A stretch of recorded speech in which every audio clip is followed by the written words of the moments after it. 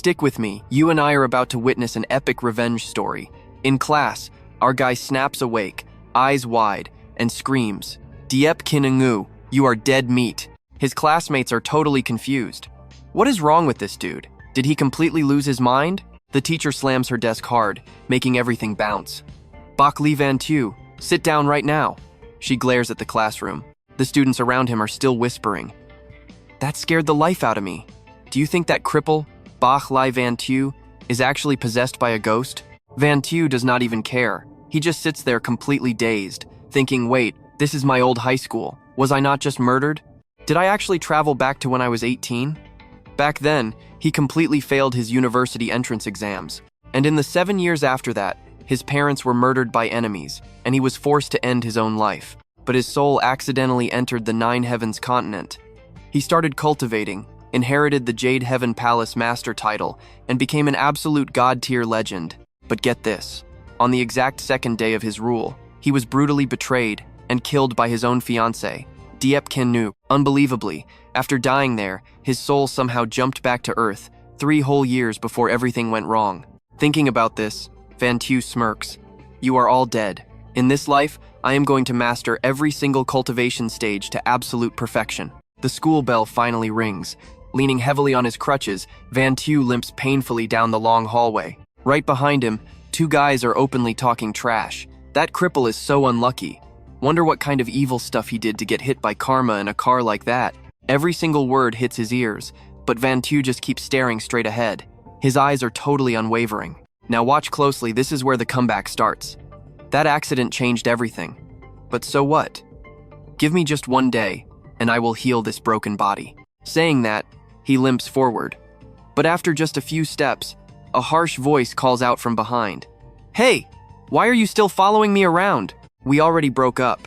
Could you stop acting so pathetic and leave me alone? A girl nearby laughs and mocks him. He probably thinks he is still the star basketball captain. The one shouting is Lam Du, the ex-girlfriend who trashed him the second he got injured. Yunxiao casually steps up, looks her dead in the eyes, and says freezing cold, "You are literally blocking my path, so move." Honestly, he already cut this toxic girl out of his heart. Someone who only wants you when you are up and runs when you fall? Absolutely useless. Getting shut down that hard, Du practically chokes on her anger. Seeing him walk right past her without caring, she completely loses her mind and screams, "You stop right there. Never follow me again, and stop telling people we date." Yunxiao just glances over his shoulder, throwing back a lazy, totally cold response. Are you quite done? See ya. Du screams in absolute fury. Baili Yunxiao, you total bastard. But right then, a shady guy walks up to her. Hello there, Miss Lam. My boss would like to invite you over for a quick little chat. He smirks, adding smoothly, do not worry, my boss just wants to help you teach that cripple a harsh lesson. Du hesitates for a second. Who exactly is your boss? The guy grins. Forest Park, the Deep family. Hearing that name, her jaw just drops in pure shock. Deep Lang. The guy nods immediately. Exactly. The boss said if you just get in the car, he will gladly break that cripple's other leg for you. You are probably guessing she betrays him again, right? An image of Yunxiao flashes in her head, and suddenly, she actually hesitates. Baili. If that awful accident had never happened. She closes her eyes tight, letting all those old memories slowly flood back in. Honestly, the time she spent with him was not bad at all. They were actually happy. After a long moment of heavy silence, Du turns away. No thanks. Baili Yunxiao and I have absolutely nothing to do with each other anymore. Why would I even get involved in your toxic mess? With the deal completely dead, the guy heads to the car. Young master, Lam Du, refused to cooperate. Sitting deep in the car with his arm wrapped around a girl, Diep Lang smirks coldly. Oh, really? Maybe Lam Du already figured out my Diep family is hunting down Baili Yunxiao's entire family. That damn Baili Yunxiao family cost me my legs. Suddenly, he bursts out laughing like an absolute psycho. The big university exams are coming up soon, right? When that time comes, I am going to make them bleed for every single debt. His face twists into a bloodthirsty predator's grin, his voice dripping with pure malice. I swear, I am going to make every single one of them taste exactly what absolute, soul-crushing despair feels like. Meanwhile, Yunxiao sits in total silence, flashing back to those terrifying, dark memories. My dad came to Hythian City with absolutely nothing. He grinded alone, built a massive transport empire, and secured a huge fortune for us.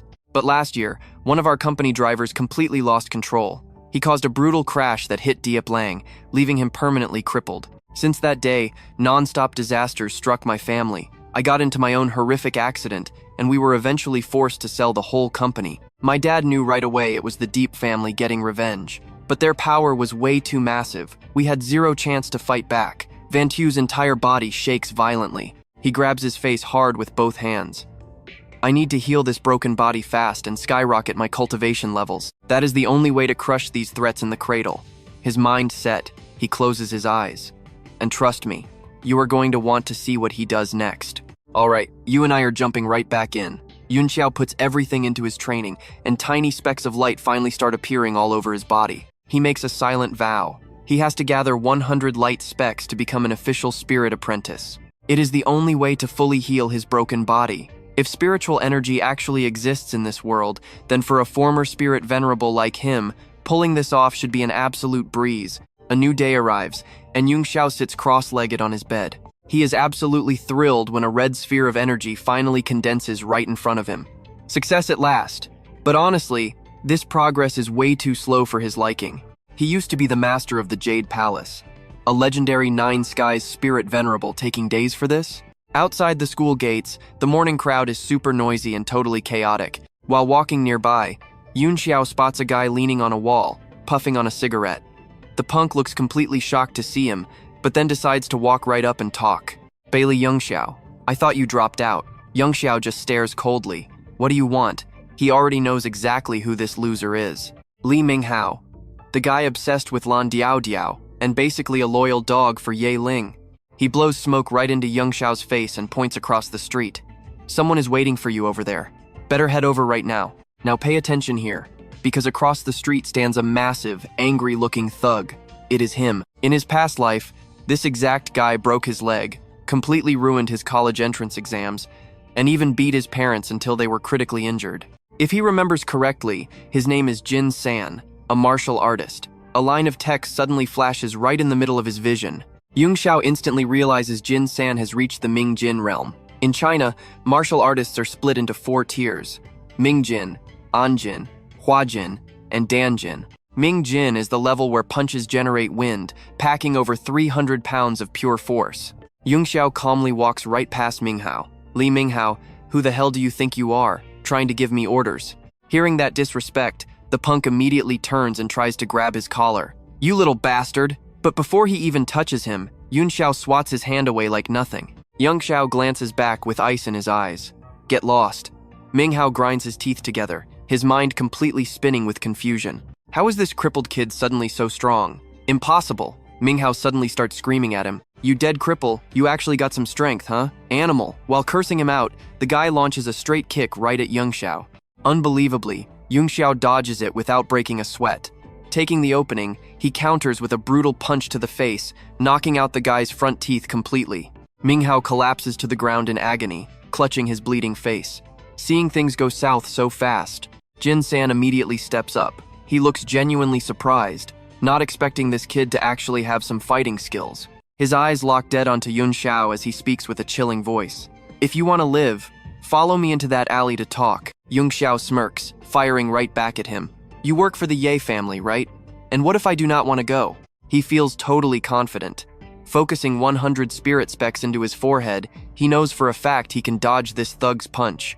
You and I both know what happens next. Jin San flexes his massive muscles and violently roars. You want to die? Yunxiao calmly drops his backpack from his shoulder. Just as Jin San swings a heavy punch right at his face, he leans back just in time to dodge. The perfect moment to strike. He channels his remaining 50 spirit specks straight into his right leg and raises his knee high. Then, boom, a clean kick straight into his stomach. The brute's face instantly changes colors, showing absolute panic as he lets out a terrifying scream. He crashes down so hard it feels like an earthquake, scaring the absolute life out of the bystanders on the street. Yunxiao stands tall in the dim light, looking like an absolute champion. The people watching start whispering non-stop to each other. Hey, I know that guy. His name is Baili Yunxiao. No way. That crippled kid Baili? Are his legs seriously healed? Standing right in the middle of the crowd, Diao Diao simply cannot believe her own eyes. A massive crowd of nosy people completely packs the street, and everyone is absolutely stunned. Nobody expected Yunxiao to be this much of a beast. Did that crippled kid secretly practice martial arts? Cripple? His name is Baili Yunxiao. He used to be the basketball captain, and the school beauty Lan Diao Diao was his girlfriend. But a car crash last year left him crippled. Jin San sits paralyzed on the ground, blood dripping from his mouth. Yunxiao smiles and asks, "Hey, a piece of trash like you dared to say you would break my legs?" Seeing the huge crowd getting bigger and bigger, the security guard rushes over and yells, "What are you all gathering here for? Get to class!" Not wanting any more annoying trouble, Yunxiao quietly slips away from the scene. He quietly reminds himself to be way more careful. After all, this place is not the Nine Skies continent anymore. Jin San starts getting super suspicious. Is this kid faking his disability and secretly training to fool Ye Ling? Thinking about it, he immediately pulls out his phone to report. Back at the house, Ye Ling gets the message and is completely shocked. What? He is faking it? This news hits like a lightning bolt, making Ye Ling absolutely furious. Jin San, I do not care what dirty method you use, you have to get rid of that kid today. If you fail, I will hire someone else. Jin San instantly begs. Trust me, you want to see what happens next. Stick with me, we're jumping into some epic drama today. Young Master Ye, give me 7 days. I absolutely won't let that brat take the college entrance exam. I'll find backup, but they only work for cash. Yi Lang replies with pure arrogance.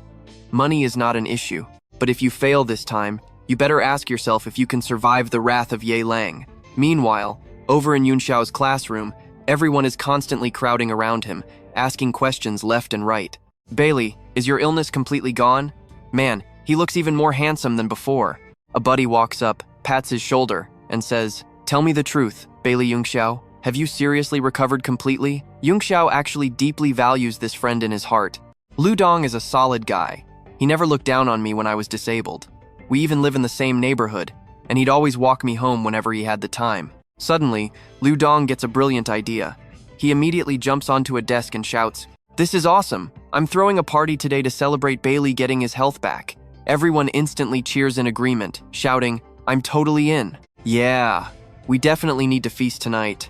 Yunxiao is the only one standing there feeling a bit awkward, not quite blending into the crazy atmosphere yet. Right then, another student pushes the door open and walks in. Oh, it's Yao Yao. She already overheard everyone excitedly discussing the big plans for tonight's hangout. Some suggest hitting up a karaoke spot, because you can't have a party without singing, while others argue that going to a restaurant would be way less noisy. Yao Yao just stands silently in the corner, not saying a word. Her eyes track Yunxiao as he happily chats with his classmates, a wave of deep regret suddenly washing over her.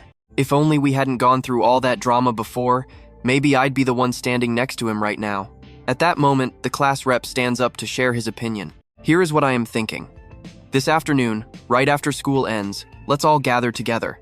This is basically our final hangout as seniors, and we can treat it as a celebration for Bailey's recovery. What do you guys think? Hearing this, everyone thinks it makes total sense and they immediately agree without a single second thought. Sounds good to me. Count me in. At a pretty famous karaoke spot in the city, Yunxiao's entire class goes wild. Everyone takes turns singing, and the vibe is absolutely electric. The singing just keeps echoing without stopping. Will you remember tomorrow who was the one who tied up your long hair? Who made your wedding dress? Back then, you were always so shy asking to borrow half my eraser. His friends are bursting with laughter. But you and I need to watch him here. He's just sitting with his head down, staring at the floor. You once accidentally said you loved being with me. Down below, Yunxiao starts feeling his head spinning and dizzy. The singing keeps echoing in his ears, completely dragging him back into old memories. Back then, you kept saying graduation was so far away. He slams his glass on the table, suddenly stands up, and walks straight out. Yao Yao, sitting right by the door, instantly notices his sudden move. Stepping into the hallway, Yunxiao takes a deep breath, thinking about those beautiful past years. Right after that, Yao Yao slips out of the room too. A curious friend asks, Yao Yao, where are you going? The second the door shuts, she already hears them gossiping about her inside. Is Lan Yao Yao trying to chase him again now that she sees he's fully healed? She quickly walks over to Yunxiao and hurriedly explains, Do not misunderstand, I just have something to tell you. She looks down, turns away, and warns him, You need to be more careful from now on. Hearing this, Yunxiao just stands completely still, his face not showing a single trace of emotion. Yao Yao steals a glance at him, hesitates for a second, and adds, Watch out for Ye Lang. Suddenly, her attitude flips. She looks annoyed and walks right past him. Forget it. Pretend I never said anything. Let's pause for a second once she leaves. Yunxiao quietly thinks to himself, even though this Lan Yao Yao has a bad temper and is way too materialistic, she isn't actually a bad person. But sadly, after everything I've been through, I feel absolutely nothing for her anymore. Suddenly, a massive scream echoes from the direction of the restroom. What are you doing? At the exact same time, a sleazy guy's voice rings out. Hey, beautiful, nice figure. Unluckily, Yao Yao ran straight into a creep by the restroom. He pins her against the wall with a wicked grin. Brother Zhang has plenty of money. Have a few drinks with me. Her weak strength makes it impossible to fight back, so she just screams in total despair. You creep, get away. The more terrified she gets, the closer he pushes. Come on, let me get a kiss. Yao Yao struggles wildly, desperately trying to dodge him. Let me go, somebody help. She shuts her eyes tight, tears streaming down, constantly crying out, help me, please, someone save me. In that critical second, Yunxiao shows up just in time, swinging his arm and tossing the fat creep aside. Yao Yao slowly opens her eyes, sensing something shifted. When she realizes the guy standing right in front of her is Yunxiao, she is completely stunned. In a moment of sheer vulnerability, she bursts into tears and throws her arms around him. Seeing her crying uncontrollably, Baili Yunxiao gets super awkward. His hands hesitate in the air, totally unsure of what to do. Finally, he gently places a hand on Yao Yao's back, comforting her. It is okay. Waiting for her to calm down from the shock, Yunxiao turns around to leave, just throwing out a quick, let's go back, before walking off. Meanwhile, Zhang Yingwu is sitting on the restroom floor, absolutely furious that some random kid snatched his perfect prey. You little bastard. He instantly dashes out, chasing them while screaming. Brat, don't you know who I am? You and I both know this guy's about to regret everything. Let's dive right in. Those two completely ignored him like he wasn't even there. Inside the karaoke room, Lu Dong sat nearby. Super curious but a bit shy. He quietly asked Yunxiao, hey man, how did it go? Are you done? But right at that moment, a massive crash echoed out, totally startling everyone inside. Heads instantly snapped toward the door as intruders stormed the room. A mob of absolutely fierce-looking thugs flooded in, and leading the pack was none other than Boss Wu. The class monitor, Xu Zhang, clearly knew him. Forcing a nervous smile, he quickly greeted, Boss Wu. What a wild coincidence. Are you here for a drink too? He then frantically introduced him to the entire class. This heavy hitter was Zhang Yingwu, brother of the Lanting manager, and the absolute enforcer who ran this whole area. Boss Wu just glared fiercely around the room and snapped, you the class monitor, right? Some girl from your class just walked out of the restroom. Tell her to get out here and drink 2 rounds with me right now. Xu Zhang completely froze, his face turning ghost pale as he stayed silent. Seeing this, a lackey grabbed his shoulder, his voice dripping with pure threat. What is wrong, kid? Is that too hard for you? Panicking, he awkwardly scratched his head. No problem at all. Then he turned and yelled, Lan Miao Miao, just go with Boss Zhang for a bit. Hearing those words, she was absolutely terrified, her hands tightly gripping her school necktie. Right then, Yunxiao spoke up to stop it. No need to go. Boss Wu instantly exploded with rage, realizing it was the same kid who interfered earlier. Brat, I thought you were mute. That kick from earlier felt pretty great, huh? Unable to hold back, he ordered his thugs to rush in and cripple Yunxiao. Taking the order, his goons launched forward like literal missiles. Even with enemies closing in fast, Yunxiao just sat there completely calm, showing absolutely zero fear. Now watch this closely. Just as the fist nearly connected, he simply blinked, flashing an excited smile. The thug threw a brutal, decisive strike, but it completely missed, hitting empty air instead. In that exact split second, Yunxiao silently slipped behind him, effortlessly taking the perfect blind spot position. By the time the guy even realized what was happening, it was way too late. In a flash, that lackey was beaten to an absolute pulp. The rest of the gang was quickly taken down one by one, left groaning across the floor. Boss Wu's eyes bulged in sheer terror, sweating buckets as he watched his elite crew get wiped out. Standing tall, Yunxiao casually threw the question back. Who did you want to cripple again? Realize you cannot win with bare hands? Playing dirty, Zhang Yingwu suddenly whipped out a handgun, aiming straight at Yunxiao while praising his fighting skills. The second they saw the gun, the entire room erupted into absolute panic. Screams of pure terror echoed everywhere, yet Yunxiao stayed impossibly calm, casually issuing a bold challenge back. Go on, pull the trigger. Let us see who is faster. But you only get one chance. because after that, you are definitely dead." Hearing this, Wu gritted his teeth hard. His mind was spinning in chaos. A high school kid completely ignoring a gun? With college exams right around the corner, if things escalated, he feared not even his powerful cousin could save him. Yunxiao boldly stepped right up to the barrel, asking coldly, "What is wrong? Too scared to shoot?" Then obediently lower that weapon and hand it over. With an ice-cold glare locking dead onto Boss Wu, he fiercely ordered him to get on his knees. Facing that absolutely overwhelming pressure, Boss Wu stared wide-eyed, his entire body trembling uncontrollably like a leaf. Finally, he dropped the gun to the floor and humiliatingly kneeled right before Yunxiao. Turning to his classmates, Yunxiao simply said, "Everyone, get out of here right now." Right on cue, a totally unfamiliar voice rang out. "You and I both know what this means." Hearing it, Wu looked absolutely stunned.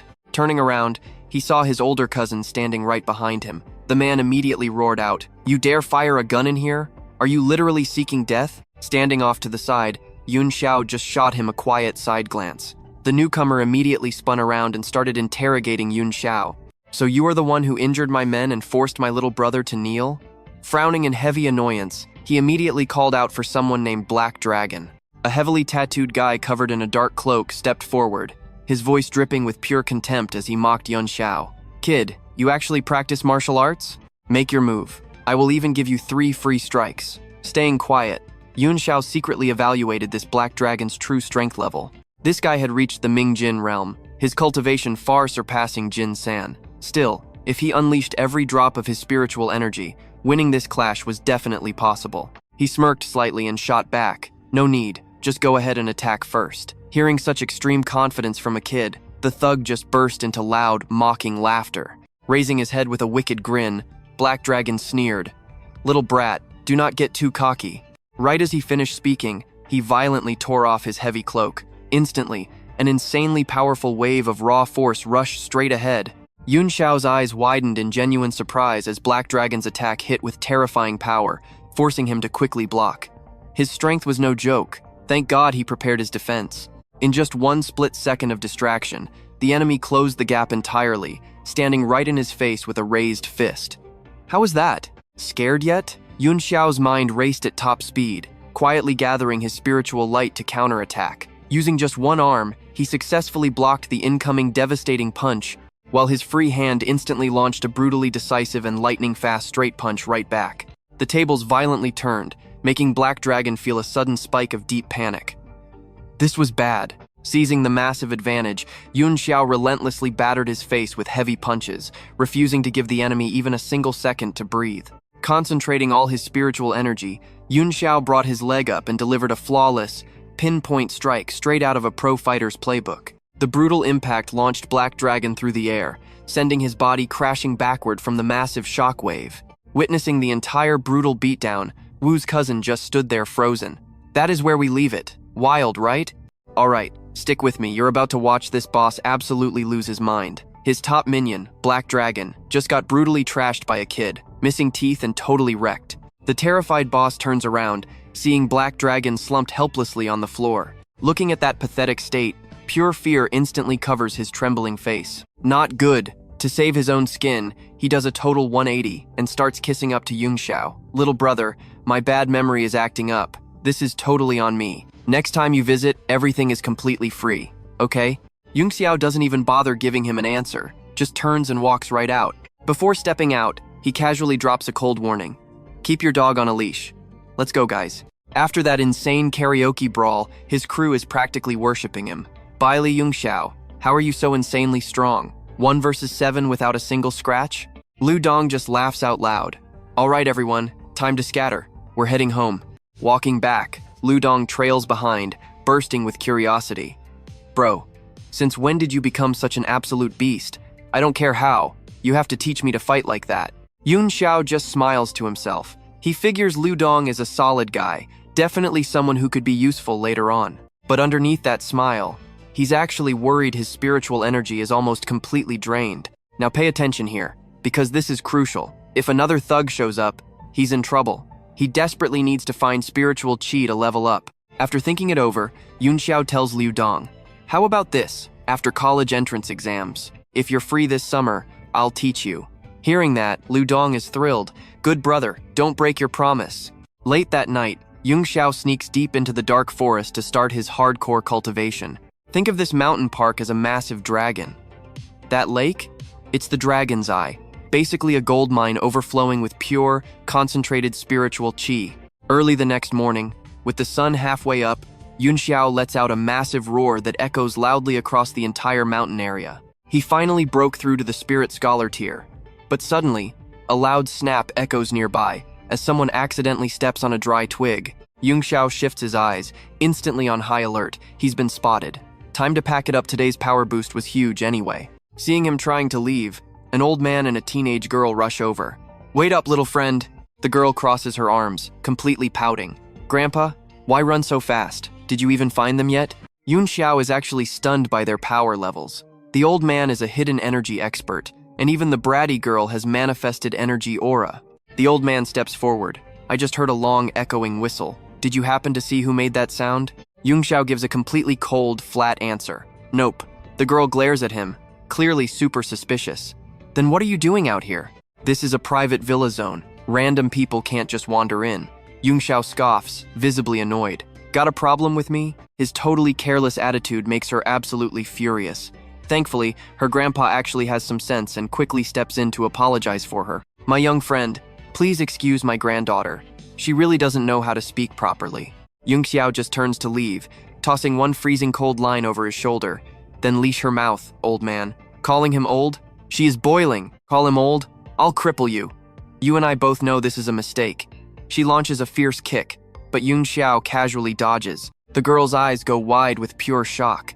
She literally can't believe he evaded her strike that easily. Landing back on the ground, she stares daggers at him, her eyes burning with pure resentment. Dropping low, she unleashes a completely ruthless sweeping roundhouse kick. Pushed past his limits, Yunxiao gets mad and grabs her ankle midair. The grandpa panics in the background, desperately yelling out, "Little friend, please show some mercy." Yunxiao blocks out the noise, zero hesitation, and tosses her straight into the massive lake. Splash! Water explodes absolutely everywhere. The grandpa sprints over to fish his granddaughter out. Dragged onto the shore, she's completely soaked and still fuming with rage. Seeing his precious granddaughter get totally humiliated, the old man glares darkly at Yunxiao. Little friend, you went way too far. Yunxiao instantly snaps back. Me? Or are you guys just annoying?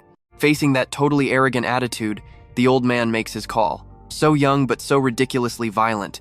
I have no choice but to teach you a lesson today. Yunxiao just laughs out loud, his eyes glowing with challenge. Old man, less talking, more fighting. Let's see who teaches who.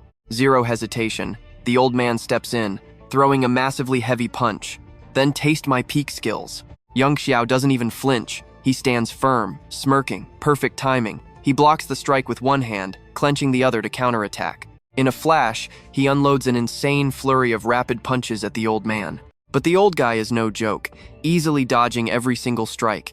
They clash in an epic brawl, constantly trading blows and throwing attacks at the exact same time.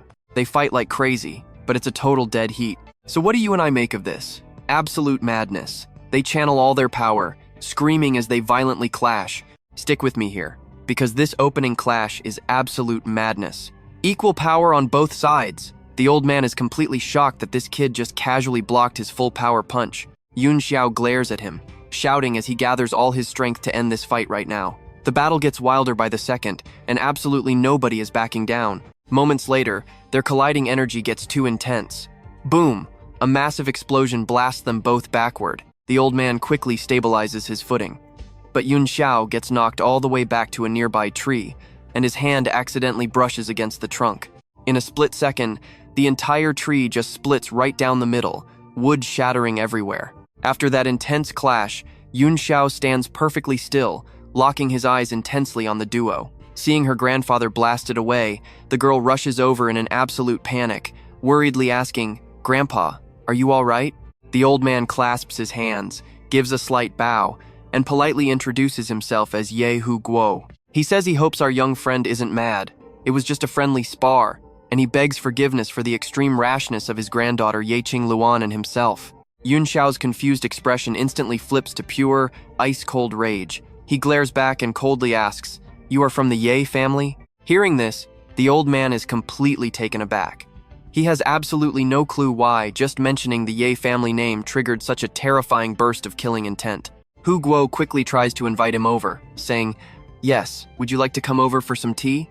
Yunxiao just turns his back and walks away, flat out refusing with a simple, "No need." But suddenly, Qing Luan runs up, grabs his arm tight, and yells for him to stop. "You cannot leave." Hearing this, he just shoots her an incredibly sharp, icy stare.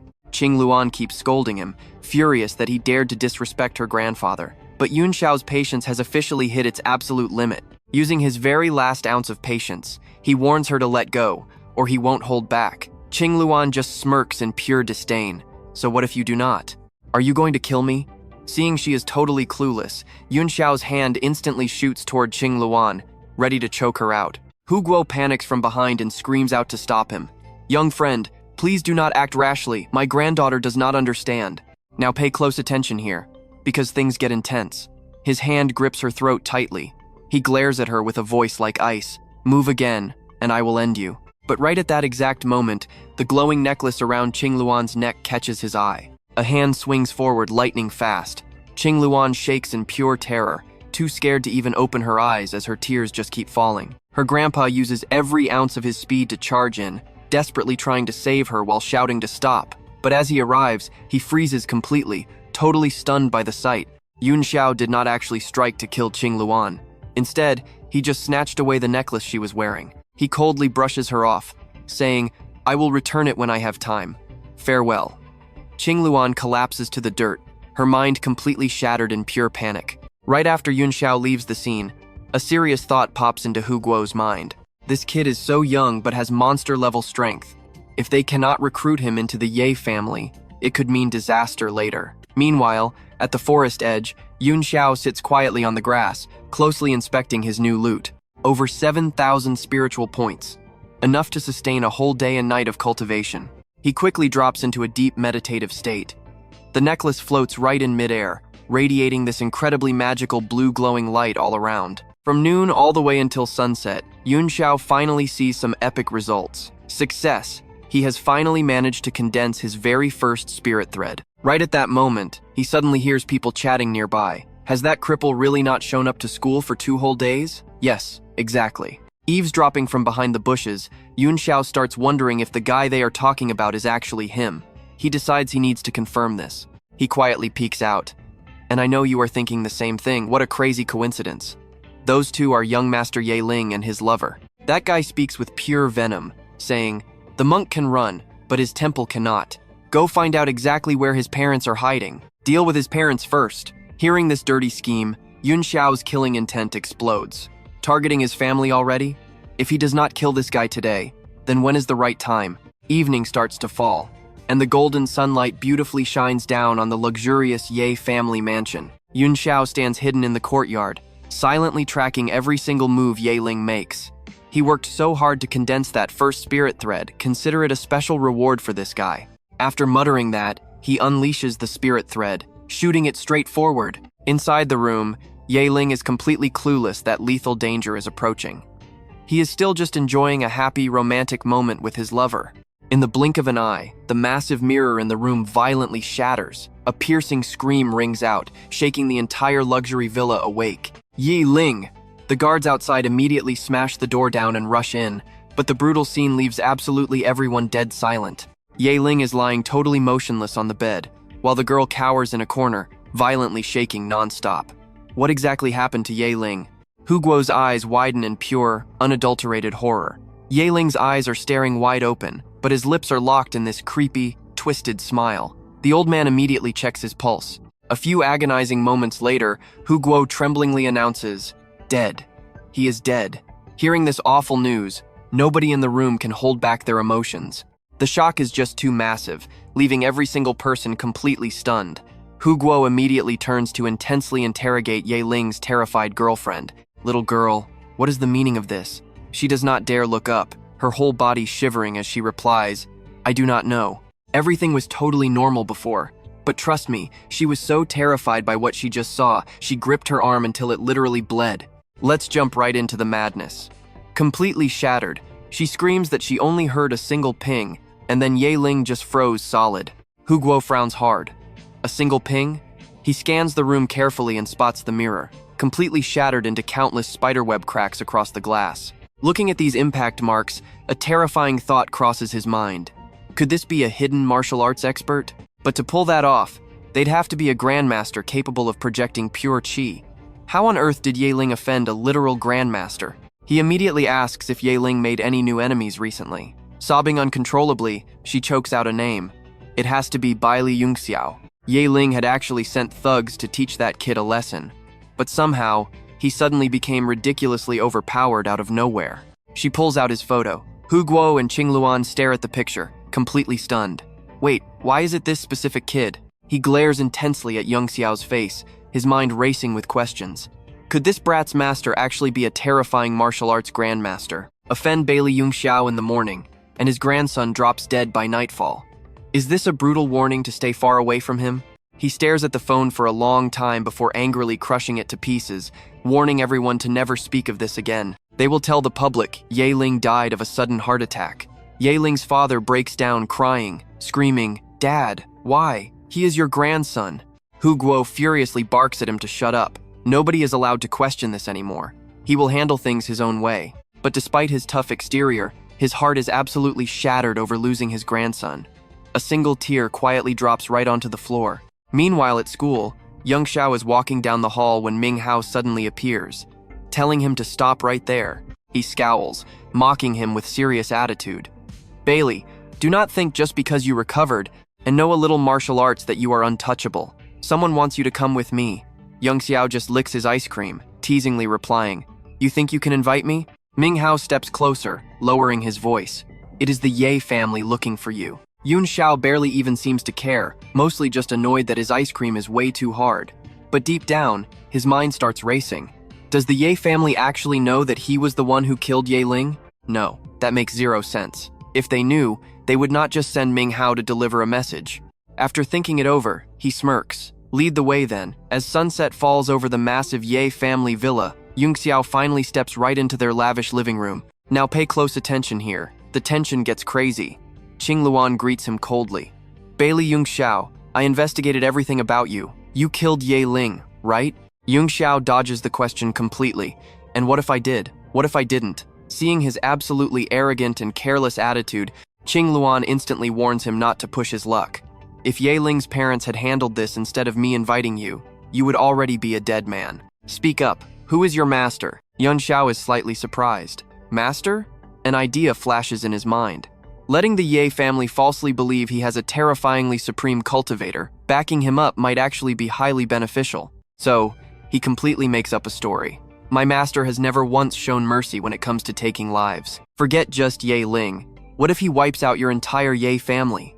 Qing Luan furiously slams her hand onto the chair, absolutely refusing to accept this blatant disrespect. "Baili Yunxiao, I highly suggest you stop being so arrogant and hand over your cultivation technique right now." Yunxiao replies coldly, "And what if I say no?" Right at that moment, an old man slowly steps out, telling him, "Listen here, kid. I heard you fought Elder Ye to a draw, so how about we spar a little?" Yunxiao is slightly surprised, realizing this old man is actually a peak chi expert. He just smiles and shouts out, "Ye Hu Guo, isn't it about time you show yourself?" Immediately after, a highly amused burst of laughter echoes through the entire room. "I did not expect you to be so perceptive." He stands on the second floor, looking down. "You and I both saw this trap coming," and Yunxiao completely reads their intentions. "So today, you guys actually plan on keeping me here?" Hu Guo aggressively fires back. "Of course, unless you hand over your master right now, even if you grow wings, you are not escaping today." The old man standing below constantly pressures him. "Kid, I strongly advise you to invite your master out here immediately." He merely smirks and replies, "You have absolutely zero right to meet my master." Hearing that, the old man just bursts into laughter at his sheer stubbornness. Death is staring right at you, yet you remain this stubborn. The moment he finishes speaking, he menacingly steps right past Yunxiao. After a few steps, he turns his head back, asking, "Should I play with you slowly or cripple you first?" Without warning, he drops into a stance and lunges straight at him. Yunxiao honestly never expected this old man's speed to be so incredibly blinding. Gritting his teeth, he hyper-focuses on every single movement.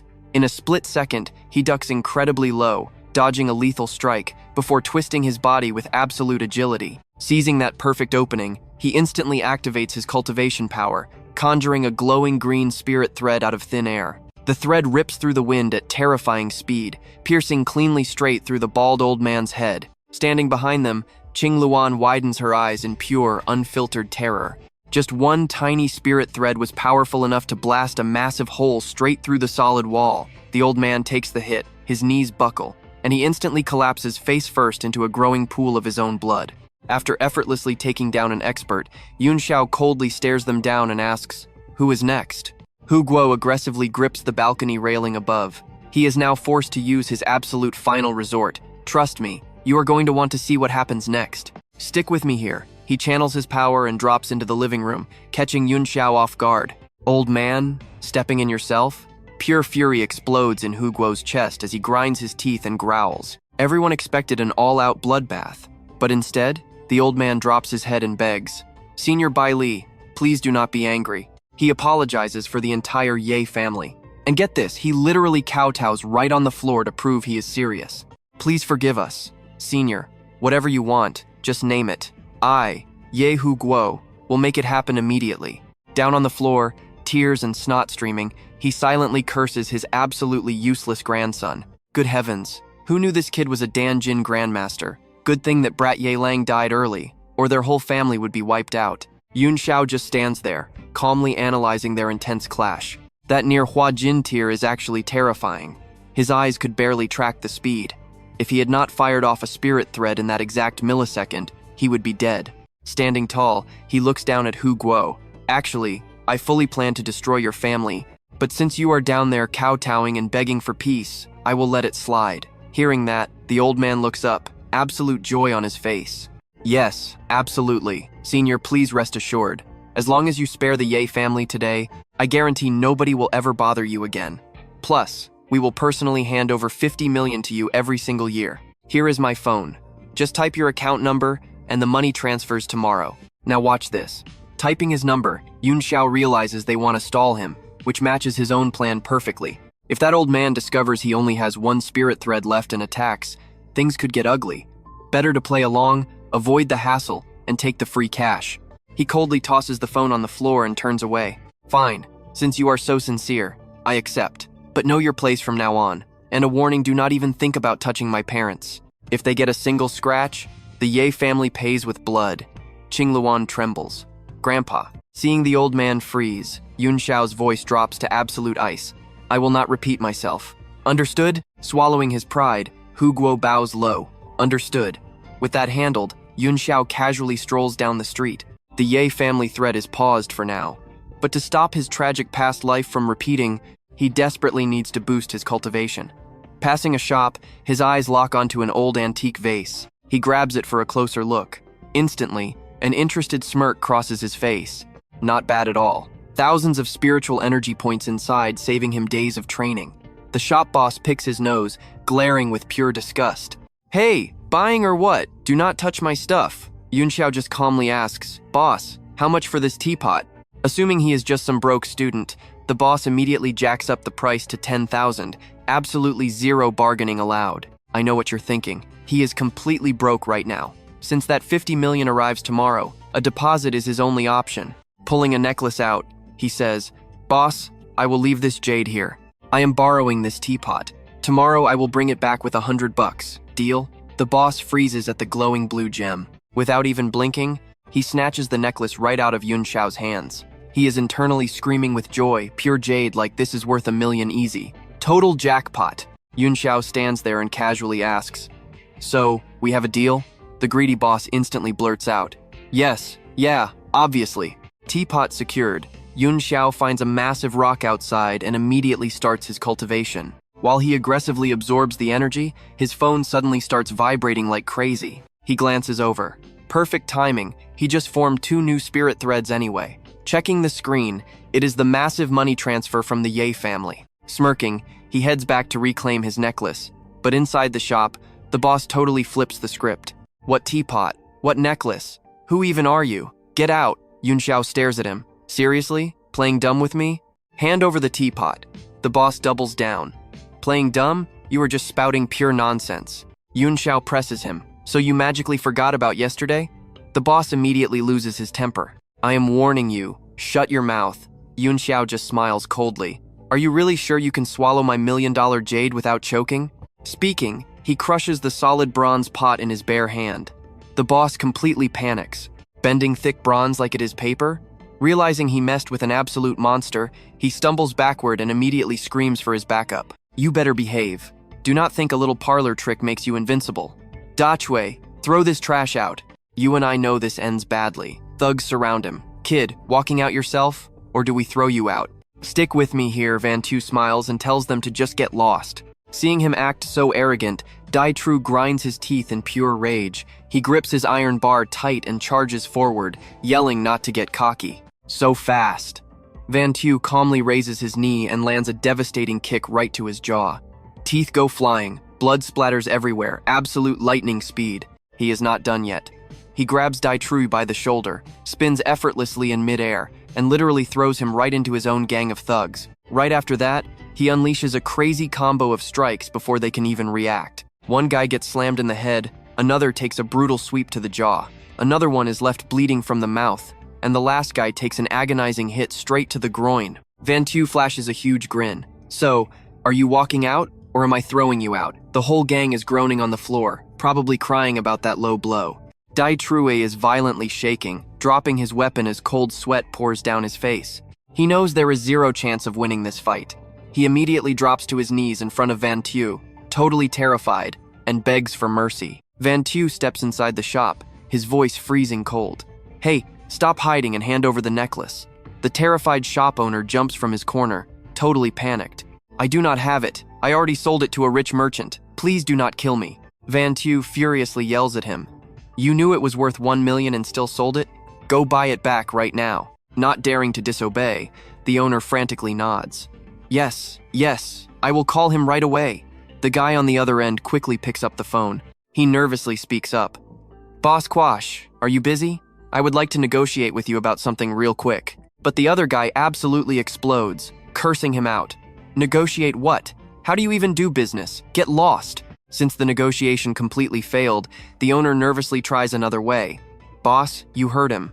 How about I just give you 1 million? If that is not enough, I will add another 100,000 as an apology. What do you think? Van Tu coldly glares right back at him. Would I agree? The owner frantically explains. Boss, the buyer is the Quach family.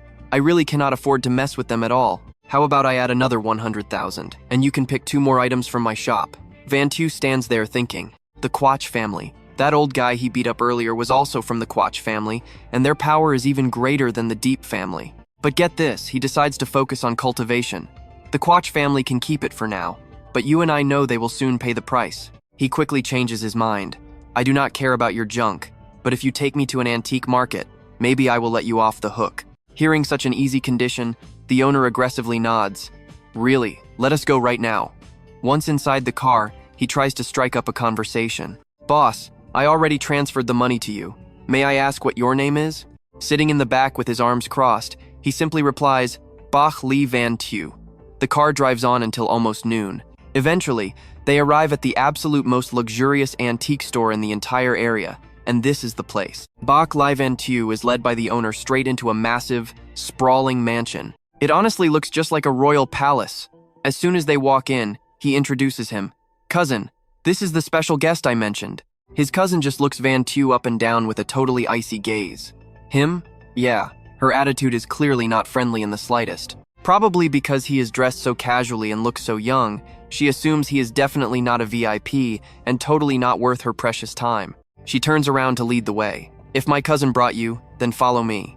The owner turns to Van Tu with a super awkward, apologetic smile. Brother Bach Li, please do not mind her. My cousin is Vu Tran Yen. She graduated from Newton University and works as a senior auctioneer at the Thien Lac auction house, so she normally disrespects me too. Van Tu does not reply, keeping his face totally cold and calm. Vu Tran Yen points directly at the items displayed inside the grand hall glass cabinets. Now pay attention, here is where it gets absolutely crazy. The upcoming auction items are laid out here. Van Tu casually walks up, and with just one glance, he spots a glowing night pearl packed with an insane 9,000 spirit points. This is a truly rare treasure, and he absolutely must have it. He immediately points at it. Miss Vu, I want this night pearl and the bracelet right next to it. Vu Tranyen is completely shocked to see someone decide so fast. Are you absolutely sure? These two items cost at least 20 million. But Bok Lai Van Tu does not care about the price and demands to transfer the money immediately. At first, Vu Tranyen totally looked down on him, but seeing him spend cash this decisively, her eyes instantly change. She never expected him to be this wealthy. She forces herself to stay calm and hide her absolute shock. She quickly completely flips her attitude, flashing a super professional customer smile. Mr. Bok Li, it is a pleasure doing business with you. I hope we can collaborate more later. Van Tu shakes her hand while dropping a very mysterious hint. He says, honestly, I will probably get bored of playing with these antiques in a few days. Could I bring them back here to auction off later? The shop owner hears this and laughs, trying to suck up. No problem at all, boss. You just have to say the word. Vu Tranyen immediately goes into full sales mode, totally taking advantage of the situation to build a strong connection. Of course you can. By the way, there is a massive jade exhibition in Phi Thui City today where merchants bring their ultimate treasures. Trust me, you are going to want to see what happens there. Let's dive in. Hearing the offer, Yunxiao finds it pretty interesting and replies, sure thing. But first, I need to take this night pearl back to the hotel. Give me 1 hour to rest. You two wait here. Then we'll head out. Later that afternoon, right on schedule, our guy arrives at the massive Emerald City exhibition. Inside, an absolutely wild auction is already going down for 2 insanely gorgeous blood-veined gemstones. The whole room is screaming out bids. The price rockets up to 20 million. Suddenly, this bald boss flexes his wallet, dropping 21 million like it's nothing. The auctioneer hypes it up. 21 million. Do I hear higher? Right then, Yunxiao casually raises his hand and loudly declares, 21 million and one. Going once, twice, sold, with 0 counterbids, the auctioneer officially confirms the transaction is totally locked in. These twin gems belong to this handsome gentleman. But even after losing, that bald boss from earlier just gives a totally mocking sneer. Little brother, I'll let you have this one. Honestly, paying 20 million for those rocks is such an absolute steal. Hearing that shady tone, it suddenly hits Yunxiao. This guy was the exact same person artificially inflating the bids. Now pay close attention here. Suspecting a trap, our winner decides to personally inspect the so-called premium goods. He steps right up to the stage, but the auctioneer immediately blocks his path. Hold on, handsome sir. Pay up first, then you can inspect the jade. Yunxiao completely ignores him, directly snatching the gem anyway. It's not about the cash, and he couldn't care less about antiques. He's only after that pure, spiritual energy hidden inside. In seconds, he drains every drop of spiritual light from the green stone, converting it directly into power to instantly strengthen his body. With the energy gone, this priceless treasure is now literally just a useless roadside rock. He casually tosses it back. Never mind, I don't want these anymore. The auctioneer immediately mocks him, more like you're completely broke. You think Boss Jin of Emerald City is a pushover? Yunxiao doesn't back down for a second, glaring up. What, forcing a fake sale? Right then, a mysterious VIP who had been watching the whole drama unfold steps out, annoyed by Yunxiao's massive arrogance. Look kid, everyone here can testify that you won the bid and the transaction was totally legit. Backing out now breaks the law, so think very carefully. Turns out, this guy is the head manager of the entire auction house. Yunxiao stays dead calm. I know your little scam. Shouting fake sky-high prices to trick a high schooler like me is just pathetic. Hearing that he's just a high schooler, not even 18 yet, the manager's face instantly twists into a really deep frown. He curses his bad luck. This brat won't be an easy mark. Deciding to cut his losses, he orders the kid thrown out. He coldly declares Yunxiao is permanently banned from Emerald City. But our hero? He refuses to budge. The more they push, the harder he pushes back. Let's see who really runs things here. Boiling with absolute rage, the manager violently waves his hand. You asked for it the hard way. Guards, grab this trash and throw him right out. Instantly, a squad of massive, heavily tattooed bodyguards step out from the shadows, completely boxing Yunxiao in without a single escape route in sight. I know what you're thinking. Is he scared? Not even slightly. If needed, he could absolutely wreck every single one of them. But right before things get bloody, someone unexpectedly steps in to handle it. And that someone is none other than Yu Chenyan. The second she walks in, she loudly orders the auction house goons to back off immediately. Seeing her, the old manager's face goes completely pale. He bows in pure panic. Miss Yu, No need to bother Boss Jin over this. Since this young brother is a friend of yours, I will just pretend none of this ever happened. Yu Chenyan just shoots him a deadly glare. Good that you finally understand your place. Then she literally just grabs Yunxiao's hand and drags him away. He's complaining, hey, you can let go now. But she totally dominates the scene like an absolute boss. They stroll out like absolutely nothing happened, leaving the manager and his thugs with exactly zero pride intact. A lackey runs up, whispering, "Boss, you've been frozen here for 10 minutes. The crowd is laughing. And it's true. The entire auction floor has erupted into endless whispers and totally savage gossip. Everyone's mocking how the big bad manager got completely styled on by some random teenage kid. He's so furious, he literally crushes a wine glass with his bare hand. Making me lose face like this, if I didn't respect Jin Fengyu, I would have destroyed that little brat today." Meanwhile, without saying another word, Yu Chenyan takes our guy straight to the main hall to meet the man himself, Boss Jin Fengyu. Seeing them walk in, Jin Fengyu flashes a warm smile. "Chenyan, it has been a while." She cheerfully introduces her cousin and Yunxiao. "These two are family. I brought them here today just to broaden their horizons a bit." Her cousin is basically vibrating with excitement like he just met a celebrity, awkwardly scratching his head to say hello. Boss Jin smiles. "Welcome. But trust me, you and I know this peace will not last. Alright, stick with me here. The VIP guests absolutely refuse to leave without officially meeting her. After all, she is Haithian City's absolute best appraiser. But Van Tu? He literally looks down on everyone, totally ignoring all this high society networking garbage like it's completely beneath him. Deep inside his own memories, the Kim family has insane wealth, easily rivaling the Diep and Quach families in Haithian. He never expected to run into their people during this lifetime. But here we go. Vu Tran Yen's cousin taps him on the shoulder. "Hey brother, let's go check out the sculpture exhibition over there to see what's good." He immediately leads Van Tu straight to a fancy glass display, showing off a jade carving of an old man fishing. He asks, "Brother Bak Lai, do you know anything at all about this piece of jade?" Van Tu isn't exactly a carving master, but one glance tells him this statue only holds about 100 points of spiritual light. But then, he spots something weird. His expression totally shifts, and he confidently says, "Brother Vuong, if I sculpted something like this, would it also be worth tens of millions?" Right then, a super gorgeous, noble-looking young miss steps right up. She glares at him with pure disgust. "At your age, you seriously claim you can carve multi-million-dollar jade? Do you even know who made this old man fishing piece?" Van Tu doesn't back down for a second, voice dripping with pure arrogance. "Vuong Lam is basically just a nobody jade carver. I say he's completely unworthy of the Grandmaster title, so what? What's it to you?" This massive commotion instantly draws in a huge, curious crowd. Everyone in the crowd shakes their heads, thinking Van Tu is way too young and cocky for daring to insult the legendary Grandmaster Vuong Lam. Hearing some punk trash his hard-earned reputation, the rumored Grandmaster Vuong Lam himself finally steps out from the back. Now pay attention, this is where it gets wild. The Grandmaster challenges him to show his own work. Vu Tran Yen barely left, and Van Tu is already causing chaos. She practically has to shove her way through the insanely packed, suffocating crowd just to get inside and fix this total mess. "Make way, Grandmaster Vuong Lam. It's Tran Yen right behind you. He is my relative. He just doesn't understand how things work around here. Please generously forgive him." Vuong Lam turns and asks, "He's from the Vu family?" But Van Tu is an absolute youth idol. He relies solely on himself, and has never once needed to hide behind some tiny, insignificant family. He immediately steps up, bluntly saying, "No way, I have zero connection to the Vu family.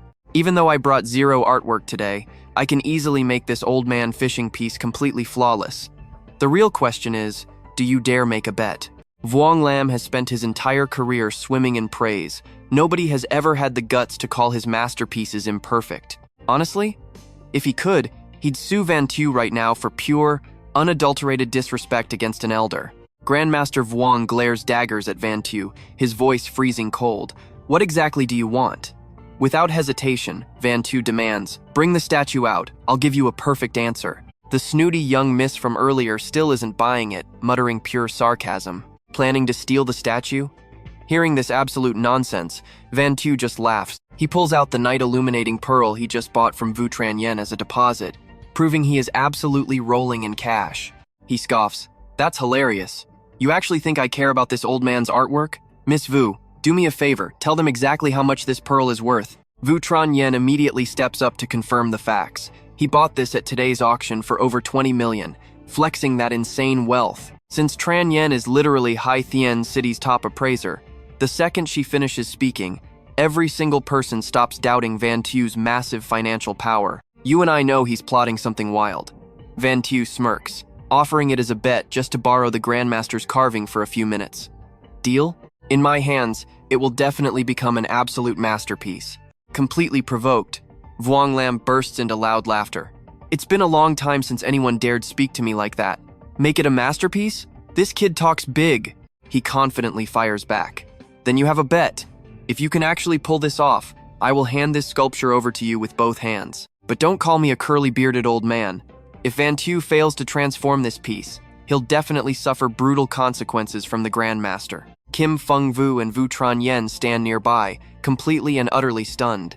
Grandmaster Vuong Lam's work has never once been questioned, let alone had someone crazy enough to claim they could add flowers to his brocade. Still, Kim Feng Vu agrees to open the glass cabinet. He can't help but secretly wonder, what if Bok Li Van Tu actually pulls this off? He says, "Brother Bok Li, let me open it." With one remote click, the cabinet slowly opens. Van Tu reaches out, starting to absorb the hidden spiritual light from the jade. Just as expected, he only needs to disperse the light and inject it right back. The spiritual energy dissolves like blue smoke in water, flawlessly blending into the sculpture. Suddenly, Vuong Lam's face drops in shock. He never imagined his own creation could literally have its eyes opened like this. For ordinary folks who haven't seen Cultivation, trust me, absolute shock. Stick with me here, because you are about to watch the ultimate face slap. The clueless crowd had zero idea what Yunxiao just did, laughing and calling him reckless. But right at that exact moment, Grandmaster Wang Lin bowed deeply toward Yunxiao, sending massive shockwaves through the whole room. Accept a bow from this old man. The haters instantly got the loudest metaphorical slap across the face. Jaws practically hit the floor. Total disbelief. How on earth did this kid make Master Wang bow? He definitely used some kind of dirty trick. Meanwhile, Jin Fengyu, who was an absolute powerhouse in the massive Jin family, seeing this insane display, he immediately realized he had eyes but failed to see Mount Tai. He secretly vowed that he must absolutely befriend Yunxiao from now on. Yunxiao, despite his youth, felt incredibly awkward having a senior elder bowing like this, so he quickly stepped forward to help Wang Lin stand back up. "Old sir, hurry up and rise. I was seriously just messing around, no need to be formal." Wildly, Wang Lin stayed completely frozen, stubbornly refusing to move. To think this little friend is actually a grandmaster. "I had eyes but no pupils. Please give me a chance to be your disciple. I beg you to accept me." Yunxiao, worrying this intense bowing might affect the old man's health, quickly waved his hands. "No, seriously, no need for all of this. I have zero plans to take disciples right now, but we can definitely be friends later on."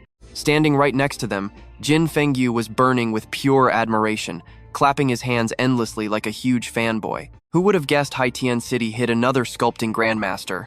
And ridiculously young too. It looks like this city is about to become insanely famous really fast. However, deep in the crowd, one guy refused to buy the hype. A super flashy young master dripping in expensive street style. He rolled up with a crew of massive bodyguards looking completely fierce. "Grandmaster? What kind of joke is this? Does this punk even deserve that?" Then he turned and smirked right at Jin Fengyu. "Boss Jin, is business treating you well lately?" Jin politely replied to keep the peace. "Thanks to the Guo family for looking out for me." But looking back at Yunxiao, his attitude became visibly arrogant.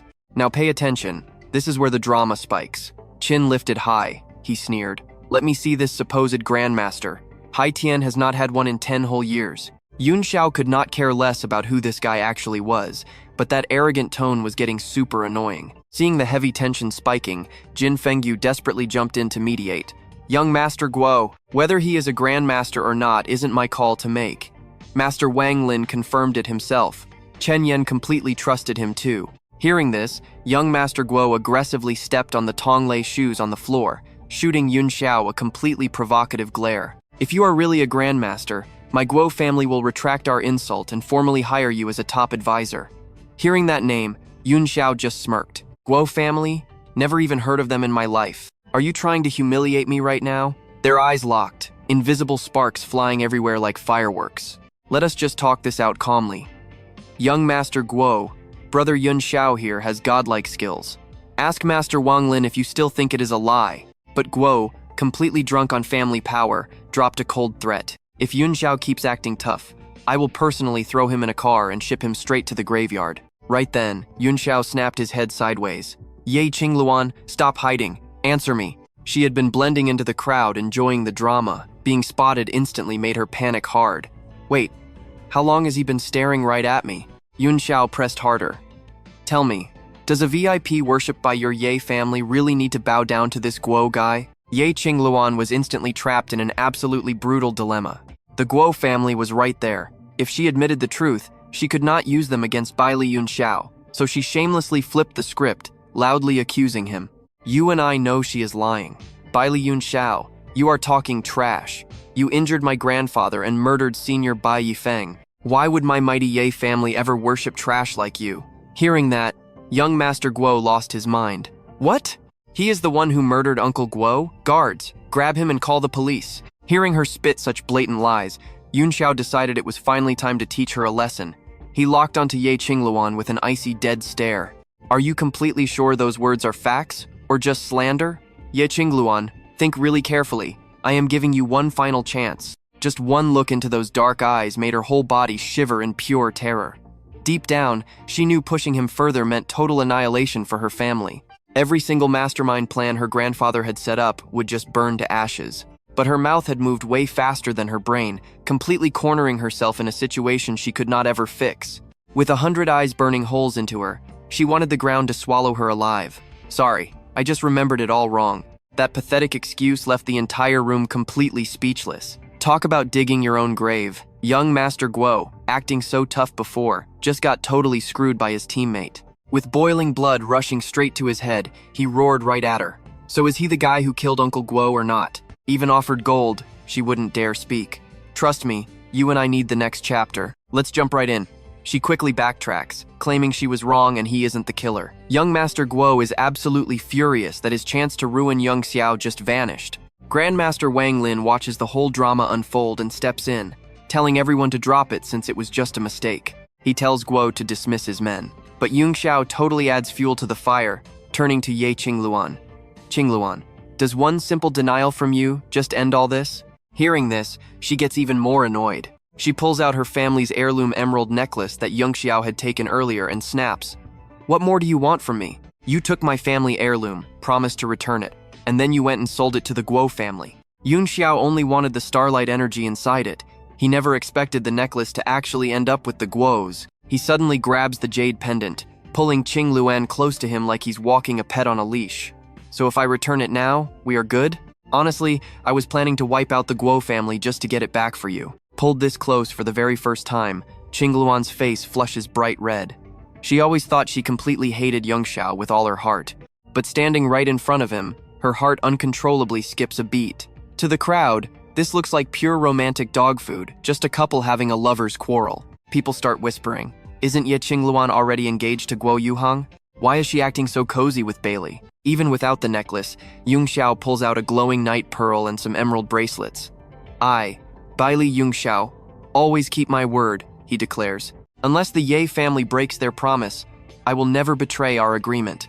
I got these at the Tianluo auction for 20 million. Consider it compensation. Hearing this, Qingluan is totally stunned, initially assuming from the previous tension that Yunxiao would embarrass her to the very end. She never expected him to be a man of his word. Seeing her freeze up, Yunxiao smirks. What? You don't want them? She instantly snatches the items away, looking super flustered as she pockets them. Of course I want them. You and I both know the crowd thinks these two look way more like lovers than actual enemies. Plus, seeing Yunxiao casually whip out items worth a whopping 20 million. Everyone wonders when Haitian City got such a filthy rich Baili. Done with Qingluan, Yunxiao shifts his cold gaze right over to young Master Guo. Alright, now it is time to give me your answer. Guo startles. But seeing Yunxiao all alone, he figures this will be an easy win. He calls his guards. You want an answer? Huh? Here it is. Taijun, break his leg. The massive, muscle-bound guard instantly charges forward on command. Clueless about the danger, he arrogantly sneers. Kid, let's see if you can handle just one punch. He barely finishes before a fist flies out of nowhere, smashing right into Taijun's face. He gets sent flying dozens of meters, crashing down like he is dead. They thought this was an easy fight, but they hit a brick wall. Now watch this closely. Yunxiao just stands perfectly still, letting those goons literally throw themselves onto his fists. After absorbing the spiritual energy from that jade, Yunxiao's power has leveled up insanely. He is not someone to mess with. One touch, instant knockout. Seeing his top lackey get completely flattened before even doing anything, young Master Guo's face goes totally pale. Standing amidst a powerful aura, Yunxiao looks terrifyingly intimidating. He speaks coldly. "Didn't you just say you wanted to break my leg? To be completely honest, this leg of mine was broken by someone before, so I made a blood oath. Anyone who tries to break my leg will get it back double." The cocky young Master Guo instantly cowers after just one strike, losing all his arrogance. He tries hiding behind his guards for a beatdown. "You dare threaten my legs? Who do you think you are, God?" Qingluan says you aren't the killer, but the Guo family decided you are. You will pay with your life. "Guards, get him!" But Yunxiao completely ignores his rich kid status. Today, if he decides to break someone's legs, that person will absolutely pay the price. But right as he strikes, multiple guns suddenly point straight at his head from behind. "Freeze! Police!" With his sharp hearing, Yunxiao knows they are real guns. He immediately raises his hands, showing no resistance. "Are you guys seriously arresting me?" Right then, another gun presses to his neck. A hot female cop, fully geared up for war, steps up with a warning. "Kid, your martial arts are not bad, but if you think you can fight back, you are way too naive."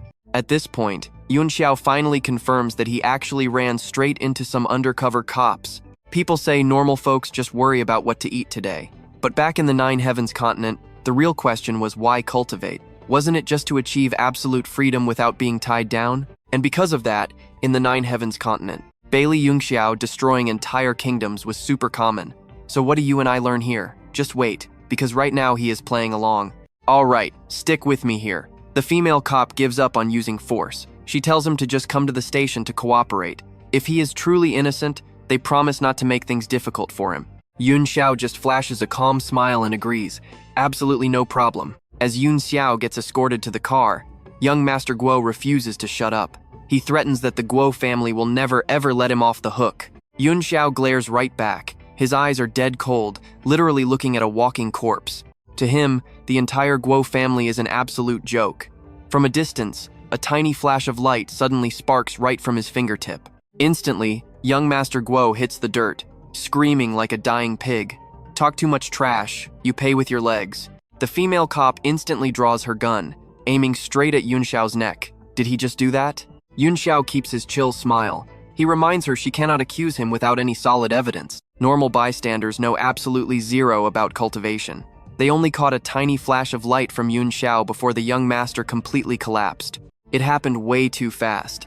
Everyone is super skeptical, while the panicked bodyguards rush to drag the screaming young Master Guo away. "Hang in there, young master. We are heading straight to the hospital." But this female cop is seriously sharp. Taking one look at the crazy scene, she easily guesses what just happened. Her guard against Yunxiao instantly shoots right through the roof. She interrogates him again, demanding the truth. Yunxiao calmly denies it, saying if she does not know, how could he? Truth is, she is not a normal cop. She is not even from the local police. Plus, relying entirely on his past life memories, Yunxiao knows her real name is Chao Fengling. Watch closely, this is where it gets wild. Seeing his dangerous vibe, Chao Fengling stays on high alert. Yunxiao cuts the nonsense, speaking like he controls everything. He tells her they caught the wrong guy. They are actually hiding out here to ambush some jewel thieves, right? If so, leaving right now is a terrible idea. Boss Jin will end up suffering a massive loss. Startled, Boss Jin asks what jewel thieves he means. Chao Fengling frowns with ice-cold eyes, assuming Yunxiao works with the criminals. Yunxiao keeps his super calm tone. Obviously not. He claims he is just a normal high school student. Besides, if he actually wanted them dead, their guns would not be a threat to him at all. A normal student saying crazy stuff like that? Feeling incredibly threatened, Chao Fengling immediately grabs him by the collar. Does he think he is some transformation grandmaster who kills without blinking? Yunxiao just shrugs. Did she not just see it happen? The female cop starts wavering. If he broke that young master's legs without even touching him, he is at least a core energy master. She completely has to change her attitude. Yunxiao stares straight into her eyes. His mind flashes back. In his past life during the Emerald City jewel heist, this exact female cop sacrificed her life. You and I know he remembers everything. He asks if her name is Chao Fengling. Knowing she absolutely cannot fight him head on, She lowers her voice to ask for backup on the mission, completely baffled about how he knows her name. Yunxiao only cares about his reward. She lets go of his collar, offering him his freedom. She offers a handshake, revealing they are actually East Province Special Ops, definitely not your average police force. If he helps them catch the crew, they will hire him as an instructor with top-tier government benefits. Her two teammates show goodwill, apologizing for the previous misunderstanding. Joining them brings massive perks. They could even recommend him for an elite special forces instructor role. But Yunxiao looks down on everything. Why take some tiny instructor job when he could literally rule the world? He rubs his chin, thinking it over before replying. He is slightly interested, but sadly too busy right now. No free time. This flat-out rejection leaves the entire squad totally stunned. Did he even hear them at all? People literally dream of this special ops job. What could he possibly be so busy with? He simply says he has a huge task ahead. Everyone gets tense, with Ye Qingluan turning pale in total fear. Grandmaster Wang Lin secretly hopes Yunxiao will take him as a disciple, but everyone is about to be disappointed. Yunxiao holds up 3 fingers to the crowd, loudly declaring that in exactly 3 days, he has to take his college entrance exams, and he has not studied a single word. Everyone freezes, completely speechless at this epic god-level student. Chao Fingling is completely defeated by this ridiculous situation. She totally gives up. Thought it was life or death. She promises to pick him up after exams. Meanwhile, Boss Jin panics. Yunxiao boldly asks Boss Jin if this exhibition is hiding something way more valuable. Am I right? So what do you and I think? The regular stuff just is not worth such a massive risk. Alright, stick with me here. Feng Lin cuts in, telling Boss Kim she knows his secret. She guesses the Wukong stone is hidden among the treasures. Reluctantly, Boss Kim gives a stiff nod, confirming her crazy theory. He admits his security clearly failed, totally shocked that word of the legendary stone had actually leaked out. The priceless Wukong artifact goes on display tonight. If thieves are really targeting this absolute masterpiece, things could get incredibly dangerous. Feng Lin tries calming him down, promising that with police present, absolutely nothing will go wrong. But just to be safe, she asks Yunxiao to help protect Boss Kim tonight. Yunxiao finds this hilarious. Minutes ago, this cop wanted to arrest him, and now she treats him like her trusted partner. He smirks. So you guys finally trust me? She points out the thieves lack master-level fighters. If they had a grandmaster, they would have stolen the gem by now. Her logic actually makes sense. He agrees to help them out, adding that it would be awesome if he could take a sneak peek at the Wukong stone right now. Hearing this request, Boss Kim hesitates, looking pretty nervous. With so many greedy eyes watching, bringing the treasure out early is way too risky. Feng Lin agrees they should wait for the banquet to avoid alerting anyone. Everyone then heads to the main hall to prepare. Just then, Ye Qingluan walks over with wine, trying to smooth things over after her disastrous trash talk earlier. She asks if the cops gave him trouble and offers a drink, but Yunxiao sees right through her fake kindness and instantly shuts her down. Now watch closely. He grabs her shoulder, bluntly whispering that she can stop faking it. He warns that if her family just keeps their promises, he won't hold a grudge and might even protect the Ye clan. But if they pull another stunt like today, he will absolutely show zero mercy to them. Even 500 million will not save her family. She stands there frozen, while he casually strolls away. He tells her to drink the wine herself, accepts her apology, and walks off to browse the artifacts. By 6 p.m., the giant hall is completely packed.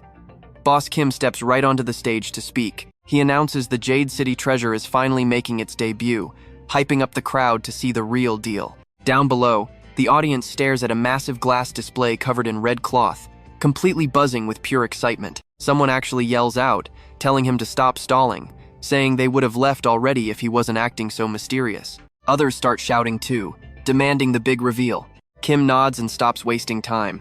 He yanks the red cloth away, revealing an insane jade carving of Sun Wukong bursting straight out of a rock. The whole room totally erupts. The legendary Wukong stone is actually real. You saw that, right? The moment the cloth drops, Yunxiao actually shivers. That aura radiating out? It is a primal spirit stone, though its spiritual energy has faded a bit. A life form is still sleeping deeply inside it, wrapped in hundreds of spirit threads. Absorbing this would make cultivation levels absolutely skyrocket. Beyond premium grade, this primal stone does not just hold life, it carries an authentic primal soul within it. If that entity wakes up, it becomes a primal spirit body with power rivaling a martial god. Yunxiao calmly asks Wang Lin where the owner of this epic stone is, and if they plan on selling it. Wang Lin looks awkward, slowly explaining that a miracle stone is absolutely priceless. But his friend made a deal. If someone can cure his strange illness, he will gladly give the stone as a reward. He explains it is not just one guy. Over 100 family members share this weird disease, bringing a bunch of other brutal symptoms. Hearing this, Yunxiao instantly declares that he can cure it. Having seen his ridiculous power firsthand, Wang Lin completely believes him, knowing his friend will definitely cooperate with a master like this. However, Yunxiao is not the only person in the room hunting this treasure. Right after the display opens, a gang of thieves strikes. Glass shatters loudly everywhere as every single window in the building suddenly explodes. A panicked girl screams out, instantly getting a blade plunged straight through her chest. The killer, dressed like a stealth ninja, coldly mocks her. The hidden police squad finally springs into action, yelling freeze. They announce they are cops, but these thieves are organized, quickly splitting up to handle the sudden police threat. One orders the others to grab the loot and head to the roof. He moves at lightning speed, instantly dropping 2 cops. Trust me, we are going to want to see what happens next. Stick with me, you are about to watch a guy move so fast it breaks reality. He pulls his blade and swings hard. Absolute chaos instantly breaks out.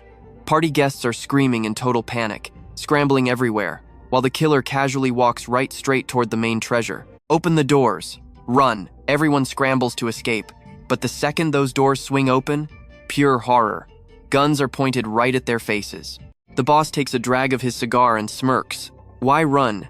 Get back inside, all of you. Boss Kim realizes they are trapped and stammers in fear. No way. Robbers outside too? The old man tries to calm the crowd. Do not panic. The cops are coming. The leader steps up, shoving his gun right at Boss Kim. Do not be scared. Today, we only want the cash. We do not want your life. You have 3 seconds to open that bulletproof glass. Hand over the Sun Wukong statue, and we leave. Boss Kim blocks the display case, standing his ground.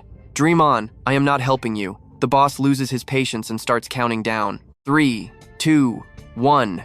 Guess you want to do this the painful way. Boys, teach this old fool a lesson. A thug charges forward with his blade, but a flying chair suddenly throws him off. He slices it in half, his bloodshot eyes glaring at the guy who just threw it.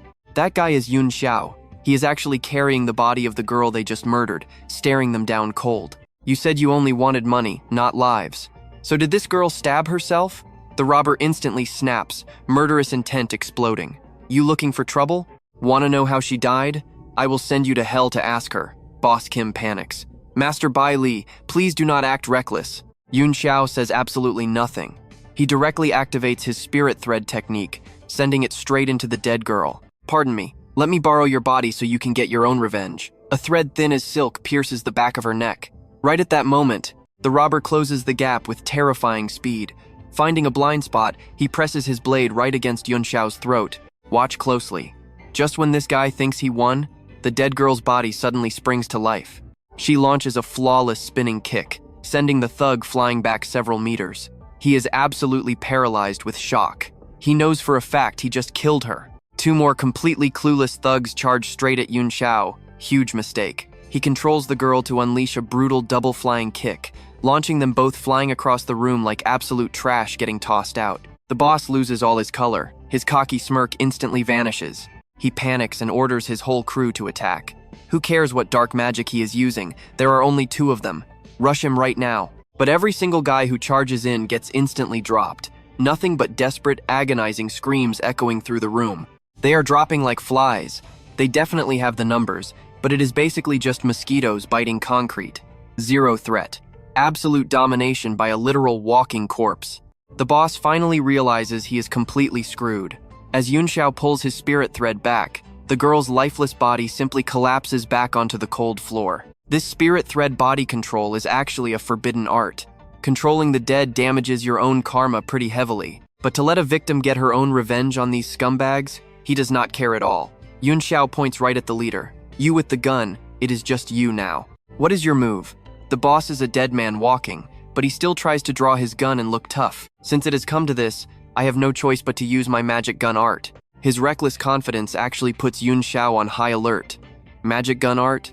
What kind of crazy technique is that?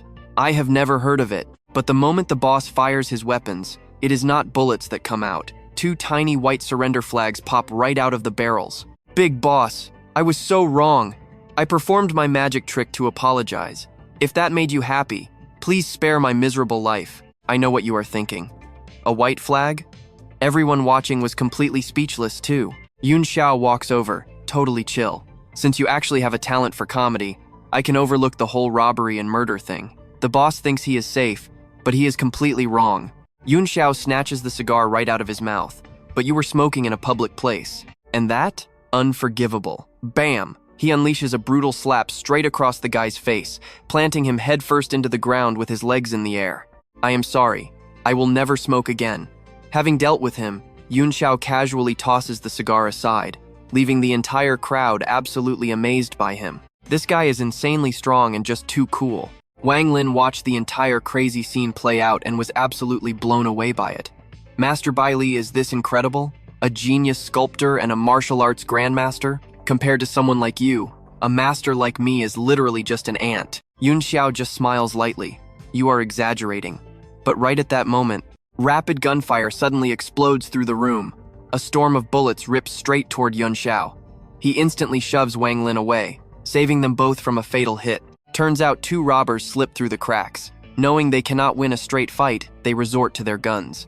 You really dared to touch our boss? Shoot him dead. Yunxiao instantly locks onto his targets. He bursts forward with absolutely terrifying speed. Bullets are whizzing wildly past him, but they cannot even trace a fraction of his shadow. The 2 thugs panic completely, backing up against each other. He is too fast. I am out of bullets. What do we do? Too late for regrets. Yunxiao is already there. He grabs their heads and violently smashes them into the cracking floor. So what do you and I learn from this? Never mess with the ultimate master. Game completely over. You and I are jumping right into the aftermath. Yunxiao basically soloed the entire gang before the cops even kicked the doors down. Chao Fingling raises her gun and shouts for everyone to freeze. But honestly, no one is even standing. Every single thug is already out cold on the floor. The absolute beast behind this complete wipeout? None other than Yunxiao. He calmly tells the officer not to worry. The trash has already been taken out. Fingling breathes a huge sigh of relief. She had no idea he was this insanely strong. She thanks him, but Yunxiao stays totally chill. He says he promised to protect the place, so obviously he went all out. Not long after, those reckless punks get a one-way ticket to a cold cell. They line up for their handcuffs under strict police watch. Totally pathetic. The cops hurry them along. Among them is one thug with a completely swollen face from Yunxiao's beatdown, and he is absolutely furious. Right before getting dragged away, he screams out, "Baili Grandmaster? What a total joke." He swears he will make his whole family pay for this. But Yunxiao, he just smirks, not even bothered by the empty threat. "Oh, I am so scared," he jokes sarcastically. He tells the guy goodbye and literally forgets him instantly. With everything handled perfectly, Boss Jin shows up with a thank you gift, hoping his brother Baili will accept a small token of gratitude. Inside is a ridiculously rare gemstone. Yunxiao does not even hesitate, taking it immediately and thanking Boss Jin for his generosity. Jin keeps talking, basically begging Mr. Baili for a huge favor. He wants him to become the official advisor for Jade City. The offer? 10 million a year plus 10% shares. Yunxiao just laughs. That is basically getting paid to do nothing. Wang Lin quickly chimes in. If a grandmaster like Baili considers that freeloading, then normal masters like him must be totally useless parasites. Having a grandmaster backing Jade City means their annual revenue is guaranteed to skyrocket multiple times over. Hearing that praise, Yunxiao reluctantly nods and agrees to the deal, adding one condition. Let us go heal your friend now, and deal with that Wukong artifact. Wang Lin immediately understands, promising that the owner definitely will not break his word. Exactly 2 hours later, right on schedule, Wang Lin sends a car to pick Yunxiao up for the treatment. The owner of the Wukong stone is an older man, completely bedridden and trapped in a deep coma. Now pay attention to this deal. The family nervously asks if he can cure him. Yunxiao checks and says there is a catch. He can easily cure the man. But the family's albinism? He cannot make any promises about that. But he will do his best. Once the man is healed, the Wukong stone belongs to him. He orders them to bring his acupuncture needles immediately. The son, who leads the Shu family, quickly hands Yunxiao a black briefcase. He is absolutely desperate, asking if it is really possible. "If you cure my dad, this is all yours," he says, running to fetch the needles. Inside that briefcase, the legendary Wukong gemstone. Yunxiao smirks. He has the item, and the annoying extras have left the room. It is go time. Bringing the Wukong stone in was a super smart move. Without this specific magical stone, curing this guy would be a massive headache. But with it, the whole process becomes incredibly simple. Next step is using his own spiritual threads to extract energy from the gemstone. Gritting his teeth through intense pain, Yunxiao pulls spirit threads from his own body, forming a bagua seal that hovers right above the shiny artifact. You seeing this? The monkey's eyes suddenly flash dark red. Yunxiao is shocked. Is the spirit inside this stone monkey actually still alive? He shouts loudly, trying to wake the dormant soul within. Give me your spiritual energy today, and I swear I will repay you 100 times over. Baili Yunxiao vows to bring it into the world as an innate spiritual being. Then, he keeps absorbing the stone's energy to strengthen his own body. This crazy process goes on until nightfall. After maintaining the magical formation for so long, Yunxiao is completely exhausted. He cannot even hear people calling his name. Right now, he is inside a massive mansion that basically looks like a palace. This is the Shu family estate. These guys are the real deal when it comes to high society. Way above the Ye or Guo families. They are top-tier provincial officials.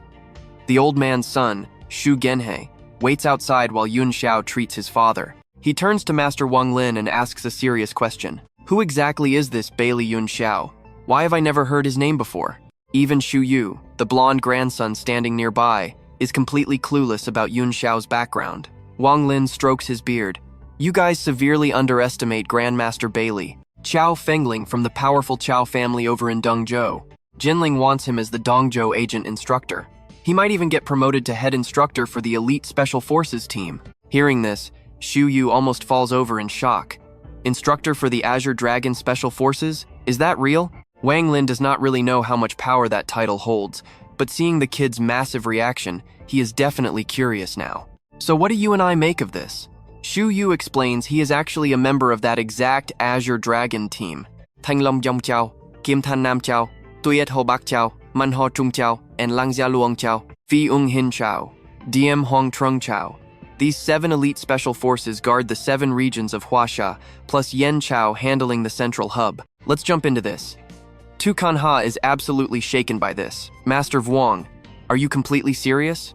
Vuong Lam stays totally serious, confirming, I am absolutely certain he is a Dan King Grandmaster. At the exhibition, he totally wiped out over 10 armed robbers in a literal blink of an eye. But while Tukan Ha is busy celebrating their family's chance at salvation, Tuvu leans in and whispers to her dad, Dad, the real reason I came back right now is because my instructor told me he personally knows the legendary Du Thap Tam. If we just hand over the Ngo Kong Shuat the stone, that person can absolutely cure our 2 families' terrible genetic disease once and for all. Tukan Ha is completely stunned hearing this news. What? Du Thap Tam is actually still alive? Speaking of this crazy mysterious figure, Du Thap Tam is a Hoa Kin expert in Nam Chao. From the previous dynasty, he is currently over 80 years old, famous everywhere as Divine Dr. Du. 20 years ago, he suddenly vanished without a trace. Even the Du family had no clue where he went, so most assumed he died. The Tu family head is beyond thrilled right now. Senior Du is alive, meaning heaven hasn't abandoned the Tu family at all. Tomorrow, I will head straight to the Thanlong Special Forces to meet this instructor. If he can actually help contact Mr. Du, giving up 1 Njo Kong Swat, the is basically nothing. But Vuong Lam hears this and immediately feels something is very wrong. He speaks up to warn him, Brother Tu, if Senior Du really does show up, how will you handle the promise you made to Mr. Bakhlai? Tukan Ha replies, cancer cannot simply be cured overnight. It takes real time. If Mr. Du can come, let both of them treat the Tu family together. Whoever cures us gets to keep the rare stone. Vuong Lam thinks this over, and still feels this method is totally inappropriate. But since it is internal Tu family business, he cannot exactly interfere too deeply here. Meanwhile, over on Van Tu's side, Elder Tu has fully woken up and calls out to him. Van Tu looks up and asks, Are you awake? Elder Tu replies, These old bones will not die that easily. I woke up right after a good nap. If I am guessing right, you were just cultivating. Van Tu pushes himself up to stand. That is right, and I am almost finished.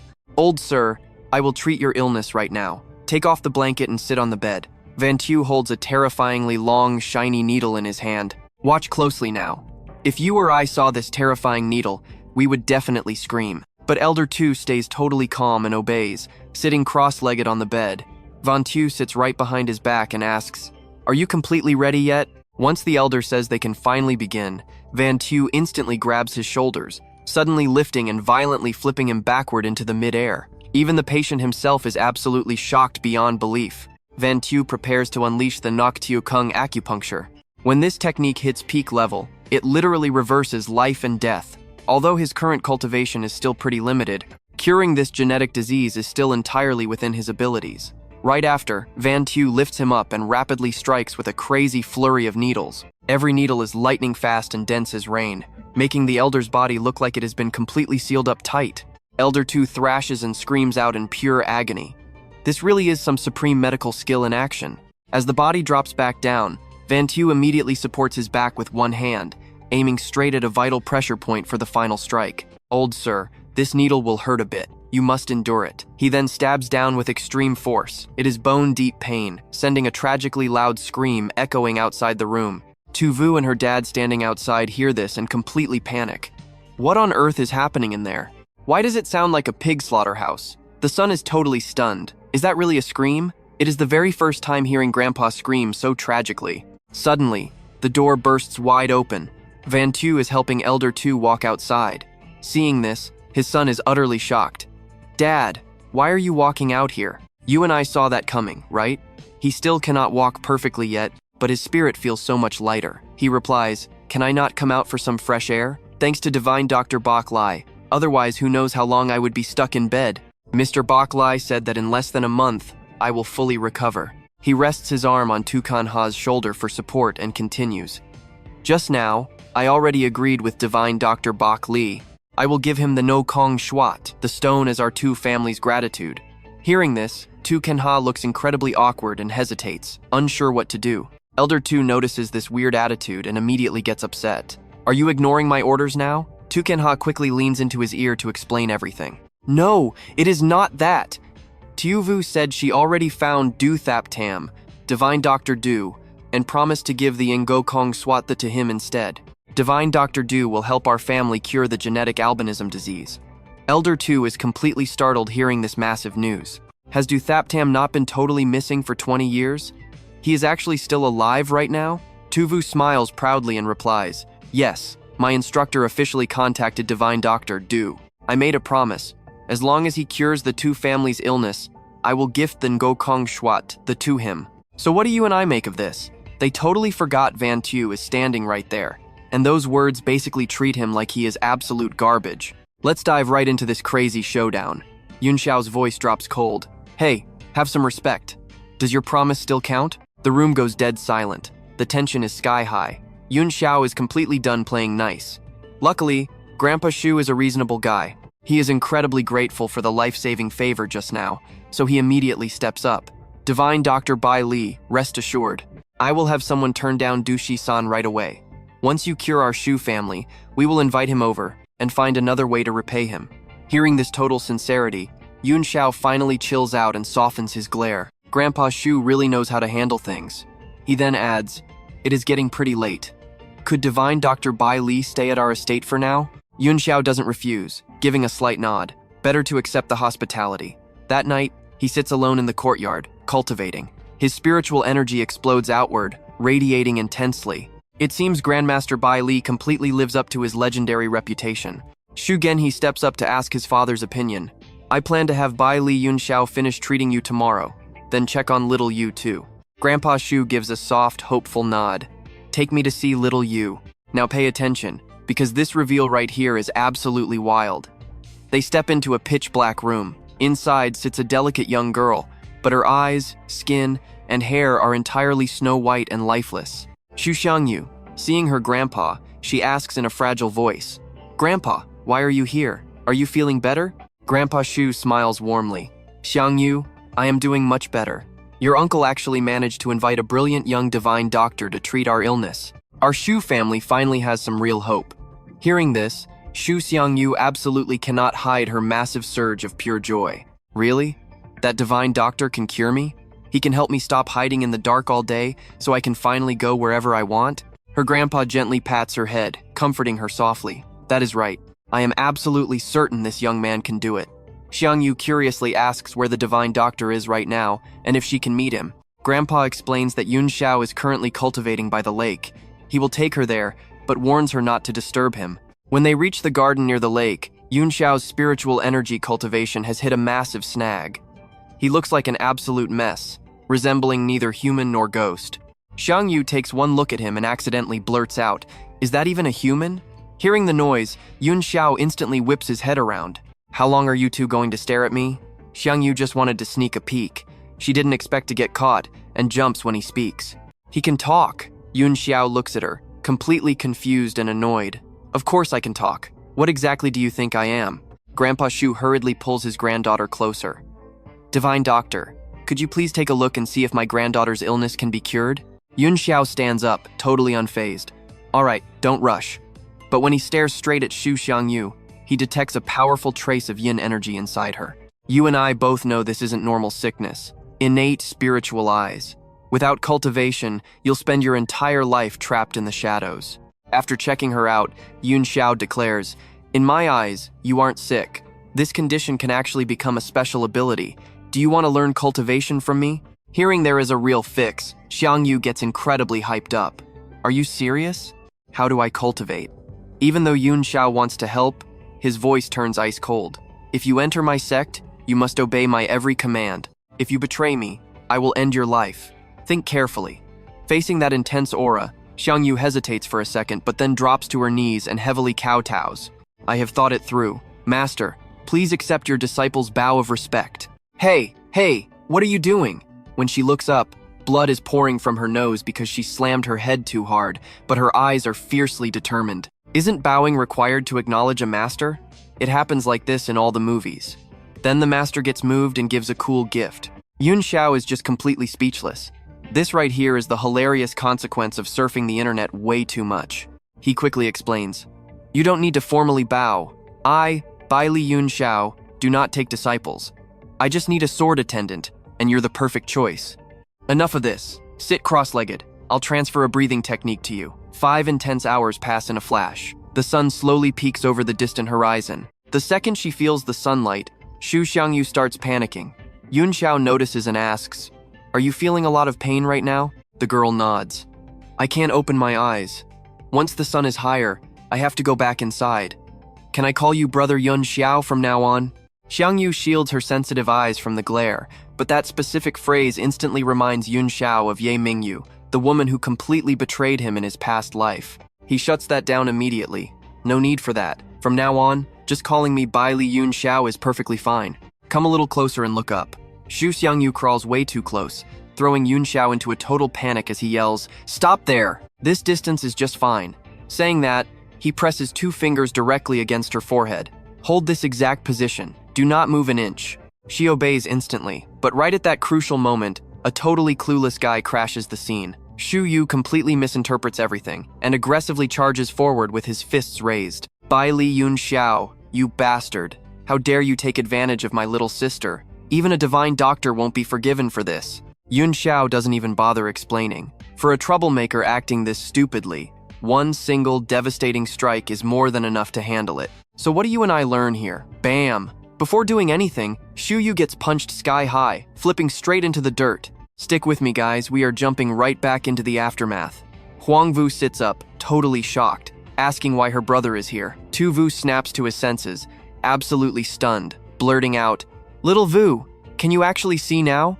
He immediately drops to his knees right in front of Divine Dr. Baili, showing absolute, unquestioning respect. He begs for forgiveness for being reckless earlier and thanks the doctor for curing his sister. Yunxiao casually asks about it. Du Shisan has finally arrived. He answers honestly that Divine Dr. Du is on his way right now.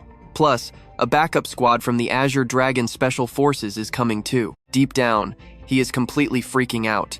How could Yunxiao possibly know that? Even though Du Shisan is at the beginner Danjing stage, that is nothing scary to Baili Yunxiao. If he wants to leave safely, it is a piece of cake.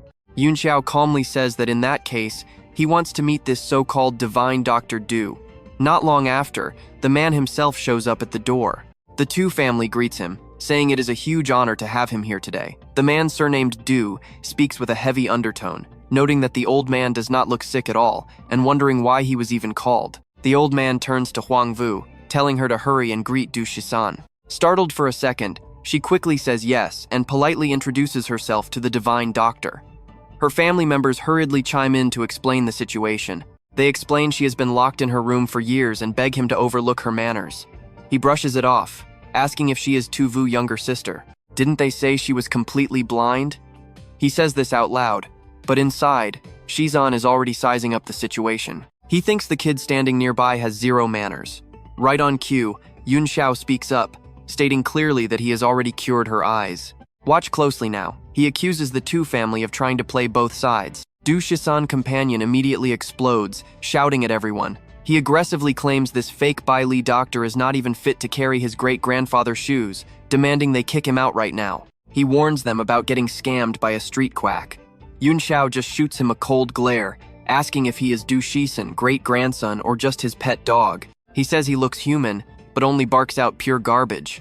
Huangvu cannot hold back either, demanding to know who he is to insult divine Dr. Baili. Furious, the guy grits his teeth, growling at the dog insult.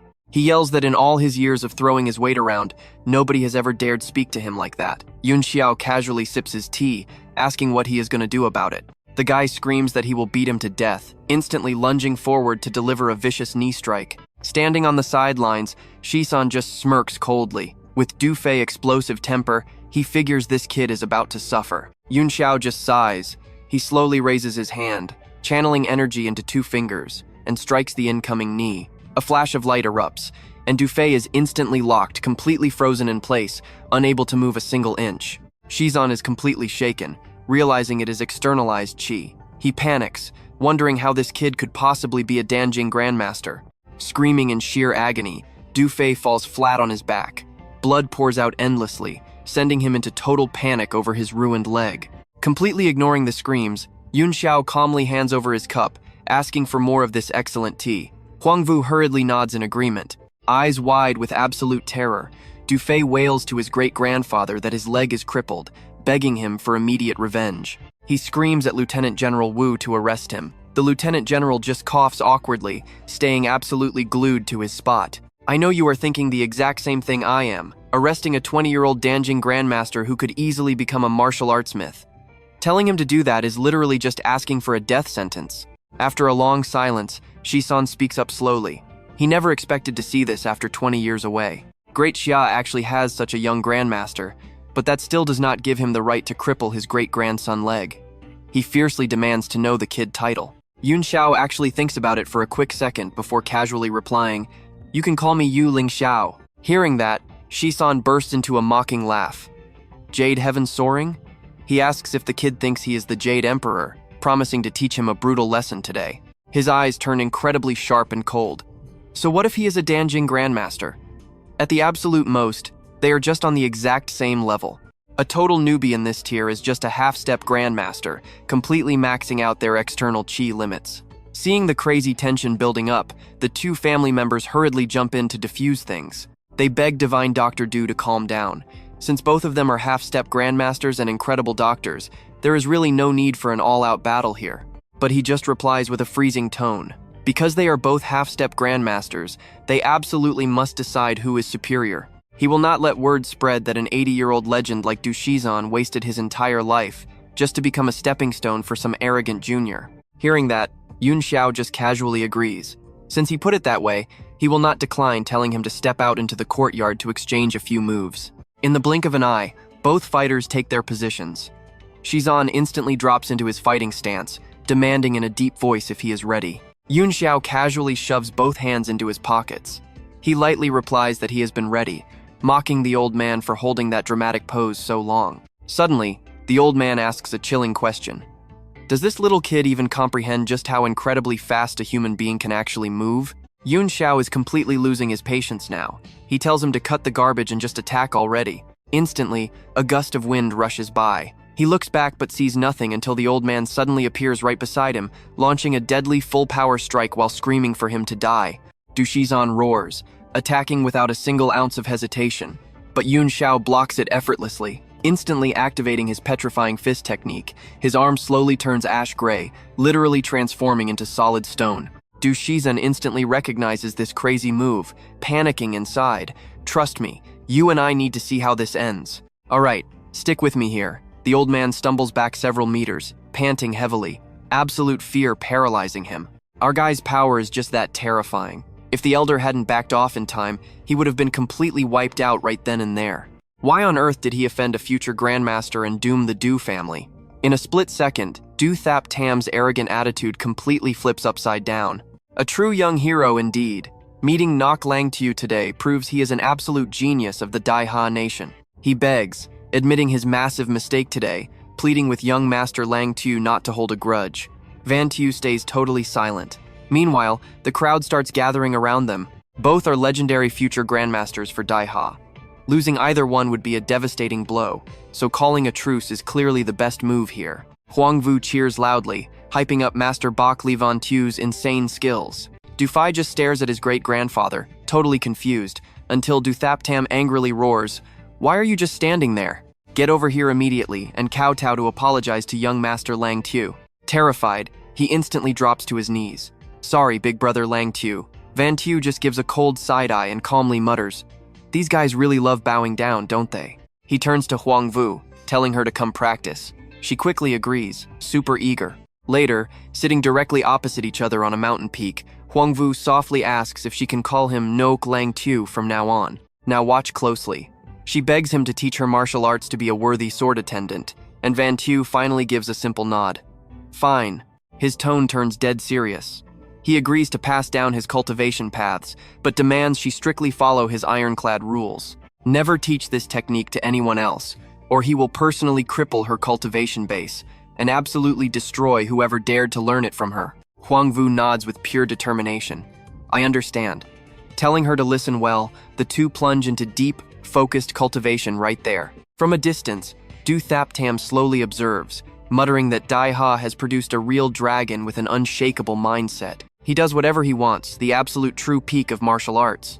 He tells Brother Tu that with this monster mentoring his granddaughter, her future power will easily surpass all of them combined. Hearing this high praise, he asks if the divine doctor Du truly wants to build a connection with Bak Li Van Tu now. Thap Tam sighs heavily. He admits he's probably not worthy, noting that from the kid's cold gaze, Van Tu doesn't care about him at all. His healing technique for Tu Kwang was basically heaven-defying, something even he couldn't pull off. The other elder looks totally shocked by this. Really? He then turns to Tu Vu, asking if the legendary Thon Long Special Forces unit is currently missing a chief instructor. He suggests handing that massive position straight to him. Tu Vu jumps in pure shock. Chief instructor. Are you serious? He loudly snaps back, telling him to go inform General Ngo right away. A genius young man like this not serving the country would be a huge waste. Night falls fast, with a bright moon hanging high. Van Tu slowly opens his eyes, and Huang Vu happily calls out that her master is finally awake.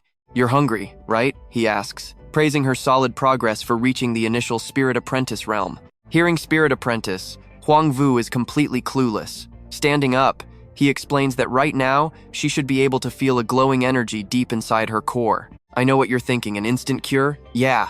Once she masters it, her albinism will vanish naturally. Her eyes instantly light up. She asks if her white hair will turn black, letting her look like a normal girl with long, dark hair. Van Tu just stares and fires a question back. Once the illness is gone, does hair color even matter? He tells her that she is totally unique in this world, exactly as she is. Let's go eat. When the duo heads back, everyone is already packed around the dining table. A voice calls out to wait. The food is almost ready. Someone steps up and introduces them, presenting the divine Dr. Bak Lai to Lieutenant General No. The general takes the lead immediately. Greetings, Mr. Bak Lai. Just call me No Thien Quan, the Lieutenant General commanding the massive Dongchao military region. Van Tu replies with a very polite hello, while quietly analyzing this high-ranking military official's true identity in his head. No Thien Quan raises his glass, cutting right to the chase. You're probably wondering why I'm here, so I'll be direct. He stands up tall. With a dead serious tone, he invites him to take the chief instructor role for the Thon Long Special Forces, complete with a colonel rank. Those words catch Van Tu slightly off guard. Feeling a bit skeptical, he bluntly asks why General Niu values him this highly. The general replies quickly, being a half-step grandmaster at such a young age, plus mastering god-tier medical skills, of course you are worth the respect. If you just agree, you can fly out to Than Long Mountain with me tomorrow. Thinking about being locked into military life, Van Tu feels super restricted and immediately looks for an excuse to decline. He claims his college entrance exams are coming up, He hates being tied down by strict military rules and has his own personal goals. But Ngo Thien Quan instantly throws down an absolutely crazy counteroffer. If you want to go to college, I can personally fast-track you into literally any university in the entire country. Plus, you only need to train them at Thon Long Mountain for 2 months. After that, you're totally free. Van Tu ponders this, knowing his current grades would only get him into a painfully average school. Thinking about making his parents proud, he makes a lightning-fast decision. Deal. He chooses Dongchao University to stay close to home, adding that if he's totally free tomorrow, he'll go check out these elite special forces. General Ngo is thrilled. Trust me, you and I definitely want to see what happens when that chopper arrives tomorrow. Stick with me here, because things are about to get wild. By sunrise, a heavy helicopter is already chopping through the sky. Hey Xiaolu, who exactly is this Yunxiao guy to get a private chopper pickup from the elite Azure Dragon Squad? Even the division commander doesn't get VIP treatment quite like this. The pilot next to him just laughs and says, "Our only mission is to bring this kid to Azure Dragon Mountain, or at least try to keep him around. If he can't even find the headquarters, he can just go right back home. Let's see if he can even pass the very first test. If he can't climb a 30-meter rope, we're turning right back around." As the rope drops from the chopper, Yunxiao instantly understands their little game. Such a hassle. He lifts his foot, blasts himself straight up into the air, and launches towards them without even touching the rope. One guy peers down and asks, "Is he coming up?" The other guy smirks, probably gave up already. He's likely crying all the way back home. Xiao Liu laughs out loud. Yeah, exactly. He probably just jumped. Before he can finish, he freezes completely, eyes wide in absolute shock, seeing Yunxiao already standing right there inside the chopper. He screams out, "How did you get up here?" Yunxiao answers calmly, "I just jumped up." The other guy is completely stunned hearing that. "You call that normal?" Yunxiao glares coldly and snaps, "What are you looking at? Hurry up and head back to Azure Dragon Mountain. And don't try any more tricks." The two men immediately shut up, too terrified to speak. "Understood, instructor." 1 hour later, the helicopter lands safely. "Instructor, we have finally arrived at the base. Please follow me right this way." Yunxiao casually looks around the area and asks, "Are there usually guards stationed around here?" Xiaolu stammers, "Normally, yes. It's just." Yunxiao interrupts, "Just what? Trying to show off to the new instructor?" Hearing this, Xiaolu immediately forces a very awkward smile. "Instructor, you're overthinking it. It's just that everyone heard you're super young, and they are naturally a very proud bunch." But Yunxiao turns and walks away before he can even finish. "All right, say no more. I'm leaving my bags with you." The guy just stares blankly after him. "Wait, instructor, you're going the wrong way. The entrance is behind us." Yunxiao replies simply, "I'm taking a shortcut." Now watch this closely. The shortcut is a literal cliff, but he completely ignores the danger, stepping straight off the edge and plunging down without any hesitation. Yunxiao doesn't show a single hint of fear, his hands casually stuffed in his pockets like he's just taking a stroll. Xiao Lu can only secretly pray to the heavens, realizing the elite Azure Dragon Squad is probably in huge trouble this time around. At the bottom of the mountain, everyone stands in neat lines, but the atmosphere gets loud with endless complaints. What gives him the right? I absolutely cannot accept this. Someone shouts loudly, "All right, everybody shut up right now." But the massive crowd of soldiers absolutely refuses to submit. A brat who has never spent a single day in the military. What right does he have to be our instructor? Yeah, a teenager acting as an instructor. It's just embarrassing. The guy next to him chimes in too. "Boss, I also think having this kid as an instructor makes everyone completely unsatisfied." He turns to look at Ye Dao. "Why are you joining in too?" Ye Dao immediately speaks up with total confidence. "I don't care who this guy is, or how strong his backing is, as long as he dares to show up. I, Ye Dao, will be the first one to challenge him." The moment he finishes speaking, a massive crash echoes nearby. He snaps his head back in shock, and as the dust clears, a young man's silhouette appears. "Did you just say you wanted to challenge me?" Yunxiao looks right at the crowd, his eyes flashing with a solid hint of amusement. "You saw that, right?" The sheer force from his crazy cliff dive crushes the solid ground into a massive, terrifying crater. "From now on, I'm your chief instructor. Anyone who is unsatisfied can step up and challenge me. But only for today, because after tomorrow, anyone disobeying my orders is violating the rules." Everyone immediately breaks out in a cold sweat, and nervous whispers erupt continuously throughout the entire crowd. "Hey, did he really just jump off a cliff completely unharmed? He looks insanely strong. Can we actually even beat this guy in a fight?" The one-eyed boss finally speaks up. "Kid, do you really think smashing the ground is enough to scare the elite Azure Dragon Squad?" With just that little bit of skill, on the battlefield. Forget the enemy. I alone have 10 different ways to easily kill you. The others also boil over with fighting spirit. That's right, if you want to be our instructor, you have to show us your true power. With just this pathetic level of strength, we could finish you off with a single gunshot. Yunxiao chuckles softly. Then I really want to see how you plan to finish me with one shot. He shifts his gaze straight at Ye Dao. You just said you wanted to be the very first one to challenge me. Ye Dao is slightly startled. Yeah, I said it. Suddenly, Yunxiao roars at him. Speak up louder. Haven't you eaten anything today? Ye Dao immediately stands at attention, arms glued to his sides, reporting to the instructor, yes, I said it. Yunxiao waves 2 fingers at him. A dignified soldier talking like a wimp? I'll fight you with one single hand tied behind my back. Come on. His eyes instantly shift. Yielding one hand to me, then I won't hold back. Saying that, Ye Dao dashes forward with lightning speed, fist clenched tightly, punching straight ahead. Yunxiao just slowly raises his hand, effortlessly blocking the heavy punch. Ye Dao turns pale, never expecting his attack to be stopped so easily. Then how about this move? He instantly shifts his stance and launches a fierce kick. But Yunxiao still just raises his hand to block. He sneers coldly. My kick is strong enough to snap a tree in half, yet you dare to block it with your hand? But the outcome is totally unexpected. He blocks effortlessly, grabs the leg, and tosses him. Trust me, you'll want to see what's next. Stick with me, you are about to watch an absolute masterclass. Diep goes flying into a tree, coughing up blood, instantly throwing his hands up to surrender. Yunxiao calmly turns his head toward the rest of the squad. Who is next? He asks. Every single person watching this feels an intense wave of fear. Why don't you go up and try? Aren't you supposed to be a badass? The guy frantically waves his hands. I was just talking trash. Keep your voice down. Suddenly, Yunxiao's voice cuts through. Are all of you just completely useless trash? You call yourselves soldiers, but you are too scared to challenge your instructor? Do you even deserve that title?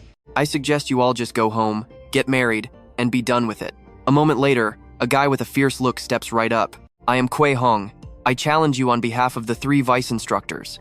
If I lose, the 3 of us will obey your every single command. Yunxiao smirks at him. At least this guy has some guts. Kui Hong instantly powers up, letting out a massive roar as thick dust kicks up everywhere. This is my ultimate supreme body defense. Do not hold back. Just hit me, Yunxiao calmly replies. That is exactly what I was planning to do. The second he finishes speaking, he dashes forward, swinging his leg high into the air. Kui Hong's eyes go wider than they ever have before. The sheer destructive power makes even a late-stage master like him feel absolutely terrifying pressure. A deafening explosion rips through the air. With just one single strike, Yunxiao completely shatters Kui Hong's supreme defense. The massive shockwave forces everyone around them to stumble backward, their hearts pounding with absolute horror. Is this guy even human? When the dust finally clears a moment later, Kui Hong is standing there, his clothes completely shredded to pieces. Gasping for breath, he stammers, I cannot believe you broke through my ultimate defense that fast. Chief Instructor, I lose. I am completely convinced. The bystanders are totally frozen in shock. What kind of crazy power is that kid even relying on? By now, Yunxiao has lost all interest in playing games. He calmly grabs a handgun and points it right straight at Kui Hong's head. Now watch closely. This is where it gets crazy. Seems someone still doubts me. Let me show you. Kui Hong panics, screaming for the chief instructor to show mercy, but Yunxiao does not care at all. He pulls the trigger. The bullet flies straight, but mere centimeters away, it violently curves to the side. Kui Hong snaps his head back, seeing a tiny smoking hole right behind him. The bullet is buried deep in the dirt. If that had hit him, he would be dead. Sweating bullets, he realizes the shot literally bent around him. A super-level marksman? How is that even physically possible? Everyone watching this is completely terrified. He is a super marksman. The previous Azure Dragon died to this exact kind of expert, and now we finally have a chance for absolute revenge. Someone steps forward and throws up a crisp salute. Chief Instructor, I never expected you to be both a martial arts god and a super marksman. I totally submit to you. From now on, if anyone in the Thanglong Special Forces dares to disobey your orders, I will beat them totally senseless. Yunxiao gives a slight nod. Good. Fall back in line. The soldier instantly yells, Yes, sir. Yunxiao looks around. Are there any more objections? Then, from this moment on, I am officially the chief instructor of the Thanglong Squad. But let me be clear, he continues. The Special Forces team in my mind does not need 1,000 people. 3 is enough. They all shout in unison, Yes. Instructor, Yunxiao declares loudly. In ancient times, King Gujian used 3,000 troops to destroy Wu. Today, I, Baili Yunxiao, need only 3 elite soldiers to completely shake the world. Moving forward, I am going to push your training to the absolute extreme. You and I know that is raw hype. Anyone who cannot handle it can leave. The troops are absolutely fired up to impress him. We will follow your every command. We will risk our lives just to be in those top 3. Yunxiao nods, satisfied. Keep that energy. Do not forget your own words. All right, I am going to the barracks to change. Assemble in exactly 30 minutes. The military camp is totally surrounded by lush green trees with fresh, cool air. While changing his uniform, Yunxiao thinks deeply. Soldiers are naturally active, so making them meditate will be a huge pain. What should he teach them? Suddenly, an idea hits. He has got it, the 100 Beast Fist. With just a few minor tweaks, it can help their bodies rapidly absorb spiritual energy from the outside. In the long run, their physical bodies will reach a state of pure iron, completely invulnerable to blades and guns. As a beginner training course, nothing could be better. Yunxiao throws on his military uniform, and his aura instantly becomes overwhelmingly powerful. Everyone roars in unison, "Greetings, instructor." The first training session officially begins. Today, I am going to teach you all a striking technique similar to Great Shah's 5 animal play. You can call this the 12 Zodiac Fists. I will demonstrate it only once, so you better watch incredibly closely. Time for the first move. The second he finishes talking, he lifts one leg. The crazy bull stomps the ground like pure thunder. Instantly, the training dummy gets kicked miles away. Everyone stares with wide, terrified eyes. Before they can even process it, Yunxiao flows right into the second move. He gathers raw power in both hands and unleashes the fierce tiger strike, hitting with the destructive force of wildfire. Faces turn pale as he drops the third move. Yunxiao pushes all his power into his legs and leaps incredibly high. His voice remains perfectly calm as he announces the fourth move. In a flash, the dummy shatters into a million pieces. Next as the divine dragon swings its tail, fast as the blowing wind. He unleashes a kick, generating a terrifyingly destructive storm. Everyone desperately dodges. The dummy rains down, but he keeps going. Trust me, you and I will want to see what happens next. All right, stick with me for this wild training arc. Fifth move, Spirit Snake Strike. Sixth, Heavenly Pegasus. In a flash, he hits the 12th move, radiating pure, unstoppable force. Boom! A massive explosion echoes out, sending countless debris flying absolutely everywhere. When the dust finally settles, Yunxiao just casually pockets his hands.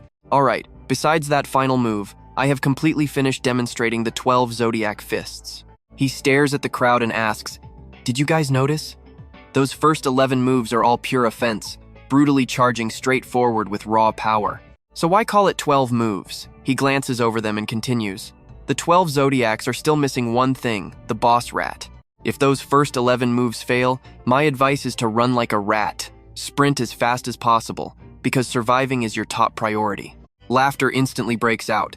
"Hey, that is my specialty." Yunxiao points forward and commands. "From now on, I will brutally forge you all into bulls, dogs, rats, rabbits, turning you into true absolute beasts. Starting right now, strap on 50 kilograms and run a 50-kilometer cross-country marathon." Everyone instantly gets serious. "Yes, Chief Instructor." A while later, they all return, absolutely drenched in sweat, gasping for air, and looking half dead. Finally finished. But when they see what is waiting right in front of them, their eyes instantly light up. Right before them are massive water barrels, completely prepped and ready. Yunxiao orders them to strip. Everyone gets hyped, thinking a hot bath sounds absolutely amazing. Now watch closely, because they are about to instantly regret this. So painful. The training intensity was too high, making the hot water feel like knives slicing their muscles. Only Yunxiao looks relaxed. For him, the water temperature is perfectly comfortable. Gui Hong wonders in his mind, how can he endure this insane feeling? What is the actual point of all this torture? Yunxiao silently observes. "Not bad willpower. You guys will definitely thank me later. Honestly, it is probably time for me to take a trip back home too." The next day, Yunxiao sits in his office and shouts, "Shu Jianfeng, prep the chopper and take me home. Landing zone is Haitian City's #1 hospital." Stepping off, Yunxiao deeply furrows his brows. "Did I not say go home? Why are we actually here?" A woman speaks up. "Chief Instructor of Dragon Ascension, I am Wu Qingyun. Please follow me. General Wu has officially requested your presence." He looks totally annoyed, this old man. Shortly after, he arrives in a private room and casually calls out, "Hello there, General Wu." Tianjun is already waiting there, laughing as he says, "Our Dragon Ascension Chief Instructor has finally arrived." He does not beat around the bush and gets straight to the point. "We invited you because of Supreme Commander General Chu of the East Province. His cardiovascular system is severely failing. Could you please spare some time to examine him?" A deeply anxious man chimes in. The absolute best medical experts just looked him over, and their results are all the exact same. Whether he actually wakes up or not relies entirely on his own sheer willpower now. A young girl tears up. For months, Grandpa's condition has been getting worse. He cannot eat or drink, only surviving on these nutritional IV drips. Her mother standing nearby hands her a tissue to wipe the tears. He shifts his gaze to the figure on the bed. Back then, this man led the Great Xia army to utterly crush the South Viet general. Yet ultimately, he still could not escape the brutal erosion of time. Tianjun gently sighs. General Chu is over 70. He really should have retired. But he remained completely devoted to the nation. Not convincing him to seek treatment sooner means we share some of this heavy blame. The general has pure white hair, his frail body reduced to literally just skin and bones. I know what you are thinking, but things are incredibly grim. Yunxiao quietly calculates he has 3 days left. Tops. Lieutenant General Wu suddenly remembers and says, "Sorry, I was so caught up talking I forgot to introduce him. Brother Chu, I brought a literal divine doctor today. This is Baili Yunxiao." Baili Yunxiao? This man is General Chu's son, Chu Xianmin, the highly respected deputy governor of the East Province. Hearing divine doctor, Ruotong instantly lights up and asks, "So can you actually cure my grandpa?" Yunxiao calmly replies, "It should not be too hard." Chu Xianmin excitedly clasps his hands. "That is amazing. We are relying on you. Just cure my father, and we will agree to literally any demand." But right at that exact moment, a voice violently interrupts. "Uncle, do you seriously believe a greenhorn kid who still smells like milk? Since when did these two even show up?" The guy cold sneers, "Divine doctor? Being this young and daring to call yourself a divine doctor, you should go home and study." The man next to him also shows massive attitude. "What medical school did you even graduate from to claim that title? Do not end up killing him." Yunxiao gently sighs. "I am actually still in high school, getting ready for college exams, so no university degree yet, and absolutely zero outstanding medical achievements." Hearing this, the girl instantly flares up. "Liang Wei, Mr. Bailey is Lieutenant General Wu's VIP guest. How can you speak to him like that? Do not embarrass the Chu family." Chu Xianmin quietly scolds Ruotong. "Your mother and his aunt are relatives after all. You really need to speak with some respect to maintain face." She pouts in frustration. "Why does he get to talk trash but I cannot?" Liang Wei curses under his breath, then shouts, "Then why did you guys even invite him? What skills does he even have?" Tianjun speaks up. "Just let him check General Chu's pulse, and you will see. As for his specific identity, I cannot say right now." Liang Wei narrows his eyes. "General Wu, are you implying he has some special background?" Lieutenant General Wu lowers his voice. "You have no right to know. Trust me. You and I are gonna love this." Yunxiao snaps. "Without General Wu, I wouldn't be here. Let us dive into an epic face-slapping moment. Fine, treat General Chu yourselves. But hurry, he only has 3 days left." Tianjun flinched. "What? Only 3 days? Are you sure?" Yunxiao stayed completely calm. "Have I ever joked about something like this?" Ruotong's mother instantly flared up. "What kind of nonsense is that? General Wu, is this who you invited? Disrespecting the old master like this?" Liang Wei scoffed at the claim. "Total garbage. His diagnosis clearly states he has at least 1 week. Stop listening to his garbage. How dare you decide the general's fate? I told you he was a fraud." Lieutenant General Wu stepped in. "Brother Chu, just let him try. You can completely doubt me, but never doubt Baili Yunxiao. He cured old master Xu Feng. He is fully recovered now." Everyone gasped in absolute shock. Xu Feng's cancer is gone? He cured it. After making a quick phone call to verify, his face went completely pale. "I just checked. Someone named Baili Yunxiao actually cured Xu Feng. Even their genetic curse might be broken." Liang Wei was stunned. "How is that possible?" Chu Xianmin lit up with hope. "Divine Dr. Bailey, please help us. Just cure my father, and name your absolute price." Liang Wei still sneered, refusing to yield. "Kid, I will admit you have some skills. Watch closely. This is where it gets good. If you cure him, I will bow. But if you fail, bam!" A hand instantly crushed his throat. Yunxiao's voice dropped to 0. "You have been talking way too much. Choking, Liang Wei rasped out. You dare hit me? You want to die? Yunxiao shot him a look of pure disgust. Hey, do you know how to bowl? Liang Wei just stared, completely missing the threat. Yunxiao sighed heavily. Hopeless. I guess I will just have to show you. Like this. Instantly, Liang Wei was hurled straight into the wall. Dust exploded as his head smashed into the concrete, leaving a massive crater. A girl nearby screamed in pure panic. What the hell was that? Yunxiao dusted his hands. One minor difference. You are way easier to throw than a bowling ball. The mom stood there, jaw completely dropped. Ruotong just coldly muttered, serves him right. Tianjun actually had to cover his mouth to hide a laugh. The blonde woman shrieked in anger. Baili Yunxiao, how long will you keep bullying the Chu family? Do you even know the consequences of crossing us? Xianmin roared instantly. Shut up! Not another word. Please, divine Dr. Baili, heal my father. Fengyu took Liang Wei to get bandaged, trying to argue, but he cut her off. But what? I am the head of this family. My word is absolute law. Yunxiao spoke up. If you want me to save him, everyone gets out. Nobody interrupts me until I am completely finished. Alone in the room, he finally focused. The general's condition was critical, but for him, unblocking the meridians was more than enough to fix this. You guys see this, right?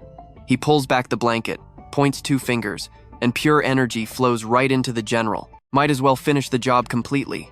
The old man's heart regained its life force. His eyes snapped open. He flexed his hand. I am not dead? How?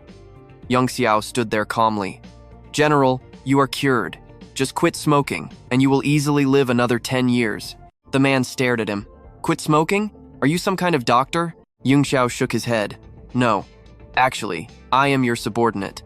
The chief instructor of Dragon Ascension. The general slowly sat up. So Wu Tianjun was the one who recommended you.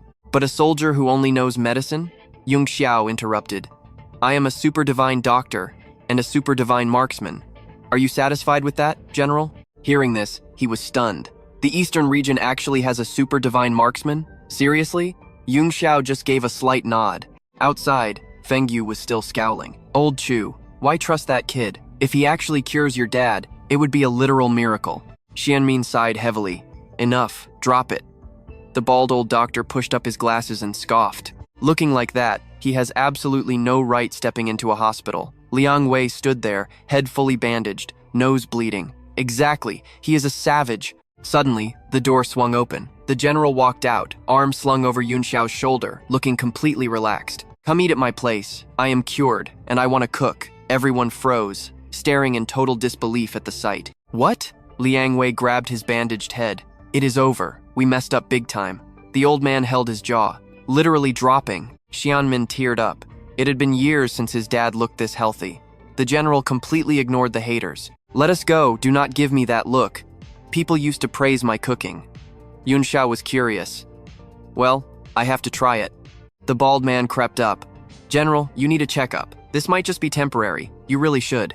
The general exploded. Back off. I know my own health. Also, this is now a classified military secret. Leak it and face a court-martial. The old doctor trembled in pure fear. Take care, sir. Soon, everyone was gathered around the massive dinner table. Come on, little Baili, do not be polite. Eat up. Meanwhile, Liang Wei was stuck outside, grinding his teeth in absolute rage. So what do you and I make of this? Never doubt the MC. The general suddenly turned. No outsiders here. Speak your mind freely. Let's jump right in. Little Wu, you've done a massive service. We are deeply grateful.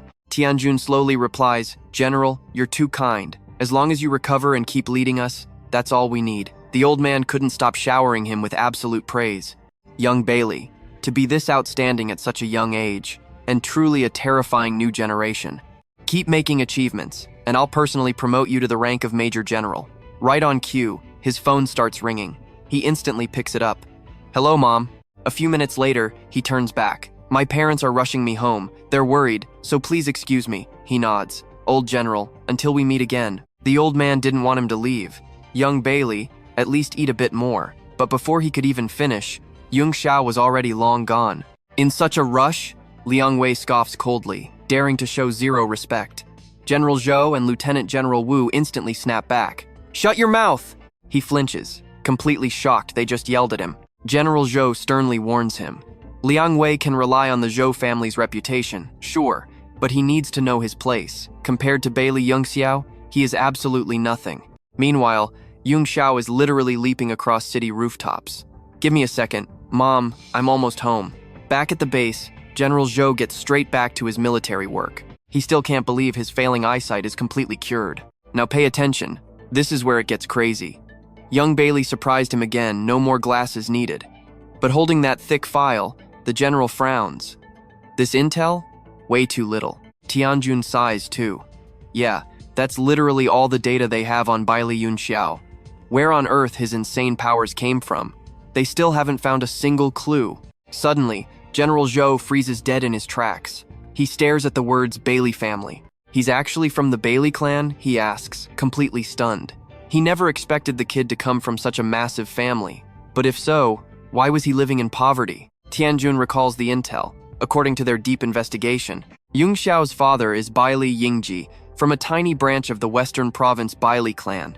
He was labeled total trash, so they completely kicked him out of the family. He then moved to Yanzhou to start over, falling for Lin Xiaoyan, the Lin family's eldest daughter. But the Lin family refused them, throwing her out of the house too. Yanzhou is a massive hub for elite families. Their wealth and power are insane, with deep connections reaching straight to the central government. Hearing this, General Zhou just laughs. The eldest daughter of the Yanzhou Lin family? Talk about a massive slap in the face. Abandoned by the Bailey clan, yet their son becomes the chief instructor of Shenglong.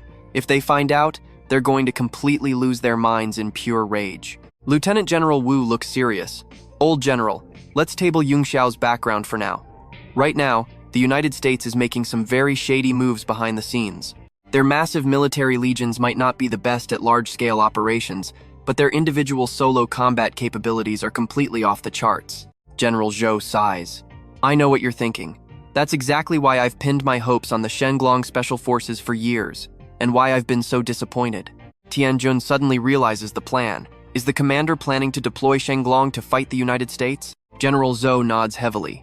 Exactly. On top of that, Great Xia is launching the revised Silk Road Initiative. Merchants will have tons of chances to expand overseas, but that also means facing some serious dangers. Because of that, Yanzhou needs to establish a security company. Tianjun looks shocked. A security company? You mean something like the Blackwater Company from the United States? General Zhou answers with a very stern look. Exactly. Going overseas means facing their local underworlds, so we absolutely need elite-level experts handling this. That's why young Bailey definitely won't let me down. Meanwhile, Yunxiao finally makes it back to his house. He calls out for his parents. The second Lin Xiaoyan sees him, tears flood her eyes, her voice shakes. Yunxiao, you're really home. She instantly pulls him into a tight hug. I missed you so much. Did you eat well today? Why do you look so skinny now? Yunxiao answers softly, Mom, I'm fine. I'm perfectly healthy. His father Yingji stands there with tears streaming down his face. Son, is your neck cured? He stands straight before his parents, moving his whole body. My illness is completely cured. Look, even my legs are perfectly fine now. His mom is completely overwhelmed. That's wonderful. Thank God. After finally calming down, she suddenly remembers someone. She was too happy and forgot. Look who's here. Say hello to your aunt, my own younger sister. A blonde woman steps forward. So you're Baili Yunxiao? I actually held you right when you were just born. He looks at this so-called aunt with serious suspicion.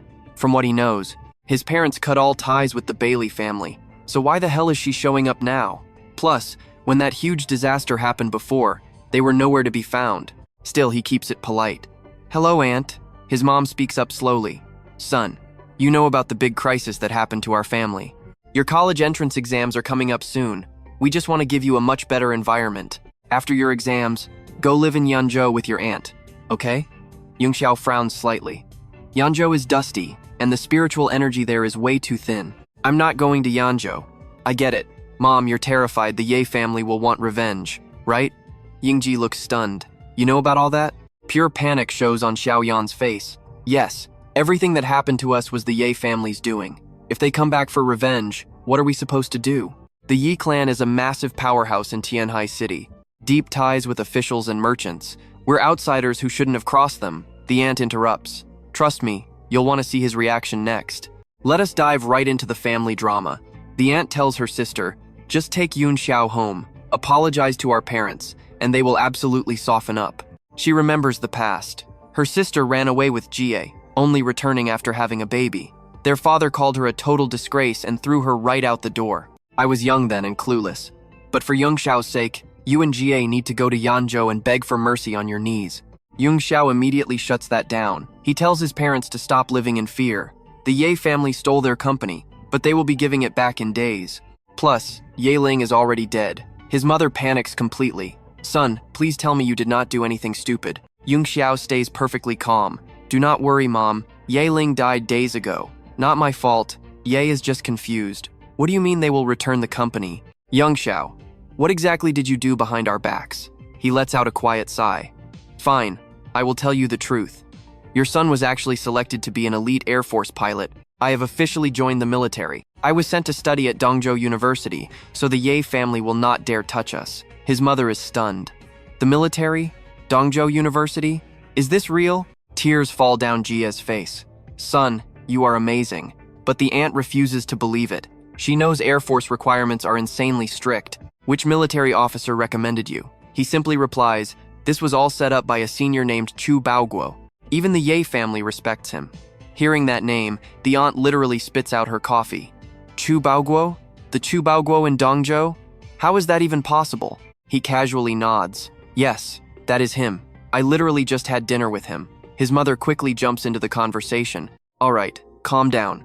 As long as Yunxiao is safe, that is all that matters. I will go make dinner so we can all eat together today. The aunt wipes her mouth, whispering, my nephew is acting so mysterious. If what he says is true, his future is going to be absolutely unimaginable. Even without the Lin family, we have nothing to worry about. Nobody in Dongzhou dares to touch someone who actually had dinner with General Chu. But Xiaoyan thinks it is just a joke. Do not listen to his nonsense. He just does not want to leave his father. And I refuse to go to Yanzhou, so he made up an excuse. Early next morning, the aunt stares at the car outside, completely shocked. I have never seen this model. Look at you reacting like that. This is a Rolls-Royce, wildly expensive. The parents and aunt walk Yunxiao out. Even with a direct pass to Dongzhou University, he still has to take the formal entrance exams. His mom warns him not to slack off. Your tools are in the bag. Did you remember your exam pass? Now pay attention to this exact moment. Ji suddenly freezes in pure horror. The Ye family? An older man and a young woman silently appear out of literally nowhere. Ji furiously demands, what are you doing here? You swallowed my company and nearly turned my son into a total vegetable. Was that not enough? Do you really want to cause more trouble? Lin Xiaoyan grips her son's hand, whispering, do not be afraid. But then, shockingly, those two enemies suddenly bow incredibly deep. Mr. Baili, Madam Lin, I am Ye Huoguo, and this right here is my granddaughter, Ye Qingluan. We came to apologize and beg for your forgiveness. If you are still angry, I will literally kowtow to apologize. Everyone is left completely speechless. Ye Qingluan hands over a stack of documents. These are the official transfer contracts for the Dadong Transport Company. If you just sign this, all the multi-million-dollar assets of the company will go right back into your hands. Plus, as compensation, the Ye family security firm will be transferred to you for exactly $1. What? Lin Xiaoyan absolutely cannot hide her massive shock. Ji cannot believe it either. The security firm that controls half of Haitian is given to us? This feels way too excessive. Yunxiao puts a hand on his shoulder. Just sign it, Dad. After my exam, I will manage both companies. Ji still heavily hesitates, but Yunxiao instantly cuts him off. Do not worry. With me here, they dare not try anything. After some deep hesitation, he finally signs his name. Is this really enough? Ye Huoguo speaks up. Since Mr. Baili has signed, I deeply hope you can let the past go. From this day forward, the Ye family will be your most loyal friends. If you need absolutely anything, just call me. The Ye family will use all our power to support you. I know what you are thinking, total submission. He secretly hopes Grandmaster Baili leaves the Ye family a clear path to simply survive. Yunxiao sees right through his thoughts. He figures this old man knows his place, so he will let them off the hook for a little while. Right at that moment, a guy waves from a distance. Let us go, Yunxiao. Time for the big exam. Lin Xiaoyan asks, is this your friend? He nods. Yes, this is Liu Dong. We are super close. Liu Dong looks anxious. If we do not leave now, we are going to be late. Ji looks deeply at his son, speaking slowly. You have changed so much lately. Can you finally tell your father what is really going on? Yunxiao turns his head. Mom, Dad, what I said last night was all true. I am heading to the exam. See you later. Lin Xiaoyan waves, telling him to be safe. The aunt just watches him go, her mind full of doubt. This nephew is seriously becoming an absolute mystery. Meanwhile, in another location, Li Minghao holds a cigarette, smoking as he coldly speaks. So you are saying, you plan to betray the Ye family and join the Guo family? The other man firmly nods. Yes. Li Minghao flashes a chilling smile. Good. I will not only help you crush Baili Yunxiao, but I will also help you seize back all of the assets. But in return, I want half the shares of every Yi company. That is where we leave it, trust me. Things are about to get wild. Let's dive right into some wild revenge. If you avenge my son Diep Lang, I'll give you everything. His eyes were bloodshot with pure hatred. Bok Lai Van Tu simply had to die. Soon after, exams finally ended. Lu Dong stretched hard. Tests are over. Man, I feel so alive. Hey, those guys at your place earlier looked seriously rich. Who were they? Van Tu didn't hide it. People from the Deep family. They almost destroyed my entire family before. But my fists hit a lot harder, so they came crawling to apologize. Lu Dong's eyes lit up completely. Holy crap, bro. You're an absolute legend. Oh yeah, you promised to teach me martial arts. I'm sticking with you all summer. Wherever you go, I go. Don't worry, I'll cover all the expenses. Van Tu looked surprised. Really? Lu Dong was super confident. Of course. You're insanely strong, so your best friend can't be weak. Van Tu nodded. Fine, I'll tell my parents, and we leave this afternoon. But if you can't handle the hardcore training, do not start crying to me. Right after that, he called home. So you aren't coming back for the 2-month summer break? Lam Tuyen asked anxiously. Are you joining the military? Tell mom exactly where you are. How are we supposed to contact you from now on? An Kiet leaned in close. Put it on speaker. I want to hear my son's voice too, Van Tu replied. That's a classified military secret. If I tell you, I'll be punished. I'll call whenever I miss you guys. Hearing a loud engine roaring in the sky, Van Tu immediately said goodbye. Mom, Dad, I gotta go. Don't worry about me. Lu Dong stood nearby, eyes wide open in shock. Holy crap, a military helicopter. Van Tu turned and asked Tu Kiem Fong, any new moves from the American side? Tu Kiem Fong snapped to attention, saluting. Reporting to the head instructor. Nothing yet, but rumor has it their special forces team is currently operating up in the northern region. Van Tu frowned in deep thought. The north? That lined up perfectly with his departure plan. Watch closely as things escalate. Lu Dong was confused. Where are we going? The short answer dropped. Azure Dragon Base. The second the chopper landed, Lu Dong started screaming. What on earth is this place? Tu Vu saw him and yelled out, Wait, you came here too? Huang Vu smiled and replied, That's right. Everyone quickly lined up in perfect formation, loudly saluting the instructor together. Van Tu glanced at the woman standing nearby and declared, From now on, you'll be training right alongside us. Ngo Than Van immediately replied, Of course, head instructor. I'm officially your secretary now. He walked straight over to Kui Hong. This is my brother. You're taking him with you for training from now on. Lu Dong stood there completely dazed, still unable to believe it. He awkwardly asked, But I've never been in the military before.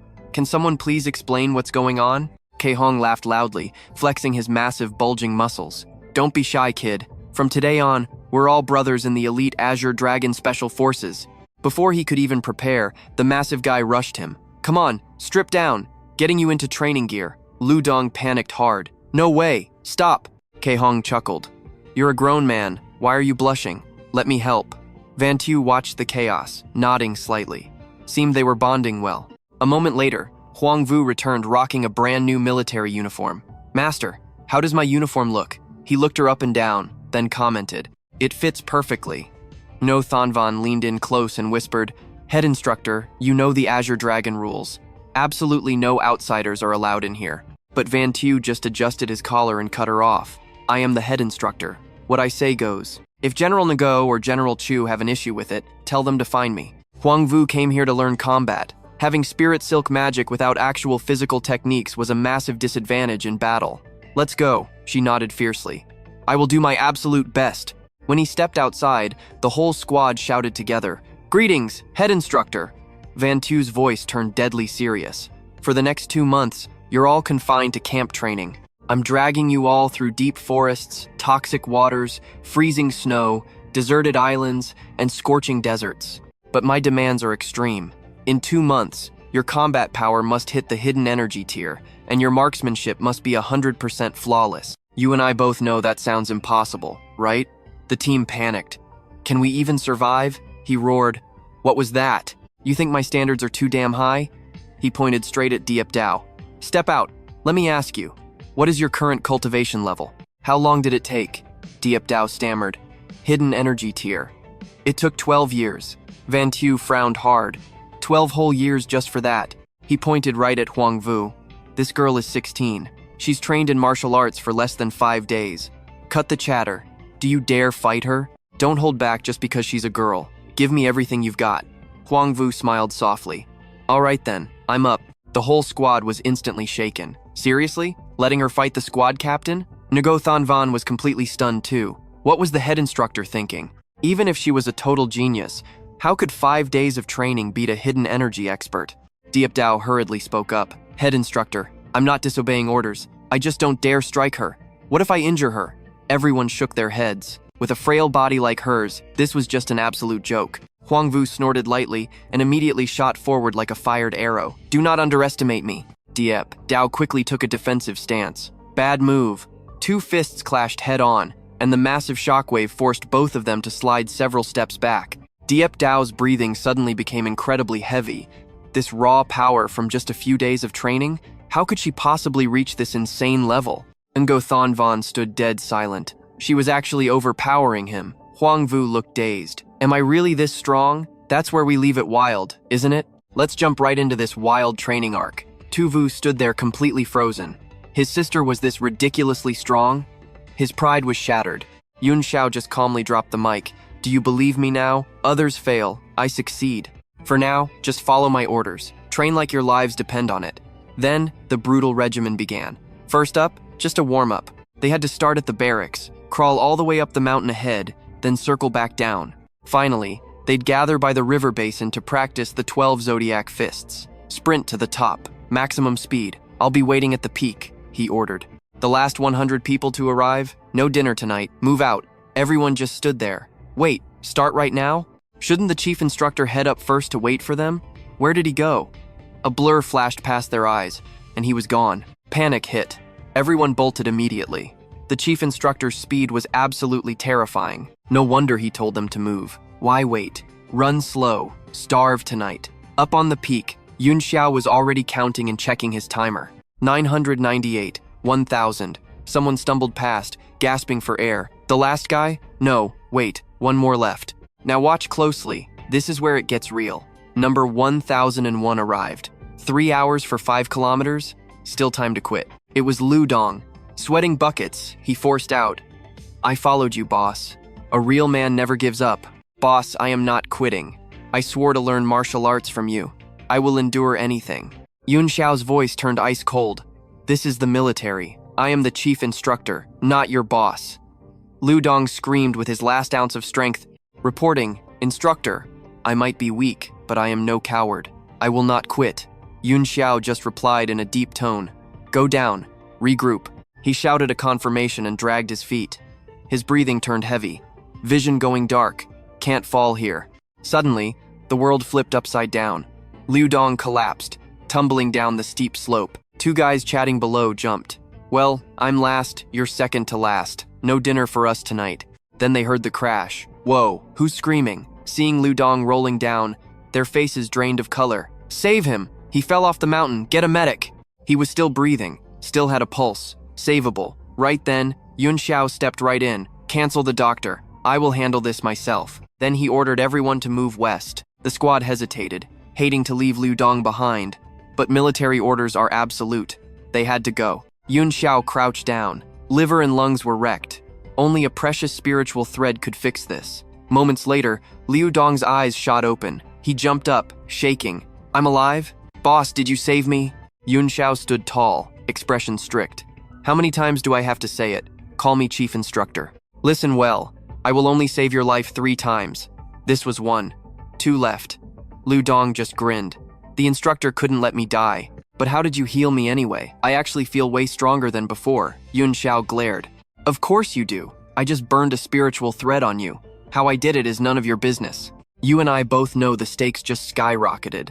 I am only picking the top 300 for the Azure Dragon squad. Earning that spot is entirely on you. Dropping that bomb, Yunxiao turned his back. Catch up with the main unit before sunset. Otherwise, get ready to sleep in the woods alone. Oh, and this place is packed with wolves, wild boars, leopards, venomous snakes, and yeah, zombie ghosts. Lu Dong froze in pure horror. What kind of insane list was that? Since when are ghosts animals? Night fell. Yunxiao stood in front of his exhausted troops to lay down the law. This is a stealth march. Fire exposes us. So, 0 fires tonight. The United States forces have been making weird moves lately. Stay absolutely alert. The squad instantly deflated. Total nightmare. They were definitely starving tonight. A chorus of growling stomachs echoed through the camp. Lu Dong was no exception. He was clutching his empty gut when a massive hand suddenly slapped his shoulder. Little bro, survival skills are everything out here. Rations run out. Come on, let me show you how to hunt. The offer was way too good to pass up. Lu Dong agreed instantly. After chatting, he learned the big guy was Tu Vu. Following Tu Vu into the dark woods, he expected some juicy, wild game. Instead, Tu Vu pulled out something that made his soul leave his body.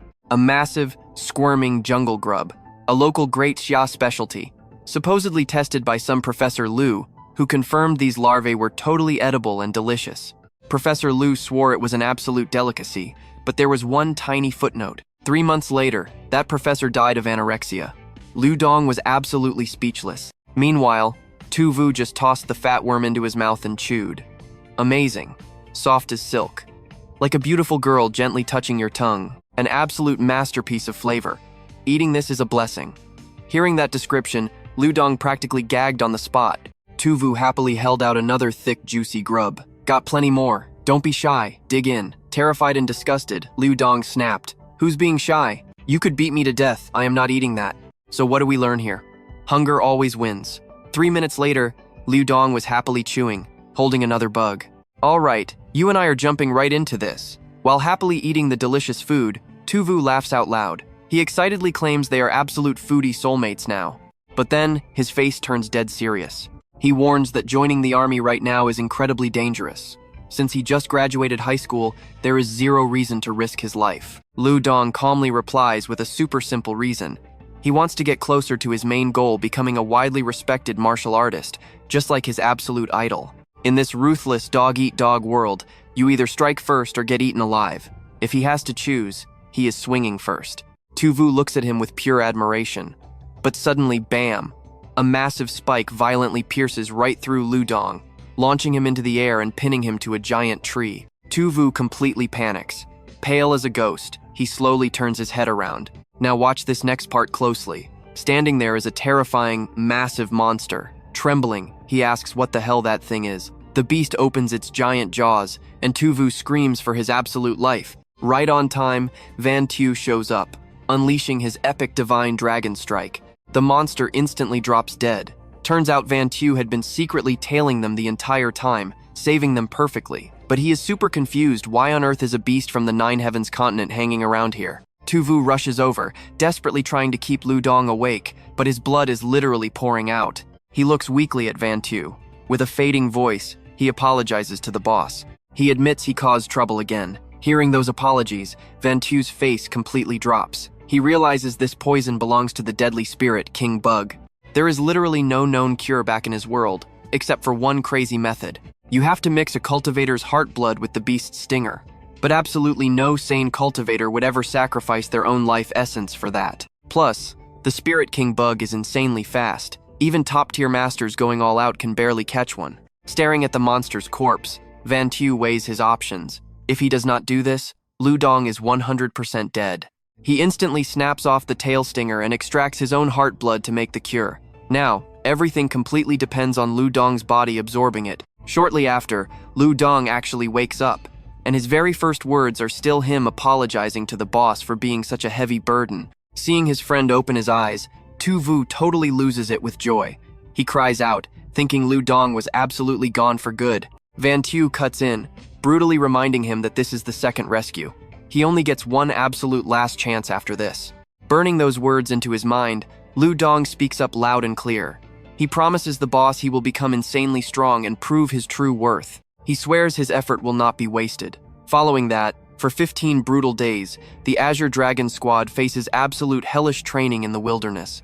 Out of 1,001 recruits, nearly half get eliminated, leaving just 503. On day 16, they hit the icy water source zone. Standing before the battered squad, Van Tu announces he is actually pretty satisfied with the surviving numbers. But the real nightmare is just beginning.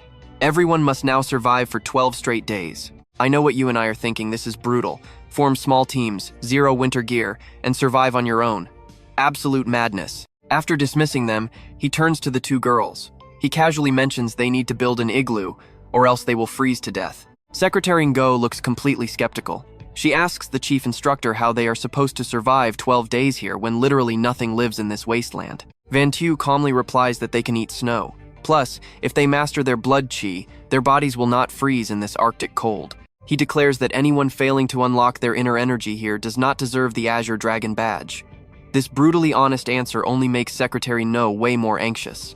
The enemy Empire forces are growing insanely strong, yet Van Tu just keeps eliminating their own manpower. Pitting a few hundred guys against millions of enemy troops? That is literally like throwing eggs at rocks.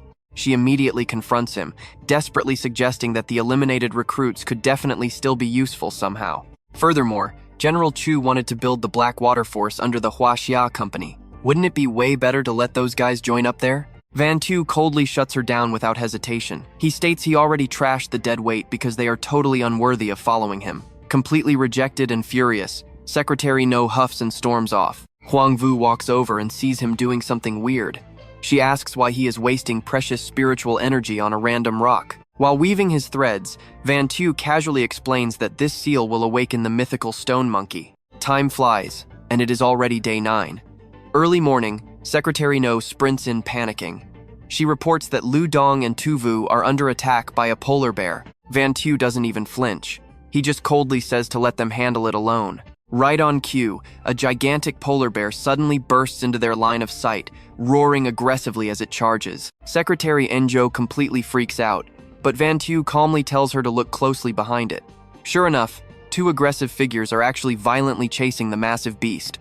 The giant bear looks like it literally wants to cry from sheer panic. It stands zero chance against Lu Dong and Tu Vu. Watching this ridiculous scene unfold, Van Tu sarcastically asks if this is what she calls a polar bear attack. So what do you and I make of this crazy glow-up?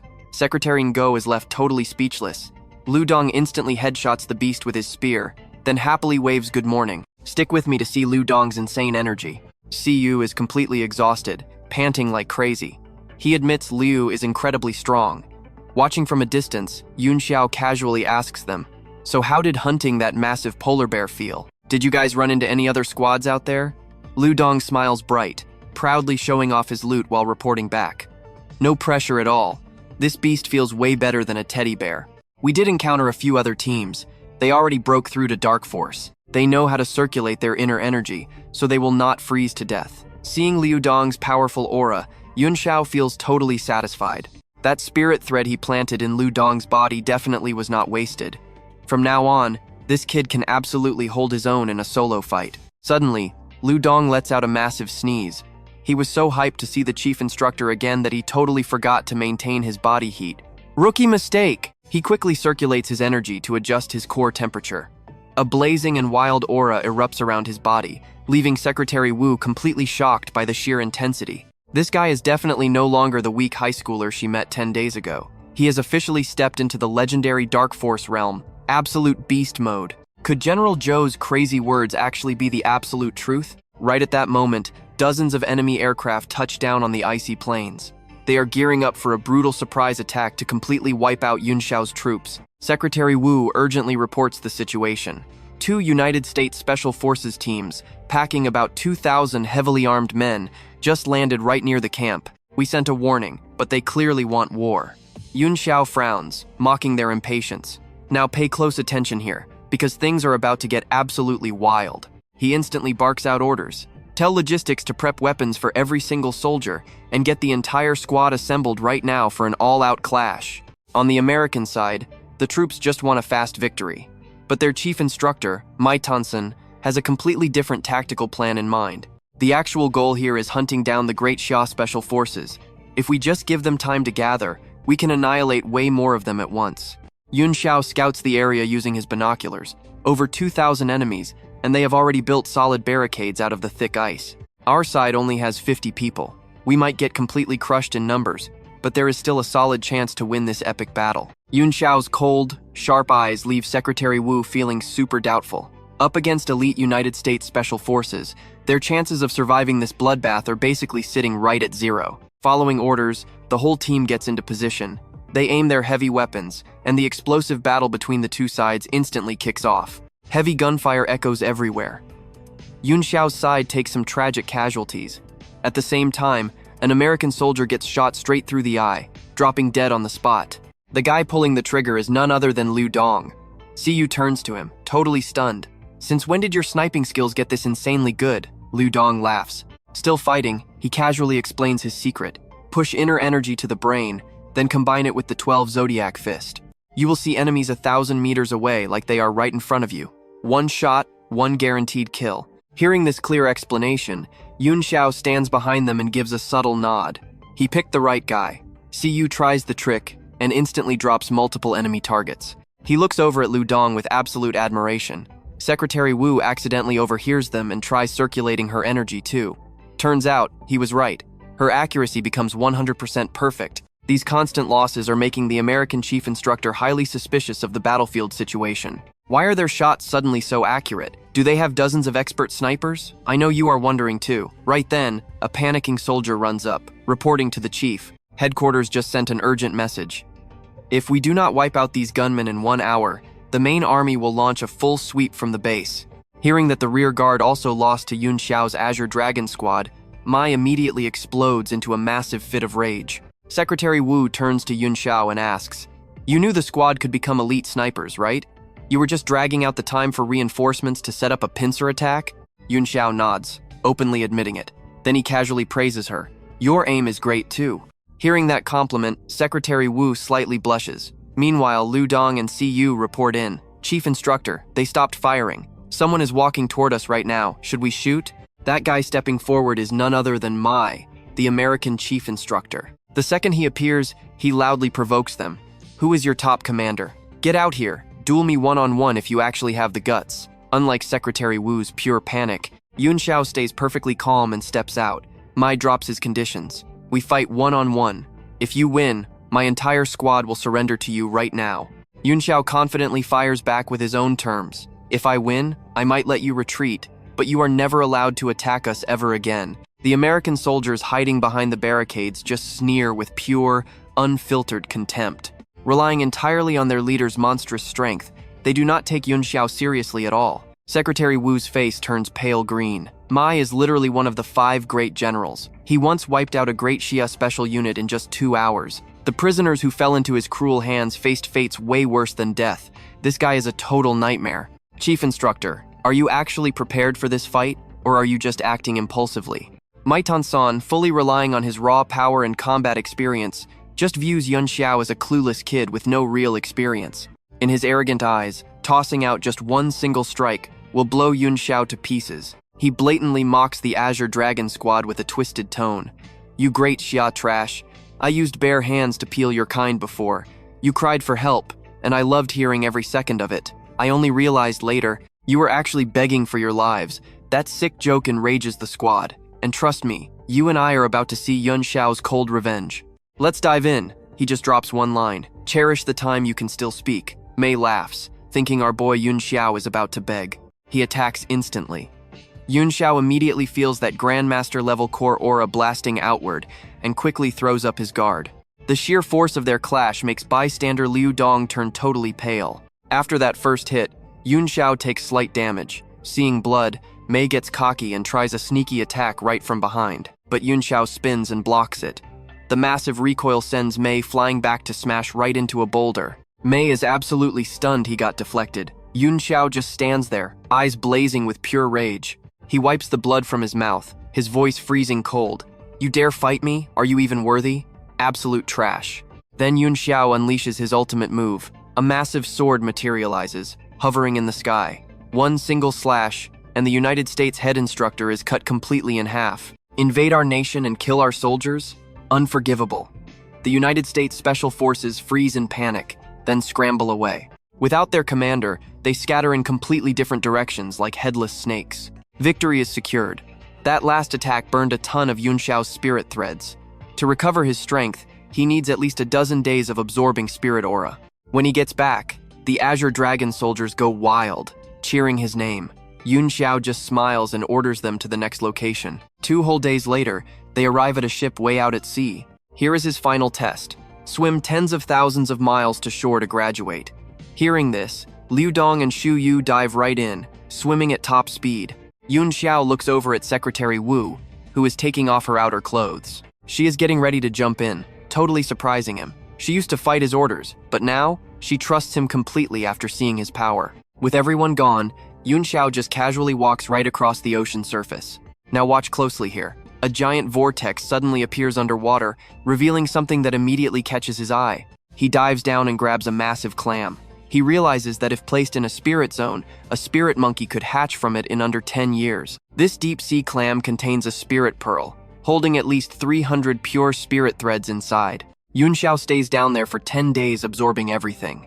With 800 threads now in his body, he is right on the edge of the Spirit Master tier. He leaves the monkey at the bottom of the ocean to absorb all that natural energy and grow stronger. Then Yunxiao bursts out of the sea, gliding back to land. 4 hours later, the team is fully assembled.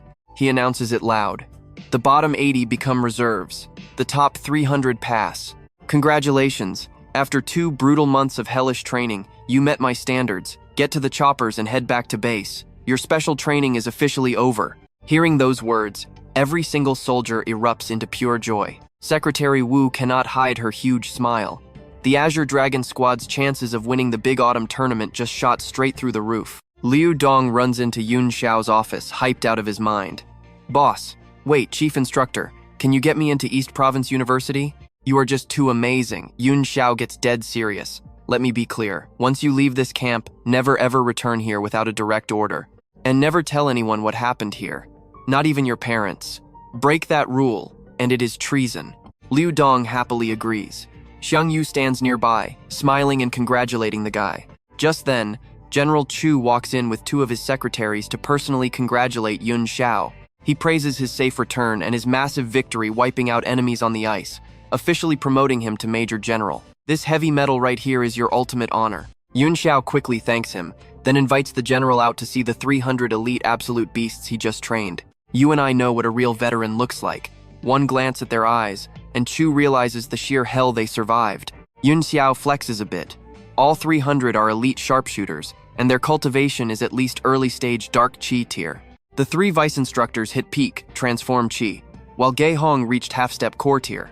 10 captains started at basic dark Qi, but now 4 hit mid-transform Qi, and 6 reached early transform. Hearing all those insane stats, General Chu is totally speechless. Yunxiao keeps going. Whoever killed a shark, step forward. The entire squad steps up in perfect unison. Chu physically gasps. Then Yunxiao says, whoever killed a polar bear, step forward. Another whole row steps out. General Chu's jaw drops so hard his secretary literally has to catch it. Tearing up with pride, he instantly makes Yunxiao a brand new offer. Sitting on the flight back, Yunxiao thinks over that crazy request to visit Luo Nation. Dan Sha is an insanely powerful cultivator running a massive underground faction. The country cannot handle him alone, so they need Yunxiao's help. And that is where we leave it. In exchange, Yunxiao gets total control of the United States Blackwater Company. Alright, stick with me, because Yunxiao actually doesn't care about money or power. But owning a massive global company? That speeds up his cultivation, letting him achieve what he failed to do in his past life. So he accepts the deal. While he is thinking, a receptionist brings over a phone. Someone wants to speak with him. Feeling a little suspicious, he picks up the receiver, only to hear a young girl's incredibly weak voice on the line. Baili Yunxiao, things are looking completely bad. Ye Guangchen teamed up with the Guo family to attack my dad and grandpa. I don't even know if they're alive. The Ye family is stolen, please help me. Hearing this desperate plea, Yunxiao instantly realizes his own parents might be in danger and agrees immediately. He hands the phone back, drops some quick orders, and shoots an encrypted message to Wu Qingyun. The Ye and Guo families are plotting something deadly over in Haitian. The situation is absolutely critical. He has 2 major targets that need to be dealt with fast before they cause more chaos. Without wasting a second, he leaves. To anyone daring to threaten his family, Yunxiao will show absolutely zero mercy. His mind calculates rapidly. The artifact Wukong's birth has around 200 spiritual threads. Added to his own 830, he can finally break through to Spirit Master tier. Two girls nearby are staring unblinking at Yunxiao.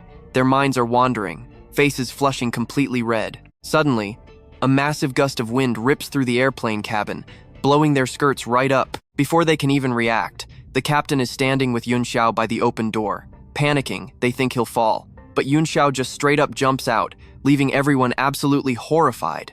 The captain just says coldly, "Don't ask what you shouldn't." Down on the sea, strangers have fished out Wukong's birth. They're celebrating, thinking it'll help their master hit the late Dan energy stage, when suddenly someone appears. Now watch closely. Yunxiao literally floats mid-air, coldly demanding they hand over Wukong's birth immediately. The clueless boat crew just sneers at him, raising their guns to threaten him. But in a single flash, they are all completely taken down. Seeing him project his inner chi outward, they finally realize he is a legendary Dan energy grandmaster. Terrified, they back away, but he unleashes another strike, blowing the entire ship to pieces and successfully snatching back Wukong's birth. Right then, a dropped phone rings. Yunxiao casually picks it up. "Are you the guy named Dansha? Trying to steal Wukong's birth?" The other side chuckles. "A great Xia person talking to me means my disciple got totally defeated. I will give you one chance. Hand over Wukong's birth to me, and I will let this go." Yunxiao immediately demands $100 billion instead. Meanwhile, Dansha is hugging a girl, literally stepping on another woman's back. Both are begging nonstop. The girl cries for her mother's life, while the woman pleads desperately for her young daughter. Mother and daughter hug in pure despair. Annoyed by the noise, Dansha gets furious, violently kicking the woman beneath him. The terrified girl covers her mouth tightly, too scared to cry. He coldly says leaving her mother a whole corpse is a huge favor, even threatening to feed her father to wild insects. I know what you're thinking. The guy is pure evil. Dansha actually threatens Yunxiao. "Hand over the artifact or your parents suffer." Yunxiao replies with ice in his voice. "Dansha, if you touch my parents, I'll make your life absolute hell." Dansha just laughs, hanging up. Gripping the phone tightly, Yunxiao's eyes overflow with deadly intent. "Dansha, you truly don't deserve to live." He instantly heads home, deciding he must stay close to protect his parents. But right after he leaves, a masked girl arrives, searching for Wukong's birth. Meanwhile, Dansha sends his own men to track down Baili Yunxiao, preparing a deadly gift for his family. Wukong's birth is essential to his grand domination plan. Anyone standing in his way simply has to die. Looking at the crying mother and daughter annoys him, so Dansha orders the girl's tongue cut. Wide-eyed, she instantly faints. Back with Yunxiao, upon returning, he immediately starts setting up a massive formation to protect the house. With the grand formation active, any cultivator below the Dan energy tier breaking in gets instantly destroyed. He remembers nearly dying back then. His mom stayed by his side day and night, crying endlessly when she heard he was crippled. The whole world mocked him as useless, but his dad always stepped up, shielding him from total harm. Not just that, his parents totally spoiled him. If he wanted a trending novel, his dad would happily stand in line for 2 entire hours. Yunxiao silently swears he will absolutely protect them this time. They quietly kept him safe in the past, and now it is his turn to step up. Lost in his feelings, his parents suddenly show up, knocking his head playfully while teasing. "Yunxiao, why draw a duck here? You don't get it. That's abstract art. Our boy is basically a modern-day Picasso, you know." Yunxiao stands up and explains, "This is actually a military formation I learned, specifically used to protect you two." After that, he heads to his room. His parents stay caring as always. "Come eat if you're hungry, and use a blanket. That's where we leave it for now." In his room, Yunxiao pulls out the artifact and starts absorbing. "Stick with me here. You are about to watch an insane power-up." With his current strength, fighting late-stage enemies is still tough, so he needs to break through fast. If he absorbs the Divine Stone's spiritual threads tonight, he can reach the Spirit Master tier. But first, he needs to pick the perfect foundation building technique. Earth's cultivation resources absolutely cannot compare to the Cloud Heaven continent, but the Brahma art can perfectly resonate with his energy. This technique does not just absorb spiritual energy from heaven and earth. It actually draws earth fire to temper the body, a legendary skill that once founded entire sects.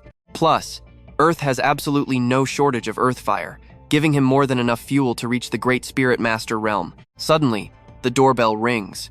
His mom says it is just a delivery, but by early the next morning, Yunxiao has not only broken through to Spirit Master, He has completely mastered the true Samadhi fire of the Brahma art. With this massive power upgrade, even a top-tier grandmaster would struggle against him. It truly lives up to its name as the strongest fire technique on the Nine Heavens continent, granting wild results in just a single night. He looks down and realizes the divine stone is totally gone.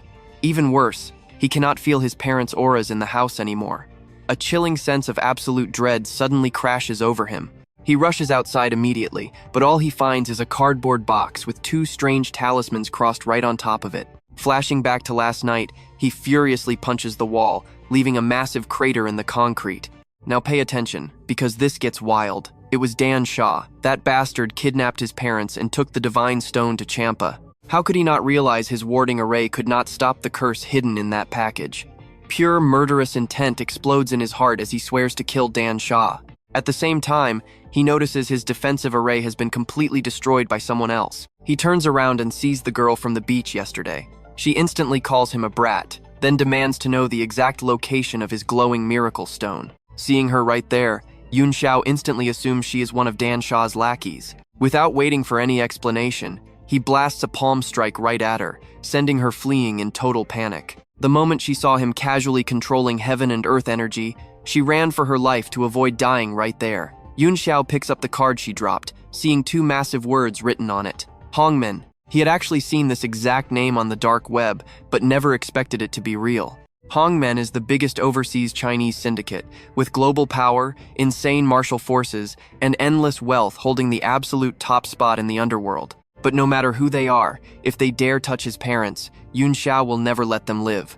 He immediately makes a call, deploying 500 Azure Dragon squad members to his dad's security firm, then leads them straight to the airport, heading directly for Champa. He also shoots a message to General Chu. Dan Shaw is going to be erased from this world. Remember to keep your promise. Over in Champa, Dan Shaw is feeling incredibly smug about his massive prize, until he suddenly realizes all the energy inside the divine stone has completely vanished. Furious, he kicks Yunxiao's dad across the room, then grabs his mom by the hair, ready to snap her neck, but stops when he realizes they are still useful. He immediately orders his thugs to set up an ambush at the airport. He leaves a message. If the kid wants his mom alive, bring the energy and enter the Champa boxing tournament in 2 days. Two goons instantly take off to deliver the threat. You feel that tension building up, right? His army just touched down at the Champa airport. He tells Gui Hong to secure bunks for the 500 members, ordering them to hold position. But the second he finishes speaking, Dan Shaw's two lackeys suddenly show up. They are dragging his dad along as a hostage, while the blonde one starts spewing insults. The boss was right. Catch this old dog and the brat will definitely show up.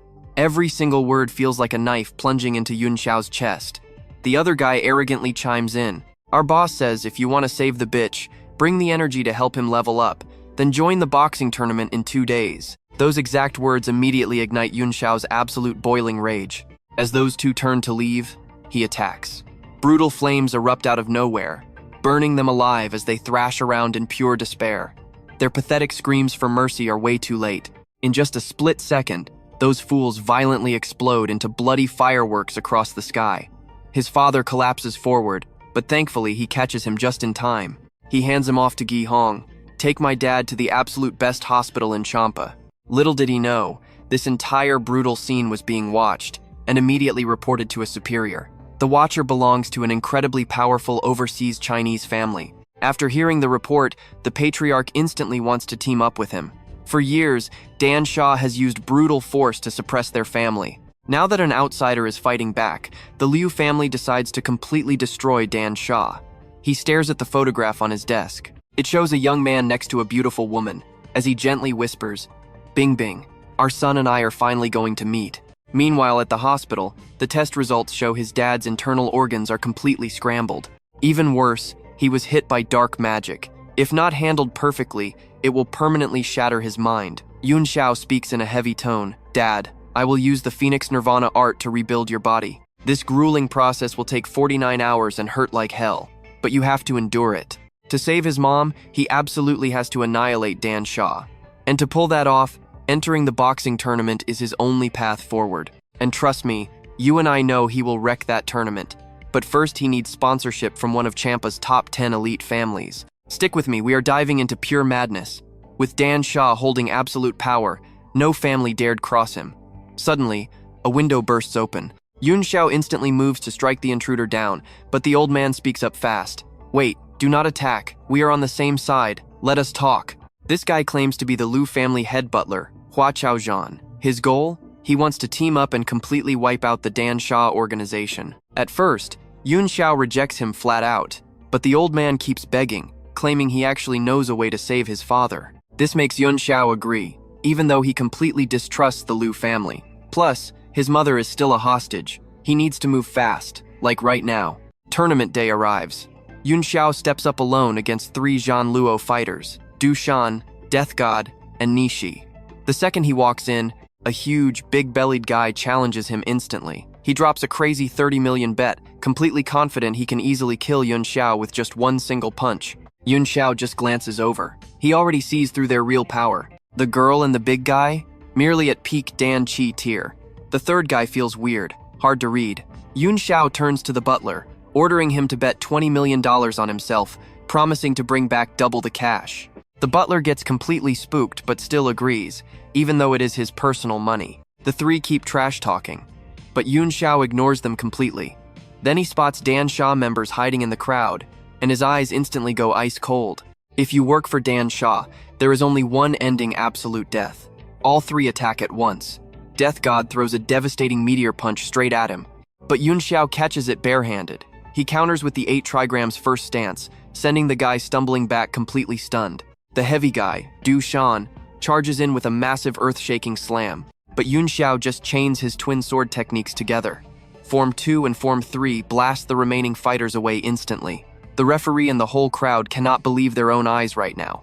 Young Master Du bet $60 million on this exact fight. He is just chilling, sipping wine, waiting to collect his promised winnings from Uncle Yang. Now watch closely. Things get crazy. A gunshot rings out, targeting Yunxiao. Because he looked way too overpowered and ruined their bets, someone hired an elite sniper to kill him. But the bullet misses. Insane aura erupts from Yunxiao's body. He is literally holding the fired sniper bullet in his bare hand. This terrifying display of power turns the mocking audience into complete and absolute terrified silence. Multiple powerful families start scheming to steal his massive energy for themselves. Suddenly, Death God charges forward to attack him once again. Yunxiao realizes something is off. Earlier, this guy was only half-step Dan Chi, but now, he suddenly skyrocketed straight to early peak. Dan Chi tier! Before he can even think, the enemy speaks. Baili Yunxiao, we finally meet. Just from that single sentence, Yunxiao instantly knows exactly who this is. It is Dan Sha himself. If the fighters in the arena had managed to kill him, he never would have shown his face. Yunxiao furiously demands to know where his mother is. Dan Sha coldly replies that he is using her as a literal footstool. Then he drops his ultimatum. Yunxiao has exactly 1 hour to bring his power alone to Shadow Island in the West Sea. He will be waiting. You and I both know this is an absolute trap to secretly steal Yunxiao's energy. Right before leaving, Dan Sha even drops a massive $5 million bounty on Yunxiao's head. Everyone knows Yunxiao is a monster, but that kind of cash makes people risk their lives. Dan Sha fades away. Meanwhile, countless greedy thugs with blades surround Yunxiao, ready to jump him all at once. Without hesitating, Yunxiao calls the Azure Dragon Guards for backup. Then he leaps straight through the roof, rushing toward the meetup spot at top speed. Right after that, a heavily armed squad in black gear shows up, pointing guns directly at the Zhan Luo group. The Liu family butler also gets orders from his boss. They need to surround Shadow Island, ambush Dan Sha, and secretly observe Baili Yunxiao's mysterious power level during the whole fight. Yunxiao is literally surfing across the ocean's surface at lightning speed. He only has one single thought right now: saving his mom. But obstacles keep appearing. The Hong sect blocks his path.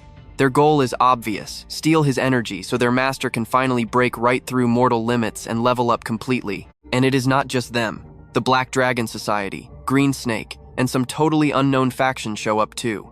These 4 join forces to set up the god-devouring formation to ambush him. Looking at the magical array glowing beneath him, Yunxiao's expression does not change at all. This formation could totally threaten a spirit master, but he just smirks coldly. Do you really think a pathetic array like this can actually hold me down right now?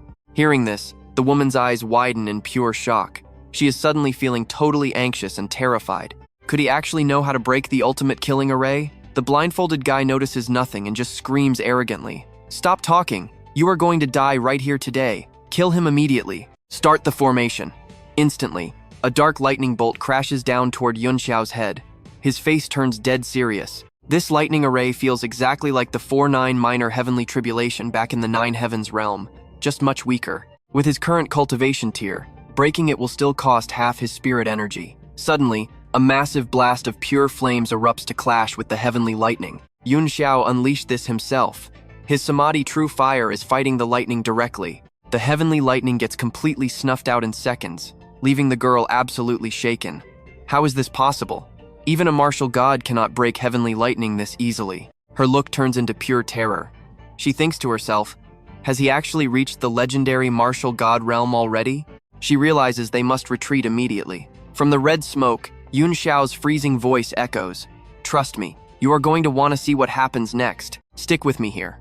You are about to watch one furious guy burn his enemies alive for blocking his rescue mission." With a flick of his wrist, he channels his spiritual energy and blasts 2 massive lightning bolts. Agonizing screams echo instantly. That bald guy completely panics, turning around and sprinting for his life, screaming that Yunxiao is an absolute monster. But before he can even blink, Yunxiao locks onto him and drops a devastating strike with 2 cold words trying to run. Meanwhile, the Shui family woman senses the danger.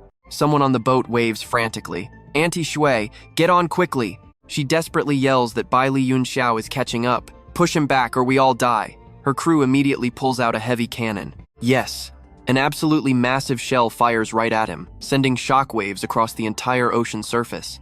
Through the thick smoke, Yunxiao quickly calculates. That is anti-armor artillery. If he keeps chasing them right now, it will be an all-out bloodbath.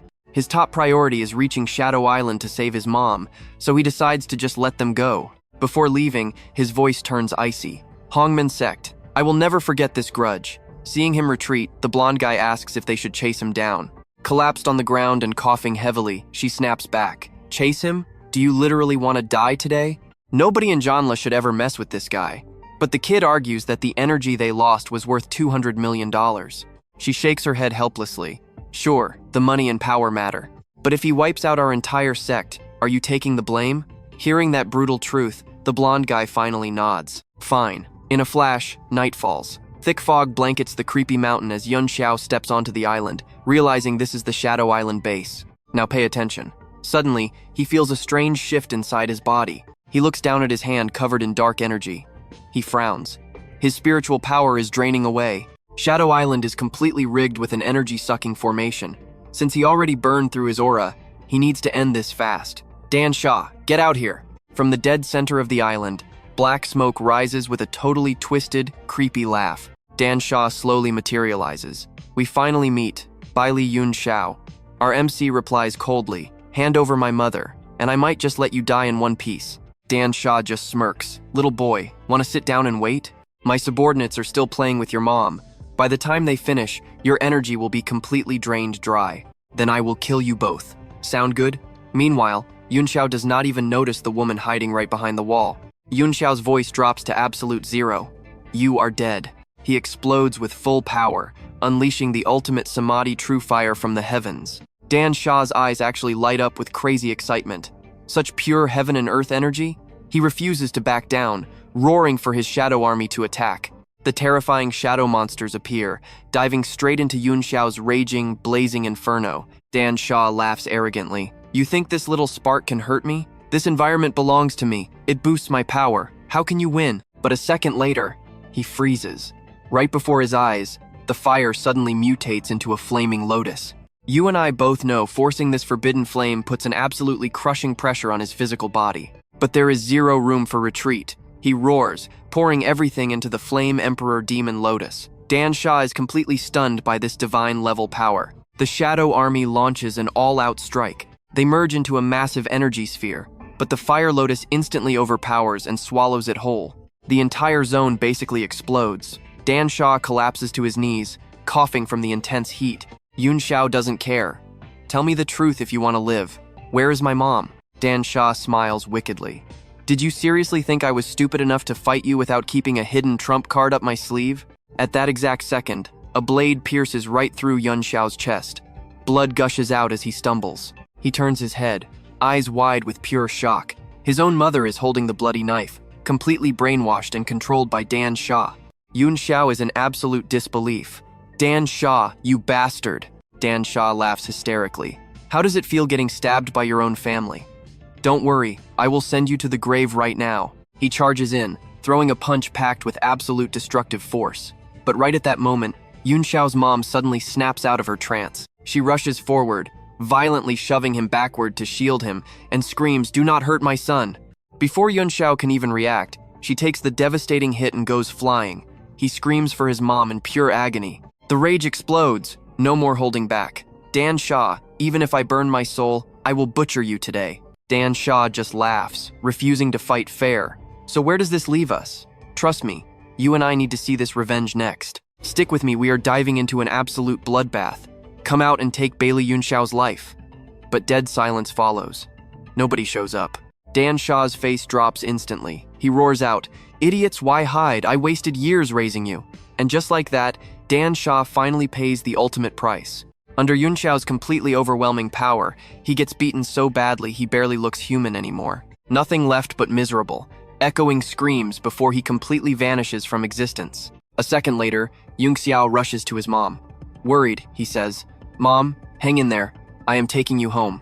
Right then, a voice cuts in. "Rough work, little friend Baili. Thanks for your help taking down Dan Shaw. Those hunting dogs he set up to ambush you, we handled them all. Consider it a greeting gift." Yunxiao absolutely does not care about any of that right now. He just urgently says, "Stop talking and get my mom to a hospital." But Liu Xing has his own shady plans. With Dan dead, the Liu family can finally dominate all of Zhanla.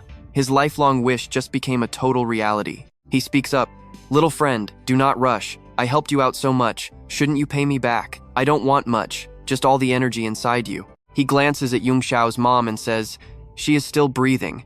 After we are done, I will take good care of her.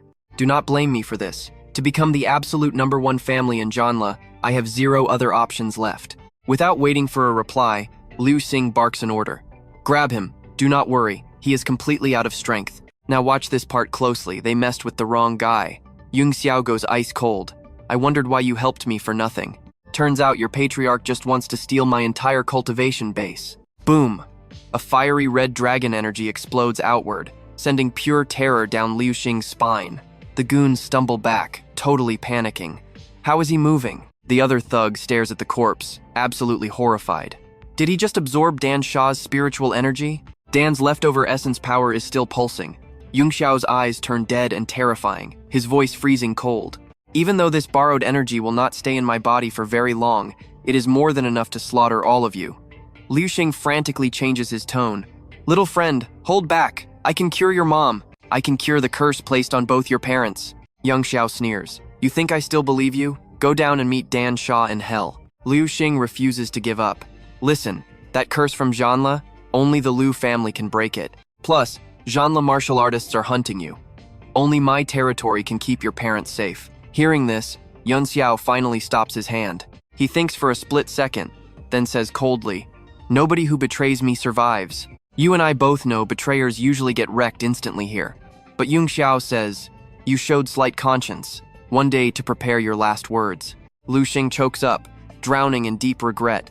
Quickly, they arrive at the Liu estate for treatment. An old doctor says, "This curse is tough, but easy for me. Give me 3 hours." Yunxiao watches the situation, seeing his parents are temporarily out of danger. He calls back his Wukong projection, and his raging heart finally starts to settle down. He finally speaks up. "It is time." Liu Xing trembles violently. "Little friend, before I die, just one final wish. Can I call my family? I have not been home for 17 years. Hearing this sad plea, Yunxiao holds his strike and just says, "Fine." Trembling, Liu Xing grabs his phone. One familiar name flashes in his mind, Bingbing. After over a decade, he still remembers her exact number. He hesitates for a long time before finally hitting call. The line rings and connects. A woman's voice comes through. "Hello? Who is this?" Liu Xing rushes to speak. "Bingbing, it is me, Liu Xing.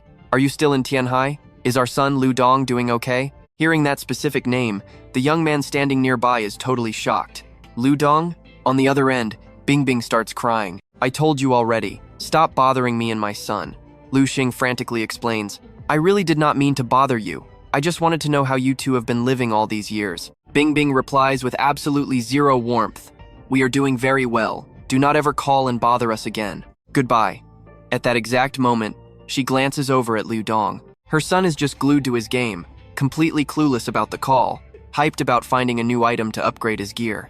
Getting the closure he wanted, Liu Xing hangs up. He turns back to Yunxiao. Little friend, do it. I have absolutely zero regrets left. Yunxiao suddenly pieces the whole story together. He cannot believe the guy trying to use him is actually Liu Dong's dad. No wonder his friend never mentioned a father. Yunxiao coughs awkwardly. Ahem. Well, no need to rush to your death just yet. You just called them. They are still in Great Xia. Why not go back and live with them? Liu Xing sighs heavily. I never told anyone, but since I am about to die, I will tell you. Back in the Black Tianhai gang days, I met my wife, Bingbing. We ended up having a child together. Born in the freezing cold winter, so we named him Liu Dong. Someone leaked our secret address. Vicious enemies came looking for bloody revenge against the gang, and tragically, they left a permanent, lifelong scar on my own son. After that, Bingbing furiously kicked me out. Wild how small this world is, right? Liu Dong needed his nose fixed. Brokenhearted, Bingbing said some truly harsh things. Stick with me here. We start with a heavy flashback. Liu Xing, you lied for a year. Why join the underworld? You can't even protect Liu Dong. Heavily injured, Liu Xing begged her to listen. Bingbing, let me explain. But she cut him off cold. Shut up. I do not have a husband anymore. And that exact moment is how he lost his eye. He kept talking. I went to Siam, swearing I would build enough absolute power to rival an entire nation. I wanted to prove to Bingbing I could protect our family. But reality hit hard. I failed. Completely and totally failed.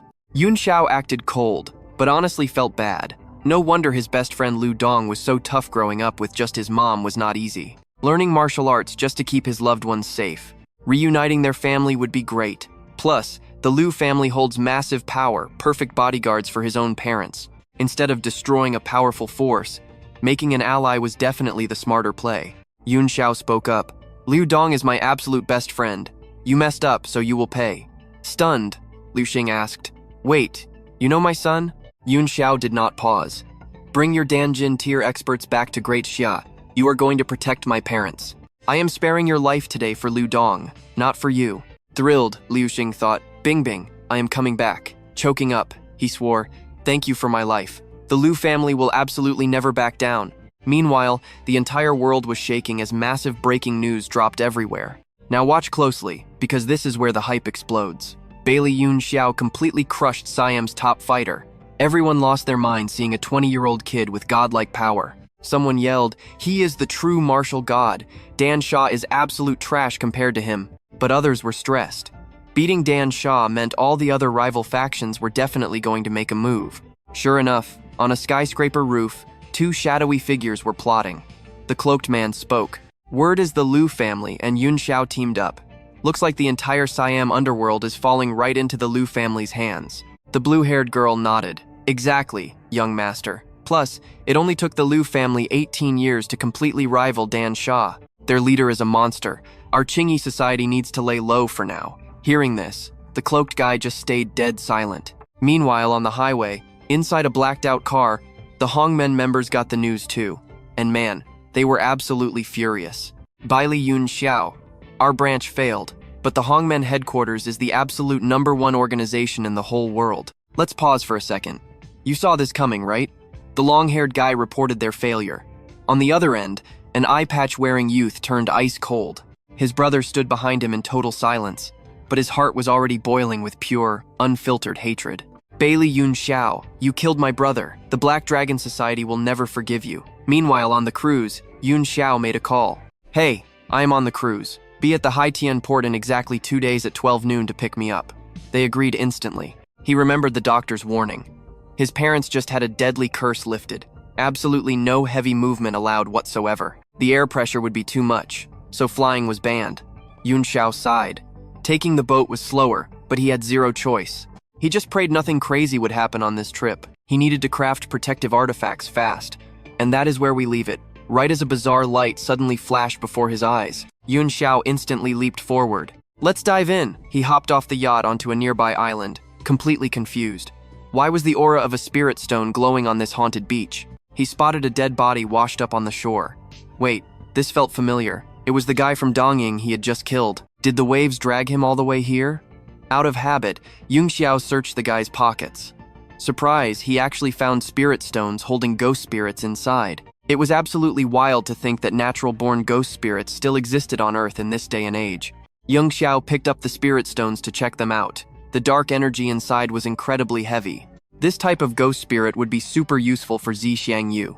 He decided to give them to her next time, just to see how her cultivation was going. But wait, this guy had 5 spirit stones on him. Looked like a trip to Dongying was definitely happening soon. Fast forward 2 days later, 2 people were already waiting at the Tianhai port. General Chu spotted him and immediately called out, "Major General Baili Yunxiao, you have finally returned." Yunxiao walked over, bringing his parents and Lu Xing right along with him. "General Chu, I almost died on this trip to Zhanluo. Because of that, I need full control over the Blackwater Company of Great Xia." General Chu just smiled. "Kid, you caused a massive earthquake over in Zhanluo, and now people are treating you like an absolute martial god. That security company was basically yours to begin with." Yunxiao then turned to Lu Xing. "Uncle Lu, I need to discuss some business with General Chu." Lu Xing totally understood. "I get it. I will take your parents and head out first so I do not bother you two." General Chu continued asking, "Major General Baili, have you thought of a name for that security company yet?" Yunxiao replied instantly, "Lingxiao Security." General Chu nodded. "Great name. With you as the advisor, I will get it sorted out immediately. So, what are your plans after this? Are you heading straight to Dongzhou University now? Now pay attention. This is where his mindset shifts." Yunxiao calmly said, "No rush. This Zhanluo trip made me realize something. When danger hits, even having a few grandmasters around isn't enough to keep my mom safe. Because of that, I need to make a quick trip to Emerald City first." Right then, a voice rang out. "Young master." A dark-haired girl was waiting by the car. "Young master, I am here to pick you up for Emerald City." The assistant next to them stared at her. "Major General Baili, isn't she from the Ye family?" Yunxiao simply replied, "Yeah, she used to be. But I found out the Guo family head was abusing his power. I punished him on behalf of the nation, and after that, she decided to follow me." The assistant nodded, finally understanding. "Oh, so that is how it is." General Chu stood nearby and laughed out loud. "Major General Baili, you really go all out for Great Xia. I wonder if my granddaughter, Chu Ruotong, could learn a few self-defense moves from you later." Yunxiao replied easily. "If General Chu trusts me, I definitely will not refuse. However, right now I really need to head to Emerald City. Thank you both for coming out to pick me up personally." The two of them stood there, watching the car drive off. General Chu spoke slowly. "He truly is a young hero. The Azure Dragon Squad can rest easy now, and my wish is finally fulfilled." The assistant firmly nodded. "He really is." Inside the car, Yunxiao picked up his phone. "Boss Kim, I am heading to Emerald City right now. Do me a favor and prep some top-tier premium gems for me." Deep down, he was really hoping these gems would be enough to craft some powerful protective artifacts. Before hanging up, he added, "I need to enroll at Dongzhou University soon, so I need a place to stay. Find me a house near the campus, and it absolutely has to be huge." The orange-haired girl sitting next to him heard this and chimed in. "But young master, the Yi family has been struggling financially lately. Houses around Dongzhou University are super expensive. Could we maybe pick a slightly smaller one?" Yunxiao replied bluntly. "Who said you were the one paying?" He recalled his massive investment from before and quickly said, "Little friend, check the accounts again. That $300 million from the underground casino was actually a gift given by the Liu family." Then he continued, "Is 1 million enough? I will transfer it first. If it is not, just let me know. A few people will stay there, so a small house will not work." "I know what you are thinking, this guy is rich." The orange-haired girl was totally stunned. 1 million? He used to just be a high schooler. He was definitely not normal. Yunxiao totally ignored her shocked reaction and just kept giving orders. "Also, one more thing. I am giving you 2 phone numbers. Shu Tianyu from the Shu family and Shu Ruotong from the Chu family. Once you buy the house, call them to wait for me there." The girl nodded and timidly asked, "Young master, I also study at Dongzhou University. Could I live there too?" Yunxiao was a bit surprised by this. "Huh? Sure, whatever. If you have decided to follow me, then you can stay, but you have to handle my daily chores, like washing clothes, cooking meals, and cleaning up." Hearing that, the orange-haired girl got a little embarrassed, but in the end, she bowed her head and replied, "Understood. Thank you, young master." Noticing that her expression looked a little weird, Yunxiao raised an eyebrow and asked, Why is your face so red? She softly replied, It is nothing. A little while later, Chen Yan stood in the room and happily announced, Old Kim, Mr. Baili has arrived. Inside the Emerald City office, Boss Kim eagerly welcomed him in. Little brother Baili, you made it. The jade quality this time is absolutely fantastic. Please take a look. Yunxiao walked over, inspected them closely, and said, The quality is not bad. I can definitely use these. Tell me, Boss Kim, have you ever heard of protective artifacts? Boss Kim immediately nodded. Of course I have. Those are literal lifesavers. Every single piece is worth hundreds of millions of dollars. For businessmen like us, keeping our lives safe is way more important than just making money. But they are crazy rare. Only an ultimate master can craft one. Now watch this. While Kim was still talking, Yunxiao quietly channeled his spirit energy, refining a gem right in front of him. Stick with me here. Boss Kim is totally clueless and whining. He whines about wanting to craft a masterpiece for years, but never getting the chance. Yunxiao just holds up the jade he literally just finished making and asks, Boss Kim, take a look. Is this a protective artifact? Boss Kim takes one look and completely freezes. That color, that glow, it is a legit protective artifact. But wait, just a second ago, it was a totally normal gemstone. Yunxiao just shrugs coolly. Yep, I just crafted it from your gems. Boss Kim is absolutely shell-shocked. Before his brain even fully processes it, he instantly flips his attitude and scrambles to pour some tea. Brother Baili, you must be thirsty, right? Can we make a deal for this artifact right here? Yunxiao literally laughs out loud. You changed your tune fast. No need to be polite. This was meant for you anyway. He drops the artifact right into Boss Kim's hands, leaving the guy stunned for a few seconds. Yunxiao then adds that he will just take the gemstones on the table as a trade. Boss Kim instantly nods like crazy. Not a problem at all. Thank you so much. Meanwhile, Chen Yan quickly snaps a picture of this hilarious moment and secretly posts it online with a wild caption. Boss Kim of Emerald Pavilion falls madly in love with a rock. Check the photo below. She hits post immediately. Boss Kim panics and yells, Hey, can you not post weird stuff like that on the internet? Chen Yan turns around and scoffs. Old Kim, Mr. Baili is seriously powerful. You really do not need to get so worked up. Otherwise, you are going to embarrass yourself at the treasure exchange tonight. Hearing this, Yunxiao gets curious. What exactly is a treasure exchange? Now pay attention. This is where things get interesting. Chen Yan explains it is a private gathering hosted by her aunt's family, filled with rare treasures. Yunxiao is instantly intrigued. Right now, his crafted artifact can only protect one person because of limited materials. But with better stuff, he could protect his parents too. He rubs his chin with a grin. There must be some top-tier gems there then. Chen Yan nods. Exactly, and you can totally come with me. I remember you asking me to find premium gems. The items traded this time are insanely valuable, and there will even be masters who know real magic. Yunxiao is slightly surprised. Magic masters during the Dharma Decline Age? There are actually still cultivators around? Now that is interesting. At the exact same time, he casually turns the rest of the normal jades into protective artifacts. Chen Yan reminds him of the rules. To join, you absolutely need an item to trade. Yunxiao is already prepared and replies, Miss Chen, no need to worry. He tosses a jade into the air and catches it. He smirks. A custom-made protective artifact should definitely be enough to grab their attention. So when are we leaving? Cut to the Zhu family courtyard, where a middle-aged woman steps out to welcome Baili Yunxiao and Chen Yan.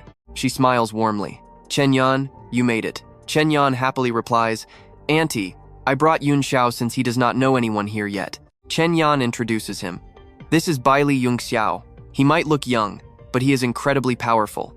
Yunxiao, this is my real aunt, Yu Biqing, who is currently cultivating at Mount Ma. Yunxiao nods. Nice to meet you, Madam Yu. But right then, he notices something completely off about this woman. A subtle flash of green light. From Yunxiao's experience, this aura is not spiritual energy, and it definitely is not normal inner strength. You saw that too, right?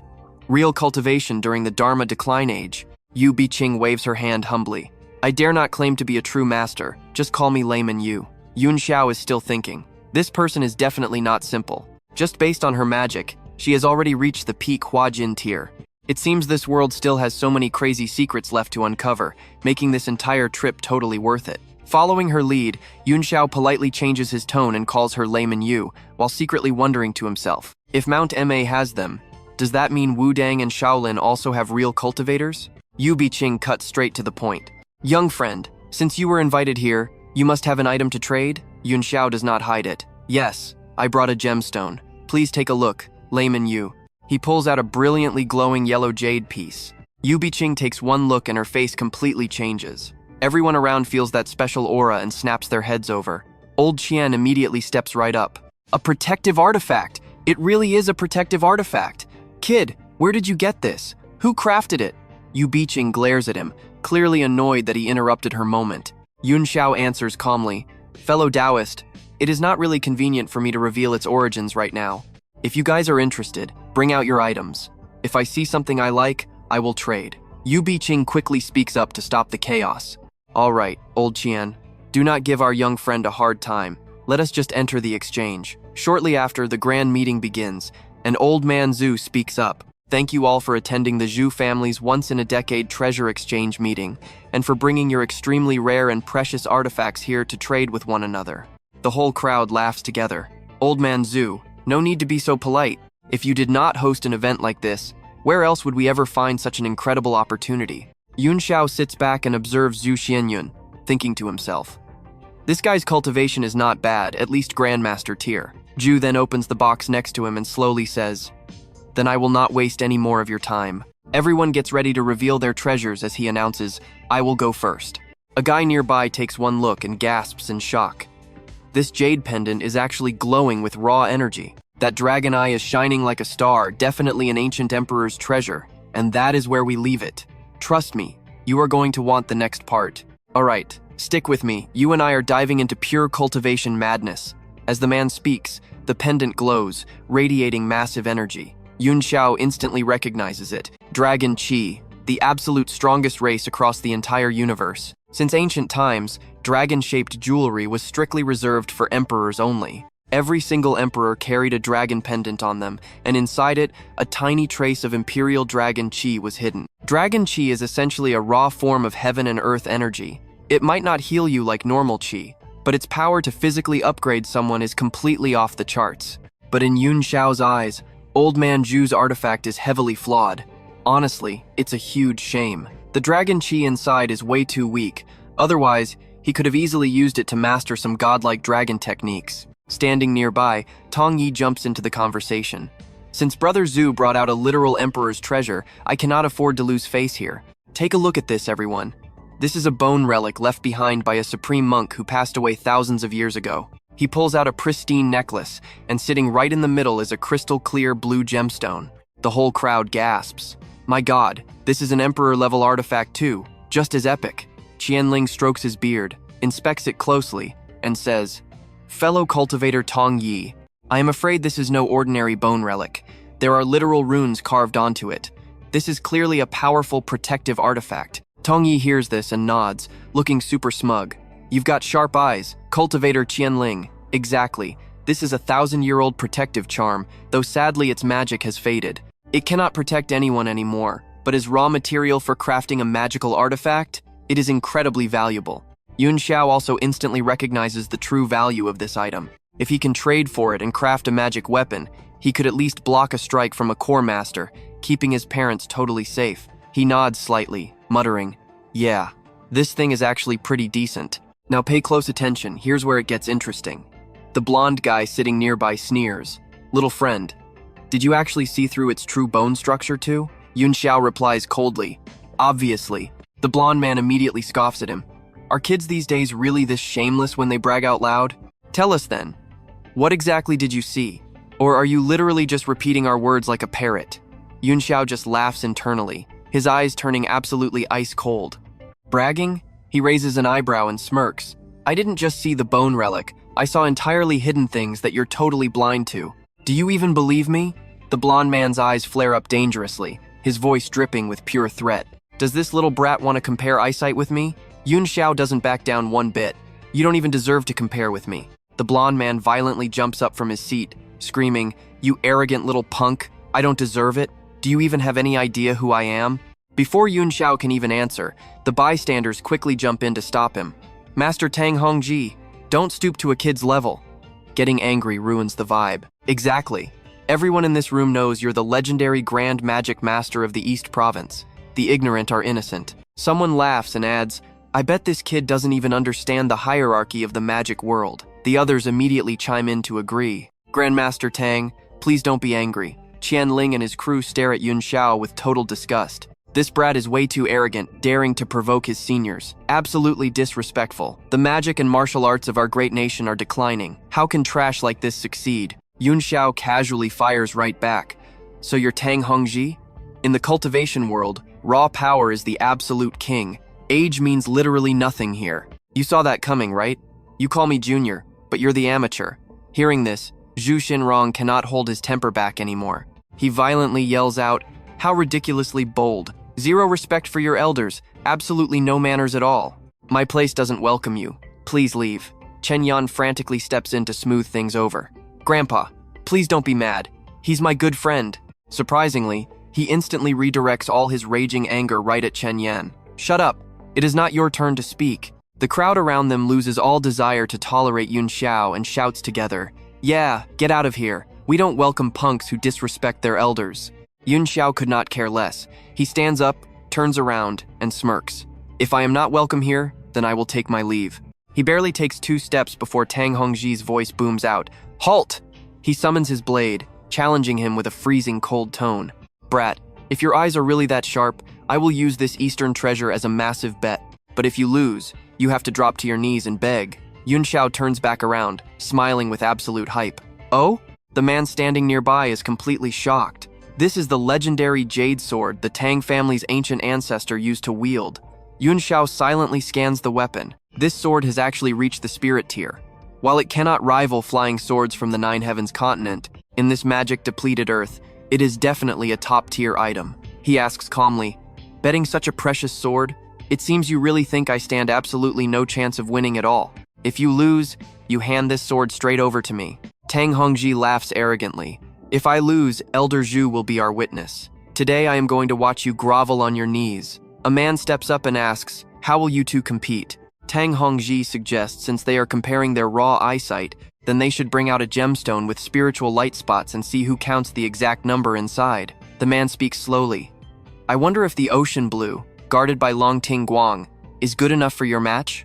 He then goes on to explain, "Even master magicians struggle to count its chaotic spiritual lights accurately." Hearing the name Ocean Blue, everyone absolutely gasps. And trust me, you are definitely going to want to stick around to see this next part. Alright, stick with me here. Even Yunxiao was surprised Earth actually still has a ton of hidden treasures. They are just hoarded by a select few. Tang Hongji sets down his treasure with a massive smirk. "Thanks, brother Qianling. Hey kid, kneeling right now wouldn't be too embarrassing." Yunxiao barely blinks. "Save your breath." Absolutely furious, Hongji snaps back. "Fine. Then watch this." He instantly unleashes the Dragon Eye technique. His hand seals blur together, leaving all the surrounding spellcasters in absolute shock. The Dragon Eye technique? Oh, Brother Tang is definitely winning this one. This is the ultimate skill created by the Tang ancestors. A legendary, heaven-defying great Xia spell we all thought was completely lost to time. It actually still exists. Soaking up the praise, Hongji gets even more arrogant. "Kid, open your eyes wide and witness the absolute peak of great Xia magic, or you will regret it forever." Yunxiao just coldly asks, "Are you done yet?" "I already finished counting." Qianling jumps in pure shock. "What?" Hongji rushes to challenge him. "Oh yeah? Then tell me, exactly how many starlight points are there?" Yunxiao answers calmly. 10,000 points, not one more or less. The older man hears this and just shakes his head in disbelief. 10,000 points? What an absolute arrogant little brat. After carefully checking the item, Hongji announces his total 9,999 points. Qianling nods. Exactly. The ocean blue holds exactly that many starlight points. Yunxiao frowns slightly. He instantly knows this judgment is completely rigged. "Brother Qianling, what do you mean by that? There are clearly 10,000 points, so why are you subtracting exactly 1 point?" His ego bruised, the old man slams the table and roars. "It is my item. Wouldn't I know best? If you think I am wrong, let everyone here verify it. Now pay attention." This is where the crowd turns on him. The other spellcasters accuse him of lying. Why would a grandmaster bully a kid like you? A loss is a loss. Are you too scared to admit it? Facing this entirely unconvincing and totally biased conclusion, Yunxiao just chuckles. "That is fine. You are all just half-step grandmasters anyway. Not seeing it is honestly nothing strange at all." The second those words leave his mouth, the entire room completely erupts in anger. You bold little rat, how dare you humiliate us? I say we break his legs and toss him out, cripple his cultivation so he cannot scam anyone else and embarrass the entire spellcasting world. A white-haired spellcaster quickly steps up to play peacemaker. Everyone, please do not lose your tempers just yet. Brother Song Yi, you were observing just now, so tell us what you saw. Song Yi thinks for a moment before answering carefully. I am 90% sure, but the ocean blue's center has thick fog. I cannot clearly see if there is a starlight point inside, so I cannot say for sure. Hearing this, Yunxiao literally bursts out laughing. A bunch of absolute trash. You do not even know basic eye techniques, yet you call yourselves grandmasters? The crowd gets even more furious. Arrogant brat. Do you want to die? Taking this golden opportunity, Hongzi steps right up. Pretending to be a strict teacher, he sneers. If you will not repent, I will personally cripple you today to teach a junior some respect. Before the words even settle, he instantly unleashes his magic, fully expecting to scare the absolute life out of his opponent. Yunxiao just stands there, totally unfazed. You really want to fight? Right after that, a massive burst of magical energy shoots straight from his mouth. You and I both know what happens next. The elders shake their heads. He is crazy. Getting hit by this means certain death. Arrogant, ignorant, deserves to die. But in the very next second, that magical energy quickly condenses, transforming into a massive, terrifying sword with a jaw-dropping aura. Hongji's face instantly drains of color. No, that is impossible. Before he can even react, Yunxiao dashes forward, landing a brutal kick that sends him flying. When he finally crashes down, a deep slash marks his body, making a nasty sizzling sound exactly like burning, charred meat. His face twists in pure agony, eyes rolling back in a totally pathetic state. Yunxiao just stands there, killer intent completely radiating off him. The bystanders literally cannot believe their own eyes. He is dead. This kid actually just defeated the great Master Tang. Right then, Qianling rushes forward with his weapon raised, screaming in rage. You have completely lost your mind. So young yet so cruel, killing in a simple spar. Showing zero fear, Yunxiao immediately strikes back. You seriously call that a simple little spar? Qianling quickly blocks a strike and says coldly, if you are really this skilled, then it was obviously just a spar. Stop right now, kneel, and apologize before Brother Tang's corpse, and I will spare you. Otherwise, pay with your life. Originally, he just wanted to teach him a lesson. But right now, Qianling is getting seriously cautious. He was almost heavily injured just a split second ago. He clearly cannot underestimate this kid anymore. Spitting out flaming sword energy and instantly killing Hongzi, this guy is an absolute magic genius. Yunxiao has absolutely no intention of apologizing, turning their own logic right back against them. Tang Hongji used magic to try and kill me first, and you did nothing. I fight back and kill him, and suddenly I am wrong, he turns. Elder Zhu, do you agree with this too? Hearing this, Elder Zhu secretly calculates the risks in his head. This kid holds grudges. Since they offended him, they definitely cannot let him leave alive. He immediately speaks up. Little Tang was a guest of the Zhu family. How am I supposed to explain this to the Tang family? The girl beside him completely freezes up. She just calls out for her grandpa before desperately turning for help. Auntie, hurry up and save Yunxiao. He is my friend. The woman coldly replies, Yun Yan, nobody can save him. So what do you and I make of this cliffhanger? Absolute pure madness. Let's dive into this. Everyone here? Massive big shots of the East Province. Yunxiao doesn't want to drag others down. He quickly calms her. I appreciate your kindness, but right now, you should worry about your grandfather's safety. Even though Chen Yan keeps calling his name, clearly worried, he's made up his mind. Once he decides, absolutely nobody is changing it. Yunxiao glares right at his opponents. Hey, old man, if you want to play, let's move somewhere wider. It'll make it way easier for the undertakers to carry your bodies. Hearing that, the crowd instantly snaps. They grind their teeth. Brat, if you want to die so badly, fine, let's head to the courtyard. Before long, both sides are standing face to face in a massive open clearing. Yunxiao says super casually, my time is incredibly precious. All of you, attack together. I'll even let you strike first, so don't say I'm bullying you. These seniors are absolutely furious now. You little punk, don't push it. A huge bald guy steps right up to the front. Everyone, leave this kid to me. That's all it takes. Way in the back, Chen Yan is still begging non-stop. Auntie, if this keeps going, Baili is dead. You have to do something. The woman just sighs deeply. The only solution here is for her to stay out of it entirely. Back to the fight. That bald guy instantly activates his technique, summoning a raging fire Qilin. The moment the magical beast appears, he roars, tear him to shreds. Yunxiao just stands there, completely unbothered. His Flame Emperor technique actually needs fire to temper his body. Perfect timing. He literally catches the roaring flames with his bare hands. Now watch this closely. Things get crazy here. His opponent's eyes bug out. Putting out magic fire barehanded, Yunxiao quickly compresses those flames into a tiny ball. I'll gladly accept your Qilin fire essence.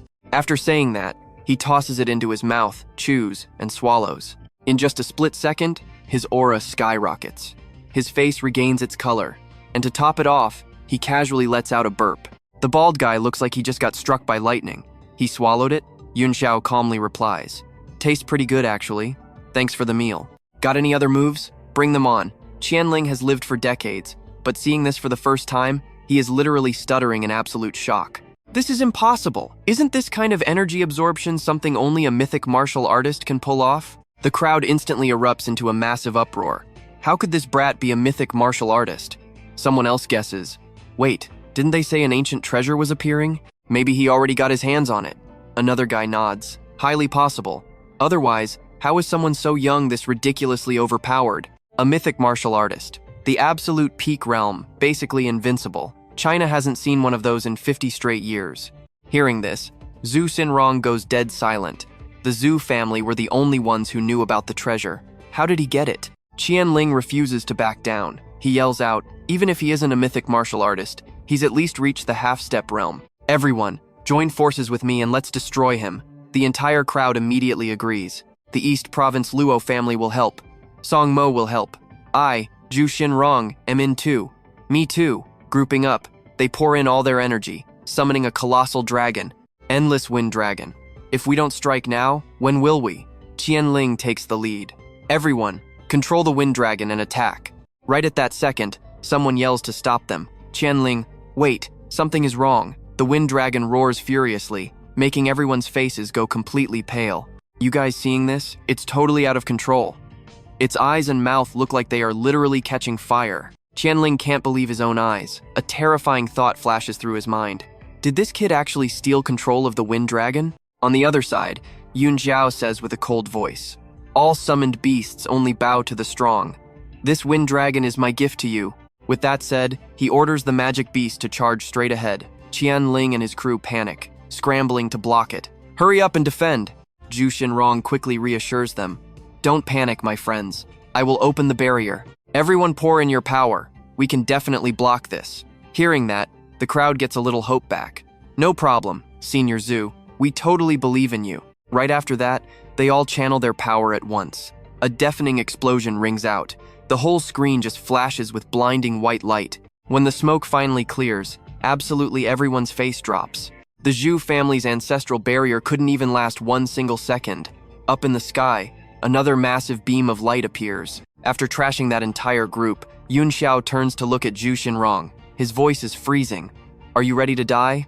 Zhu Xinrong drops to his knees in pure despair, heart full of regret. If that treasure was still in his hands, he wouldn't be suffering this humiliating defeat today.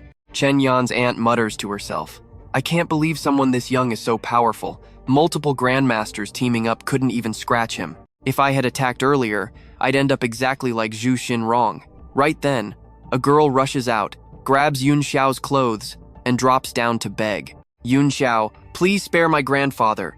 Whatever you want me to do, I'll agree to it. Is that so?" Yunxiao asks back. Zhu Xinrong is completely exhausted and terrified right now. If this guy isn't satisfied, the Zhu family is facing total destruction. He quickly speaks up in absolute panic. "Little friend Baili, we were blind fools. Please spare the Zhu family. To apologize, our family will offer a magical artifact and information about an ancient treasure." Yunxiao frowns, asking him, "What treasure?" Zhu Xinrong explains immediately. "The Azure Dragon Pearl, the ancient divine beast's signature relic. Trust me, you'll want to see what happens next. Stick with me, because we're diving into a wild cultivation mystery." The old man continues. "Eons ago, the 4 divine beasts fought. Thonlong fell, and the rest vanished entirely. The legendary Thonlong orb could control storms, but it disappeared right alongside the beast. Even today, the exact burial ground of the mighty dragon remains a complete and total secret." He looks at Tuvan, revealing an absolutely crucial piece of information. Just days ago, Someone allegedly spotted traces of Thon Long on Longdin Island. Hearing this, Tuovan is instantly suspicious. Honestly, who in their right mind would actually fall for a crazy rumor like that? If that is true, shouldn't the white tiger and black tortoise orbs appear too? This whole setup feels way more like a deadly trap. Seeing Tuovan doubt him, Truktan Vin quickly pulls an object from his coat. He knows empty words will never convince a guy like this. He tells him to look closely. In his hand rests a strange, transparent fragment, glittering as clear as pure crystal. Now pay attention here. He claims this is a real Thon Long clue. Tuovan freezes, absolutely stunned. Wait a second, that is an actual dragon scale. He cannot believe the dragon race actually exists in this world. If he finds more scales and borrows their aura, he could literally master divine dragon techniques himself. He immediately asks if they found this on the island. Truktan Vin nods, promising to hide absolutely nothing from him. Exactly. Tourists found 12 of these pieces hidden inside a rat cave. The Truk family was incredibly lucky to secure just one. Tuovan pushes further, demanding to know where the rest are. Truktan Vin instantly replies they are at the Longdin Pavilion on the island. Using this perfect chance to fully capture the young man's attention with divine beast intel, the old guy quickly pulls out an elegant and formal invitation card. He solemnly announces that on June 10th, Longdin Pavilion is hosting a massive dragon-seeking event. They invited all the top Dongchao experts to hunt down Thon Long. He respectfully offers the invitation to the young master. Van Tu grabs the card, then casually glances at the surrounding group. He calmly accepts the Truk family's sincerity without any fuss. To keep things from getting awkward with the guys bleeding on the floor, the woman nearby quickly speaks up. "Mr. Baklai, please do not worry." She promises to handle them. Stepping toward the heavily injured old man lying in the rubble, she softly whispers for him to keep his voice down. The old man groans in pure agony, complaining about his brutal injuries. The woman gently comforts him, telling him to just endure it. Despite being wrecked, Mr. Tong struggles to pull out a precious item. He hands it to the woman, ordering her to give this jade relic to Mr. Baklai. He admits total defeat this time, completely outmatched. The woman takes the item, walking right up to Van Tu with a very sincere expression. She offers him all the treasures inside, begging him to accept. Van Tu takes it, a flash of pure satisfaction in his eyes. A spatial storage bag? Not bad at all. With the chaos finally settled, he turns to leave, tossing back a reminder that he is not totally unreasonable. He spares their lives today. See you around. Barely escaping death, the injured old man cautiously watches Van Tu's retreating back and bids him farewell. He lets out a massive sigh of relief, still absolutely terrified by what just went down. You and I both know he almost offended a monster. The entire Dongchao magic circle is about to experience a massive earthquake. He desperately hopes the master appreciated their gift and spares the Truk family. The car starts rolling again, continuing Van Tu's epic journey. Inside the car, Diep Than Lone stares at the card, totally curious about it. Van Tu calmly explains it is the dragon hunting invitation from Longdin Pavilion. He opens it up.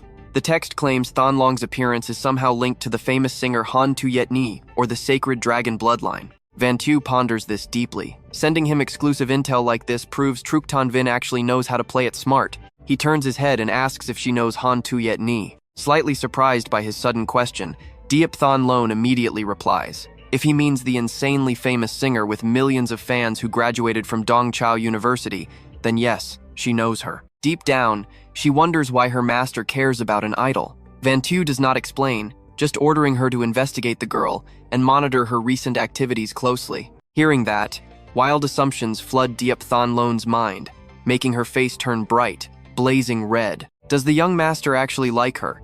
If he surrounds himself with gorgeous women later, will she even have a chance anymore? Shaking off those romantic panic thoughts, she quickly updates him. The villa is finally bought, and Huang Vu and Chun Wak Dong have already moved inside. Noticing her totally weird expression, Van Tu tells her to head there, asking why she is blushing. Flustered, she completely denies it, saying he just saw things wrong.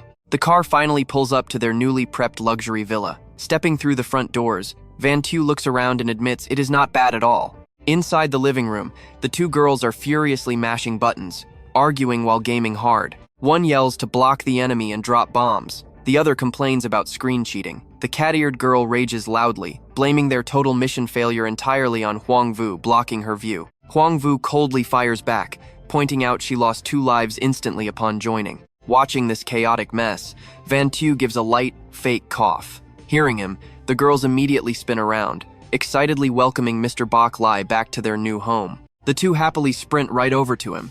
They apologize to their master, admitting they were way too sucked into the game. He softly replies he is just saying hi. He needs peace to craft artifacts for a few days, so they should act normal. And trust me, you are going to want to see what happens next.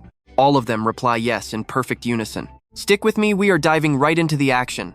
Yunxiao hits the training room, pulls out his treasures, and crafts a crazy artifact. Qingluan follows, totally mind blown by the aura. Young master, a pink beam of light just shot across the sky. Did you actually finish forging the artifacts already? She asks, completely stunned. Yunxiao just answers calmly. 4 high-grade artifacts, plus 1 top-tier jade sword. He doesn't even flex, just asks. Did anything major happen while I was completely shut in? Qingluan immediately gives her report. Right before your seclusion, I looked into that girl, Han Shuer.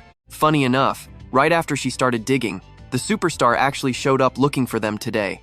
Hearing this, Yunxiao's face instantly drops into serious mode. Perfect timing, he says. Let me get a look at this superstar carrying the legendary Azure Dragon bloodline, Han Shuer. The two quickly head to the meeting spot. Right on cue, Qingluan takes the lead. Miss Han, Miss Yi, allow me to introduce our young master, Baili Yunxiao. Shuer offers a gentle, polite bow.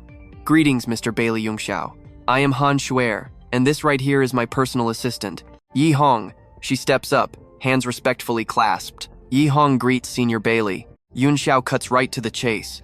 Why are you looking for me? Yi Hong doesn't hesitate either. We heard that 3 days ago at the Zhu family estate, you met with the Grandmasters, Mr. Baili, and even received a VIP invite to the Dragon-Seeking Assembly. Is that true? Yunxiao narrows his eyes. Their intel is way too fast. These two are definitely not your average simple folks. So what is their real endgame here? Shuer doesn't waste time. She bows low, practically begging. This junior hopes the senior will step in and save my life. Yunxiao stares back cold. Why exactly should I help you? Now watch closely. This is where it gets crazy. Yi Hong pulls out the ultimate bribe, the Dragon Pavilion Island treasure map. Yunxiao freezes. How on earth did they get that? His mind races. Zhu Xinyang definitely did not mention a single word about this. But the map is radiating spiritual energy. It is 100% real. Tears falling, Shuer finally spills the whole tragic backstory. To be honest, I am the daughter of the previous pavilion master, Han Yue. The current master, Han Xiao, is my mom's junior brother. He literally conspired with outsiders and framed her. Right before she died, she risked everything to smuggle this map out. She chokes up. She has absolutely no idea how. Han Xiao found out and has been relentlessly hunting me down. Even without the map, he just will not let this go. Now he is hosting this dragon-seeking assembly and forcing me to attend. I literally cannot say no. Yi Hong jumps in. The Dragon Pavilion is way too powerful. Nobody dares help us. Only you, completely unbound by their authority, can actually save her. Holding the map, Yunxiao finally pieces the whole situation together. Alright then, let me take a look at it. His eyes suddenly light up. This is a true dragon vein map. The lines form a literal dragon, though these girls probably have zero clue about that. After thinking it over, he nods. Fine, I will accept this map. Standing nearby, Qingluan whispers a warning. Young master, going to war with the Dragon Pavilion over a pop star? Let's pause for a second. You and I both know this is a setup. The invite reads, Azure Dragon appears, linked directly to Han Shuer's bloodline. He quickly explains his grand master plan to an anxious Qingluan. Lingxiao Security Company still needs a headquarters base. Now someone is literally handing them a prime location on a silver platter. Plus, this map is an absolute priceless treasure. He waves his hand, making her see the big picture.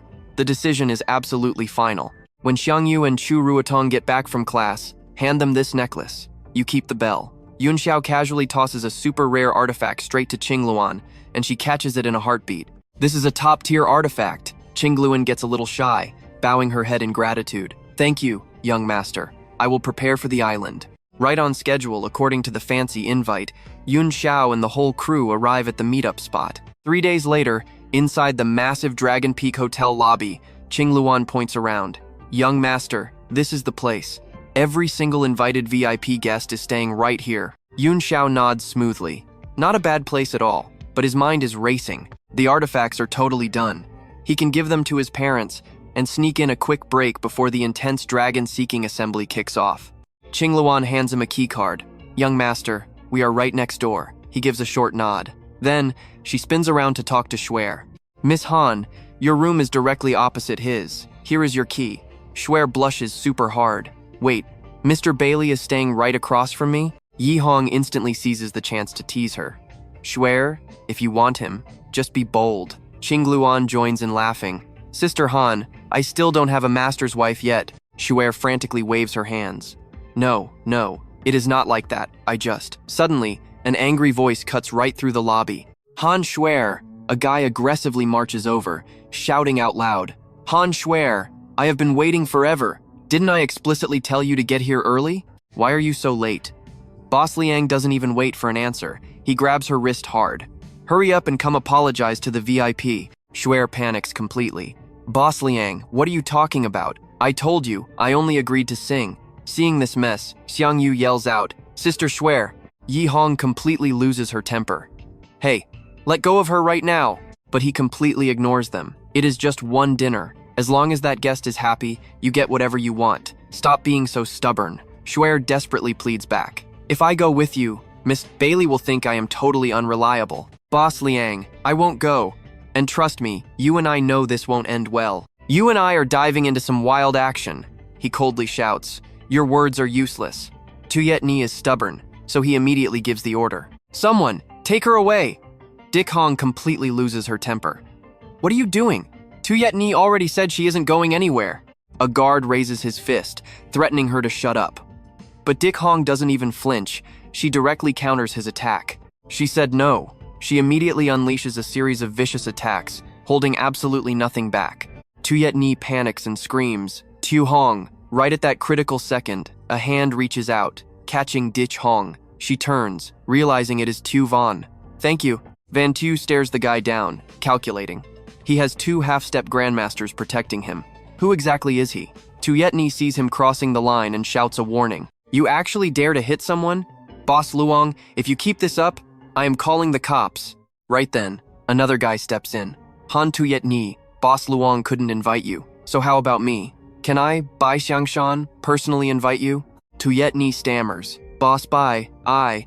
Before she can even finish, Bai Xiangshan slaps her right across the face. He coldly snaps. I, what? You ungrateful brat? He keeps cursing her out, saying she should feel honored to eat with him. Who does she think she is? Just a singer acting pure and mighty. Dich Hong instantly snaps, gritting her teeth. You dare hit Tuyet Ni. Burning with absolute rage, she charges straight at him. This is way too far. I will kill you. Bai Xiangshan glares at Dich Hong with pure disgust, spitting insults. You little dog following Han Tuyet Ni around. I've been sick of you. In a flash, he completely vanishes. Don't blink. This gets crazy. Dich Hong panics. He vanished. Suddenly, he appears in front of her with a brutal punch. If you want to die, I'll grant your wish. Dich Hong freezes in shock. This is bad. Tuyet Ni rushes over, screaming in agony. Don't. Facing this sudden counterattack, Dich Hong can't react at all. His speed is just too fast. She cannot dodge it. Bai Xiangshan sneers. You actually dare to attack me without even knowing who you are dealing with? This is the price. Go regret it in hell. Right then, Van Tu appears like a ghost, his voice dripping with heavy sarcasm. Bai Xiangshan, who the hell are you? He freezes. With just one single hand, Tu Van sends him flying straight out the door. Dick Hong stands there, absolutely mind-blown. You actually dare to touch the person I am protecting? Dick Hong stares wide-eyed at Van Tu. Mr. Bok Lai easily shattered Bai Xiangshan's fist technique. What insane power! Bai Xiangshan is completely terrified now. Mr. Bok Lai? You're Bok Lai Van Tu? He asks coldly. You know me? He trembles. Of course. How could I not know the legendary senior? Inside, he screams. I am dead. Why on earth did I bump into this absolute monster? Even grandmasters teaming up couldn't scratch him. I am not even as strong as Truk Tan Vin. He doesn't dare waste another single second. He hugs Van Tu's leg, begging.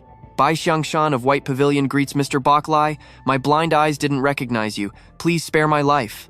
Van Tu frowns. Totally disgusted, but seeing him endlessly begging, he just coldly says, Fine, get up now. I am actually short on people who know the situation at Longdin Island. Bai Xiangshan is thrilled like he struck gold. Mr. Bok Li, I might be useless, but my information network is top tier. Please come inside. Let's eat and talk. Van Tu thinks, This guy is annoying, but agrees. Fine. Bai Xiangshan instantly snaps at his men. Still standing there? Hurry and serve the food, and take good care of these 5 ladies. Boss Luong quickly nods. Yes, yes, sir. He is totally panicking inside. Even Boss Bai is terrified like this. Thank God I didn't actually offend him earlier. He quickly changes his attitude. Ladies, please come this way. The food is perfectly ready. Afterward, you can check out the garden. The view is stunning. You and I both saw that coming, right? Tu Etni is stunned. Boss Luong wouldn't cross him, yet he bows to Mr. Bok Lai. He is simply way too overpowered. Danlon turns and says, the young master has important business. We shouldn't bother him anymore. Let's go eat. Bai Xiangshan happily leads Van Tu inside, talking the whole way. Mr. Bok Li, we can eat and talk. Oh right, there is a martial arts exchange event later. This time, many massive factions are joining the Dragon Seeking Guild. If you don't mind, I can take you there to make some connections. Van Tu thinks, then agrees. He already has a solid plan. Coming to Longdin Island this time, one reason is sovereignty, the other is the dragon vein underneath. To scout all those things out, he definitely must interact with these factions. Going to check it out isn't a bad idea. The two enter the main hall. 2 hours later at the banquet, Bai Xiangshan steps up. Everyone, let me introduce a true great master. His eyes light up, excitedly hyping up Van Tu's legendary reputation for absolutely everyone around them to hear. This is Mr. Bok Lai Van Tu, famous everywhere. Meanwhile, our main character just calmly chews on a meat skewer. Bok Li Van Tu's strength is off the charts. Even while eating, he radiates an untouchable, confident aura. Everyone is speechless. You are probably thinking the same thing, one guy snaps. Bai Xiangshan, you are a grandmaster. Acting like this is just embarrassing. Boss Bai immediately fires right back. I was wondering who it was. Let's dive in. Turns out it's Duan Yushan, Qingmen's sex leader, still mocking. What does that mean? I don't get it. Sir, you are young but incredibly skilled, way beyond a grandmaster. On the martial arts path, the absolute strongest rule everything. Is calling you sir really wrong? Duan Yushan refuses to hold back and snaps. A kid who isn't even fully grown deserves to be called sir by a grandmaster. The grandmasters in the eastern province are the weakest in the entire nation anyway. Getting beaten by one is absolutely nothing special. Yunxiao keeps eating, totally calm, and says, Huh? Do you old guys only know how to talk big? He just speaks his mind directly. Is it really that hard to accept a young guy being stronger than you? Jealous because decades of training couldn't get you a breakthrough? That hits a total nerve. Duan Yushan gets so absolutely furious he can't even speak. You arrogant brat, daring to disrespect me. Let's see you try and attack. Yunxiao's eyes go ice cold, killer aura exploding. Hands gathering power, do you want to die? I'll gladly grant your wish. Duan Yushan instantly panics. Wait, no way. Is he actually attacking? I was just trying to sound tough. Even Zhu Xinrong got completely crushed by him. How could I ever possibly win this fight? Is apologizing still an option? Right as tension peaks, a guard rushes in. Mr. Bailey, Master Bai, bad news. He stutters out his report. Miss Han and the others got into a massive fight at the garden. Bai Xiangshan looks completely shocked. What exactly happened? The guard frantically explains. The ladies were walking when Cao Jian from the southern province Tao family started harassing them. He demanded their protective artifacts, and when they refused, he actually tried snatching them. Bai Xiangshan grabs his head in pure stress. That pervert Cao Jian, are the ladies okay? Yunxiao stays totally calm. They have those protective artifacts. Even a grandmaster couldn't easily hurt them now. The guard continues. The ladies are perfectly fine. Cao Jian is the one in trouble. They completely beat him down, so the Cao family just called in their leader, Cao Hongyang. Yunxiao glares at Duan Yushan. Consider yourself lucky, old man. With that, he just turns around and heads straight toward the garden. Boss Liang immediately replies, Yes, please come right this way. The banquet guests just watch, totally intimidated by Yunxiao's overwhelming aura. Watch closely now. Whispers spread fast. That was close. This guy is extremely dangerous. Someone else nods. Seriously, I was way too scared to even breathe just now. Someone adds, People dared to attack Baili Yunxiao's group? We need to see this. Everyone instantly stands up. Let's go check it out. Over in the garden, Cao Jian is completely wrecked on the ground. His dad panics. Hang in there, son. I'll heal you. Cao Jian still refuses to back down. Grandpa, I just wanted to see their artifacts, and they beat me half to death. You have to teach them a lesson. His grandfather Cao Hongyang asks coldly. I am Cao Hongyang. Did you girls beat up my grandson? He gives the order. Bow down. Admit your mistakes and hand over those protective artifacts right now. Do that, and I will spare your lives. Xiang Yu absolutely can't stand this guy's arrogant attitude, so she just yells right back at him. You ugly old man. If you want my protective artifacts, just say so directly. Why bother making up excuses about bowing down? Go to hell. Cao Hongyang finds that completely laughable and decides to attack. Arrogant brat, let me teach you a brutal lesson. Without hesitation, he charges forward, showing absolutely zero mercy. Xiang Yu instantly uses what Yunxiao taught her. A glowing energy shield pops up a guardian barrier. Cao Hongyang's eyes go wide in pure shock. He never expected this kid to react so incredibly fast, actually blocking his heavy attack. Zhu Ruotong and Qingluan aren't just standing around either. They charge right in to support her. You seeing this? Cao Hongyang's confident face drops entirely.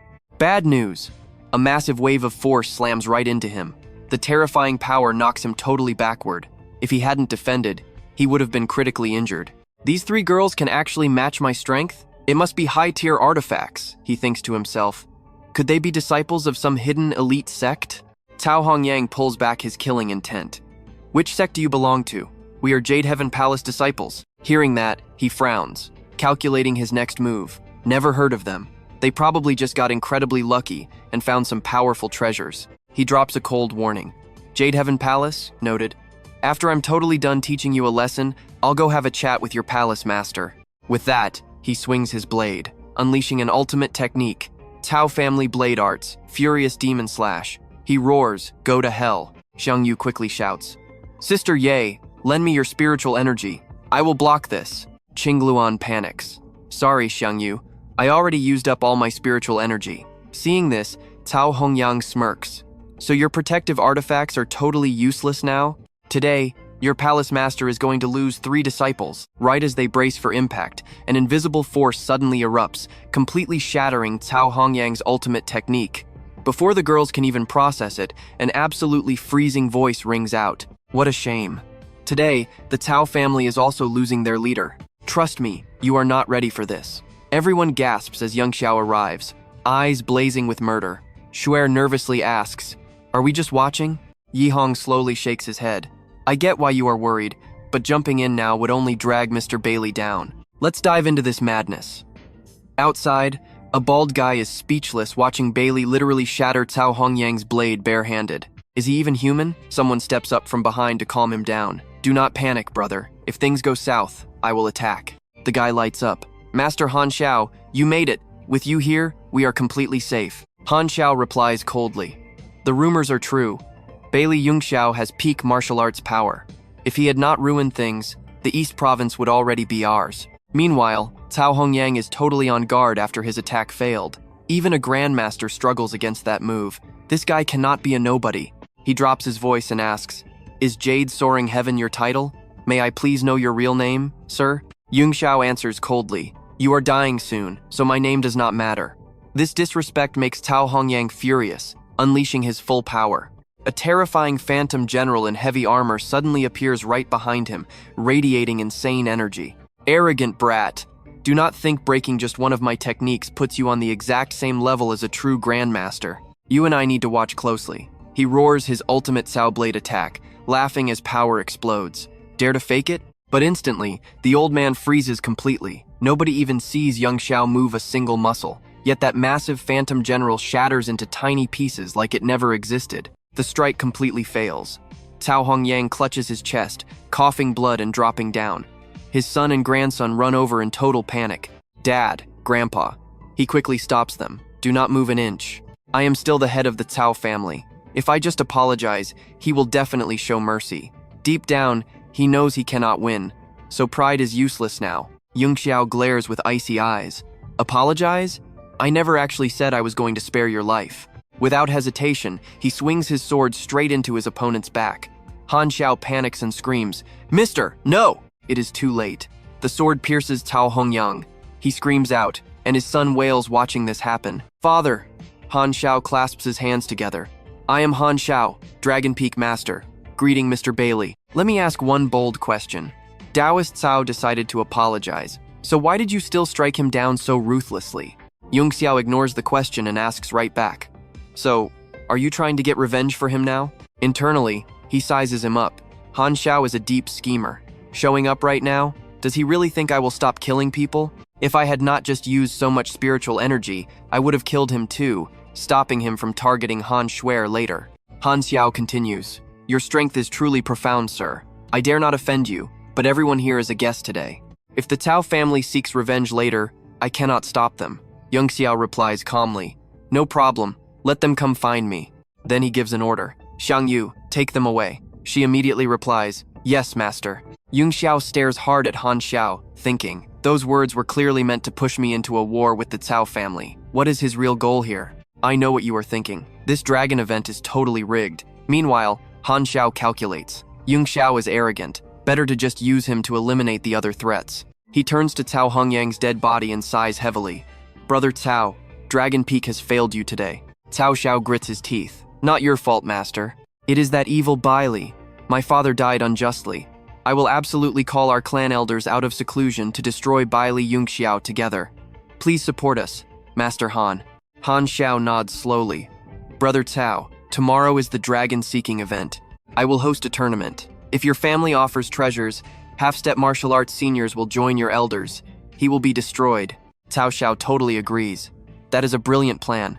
Baili Yunxiao is way too arrogant. I will provoke him into seeking death. Thank you." Han Xiao walks away. "No need, I will go arrange it." "Brother Cao, restrain your grief." A girl nearby warns him. "Cao Xiao, we gave you the Azure Dragon bloodline, but remember your deal with the Black Dragon Society.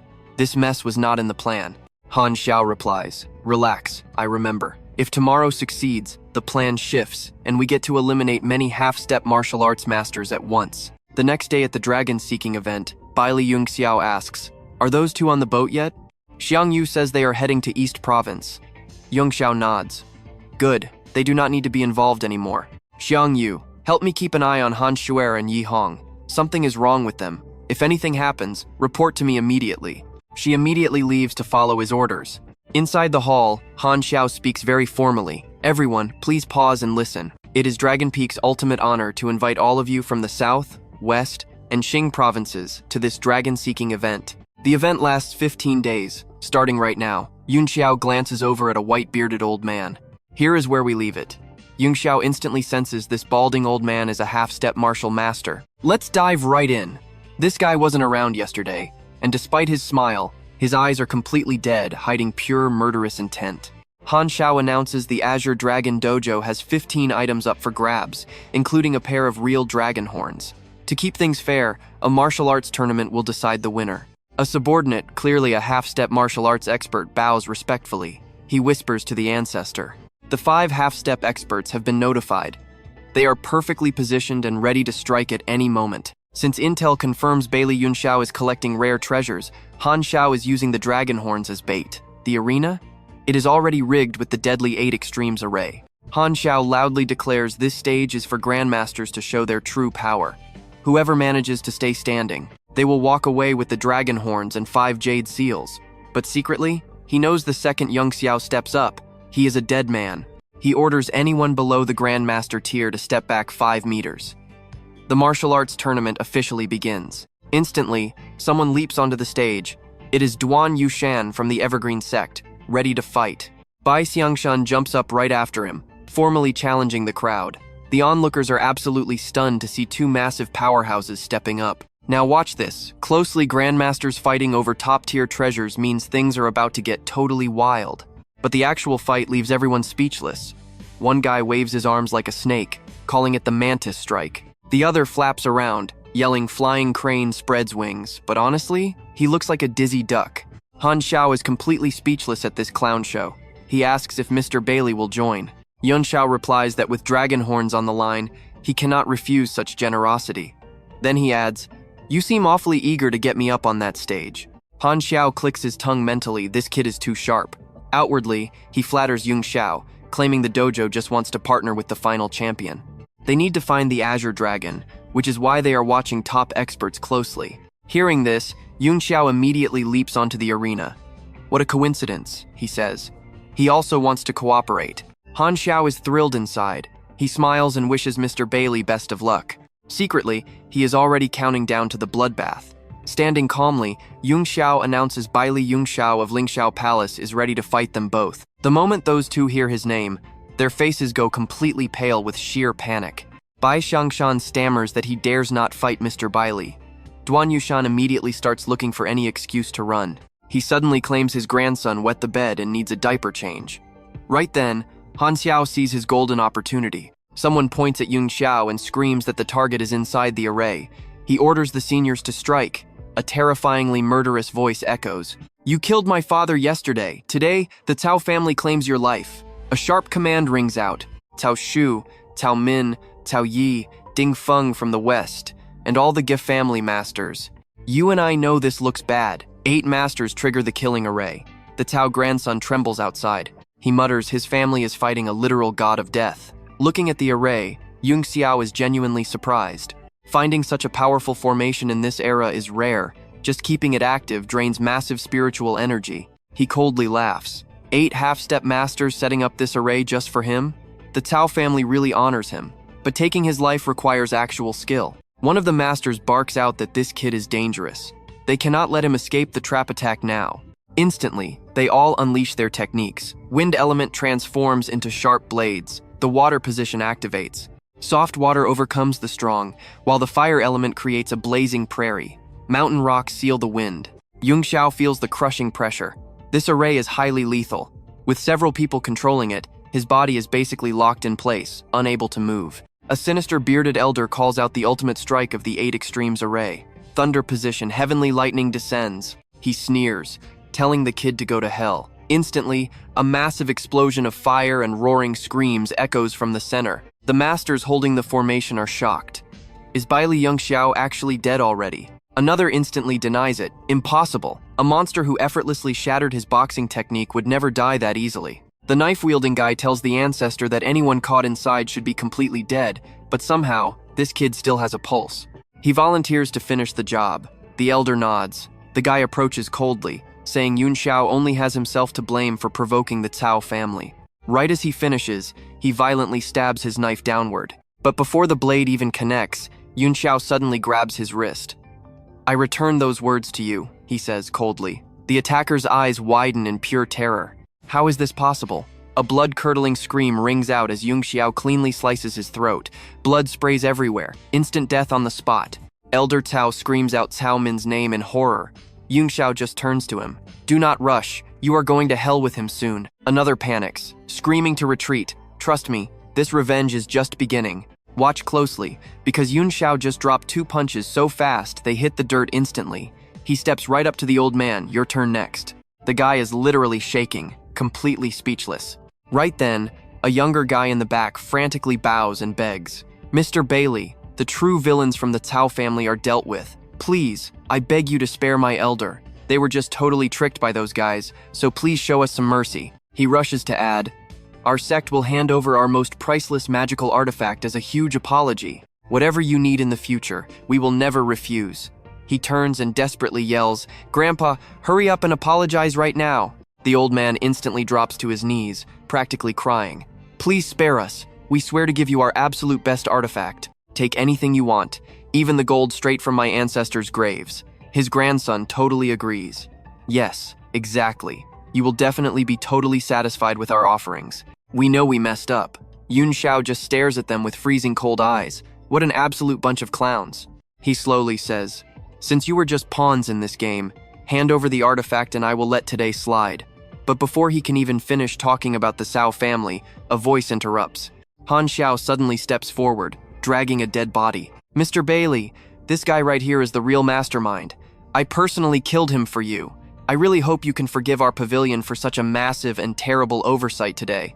Also, huge congratulations on becoming the absolute champion of the martial arts tournament. Your grand prize will be sent directly to your room." Yunxiao shoots back coldly. Seems like the pavilion master does not really have control over his own turf. Who knows, maybe one day this place will get a new owner. If you have free time, you should probably learn how to manage things better. Goodbye. With that, he just turns and walks away. Han Xiao glares at his back, boiling with pure hatred. "Baili Yunxiao, do you really think you are safe right now? So naive. You are absolutely going to die on this peak." Back at their rooms, Xiang Yu lights up the second Yunxiao walks through the door. Master, you are finally back. But then she spots the massive injuries on him and starts totally panicking. Master, are you okay? Why in the world are you bleeding? Yunxiao answers calmly. Those guys teamed up with half-step martial arts experts to set up a massive kill formation on the arena to get revenge. Now pay attention here. He wiped them out, sure, but that formation was strong enough to threaten a legend. No wonder he actually took some real damage. He gives her strict orders. I am going into the room to heal up. You guard the living room, and call me if anyone shows up. Nobody can know I am injured right now. She pats her chest with total confidence. Do not worry, Master. I will guard this place perfectly and keep you totally safe. Then she suddenly remembers something huge. Oh right, Master. You told me to track Yi Hong and Han Xuer earlier. They sneaked over to the back mountain of the pavilion and completely disappeared. When I finally caught up, they were desperately packing their bags to run away. She pushes the door open while explaining, so I got too hyped, tied them completely up, and threw them right into your bedroom. Yunxiao stares at the tied-up girls, face turning dark. Where on earth did you learn to tie knots like this? She casually replies. I saw it in my brother's totally weird movie collection. I have no idea what the actors were actually doing, but they tied ropes exactly like this. He sighs heavily. Untie them right now. They are not running away from me. She nods quickly. Got it, listening to you, Master. Then she immediately unties the two embarrassed girls. Han Xuer speaks up first. Thank you, Mr. Baili, but he instantly cuts her off. Skip the small talk. Tell me your real purpose for coming to this island right now. Han Xuer looks insanely nervous, slowly turning her head toward Yi Hong. Yi Hong stays totally calm. It is fine, Xuer. I am basically about to die anyway. She looks at Yunxiao. Mr. Baili, so you never trusted us. We were just way too naive to think we could ever hide anything from you. Let that twist sink in for a second. Han Xiao is not hunting them for some treasure map he wants her for the legendary Azure Dragon bloodline running through her veins. Hearing this, Yunxiao finally puts all the puzzle pieces completely together. Xiang Yu is totally mind-blown. Yi Hong is the actual bloodline carrier, while Xuer was just a really clever decoy this whole time. Yi Hong continues. Before this, my aunt's people were brutally hunted down by Han Xiao. Lately, my bloodline power has been fading fast. With 0 options left, I just wanted to risk absolutely everything to kill him once and for all. Yunxiao frowns. Then why were you running away? She replies. We went to the back mountain and spotted a massive group of heavily armed ninjas waiting there. Listening to them, we realized Han Xiao set up a deadly kill formation. When the time is right, he plans to slaughter half the experts on this entire island. That is when we knew he was way more terrifying than we ever thought. Before she can even finish speaking, a booming voice suddenly echoes outside. Mr. Baili, it is Han Xiao. I have come here to apologize on behalf of the pavilion and elders. Yunxiao immediately warns them. He is here, and this is definitely not good news. You girls stay hidden in this room. I am going out to face him alone. The girls whisper anxiously. Please be careful. He opens the door to find Han Xiao waiting with a young girl. The guy smiles politely. Mr. Baili, sorry to bother you. Here is our apology gift. Please take a look. That formation from earlier was incredibly powerful. I worried you were still shaken up, so I had her prepare this small token. Hope you hold no grudges. Yunxiao replies coolly. How thoughtful of you. I hold no grudges, so I will accept this gift. But right as he reaches out to grab it, Han Xiao suddenly pulls back. You and I both know this is a trap, Han Xiao smirks. How could I let you carry it? Let my servant bring it inside. Stick with me here. Van Tu sees right through his scheme. Eyes sharp, he suggests they talk in the parlor. Han Tu stares hard and agrees.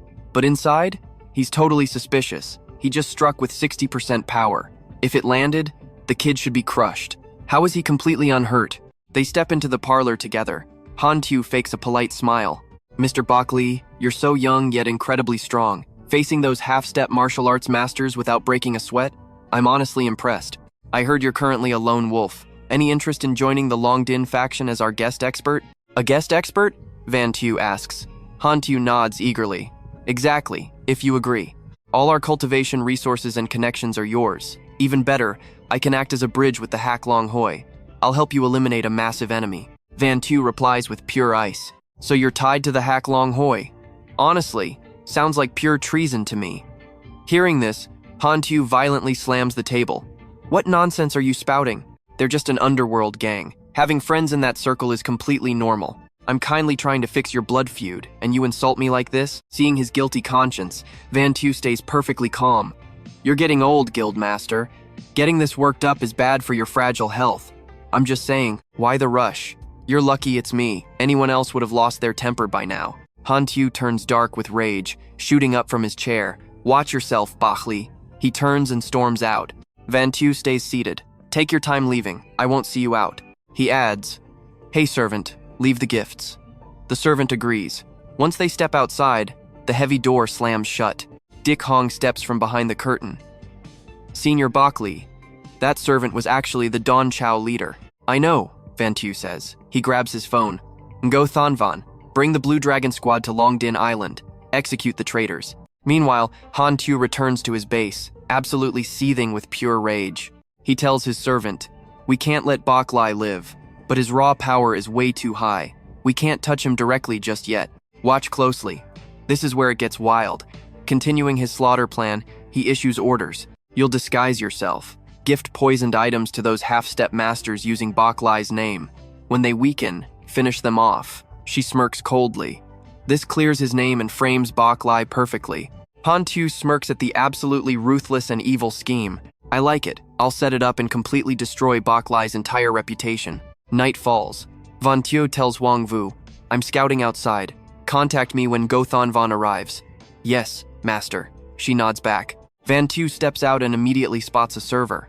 Hey, wait, it's actually that same servant from earlier, the secret Don Chow leader. She panics internally when called. Oh no, it's him again. Did he somehow recognize me? She stammers, dear guest, how can I help you? Van Tu senses a weird aura. If they met, he'd definitely remember, but something feels completely off right now. Come clean my room, he demands. She instantly refuses. That's a maid's job. This is super awkward. Van Tu opens the door, staring directly. Are you really refusing me? Not wanting to blow her cover, she reluctantly agrees. We can reject weird requests, but for you, I'm happy to serve. She flashes a deeply suggestive smile. So, where do you want to start? Instantly, Van Tu pins her throat against the wall. Start where? Figure it out. She replies calmly. Look beside you. Van Tu turns and catches 3 girls peeking through the door. He instantly yells at them to leave. The trio slams the door, apologizing while cheering. Go get her, master. We want a master's wife. She gently touches his hand, giggling. Those 3 are so pretty. You're totally blessed. Changing your mind? After all, my price isn't exactly cheap. Van Tu spots the mole near her eye, finally realizing who she is. He growls. Really expensive? As expensive as your own life? You saw that twist coming, right? Little servant? She gasps. Mr. Baili, you're amazing to remember a nobody like me. She calculates rapidly. This guy is way too strong. Escaping will be insanely hard. Stop stalling. Why did Han Tu send you? Figuring her mission is already done, she tests the waters. If I confess, will you let me walk away? I was only following the guildmaster's orders. Van Tu glares with absolute ice. Once this ends, I'll release you. You avoid death, but you'll still pay the price. Without hesitation, he blasts her with raw energy. The insane force shatters her internal organs, making her spit out a massive mouthful of dark blood. She bows her head. Thank you, sir. We were ordered to assassinate the half-step masters and frame you for it. That was his grand scheme. Go check on them now. Clearing your name will be hard. I'm leaving. Trust me, you're going to want to see his next move. Stick with me here. The assassin vanishes instantly, leaving only a cheap straw dummy in front of Yunxiao. Xiang Yu bursts through the door in a complete panic. Master, are you okay? Staring at the dummy, Yunxiao instantly recognizes it, a classic Japanese ninja substitution jutsu used to escape. Xiang Yu quickly asks him, so she is an enemy? Do we need to catch her right now? Yunxiao just shakes his head. No need. I already marked her, so she cannot escape no matter what. Plus, we have way bigger problems to deal with right now. Xiang Yu suddenly remembers the huge update. Right, Master. Sister Qing Yun just called me. The Azure Dragon Squad has arrived and they are waiting in the main hall. Perfect timing, Yunxiao nods. Take me to them immediately. Yes, sir. Entering the giant hall, Yunxiao is shocked to see the elite half-step martial Dao experts completely collapsed on the floor and slumped over in their chairs. What on earth happened here? He quickly asks Secretary Wu. Duan Yushan jumps in shock seeing Yunxiao, while the entire Azure Dragon Squad snaps a very sharp, unified salute. Hello, instructor, Secretary Wu explains nervously. We think some Japanese assassins disguised themselves as servers and sneaked right in. When they tried attacking the senior masters, we spotted them immediately. But then they swallowed hidden poison and killed themselves. Yunxiao narrows his eyes and asks, "If you stop them, why do these guys on the sofa look heavily poisoned?" She stammers awkwardly, completely embarrassed. "Well, the seniors might actually be poisoned after all. I already called our doctor to do a full medical check on them." Yunxiao says nothing more and steps closer. "Everyone, how did you get poisoned?" One man smiles bitterly. "Mr. Baili, please do not laugh at us. We just consumed those special health supplements you supposedly gifted us today. Our big brother was so thrilled, thinking we completely misunderstood your intentions earlier.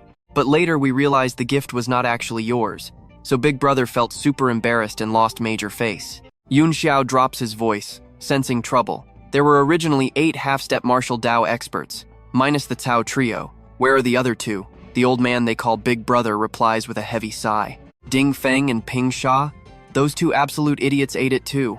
They are upstairs, probably knocked out cold by now, but they will come down later. The guy beside him violently scoffs. "By that logic, you are an idiot too." Another guy whispers softly, "Yeah, I guess that makes us idiots too." Yunxiao does the math in his head. Plus the 2 from earlier, 3 people have escaped total. He immediately sends a secret confirmation code straight through Secretary Wu's communication device. She acts fast and confirms it. Yunxiao already has a very dark suspicion forming, just hoping his absolute worst nightmare is wrong. Now watch closely. It is midnight, and outside the hotel, the Japanese leader warns Han Xiao. Things just completely escalated. "I was almost caught by Baili Yunxiao. Without your quick backup, he would have totally exposed our entire secret plan." "I already know," Han Xiao replies with a freezing tone. He then pulls out a massive, terrifying cannon. "There is only one option left: surround the entire hotel. Trap everyone inside." The leader completely panics. "Are you totally insane? Firing that weapon will cause absolutely unimaginable consequences." Han Xiao furiously grits his teeth. "If Baili Yunxiao survives this night, my life is totally over. I absolutely will not let that happen." He continues his rant. "Relax. As long as the brainwashed grandmasters inside attack Baili Yunxiao, our 3 hidden snipers will easily find the perfect opening to take him out forever." The leader asks nervously, "What about all the remaining people? Japan does not want to trigger an all-out war." Han Xiao just sneers. "Baili Yunxiao went absolutely crazy and slaughtered them all. What does that have to do with us? I simply arrived too late to save them." Hearing this madness, the leader shivers. Han Xiao has completely lost his mind. Staying here means certain death, so she must escape immediately. Suddenly, Han Xiao's twisted voice loudly echoes through the massive main hall. "Listen up, everyone. The traitor Baili Yunxiao has colluded with Japan to brutally murder your beloved seniors using incredibly ruthless and unforgivable methods. To stop him from escaping, absolutely every single hotel exit is completely sealed shut. Do not try leaving, or I will show absolutely zero mercy." Before anyone can even process this sudden madness, he yells out again, "I beg you, for the Highness's safety, please join forces to kill Baili Yunxiao right now. As long as he dies, I will offer my entire life savings to atone." Yunxiao smirks. "You and I both see how vicious this is, right? He is literally forcing the whole hall to gang up on him." Han Xiao keeps luring them in.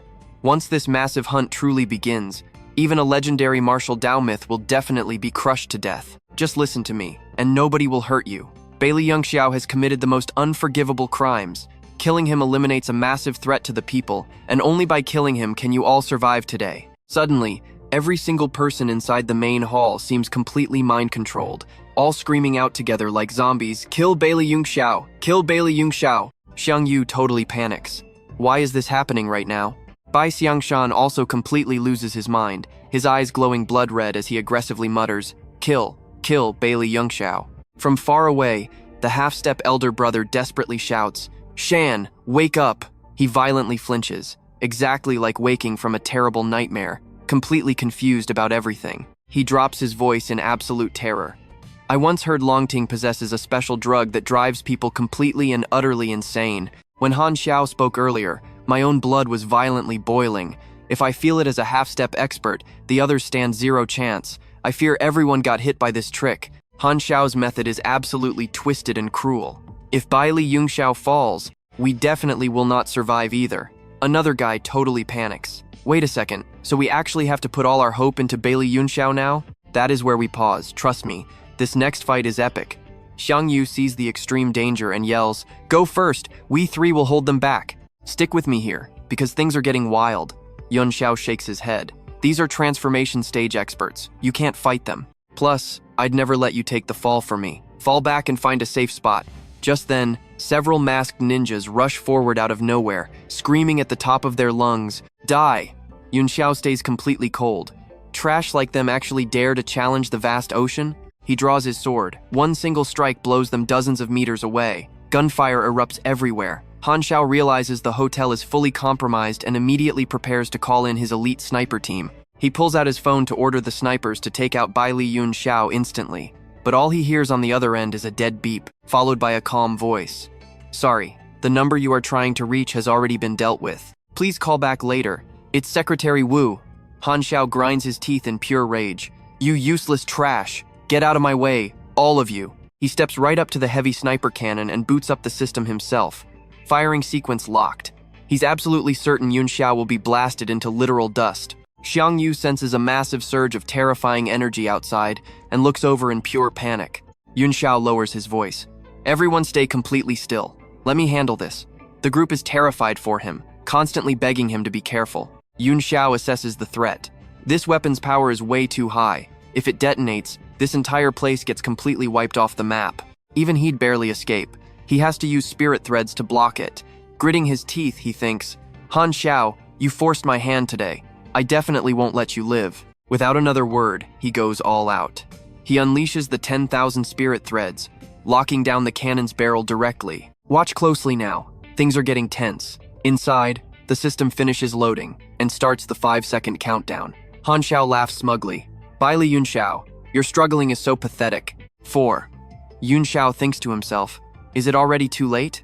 If this thing explodes, absolutely everyone here is going to die. 3. He quickly calculates his options.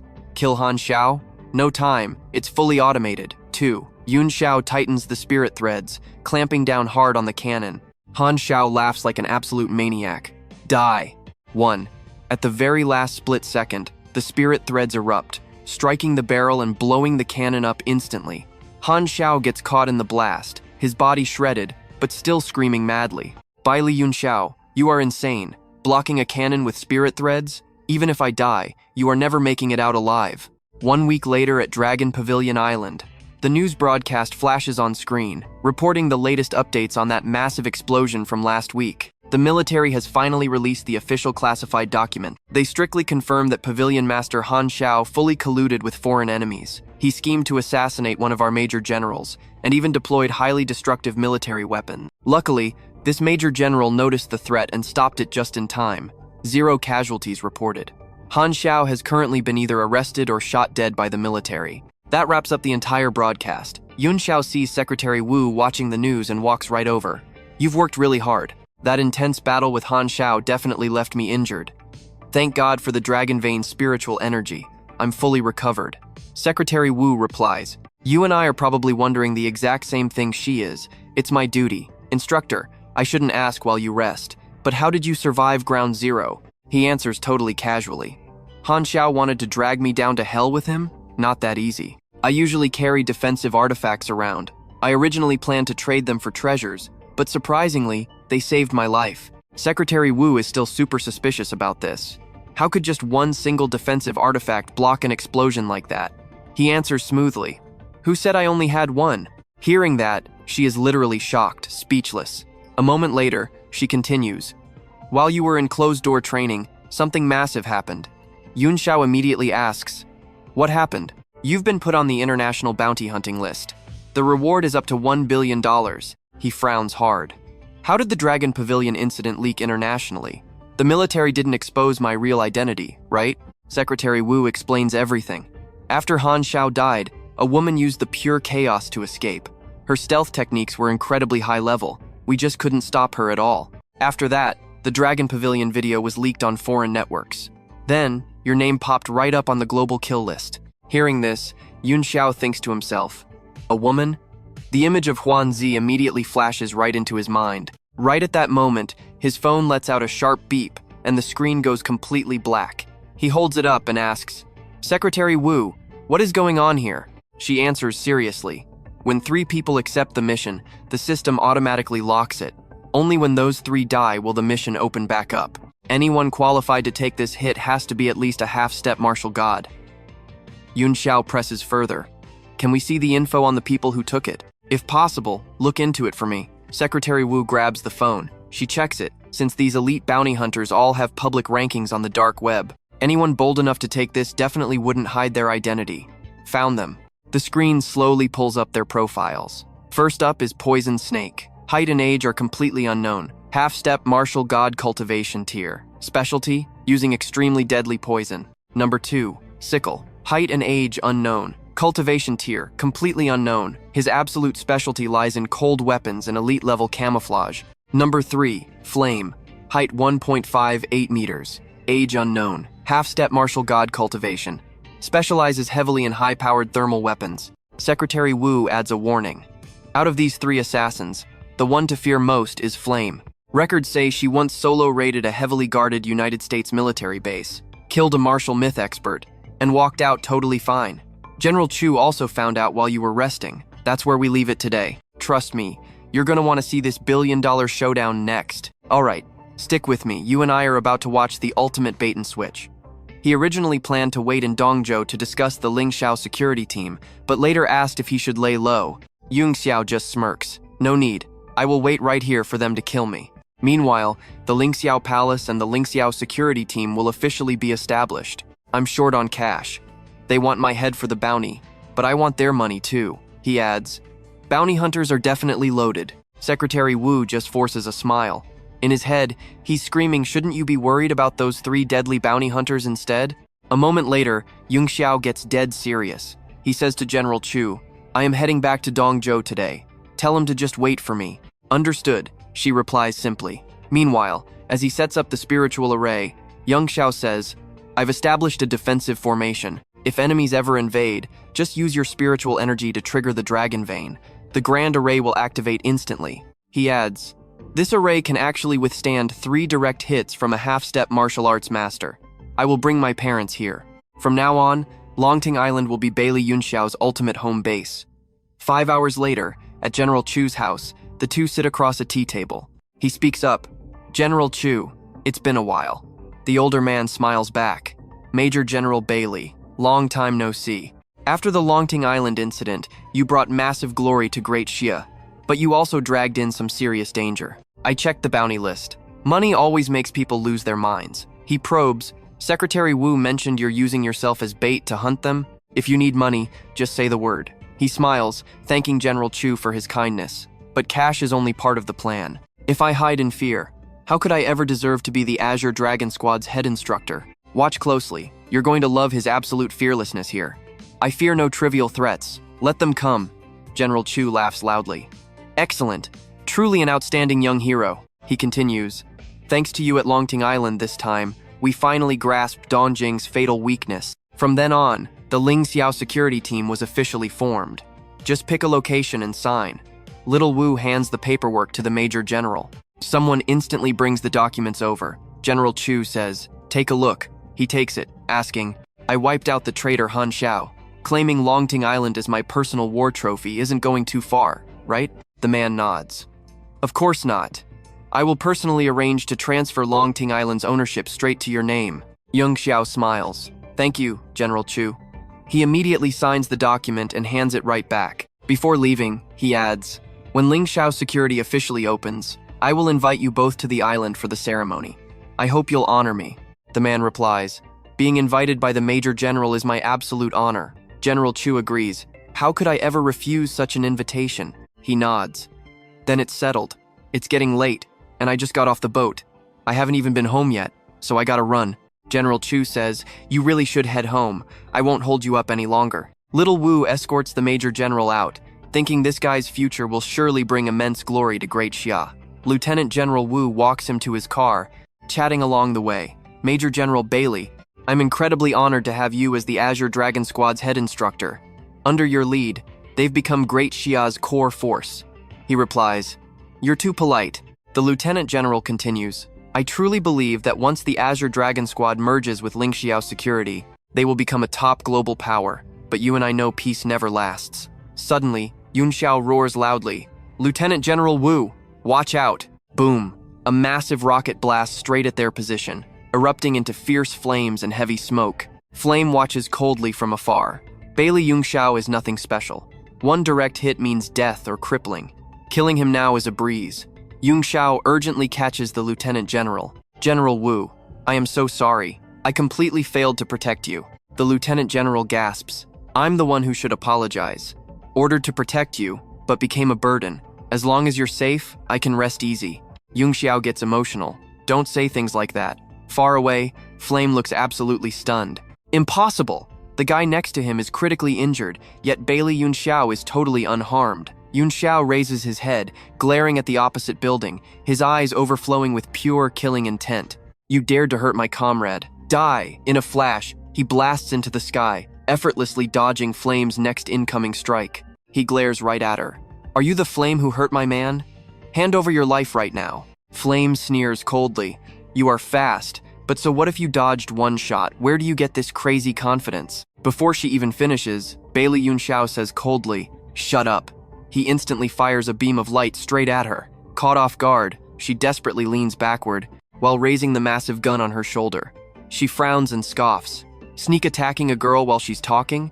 Zero class whatsoever. Right after that, she leaps off the rooftop straight onto the motorcycle below, turning her head to taunt him. Bye-bye, chase me if you have the guts. Flame thinks to herself, if the intel is right and this guy is a hothead, he will definitely chase without thinking, falling perfectly into her trap. She instantly speeds off like the wind, and that's where we leave it, trust me.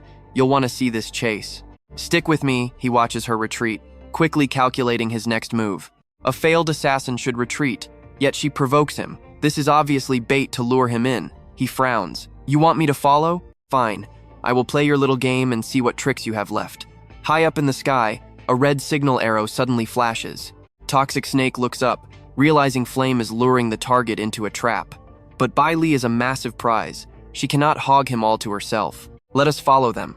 We wait until they are completely exhausted before striking. We take the easy win and split the bounty. Shieldblade nods. Like the old proverb says, the mantis stalks the cicada, unaware of the bird behind it.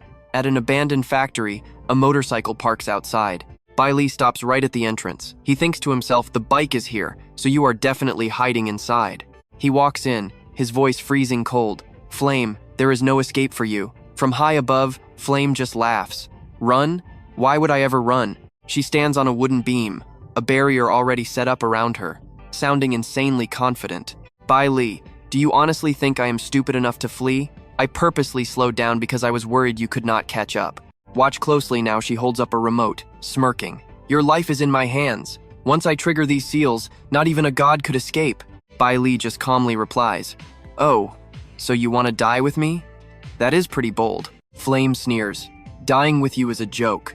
I have a barrier completely surrounding me, so even a massive explosion will not scratch me. No more delays. Go to hell, Baili. He just chuckles. A barrier? You really think a weak level 8 killing array can stop me? In a flash, his figure completely vanishes, instantly reappearing right behind Flame. She panics. How is this possible? One palm strike sends Flame flying, smashing hard into the wall in a cloud of dust. She kneels, trembling. Ah, you bastard. You actually damaged my spirit origin, and now my youth retention technique is completely broken. Her face twists in panic, tears and snot streaming down. Give me back my beautiful face. Baili stands on the beam, holding his flaming sword, his voice cold. Cut it out. I knew you were completely abnormal. An old hag pretending to be a young girl. You killed my people, so your death is entirely justified. Any last words? Flame gasps. He refused to leave. So he died. Not my fault. Can you just spare me once? That sentence makes his eyes turn freezing cold. He waves his hand, sending a massive fire blast forward.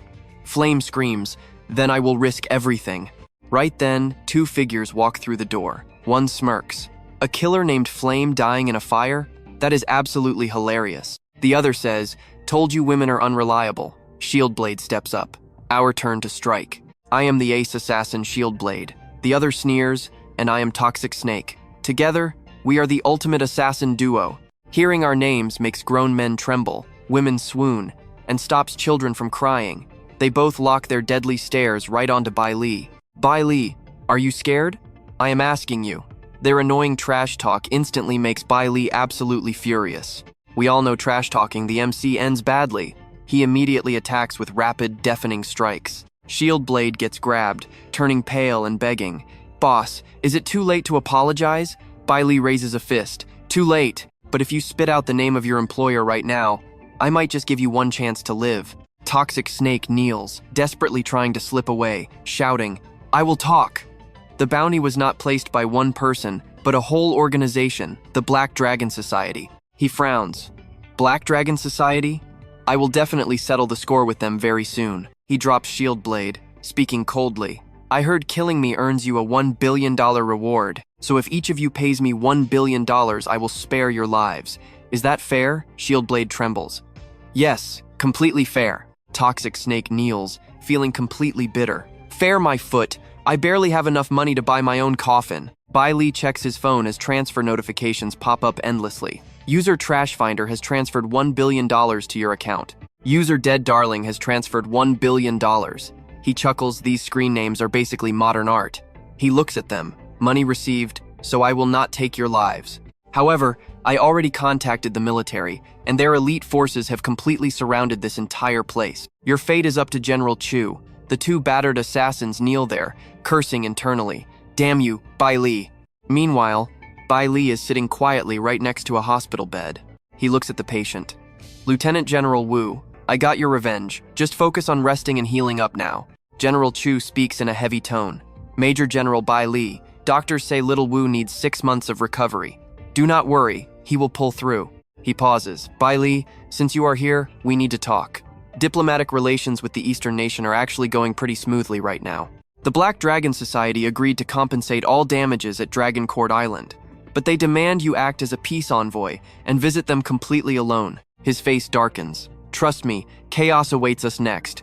All right, you and I are about to dive straight into enemy territory." General Chu warns him, this dinner invitation is definitely a deadly, calculated trap. But Van Tu stays completely calm. If he backs down now, they will disrespect the entire Great Xia nation. So, 0 choices left. He simply has to go and face them. He tells the general not to worry. He already has a master plan. Besides, Van Tu adds with a dark grin, he has a few personal debts to settle anyway. Cut to the vast ocean sky. A massive jet flies straight toward their base. Huyen Tu reaches out, welcoming Mr. Bok Lai to the infamous Hak Long Hoi. She smiles, saying the hotel is ready and she will escort him there. Van Tu just looks around, totally unimpressed. Is this really the grand headquarters of Hak Long Hoi? He honestly expected a much more crowded, intimidating place. He smirks. "Those bounty hunters failed to kill me. You must be super disappointed, right?" Huyen Tu flinches inside but plays dumb, pretending she has 0 clue what he means. In her mind, she curses those useless bounty hunters. But she knows the drill. As long as she denies everything, he cannot actually touch her. Van Tu casually walks past her. "No need to fake it. We are old friends now. In fact, thanks for gifting me that massive pile of cash." Hearing this, Huyen Tu physically jumps. Van Tu keeps pressing her right now. Absolutely nobody is strong enough to fight him. And honestly, it is getting lonely. She angrily thinks to herself, "Just wait until our boss gets the artifact. He will crush you." But suddenly, Van Tu whips around, scaring her completely. He steps uncomfortably close. His voice drops ice cold. "I think I just heard someone talking trash about me, and I always pay my enemies back." Panicking, Huyen Tu waves her hands, denying she said a single word. Van Tu leans in even closer. "I heard it perfectly. Your boss found some kind of ancient artifact." Shaking with fear, she begs Mr. Bok Lai to let it go, claiming it was nonsense. Van Tu's tone turns lethal. "Your spine looks pretty soft. What happens if I snap it 180 degrees? Terrified, she instantly cracks. "Okay, the truth is, our boss has a cultivator relic. Now watch closely, because this changes everything." Baili Yunxiao rubs his chin. "A cultivator relic in a dead magic era? That is pure insanity." According to ancient legends, these early cultivators trained until they literally ascended to the heavens. They joined the immortal ranks, packing enough raw power to wipe out entire continents. So obviously, any relic left behind holds a massive, unbelievable amount of spiritual energy.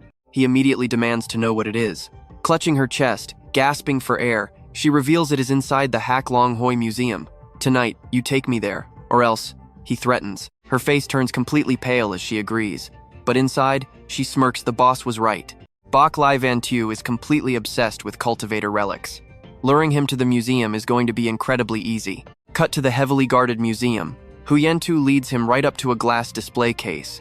"Mr. Bak Li, this is the exact spot," she says. "I brought you here, but I have other business, so I am leaving now." She tries to slip away, but Van Tu immediately grabs her arm. "Where are you going? Did you really think I didn't know this was a trap?" Before she answers, 3 or 4 spirit envoys drop from the ceiling, completely blocking their escape route. Who dares break into the museum? Van Tu stares them down, muttering in surprise. Spirit envoys? Why is the East using Western spiritual magic here? These envoys are weird, special entities. They have 0 physical body, but they can still wield deadly weapons. They are practically immortal. Only secret arts can stop them. Roaring together, they swing their massive swords and rush forward, unleashing a crazy barrage of heavy, relentless slashes. Van Tu raises one single hand, pulls Hyen Tu behind his back, and coldly commands, "Halt." You and I both saw that, right? One single word literally freezes the entire attack. He instantly grabs Hu Yen Tu, pulling her back, and demands, "Why did those envoys stop? Tell me right now, or you become my human meat shield." Hu Yen Tu frantically answers, "I have no idea. My only job was to lure you here. The boss planned the rest." Right at that second, the frozen envoys swing their blades from behind. She barely manages to scream, "Look out!" In a flash, Bak Lai Van Tu swings his sword, instantly slashing the envoy into pure smoke. Its weapon clatters to the floor. He retracts his blade, frowning hard. Something is wrong. Normal attacks shouldn't destroy them. Whatever, get the artifact first. He grabs the treasure from the glass case, feeling its energy. This isn't thousands, this is tens of thousands of spirit strands. This thing is amazing, so I won't hold back. But right then, gun barrels aim straight at them from absolutely every single direction. Hu Yen Tu screams out in sheer panic. "Wait, I am still in here, do not shoot." Then, a freezing cold voice echoes out. "Bak Li Van Tu trespassed into our museum to steal the immortal relic. The evidence is clear. As for Hu Yen Tu, since she failed to stop him, she was murdered by his hands. Commence execution." They both freeze. Van Tu steps in front of her, smirking. "Looks like your beloved organization just threw you away." Furious, she yells back, "It is only because you forced me, you absolute villain." Immediately, the fire command drops, and bullets start raining down like crazy. Nearby stone pillars get blasted into pieces, filling the air with thick smoke. The commander laughs coldly. "Did you really think you could just run?" But the two already dodged into cover. Van Tu gives her a sharp side-eye. "I'm the villain? If I hadn't dragged you away, you'd be totally dead." She snaps right back with a freezing tone. "If you hadn't blackmailed me, I wouldn't be stuck in this nightmare getting hunted down." She quickly adds that Man Shan gang sent these troops. The entire museum is surrounded. Think of a plan fast, because I refuse to die in here. Van Tu's voice deepens. "If you want to live, explain the layout."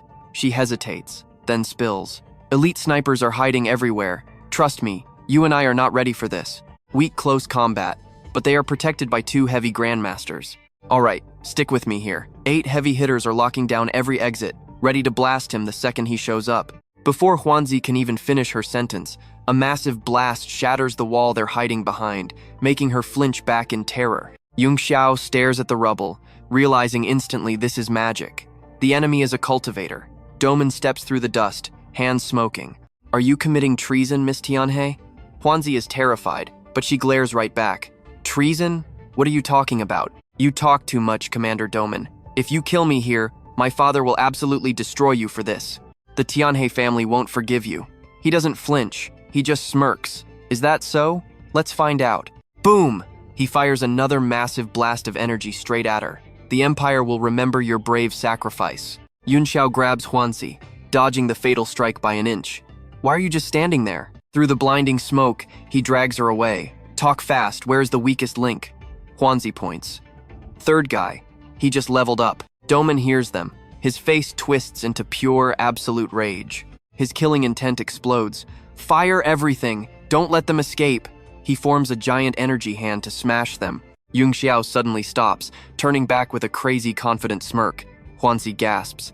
"Did you learn the ancient cultivator secret technique?" Yunxiao just laughs. "He really thinks he can keep me here?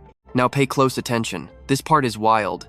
He throws one punch into the attack, causing a massive shockwave. Using the blast, they escape. Doman stands in the ruins, glaring at their retreating shadows, absolutely furious. They won't get far. Hunt them down. He broadcasts the order. Tianhe Huanzi is a traitor. Kill them both on sight. Yes, sir. Meanwhile, at the Tianhe estate, Yunxiao drops out of the sky with Huanzi, instantly surrounded by guards drawing their swords. Identify yourself. This is the clan leader's estate. Trespassers will be killed. Huanzi, covered in fresh wounds, steps up. Blood dripping from her mouth, she speaks. I am Tianhe Huanzi.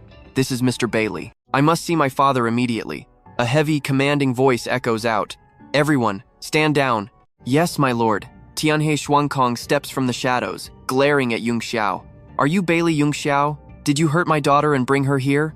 Huanzi jumps in. Father, wait, listen. Doman attacked me. He betrayed the alliance and learned the ancient cultivator techniques. He actually tried to kill me. Her father completely ignores her, keeping his deadly stare on Yunxiao. I was asking him. Huanzi looks down. Yes, father. Yunxiao stays totally chill, looking right back at him. Your daughter just explained everything. What else do you want? Let's pause a second. You and I can spot a trap. The old man drops his act, finally admitting he respects his legendary reputation. His expression turns deadly serious. I will ask you straight. Are you a cultivator? What if I am? What if I am not? The old man doesn't blink. If you are, we protect you from the Black Dragon Society. If not, I won't hurt you, but you're on your own. I will not interfere. Yunxiao thinks it over. Clearly, both sides know a lot about cultivators. Even if he lies, they will not believe him. So be it. He looks him in the eye. That's right. I am a cultivator. The room freezes. The old man gasps. He actually admitted it. Then, he bows. Mr. Baili, please take Huanzi as your disciple. Teach her our ancestral techniques. I will pay you 3,000 spirit stones. Yunxiao flips a spirit stone in his hand. You mean these? Exactly. He smirks to himself. This old guy is clever, but it works perfectly. But there is a catch. Our ancestral stones fell into the frost pool 100 years ago. A giant 30-meter serpent guards them. It is our ancestors' spirit pet. Normal fighters cannot even scratch this beast. Yunxiao's eyes flash. Lead the way. He's already decided. If those stones are real, there is no way he's leaving them. Standing on the high cliff, the clan leader points down. The stones are at the bottom of this bottomless pool, but the serpent is waiting. If you go down, be extremely careful. Yunxiao looks down, calculating. 100 years to become a serpent, 1,000 to become a dragon. Trust me, you and I know this snake is light work. The old man waits, testing him. All right, you and I are about to watch a massive double cross. The old man knew killing a mythical dragon was basically impossible. He figured if Baili Yunxiao just wanted the spirit stone, his fate was completely sealed. But Yunxiao jumps straight down, shouting, I am going in. Up top, Tianhe Xuankong flashes a wicked smile. He secretly plans to let Yunxiao and the ancient beast absolutely destroy each other. Meanwhile, in another room, Huanzi paces back and forth, completely sick with worry. Her father has been talking to Baili Yunxiao for so long. What on earth is happening? Is she really destined to belong to Baili Yunxiao after all this? Right then, a scout bursts in. Boss, Baili Yunxiao went into the lake. The seal is vibrating like crazy. He is definitely fighting the beast. The leader bursts out laughing. Perfect. Once he and that monster rip each other apart, we will snatch the hidden treasure and pin the whole crime on Baili Yunxiao. Huanzi freezes in absolute horror. Her own father is setting him up. No way. She cannot let this happen. The guy literally just saved her life. She tries to run out, but Tianhe Xuankong blocks the door. He smirks coldly. Huanzi, did you overhear my little plan just now? She panics and pleads. Father, Baili Yunxiao saved my life. He is my absolute benefactor. He sneers. That kid slaughtered tons of Eastern experts out there and acts like he owns the place. If I do not kill him, he will step all over us.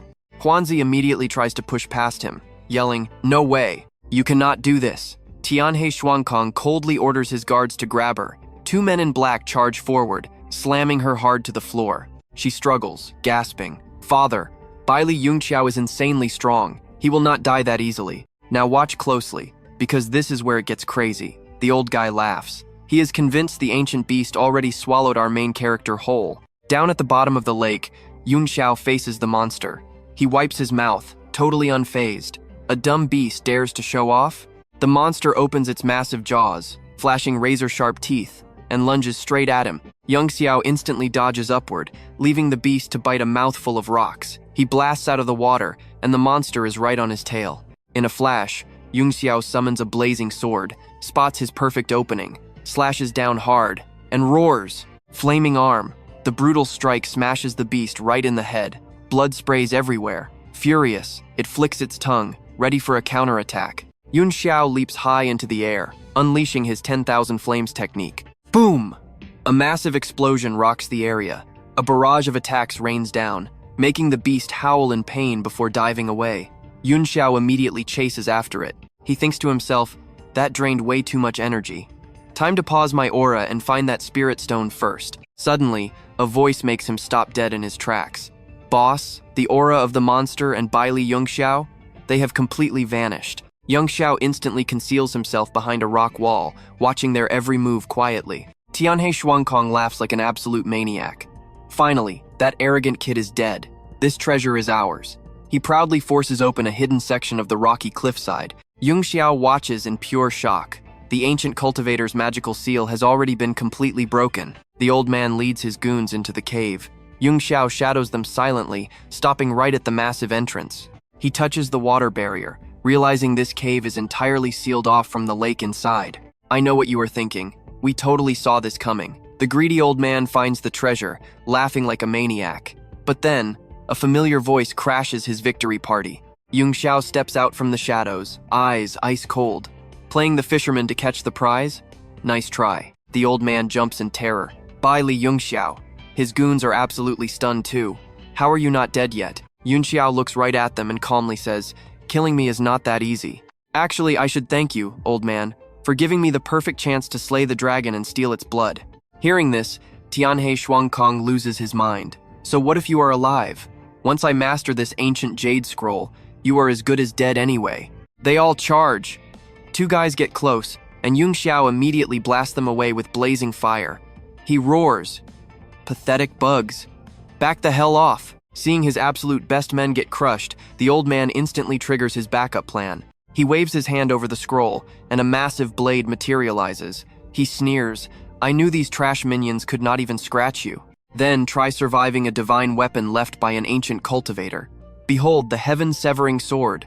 Yunxiao is completely stunned by the name. A real cultivator weapon still exists in this world? The massive blade rockets straight toward his chest. Luckily, Yunxiao blocks it just in time with his azure fire blade. He smirks. Despicable coward. So what if you have a divine weapon? You think you can kill me? Let me show you what it feels like when your own weapon turns against you. Instantly, Yunxiao uses the sword's momentum, striking back and deflecting the tip right at him. The heaven-severing sword pierces right through Tianhe Xuankong's body. So what is the lesson here? Never underestimate our guy. The old man collapses in pure shock, his life force completely fading out. Stick with me here, because Yunxiao just caught a dead body faking it. He stares at Tianhe Xuankong's lifeless corpse and coldly orders the hidden soul to come out. A creepy laugh suddenly echoes from the corpse. A totally unfamiliar voice rings out, praising the kid for actually seeing right through his perfect hiding spot. Yunxiao stays perfectly calm. Xuankong's original soul is already completely gone, but his physical body is still radiating some serious spirit energy. It was an easy guess. The entity finally reveals itself, eyes glowing with pure power. It is the ancient ancestor of the Tianhe clan, Tianhe Lingfeng. You killed my clan members? The old man swears he will personally collect this blood debt. Yunxiao does not even flinch. He calls out the ancestor's bluff. He does not care about his family. He just wanted this physical body as his new vessel. Possess it, wait for the perfect moment, and completely steal it. Yunxiao smirks, saying the old man is way more ruthless than him. He quickly sizes up his opponent's absolute power level. It is totally insane that a lower realm cultivator actually mastered such high-tier magic, and even learned a forbidden body-snatching technique. This geezer must have reached the heavenly human realm back in his prime. A nightmare to fight. Lingfeng suddenly yanks the heavenly severing sword right out of his own chest. He charges forward, voice dripping with killing intent. If you did not ruin my plans, I would have already restored my physical body. There is absolutely no way you are leaving this place alive today. The two clash instantly. Sword energy explodes everywhere in a totally visually stunning battle, but the power gap is just too huge, and Yunxiao gets violently pushed back after only a few moves. Lingfeng points his blade right at him, laughing like a maniac. What is wrong? Cannot even handle a few strikes? Yunxiao's physical body is already hitting its absolute breaking point. Watch closely now. He pulls out a spirit pill, calculating that the enemy sword actually has heavenly human realm consciousness. If this keeps up, He is completely done for. He wanted to save the dragon blood for alchemy, but now he has to use 1 drop immediately. Without hesitating, he swallows the pill and unleashes the hidden seal on his forehead. A blinding crimson light erupts out of nowhere, leaving Ling Feng completely stunned. Is this the origin spirit transformation? A totally agonizing scream echoes through the cave as that crimson light violently swallows his opponent whole. After that devastating strike, Ling Feng's body is entirely burned to ash. Yunxiao lets out a heavy breath, secretly warning himself. He almost died today. This world is definitely not simple. Using the origin spirit actually damaged his own soul. Looks like he needs thousands of spirit stones just to properly heal that damage. Luckily, this hidden cave is absolutely packed with treasure. There are at least 3,000 spirit stones sitting right here, which is more than enough. He steps up and claims the heavenly severing sword. With just 1 casual swing, he instantly notices that the spiritual consciousness inside the blade has been completely wiped out. Such a genuinely top-tier spirit sword. He speaks directly to the weapon. From now on, your name is the demon-slaying sword. Yunxiao gently runs his hand across the sharp blade. Channeling his energy, he quickly chants, "Absorb creation, generate spirit consciousness, ignite phantom flames." The powerful spirit sword is officially born. The contract is sealed. A glowing magic barrier instantly pops up right in front of him. Meanwhile, at the Tianhe clan mansion, Miss Tianhe suddenly senses a bizarre energy radiating from the lake. Startled, she realizes this energy feels just like a spirit artifact entering the world. Her father has been down in that lake for ages with 0 news. Right at that moment, a loyal subordinate desperately sprints over, dropping to his knees. "Miss Huanzi, Black Dragon Gang boss Yuman Shangang just arrived with his men. He demands to see the patriarch, and we absolutely cannot hold them back. You and I both know this means trouble." Before Huanzi can even react, Yuman Shangang boldly marches right up to the mansion, shouting aggressively, "I am Yuman Shangang, requesting an audience with the Tianhe Patriarch. Hand over Baili Yunxiao and Tianhe Huanzi right now." Hearing this, Huanzi starts panicking even more. Outside, Shangang keeps aggressively pushing. "If the Patriarch does not open these doors, I am going to bust my way in." Losing his absolute patience, he takes action. He violently kicks the doors open and storms inside, screaming at him, "Tianhe Patriarch!" Miss Huanzi teamed up with Baili Yunxiao to raid the Black Dragon Gang's vault. They stole immortal artifacts and attacked my people. This crime is absolutely unforgivable. Someone saw them run straight back here, so do not try to shield them. He violently glares around the room, clearly sensing someone hiding inside, and keeps threatening them. "If you stubbornly refuse to show your face, do not blame me for getting violent." Right on cue, an incredibly icy voice echoes from behind the decorative folding screen. "Insolent fool. Boss Yuman, you trespass into my personal mansion and actually dare to demand prisoners? Do you think the Tianhe clan has nobody left to fight?" Yuman Shangang immediately snaps back. "Patriarch, please forgive my bluntness, but you are getting incredibly old. You do not need to interfere in the business of the younger generation, but I respect my elders. If you say so, I believe you. Goodbye." Despite his respectful words, he is already deeply suspicious. If the person hiding behind that screen was actually the legendary Tianhe Shuang Kong, there is 0 chance he would let him leave this easily. He would at least extort something. So if it is not the Patriarch, who the hell is it? His gut feeling was perfectly right. The person behind the curtain is actually Huanzi faking her father's mighty presence. She smoothly scares him away, secretly breathing a massive sigh of relief. Thank goodness she learned that voice-changing technique. Plus, having her dad's heavy cloak sitting in the room totally made the whole disguise work flawlessly. Too bad this clever little trick could not fool someone like Yuman Shangang. He instantly pulls out a gun and unloads straight into the room, making her scream in terror. His voice turns dead cold. "Not seeing me out? I think you can, not. Whoever you are, drag yourself out here right now, or I will literally blow your head off." From above, one of Huanzi's elite guards springs a trap, dropping down and thrusting a sword straight at his skull. But here's what you and I did not see coming. Shangang actually used a substitution technique. His true body is up on the roof, coldly watching the frantic assassins rush in. Stick with me here, that loud gunshot just forced every hidden assassin out of the shadows, rushing straight toward the room. Someone yells out, "That gunshot belongs to Du-Man's son Kwang. Hurry up and protect Lady Huyentu now." Meanwhile, Du-Man's son Kwang calculates his moves.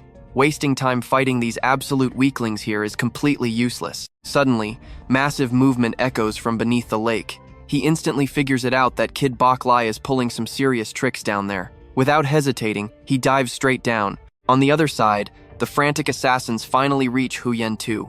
Lady Hu Yen-tu, are you okay? Where did Du Man Sun Kwang go? Hu Yen-tu points directly toward the snow room. He definitely ran this way. She orders them to catch him at all costs. Everyone immediately takes action. But shockingly, Du Man Sun Kwang is already one step ahead, effortlessly wiping out anyone blocking his path. Standing at the cliff edge, he totally feels the wild energy radiating from below.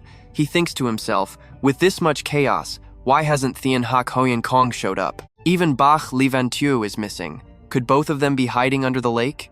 Zero hesitation, he jumps right down. But the second he lands, Hu Yen-tu's squad already has their entire battle formation set. She aims her submachine gun at him. Commander Du-man, take one more step and do not blame my merciless bullets. He laughs with pure contempt. Is the Thien Hak family really down to this trash army? Now I really want to see what is below. Hu Yen-tu instantly orders the attack, bullets flying. But he instantly summons a massive energy shield. Every single bullet deflects right back, wiping out her charging subordinates and completely destroying their weapons in the chaotic process. Du Man Sun Kwang looks at Hu Yen-tu's pathetic struggle and laughs coldly. You reject the easy way, so choose the hard way. Who dares stop me from entering the lake today? Hu Yen-tu stays firm. I will not let you touch my father and Mr. Bak Lai.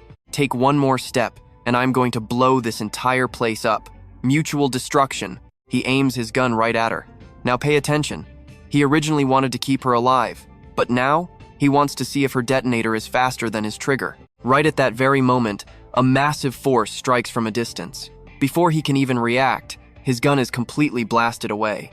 Van Tu appears, pointing the heaven-slaying sword straight at him. Looks like my sword is faster. Despite being injured, Du Man Sun Kwang gets incredibly excited. Bach Li Van Tu, not bad at all, daring to steal an immortal cultivator's relic. Looks like Thien Hak Hoyen Kong died by your hands, but deep down, he starts trembling. This guy's strength completely exceeds his wildest expectations. Knowing he absolutely cannot win, he decides to retreat. He throws a flashbang down, instantly covering the entire surrounding area in blinding smoke. Before escaping, he growls fiercely. Bach Li Van Tu, just you, wait. By the time the thick smoke finally clears, Du Man Sun Kwang is long gone. Van Tu simply turns back to Hu Yen-tu on the mountain and speaks coldly. These Eastern forces have zero actual skill, but they sure run extremely fast. Remembering his earlier words, Hu Yen-tu softly asks, Mr. Bach Li, Du Man Sun Kwang claimed you murdered my father. Is that actually true? Van Tu does not dodge the question, replying bluntly, yes, your father tried to harm me, so he is dead. Since you risked your life against Du Man Sun Kwang, I offer a choice. Lead the Thien Hak family to serve me, and I protect you. Otherwise, you die. Heartbroken, Hu Yen-tu thinks to herself, winner takes all. I understand that brutal rule. But what exactly am I supposed to do right now? Meanwhile, on the completely opposite side, Du Man Sun Kwang stands before the deep lake, muttering. I know what you're thinking, grab the treasure, right? But he realizes fighting Bak Lai Van Tu is pure suicide. That monster cannot be allowed to recover. He must die today. Seconds later, an entire array of massive cannons is set up by the lake. He barks orders. Bak Lai Van Tu is right across from us. Prepare to blast the Thien Hak family to dust. Do not let him escape. Fire! The artillery unleashes instantly, sending countless explosive shells flying straight at them. Hu Yen-tu screams in absolute panic. It is the Hak Long Hoi. They actually dared to attack. Mr. Bak Li, we need to run. 3 days later, inside General Chu's office, New Dong is sobbing uncontrollably. Grandpa, is Mr. Bak Lai seriously dead? General Chu replies with a heavy, somber voice. The Hak Long Hoi claims Bak Li Van Tu conspired with Thien Hak Hu Yen-tu, stole an ultimate treasure, and died in a massive weapon explosion at their estate. Completely unavoidable. The entire mountain burned to ashes. Furious, New Dong clenches her fists. Only absolute fools would believe that. The Hak Long Hoi definitely murdered Mr. Bak Lai and framed him for it. Grandpa, you absolutely have to get revenge for him. General Chu sternly cuts her off.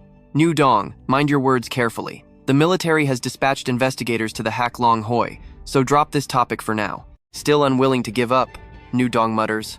So we just do nothing? I heard people are using this exact chance to target Mr. Bak Li's family, even trying to seize Longdin Dao. He shakes his head. This situation is definitely not simple. Longdin Dao is still in the middle of a transfer process.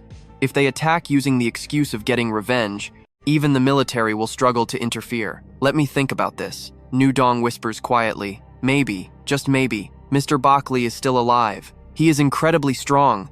Meanwhile, deep inside the eastern lake, Baili Van Tu and Haiyan Tu are completely alive, hiding at the very bottom to cultivate their power. Huyen Tu watches him closely, thinking to herself, if Mr. Baili had not dragged me under the lake 3 days ago, I would be entirely dead right now. This guy hides so many terrifyingly strong secrets, and trust me, you and I both know following him is the absolute only way her family rises again. Stick with me here. He finally absorbed all the Spirit Stone's energy. A total blessing in disguise. He gained 100,000 spirit threads, breaking right into the Grand Spirit Master tier. Huanzi drops to her knees immediately. Mr. Baili, I swear my total loyalty. I will gladly be your eyes here in Dongying. Yunxiao just nods. Very good. You've clearly thought this through, but don't think words alone will earn my trust. He taps 2 fingers right on her forehead, his voice ice cold. Open your mind completely. Accept my master and servant contract. If you ever betray me, this contract will literally pierce your brain. Without a single second of hesitation, Huanzi opens her mind. Once the contract locks in, she bows low. This subordinate will never betray you, master. Yunxiao replies, good, it's done. Let's go track down Du-Man Sun Kwang. Yes, master, she answers. Meanwhile, at another location entirely, Du-Man Sun Kwang is busy meeting with Lieutenant General Wu. He fakes a deeply regretful look. Baili Yunxiao's disaster was just a tragic accident. Honestly, I'm heartbroken too, but the dead cannot return. Plus, you already saw the video of him stealing the immortal artifact. He brought that ugly death upon himself. Even with just one good eye, Lieutenant General Wu scans the room sharply. He clearly isn't buying a single word of this garbage. His voice is dead serious. We sent out search teams, but we still haven't found Baili Yunxiao's body. Great Xia absolutely refuses to accept your little story. The enemy just shrugs it off. Mr. Wu, my only job is delivering the death notice. Whether you choose to accept it or not is your problem. I only respect you because you're Great Xia's envoy. I even helped you search these past few days. Honestly, Great Xia should be thanking me right now. Watch closely now, this villain gets way too cocky about that magic bullet. Baili Yunxiao took a direct hit at ground zero. His soul is completely shattered, so searching for a body is pure delusion. Such a pity about that Azure Spirit Sword, though. Stealing our Black Dragon Society's ultimate cultivator treasure was his biggest mistake. If Great Xia refuses to pay up, don't blame me for taking this international. Right as Lieutenant General Wu is about to snap, a very familiar voice echoes out. Exactly what are you planning to announce? Baili Yunxiao descends from the sky, riding his heaven-cleaving sword with Huanzi right beside him. He speaks coldly, announcing how the Black Dragon Society failed to kill me repeatedly, the Zhanluo Nation and Longding Island bounties? Yeah, I remember those perfectly. Since Huanzi is wearing a skirt while floating mid-air, though Tay, she gets super embarrassed and quickly tries to cover up. Master, please land right now. Everyone down there can see everything. Seeing Yunxiao completely unharmed, Du-Man Sun Kwang panics hard. Baili Yunxiao and Tianhe Huanzi? How are you two still alive? Lieutenant General Wu, on the other hand, is absolutely thrilled. Major General Baili, you made it. This is fantastic news. Listening to Huanzi's frantic plea, the two finally touch down. Yunxiao nods. Thanks for coming to find me. I'll take it from here. Huanzi stands by Wu's side to reassure him. With Master here, you have absolutely nothing to worry about. General Wu watches this unfold, totally stunned. Major General Baili is on another level. Not only did he survive, he brought back a maid. Du-Man Sun Kwang's face twists into an ugly scowl. He's internally freaking out. The guy was heavily injured days ago. How is he totally fine? A direct fight is suicide. He immediately resorts to throwing threats. Baili Yunxiao, what are you trying to pull? This is the Black Dragon Society's main headquarters.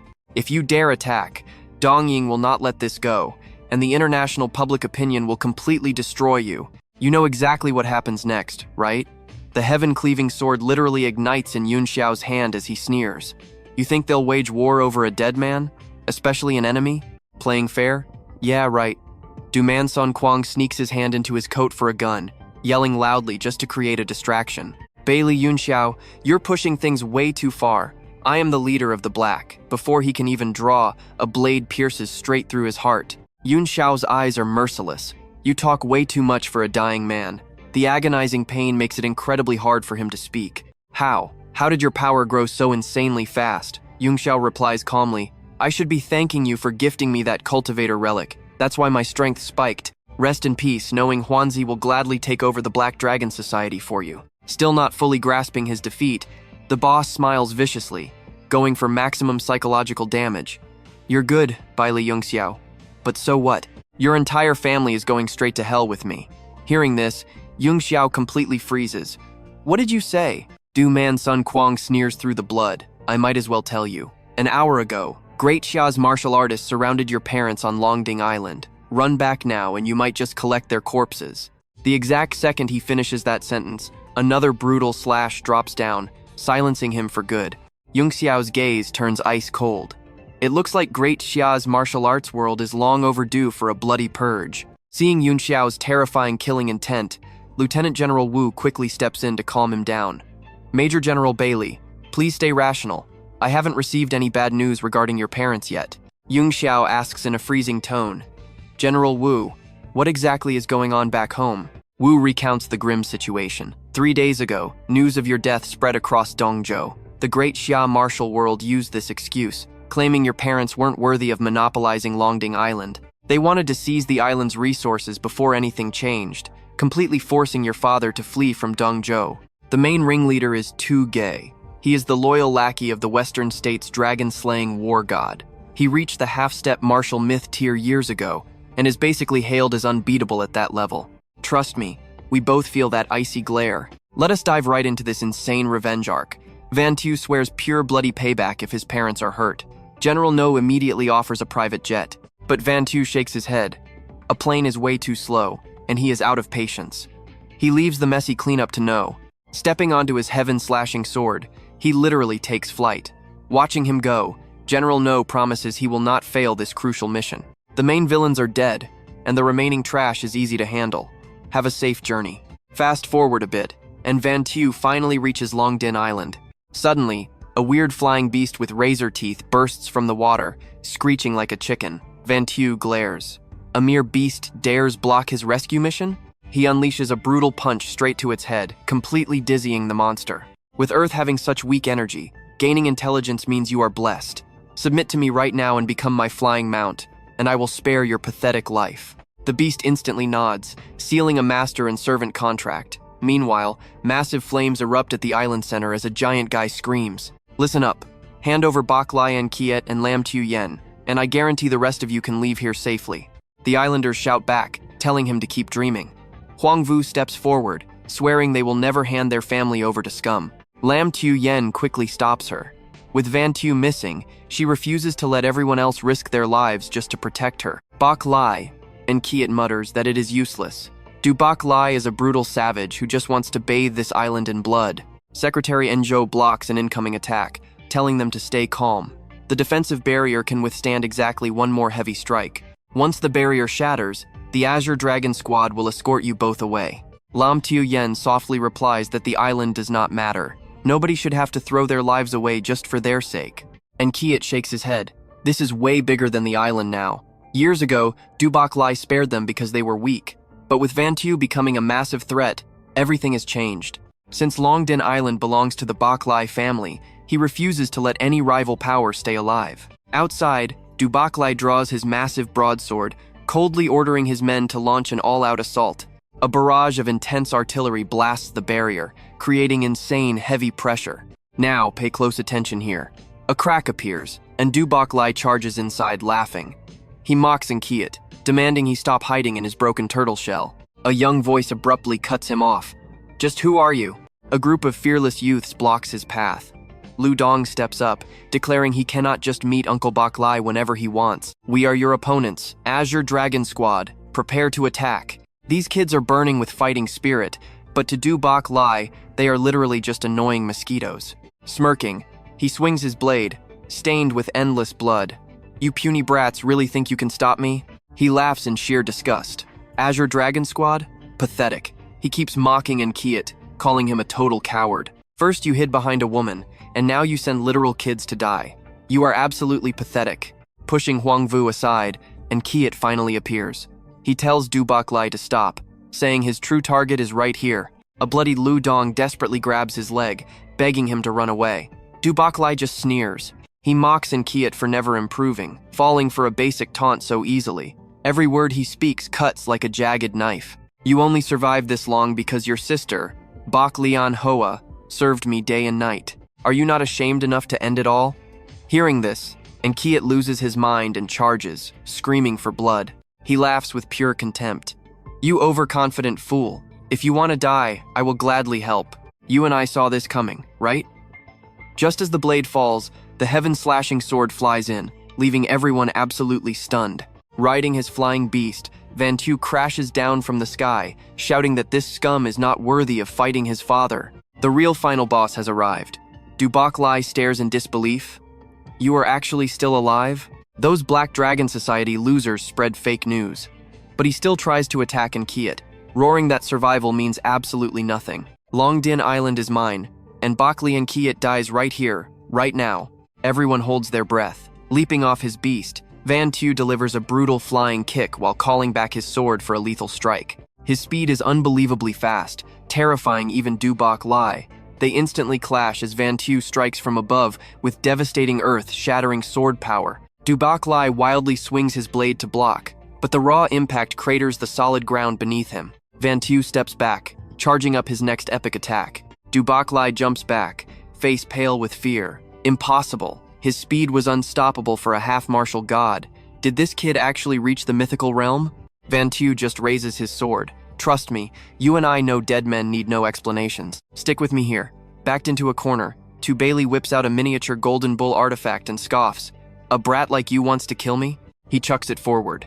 Instantly, a massive winged, goat-headed bear monster spawns in with a terrifying roar, ready to turn our hero into its next meal. Yunxiao just glances at this beast's soul protection treasure. He smirks. Interesting trick, but too bad you ran into the absolute wrong guy today. One swing. A single, fatal sword slash flashes out. The blade cuts clean through, slicing that giant mutant beast directly in half. Tu Baili is absolutely stunned. His supreme treasure, sliced up like fresh fruit. The shockwave blasts him backward, leaving him staggering and bleeding heavily. I underestimated you, but don't think you can kill me. Gritting his teeth, he immediately activates a glowing yellow escape talisman. Yunxiao watches calmly, noting the Tu family actually has some decent tricks up their sleeve. Instantly, Tu Baili morphs into a streak of black smoke, fleeing at breakneck speed. Before vanishing, he screams back, Baili Yunxiao, the Tu family will definitely make you pay for what you did today. Yunxiao just laughs coldly. Why wait for later? I prefer settling my debts right here. His flying sword shoots forward like lightning, slashing straight into the runner's back. A tragic, blood-curdling scream echoes through the sky.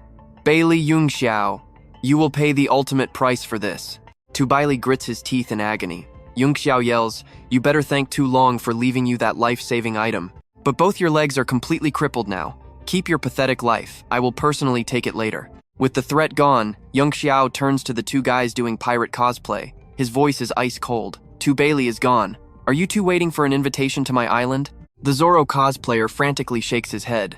No, we are leaving right now. Meanwhile, the fake Luffy starts making desperate excuses. Mr. Baili, please calm down. We were just passing by. The scenery at Dragoncourt Island was so pretty we got completely distracted. Yunxiao completely ignores their babbling. He turns to his dad and smiles gently.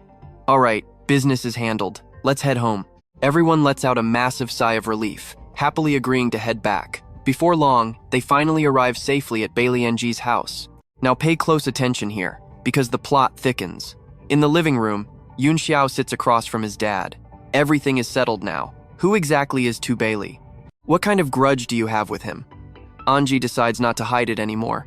Sighing deeply, he explains, this happened 19 years ago. Back then, your Aunt Baili Yinghua and I were simply walking down the street when we crossed paths with Tu Baili. Seeing her beauty, he relentlessly harassed her, even trying to get physical. I was young and hot-headed, so I beat him half to death, heavily offending Tu Long. Tu Long had just broken into the mythic martial realm. Furious, he single-handedly stormed the Baili family, crippled me, and ruthlessly kidnapped your aunt. Terrified of being wiped out, our family sent me away.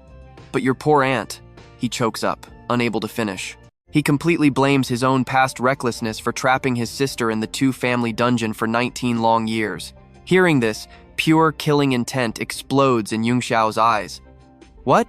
Dad, I am going to kill him and bring her back. Anji shakes his head, his voice heavy with grief. Yunxiao, I know you love her, but you are all I have. You only just entered the mythic realm.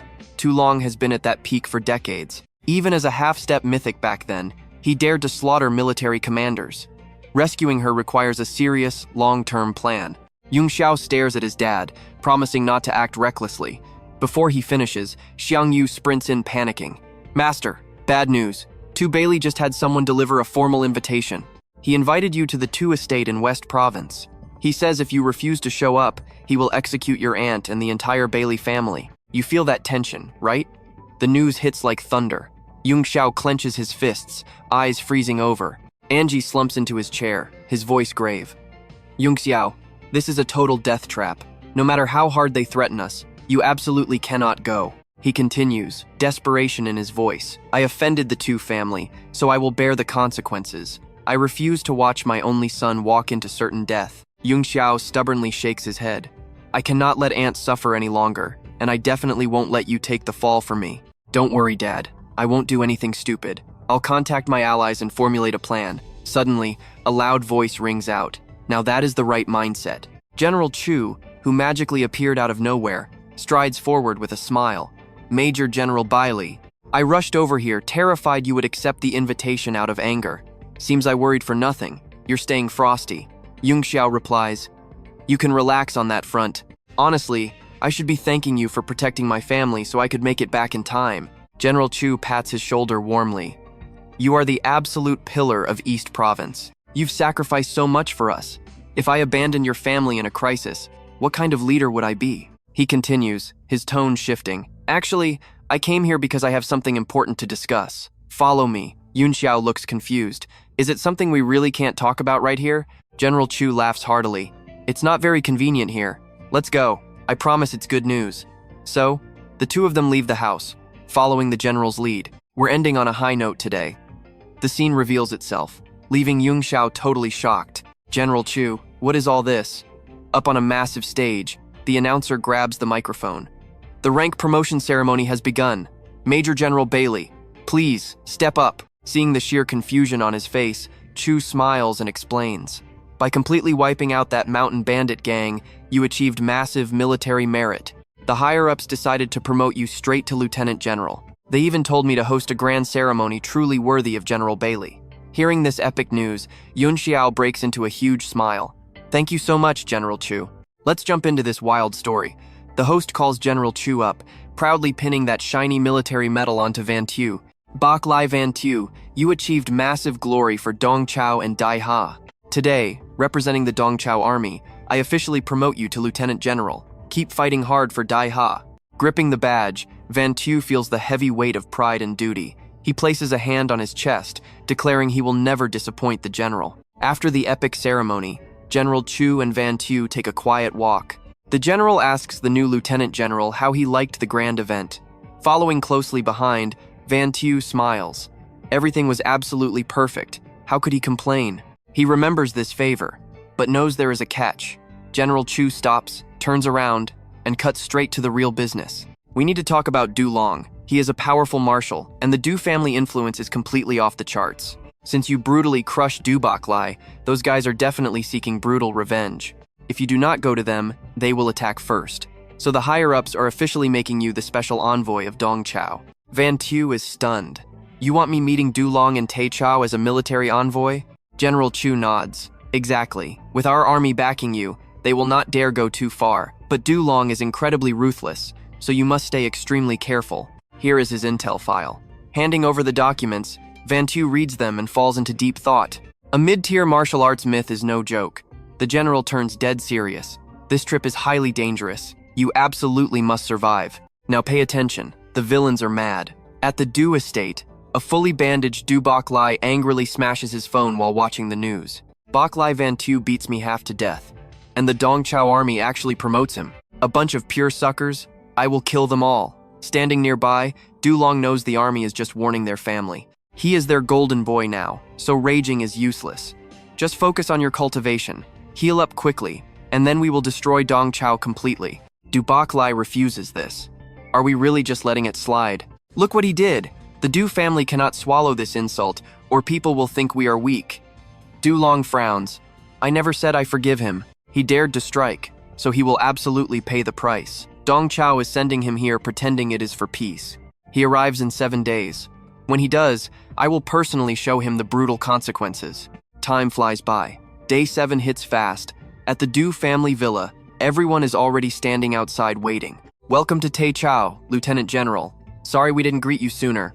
Van Tu instantly goes on high alert. What is this trick? They are acting way too polite. Please come in, you traveled far, so the Du family must host you properly. Knowing he cannot back down now, Van Tu replies. Then I will gladly accept your hospitality. Sitting down, they quietly size each other up. Du Long smirks. Lieutenant General, I have heard your legendary name before. We both know a sick twist is coming, right? He adds. Someone else here really misses you too. He glares at a maid with hair hiding her face. Come here. Everyone else leaves. Covered in dark bruises, the maid steps forward, completely trembling. Du Long continues. Lieutenant General, this is your aunt, Bak Lian Hoa. First time meeting her, right? Van Tu freezes. Recognizing him, Bak Lian Hoa reaches out a shaky hand. Van Tu, is it really you? Seeing her scarred face and those totally terrified, avoiding eyes, absolute pure rage erupts deep inside Van Tu's chest. He leaps up, roaring. You dare treat my aunt this way. Du Long stays calm. You are mistaken, General.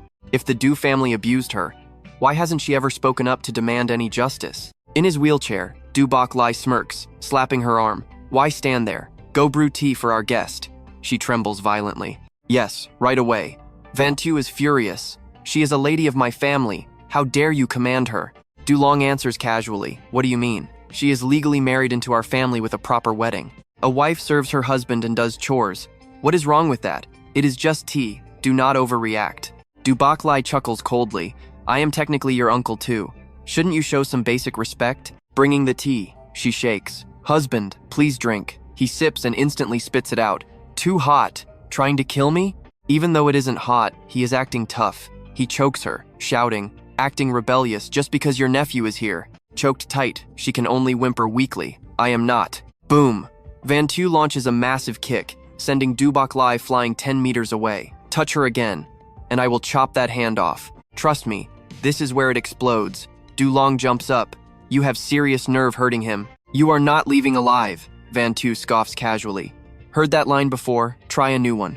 Let's dive straight into the madness. Du Long launches a furious strike, screaming at the kid for disrespecting a senior. Yunxiao blocks it, but honestly, he's sweating bullets inside.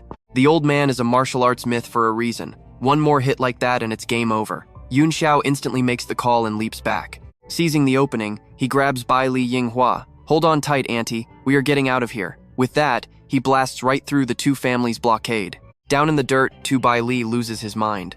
Grandpa, why the hell did you let him run? He humiliated me and crippled my leg. You have to kill him. Du Long just glares. You know nothing. Killing him is way too easy, and honestly, not nearly enough. I want the entire Baili family buried alongside him. His voice drops. Absolute ice. Issue my command. Yunxiao kidnapped our bride, so if his family hides him, slaughter them all. No survivors. Meanwhile, deep in a remote mountain range, Yunxiao finally gets his aunt to safety, but starts violently coughing up blood. Seeing him completely wrecked, Baili Yunxiao panics. Yunxiao, are you going to be all right? He forces a smile to calm her down. Don't worry, I am fine. It is just that Du Long's cultivation base is ridiculously strong. I went all out this time, so I pushed past my limits. Gently, he drapes his cloak right over her shoulders. She stands up, totally terrified. You took me from the Du family. They will never let this slide. I have to go back. Even badly injured, Yunxiao refuses. If you go back now, they will still kill you anyway. His voice gets super quiet. I am so sorry, auntie. I was late, and you suffered for it. My dad has blamed himself for years because he couldn't save you. He pulls her into a hug. Rest easy now. From today onward, Baili Yunxiao will never let anyone hurt you ever again. No more fear. She completely breaks down crying in his arms. Meanwhile, Yunxiao makes a silent vow. He needs to level up his cultivation, fast. It is the only way to crush Du Long. Now watch this next part closely. 2 whole months pass. Deep inside a hidden cave on Longting Island, Yunxiao has been pulling in massive spiritual energy, finally breaking through to the mid-stage Grand Spirit Master tier. Secretary Wu stands right behind him holding his coat. Congratulations on your massive power spike, General Baili. The Tu family has been hunting you non-stop, but they had absolutely no idea you were leveling up right here on Longting Island. Yunxiao just smirks. That old fool Tu Long thinks his martial arts myth status makes him untouchable. He touched my blood, now he pays the ultimate price. Someone get in here. Draft up a life and death duel challenge. I am taking Tu Long's head. Cut to the Tu family study. Tu Baili is practically foaming at the mouth in his wheelchair. Who does Yunxiao think he is, sending my dad a deathmatch invite? He literally called you a coward if you decline. You are a legendary myth. Why fear some brat? Tu Long just sighs heavily. Son, never underestimate Baili Yunxiao. Becoming a martial arts myth is nearly impossible, but this kid, completely different breed. He continues.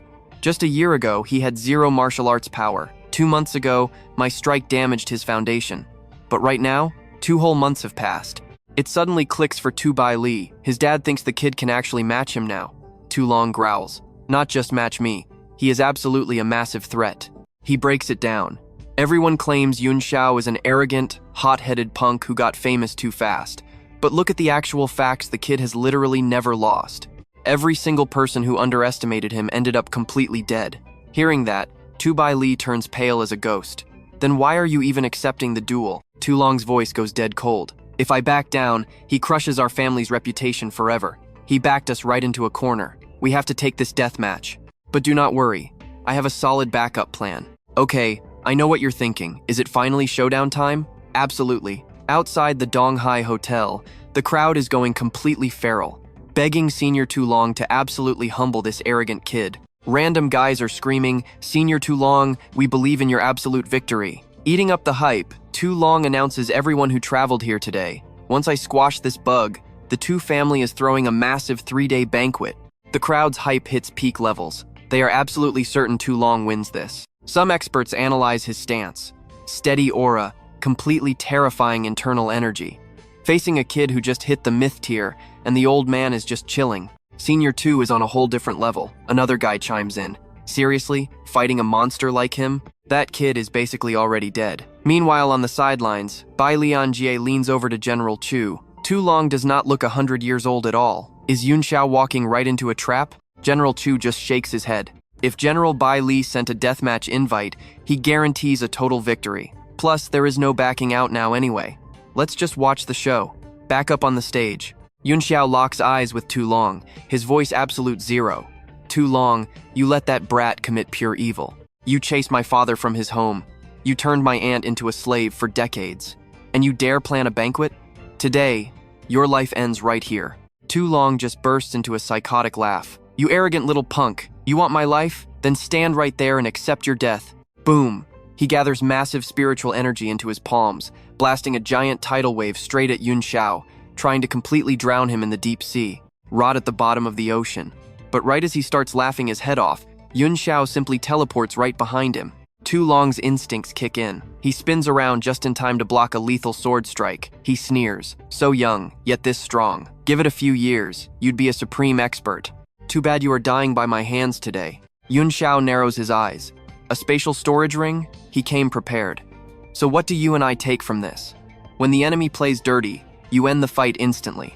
Stick with me here, you are about to see pure madness. He raises his blade, spiritual energy explodes, and a massive dragon aura wraps right around him. He roars his ultimate heavenly dragon technique, but his enemy just sneers. Turn into a dragon? So what? He swears he will still kill him today, unleashing his own signature dragon-slaying blade attack. The two epic strikes collide with a massive explosion. The old man gasps for air, thinking his years of hard training were meant just to crush this kid. He has burned through so much core energy today, but he vows his enemy still has to die. Just as he says that, a blade pierces right through his chest from behind. Shocked, he grits his teeth. He calls the kid despicable for faking a frontal dragon attack while hiding in the back. But the kid stays ice cold. Do you really have the right to call me despicable? You bullied and tormented my family for years. Today, even if it takes us both down, I am going to end you. The old villain coughs up blood but still flashes a wicked grin. He tells him to turn around and look. The kid turns, and his expression instantly drops. Now watch closely. His parents are trapped in that helicopter, guns pointed right at their heads. A voice blasts down from above. You care a lot about your family, right? Your parents are in my hands now. If you do not want to collect their dead bodies, then hurry up and die. Just kill yourself, and we will let them go. Badly injured, his voice stays ice cold as he calls out Du Bak Lai. Do you really think I will just let you do whatever you want? The villain laughs out loud. You are about to die but still acting tough. The kid just chuckles. You absolute idiot. I am not going to die that easily. But you, on the other hand, you can barely even move right now. The villain's face completely pales. The kid continues, saying he has no energy left to handle him. So come on out. Right then, the helicopter pilot steps up. It is Secretary Ngo, she says. Following your orders, Chief Instructor. The bad guy's eyes go wide. He cannot believe it and desperately screams out for his men to attack. Secretary Ngo holds up an arrest warrant, speaking coldly. Mr. Do, you have committed the crime of abusing your power to harm completely innocent people. Under orders from the Lieutenant General, I am officially arresting you. Resist, and we shoot to kill. The villain furiously screams, Why are you people on my private helicopter? Where are my men? Secretary Ngo calmly replies that every single move they made has been under the strict surveillance of the Eastern military. Your family has abused their power in the West for way too long. The higher-ups wanted you gone. He panics completely, screaming that this is impossible, cursing them out like dogs. Secretary No orders his immediate arrest, taking him back to face a strict military tribunal. After that, she walks over to the kid. Chief Instructor, it is a good thing you predicted this corrupt family would cause absolute chaos. Having me bring a surveillance team means we caught them red-handed. He wipes the blood from his mouth.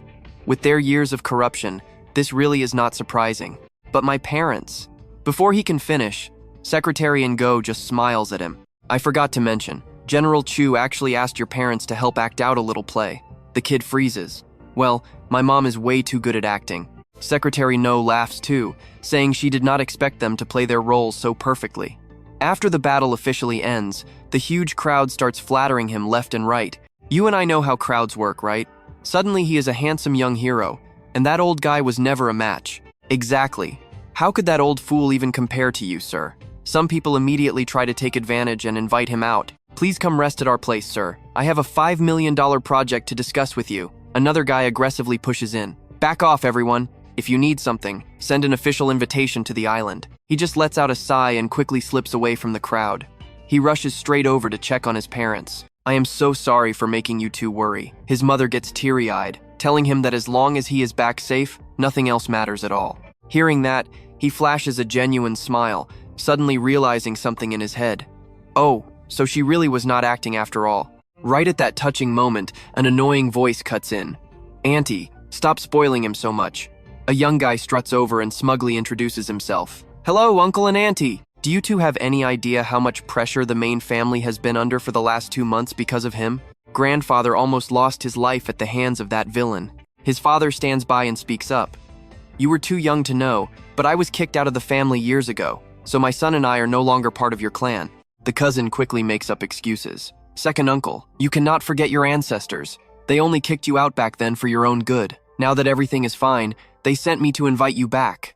The kid instantly cuts him right off. Oh, so sending my aunt over to that corrupt family was also for her own good? Absolutely ridiculous. Hearing that, the cousin furiously points a finger right in his face. What the hell is with that attitude of yours? Based on our family ranking, you should be calling me your older brother, he replies with an icy tone. Before this deathmatch started, you were already here, right? So why didn't you invite my parents back earlier? You waited until the villain was dead by my hands to finally show up.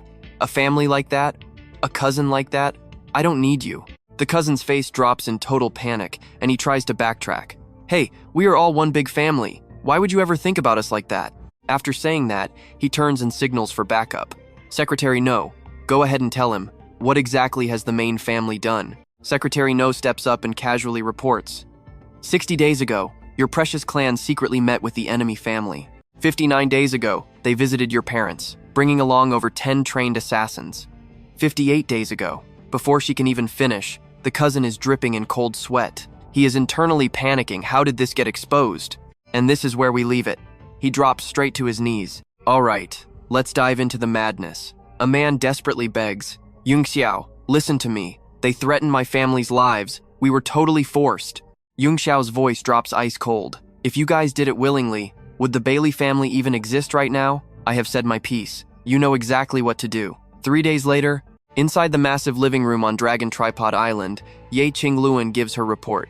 Young Master, after that epic East Sea battle, your absolute legendary status and the Jade Flute Palace are famous everywhere now. Major factions are desperately trying to recruit Dragon Tripod Island. I picked out the invites from the top 3 strongest groups for you to see. Yunxiao takes the 3 fancy cards, thinking hard about his next move. The Hong sect failed to kill him back in Zhanluo, went completely silent, and now they send an invite? What exactly is their game plan here? He cracks open the letter, which reads, inviting sect leader Baili to Shenongjia to discuss some urgent matters. Respectfully yours, Shui Yinghong. Shenongjia is the most mysterious place in the entire country, covered in endless thick fog all year long. Legends say even martial arts mythic legends cannot survive there, but it is also the true birthplace of immortal cultivators. Yunxiao folds the invitation with a light smirk. Bring them up here. Moments later, 2 girls walk in. The one wearing a mask speaks up. Shui Yinghong of the Hong sect pays respects to Mr. Baili. The other one bows deeply. Nishang of the Hong sect also pays respects to Mr. Baili. We are begging you to save our lives. Yunxiao glares ice cold. It is you two. Back in Zhanluo, when I was saving my mom, you literally blocked my path. I haven't even settled that score yet, and you dare fake news just to meet me? Without hesitating, he blasts a deadly strike, shouting, you have a death wish. Shui Yinghong panics. Mr. Baili, a misunderstanding. We would never lie to you. Watch closely, this is where it gets wild. The Shenongjia secret is massive. Please save our lives. Yunxiao sneers. You think one vague sentence is enough to make me save you? Absolutely ridiculous. He turns away. Secretary Wu, see these guests out. Wait, right there. The Hong sect sent countless top-tier experts into Shenongjia, and they all died horribly. But one single senior actually managed to survive against all odds and left behind a secret map. This very map marks the exact location of the Shenong grass, a literal mythical immortal medicine. Nishang immediately pulls the old map out. Yunxiao just frowns in confusion. Shenong grass? I have never even heard of that before. Shui Yinghong keeps pushing. According to that senior, just smelling it boosts your cultivation by 10 whole years. If you actually eat it, even a dead person can revive. Yunxiao goes deep in thought. If she is telling the truth, this really is a divine medicine, but it sounds way too vague. He finally says, leave the map right here. For now, you two will stay on the island. I am going to verify this. If it is real, I will definitely cure you. The 2 girls look at each other and speak in unison. Then we will stay and serve you, sir. Holding the map, Yunxiao thinks to himself, if this Shenong grass is actually that effective, he could instantly break through to the late-stage Great Spirit Master tier. He badly burned those 2 with his spirit flames before. Nobody else can cure them. Since his own fire control isn't peak yet, looks like a trip to Shenongjia is definitely happening. 2 days later, Yunxiao walks straight into the luxurious Dragon Tripod Hotel. He looks around. I never expected this place to look so beautiful. But right at that exact moment, an incredibly arrogant voice sneers from behind. Look at this total country bumpkin. A wealthy girl marches straight to the front desk. Give me 3 rooms. The poor receptionist looks super apologetic. I am so sorry, miss, but the hotel is completely booked up. The very last room was just reserved online. Annoyed, she demands. Well, what about the private villas? Right on cue, Yunxiao steps right up and cuts in. Process my check-in. I booked the last villa. The girl snaps her head toward him, furious. What exactly do you mean by that? He just shrugs calmly. Princess, you can just go figure out how to book rooms online yourself. You and I both know how this plays out. The clerk hands over the key card. Yunxiao grabs it, smirking at the furious girl. Bye-bye, princess. I am going to get some rest. She wildly lunges forward to block his path, yelling, stop right there. But she totally trips and falls headfirst straight into his chest. Yunxiao easily catches her in time, teasing, even if you really wanted to stop me, there is no need to bow down like this. She instantly blushes bright red, screaming, you absolute creep, let go. He instantly drops his hands, and she slams flat onto the hard floor. Completely humiliated, she jumps up and screams, hey, do not walk away. If you have the guts, tell me your name. I will definitely make you pay. Her butler rushes over in a total panic. Miss, are you okay? Yunxiao stops and glances back. You want to settle the score with me? Fine, I will tell you. My name is Baili Yunxiao. The girl instantly freezes like a statue.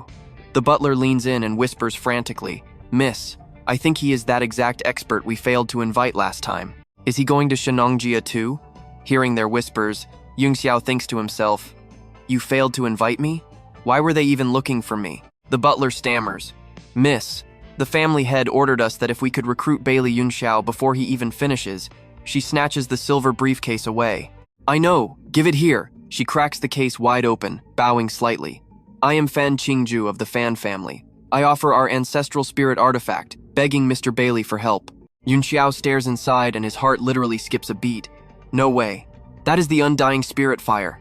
Inside the private villa, they quickly sit down to make a deal. He is absolutely mind-blown that he could find the legendary undying spirit fire in this world. Even back on the Nine Heavens continent, this stuff was incredibly rare. If he refines it using his Flame Emperor's heaven-burning art, his Flame Emperor body will definitely reach the minor success stage. Once that happens, his physical body could rival a martial arts mythic legend. The undying spirit fire means even a single tiny spark will never ever go out. So he cuts straight to the chase. Spit it out. What do you want me to do? She takes a deep breath. In half a month, come with me and protect my life when things get dangerous.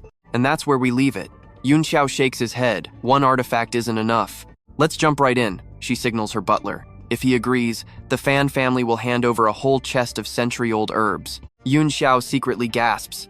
A spatial ring. Even the Tu family, who ruled for years, only had too long holding one of these. He starts questioning her real identity, but she just speaks with pure arrogance. Never heard of us? Makes sense. The Fan family practices supreme magic.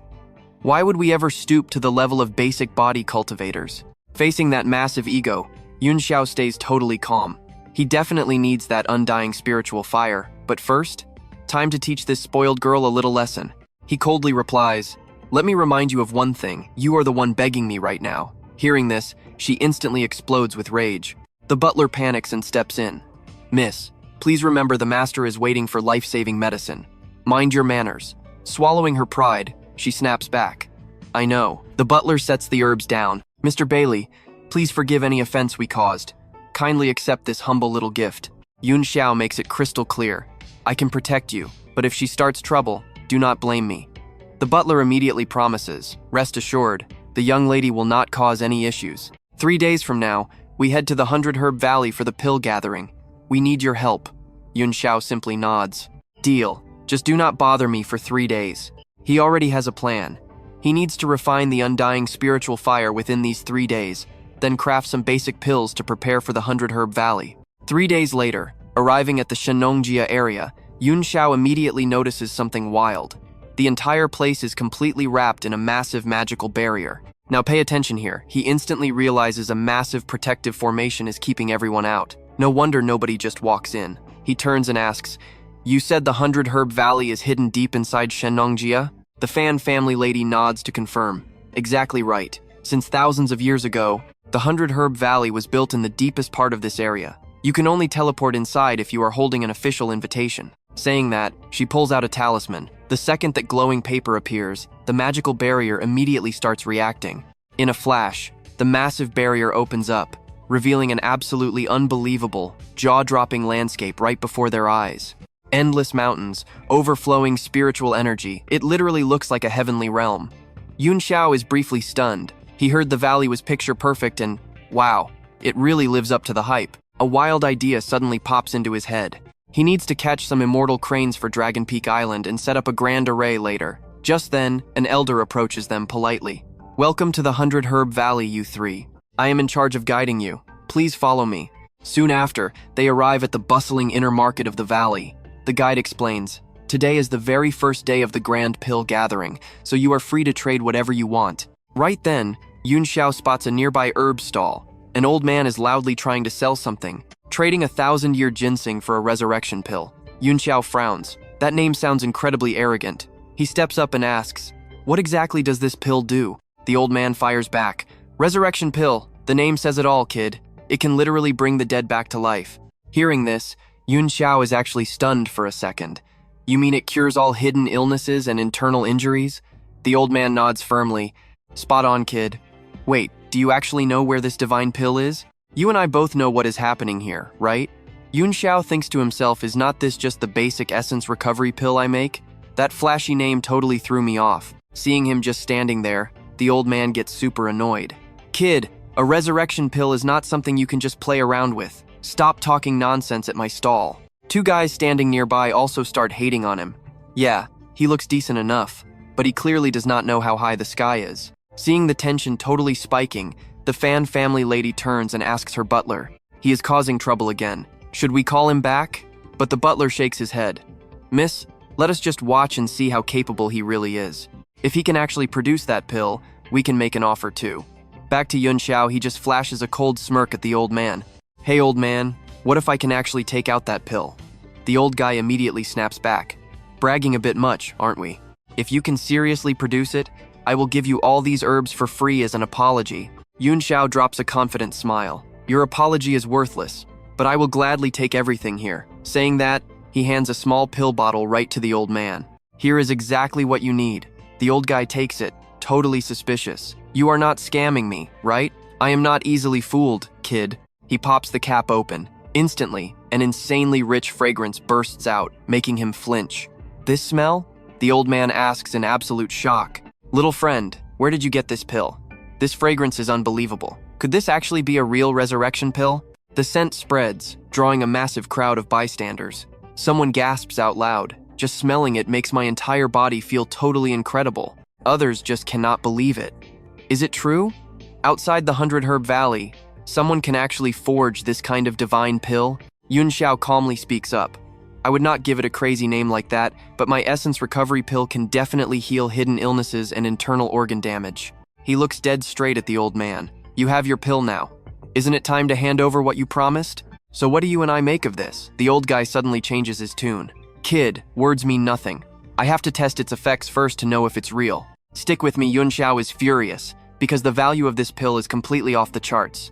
But the stubborn old man just turns and shouts loudly, I am Bai Changshan, elder of the White Coat Pavilion. Everyone here, be my witness. If this pill is actually real, I will give you all the medicinal herbs just like I promised. Plus, I will even add 1,000-year-old ginseng as payment. What do you say, little friend? Hearing this offer, our boy thinks to himself that Bai Changshan is actually being reasonable. Once the old guy takes the medicine, he won't have to explain anything, and might even get what he needs. After thinking it over for a second, Yunxiao simply nods in agreement. He pulls out a pill and hands it over. The old man instantly swallows it down. Seeing the insane quality of that pill, the entire crowd is left completely speechless.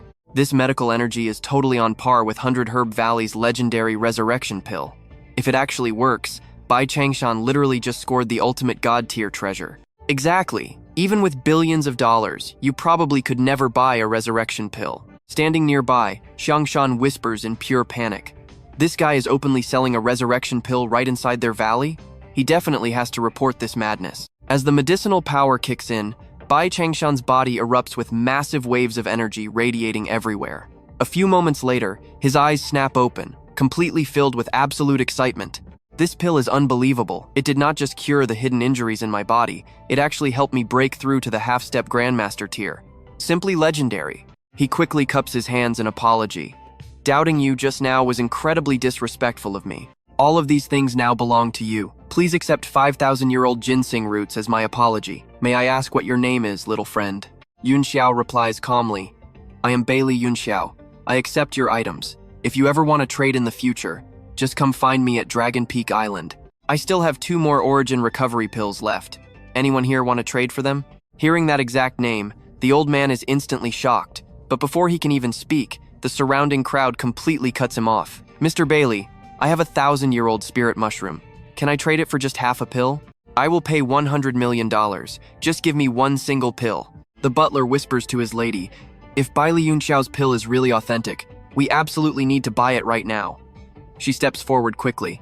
I have 10,000-year-old ginseng roots, plus the legendary Phoenix Pear Blossom Spear from the Fan family's ancestors. Can I please trade all this for one origin recovery pill? Now pay close attention here, just as she begs for her grandfather's life, an icy voice drops a massive bomb. You dare sell fake pills in 100 Herb Valley? Yunxiao glares right over at him. What gives you the right to say I am selling fake pills? The man replies arrogantly, I am Nong Yuanden, the master of 100 Herb Valley. In this world, only the resurrection pill can possibly cure those hidden diseases and internal injuries. And the recipe is exclusively held by 100 Herb Valley. So if you are not selling fake pills, what are you doing? The Fan family lady instantly steps up to defend him.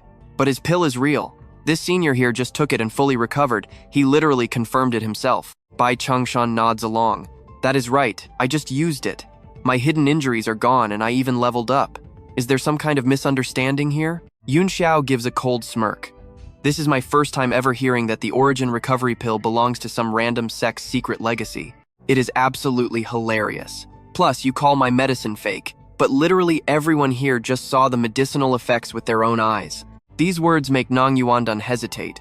He is secretly freaking out inside. How does this kid know the true original name of the resurrection pill? Right at that moment, a frantic disciple runs up to report to the Valley Master. The resurrection pills inside the valley have been stolen. You and I both know what is coming next. Nong Yuandan flashes a wicked smile. 3 resurrection pills vanished? Then he points right at Yunxiao. So that is it. Guards, where are you? Grab this bold thief. Arrest him right now.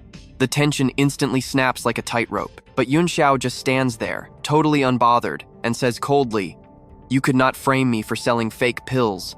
So now you accuse me of stealing? Let me see exactly how you plan to flip black into white today." He stares dead into Nong Yuandan's eyes. Are you absolutely sure you only lost 3 resurrection pills? The old man's face slightly changes, deep suspicion suddenly rising inside him. A disciple immediately yells out, "Shut up, thief! 100 Herb Valley only auctions 3 pills every 10 years. How could our count possibly be wrong?" Yunxiao shoots back with an icy tone. The rest of you, shut your mouths. It is simply not your turn to speak yet. Valley Master, please answer my question clearly. Exactly how many resurrection pills did you actually lose? Nong Yuandan hesitates for a second, then firmly confirms it was 3 pills. Yunxiao casually stuffs his hands into his pockets and asks, "Then please tell me, where did this 4th pill in my hand come from?" He is clearly holding 3 pills in his hand right now. Bai Changshan already swallowed one, and he is still holding the rest, making a total of 4 pills. Could the Valley Master have made a mistake? Despite a flash of panic, Nong Yuandan quickly finds an excuse. Obviously, 100 Herb Valley forged that one too. I only said 3 earlier to throw people off the trail. In reality, we lost 4 pills. Yunxiao literally bursts out laughing at the guy's shameless backpedaling. He decides to push this situation even further. How interesting. But are you absolutely sure you lost 4 pills? Nong Yuandan gets visibly frustrated. What exactly are you trying to say here? Yunxiao presses harder. Does the Valley Master not understand my meaning? I am asking how many you lost. If I pull out yet another pill right now, are you going to suddenly change your story to 5? Nong Yuandan's face instantly drops. He whips around to scream at his subordinates. How did you idiots even check the vault? Is it 3, 4, or 5 pills missing? Go check it again, or get kicked out of the sect. The panicked disciples apologize, and trust me, you and I are definitely going to want to see what happens next. Alright, stick with me, the whole crowd is buzzing right now. Could this kid actually be the master alchemist who made those pills? If so, Bok Thao Kok is completely humiliated. Those life-saving pills cost an absolute fortune, so they definitely cannot afford this mistake. Nong Wen Dan absolutely snaps under the pressure. Are you done yet? His panicked disciple rushes over, reporting that the inventory check is complete. Turns out, besides the 3 for auction, all 18 pills saved up for 100 years were stolen. Hearing the number 21, Nong Wen Dan is completely stunned. He points his finger straight at Van Tu, shouting, "No wonder you are mocking me. You guessed we did not know exactly how many were stolen, so you thought you could pull off this arrogant stunt, right?" Van Tu simply pulls out his pill bag and declares loudly, "Too bad. I actually have 22 life-saving pills, which is exactly 1 more than your valley. Or maybe you actually lost 22? Being played like a total fool, Nong Wen Dan absolutely explodes with fury. "You little brat, playing tricks on me. You think I cannot handle you right now?" He turns to the massive crowd and screams, "Whoever helps catch this thief gets 1 free custom pill forged by Bok Thao Kok." The bystanders instantly go wild. Really? Free alchemy? That is an insanely good deal that nobody wants to pass up. Instantly, 4 reckless guys charge forward like absolute maniacs. "Brothers, attack! Do not let this kid escape." Van Tu's eyes turn ice cold as he draws his sword. "Pathetic trash. Get out of my way." In a single flash, 4 bodies hit the ground. Witnessing that terrifying strike, Nong Wen Dan turns completely pale, his body violently shaking. "Boss, let us talk." Just then, a new figure suddenly appears right in front of Van Tu's blade. "I am Nong Pham Tien of Bok Thao Kok. Greetings, fellow cultivator. My junior was foolish to offend you. Please show mercy." Van Tu stares him down, realizing this guy is a cultivator. Not just that, he is a late-stage Grand Spirit Master. Nong Win Dan, still on the floor, screams out, "Ancestor, he stole our immortal pills. You have to take revenge for me." Now watch closely, because here is where everything flips. Nong Fam Tien stomps right on his head, coldly stating, "I took the pills myself. You dared to frame a fellow cultivator without investigating properly. Apologize immediately." Nong Fam Tien then looks back at Van Tu with deep humility. He speaks up, saying, "I am so sorry. Our Valley Master is incredibly foolish. Could you do me a favor and spare his life, considering I am stomping on him right now?" Van Tu calmly replies, "Since you put it that way, I will drop it. Just make sure to teach him a serious lesson." Nong Fam Tien nods frantically. "Yes, of course. Thank you so much for your forgiveness. This was entirely our fault today. I would love to invite you inside the valley to properly apologize, if you would grant me the honor." Van Tu replies, "Since you are showing such goodwill, it would be rude to decline."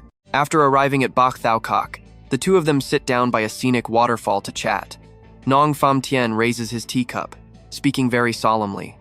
"It was inconvenient to explain earlier. But now, using tea as wine, I deeply apologize. My junior framed you just to protect our reputation, and I even covered for him. I am truly sorry." Van Tu raises his cup in return to accept the apology. "Do not worry about it. His little stunt did not really affect me at all."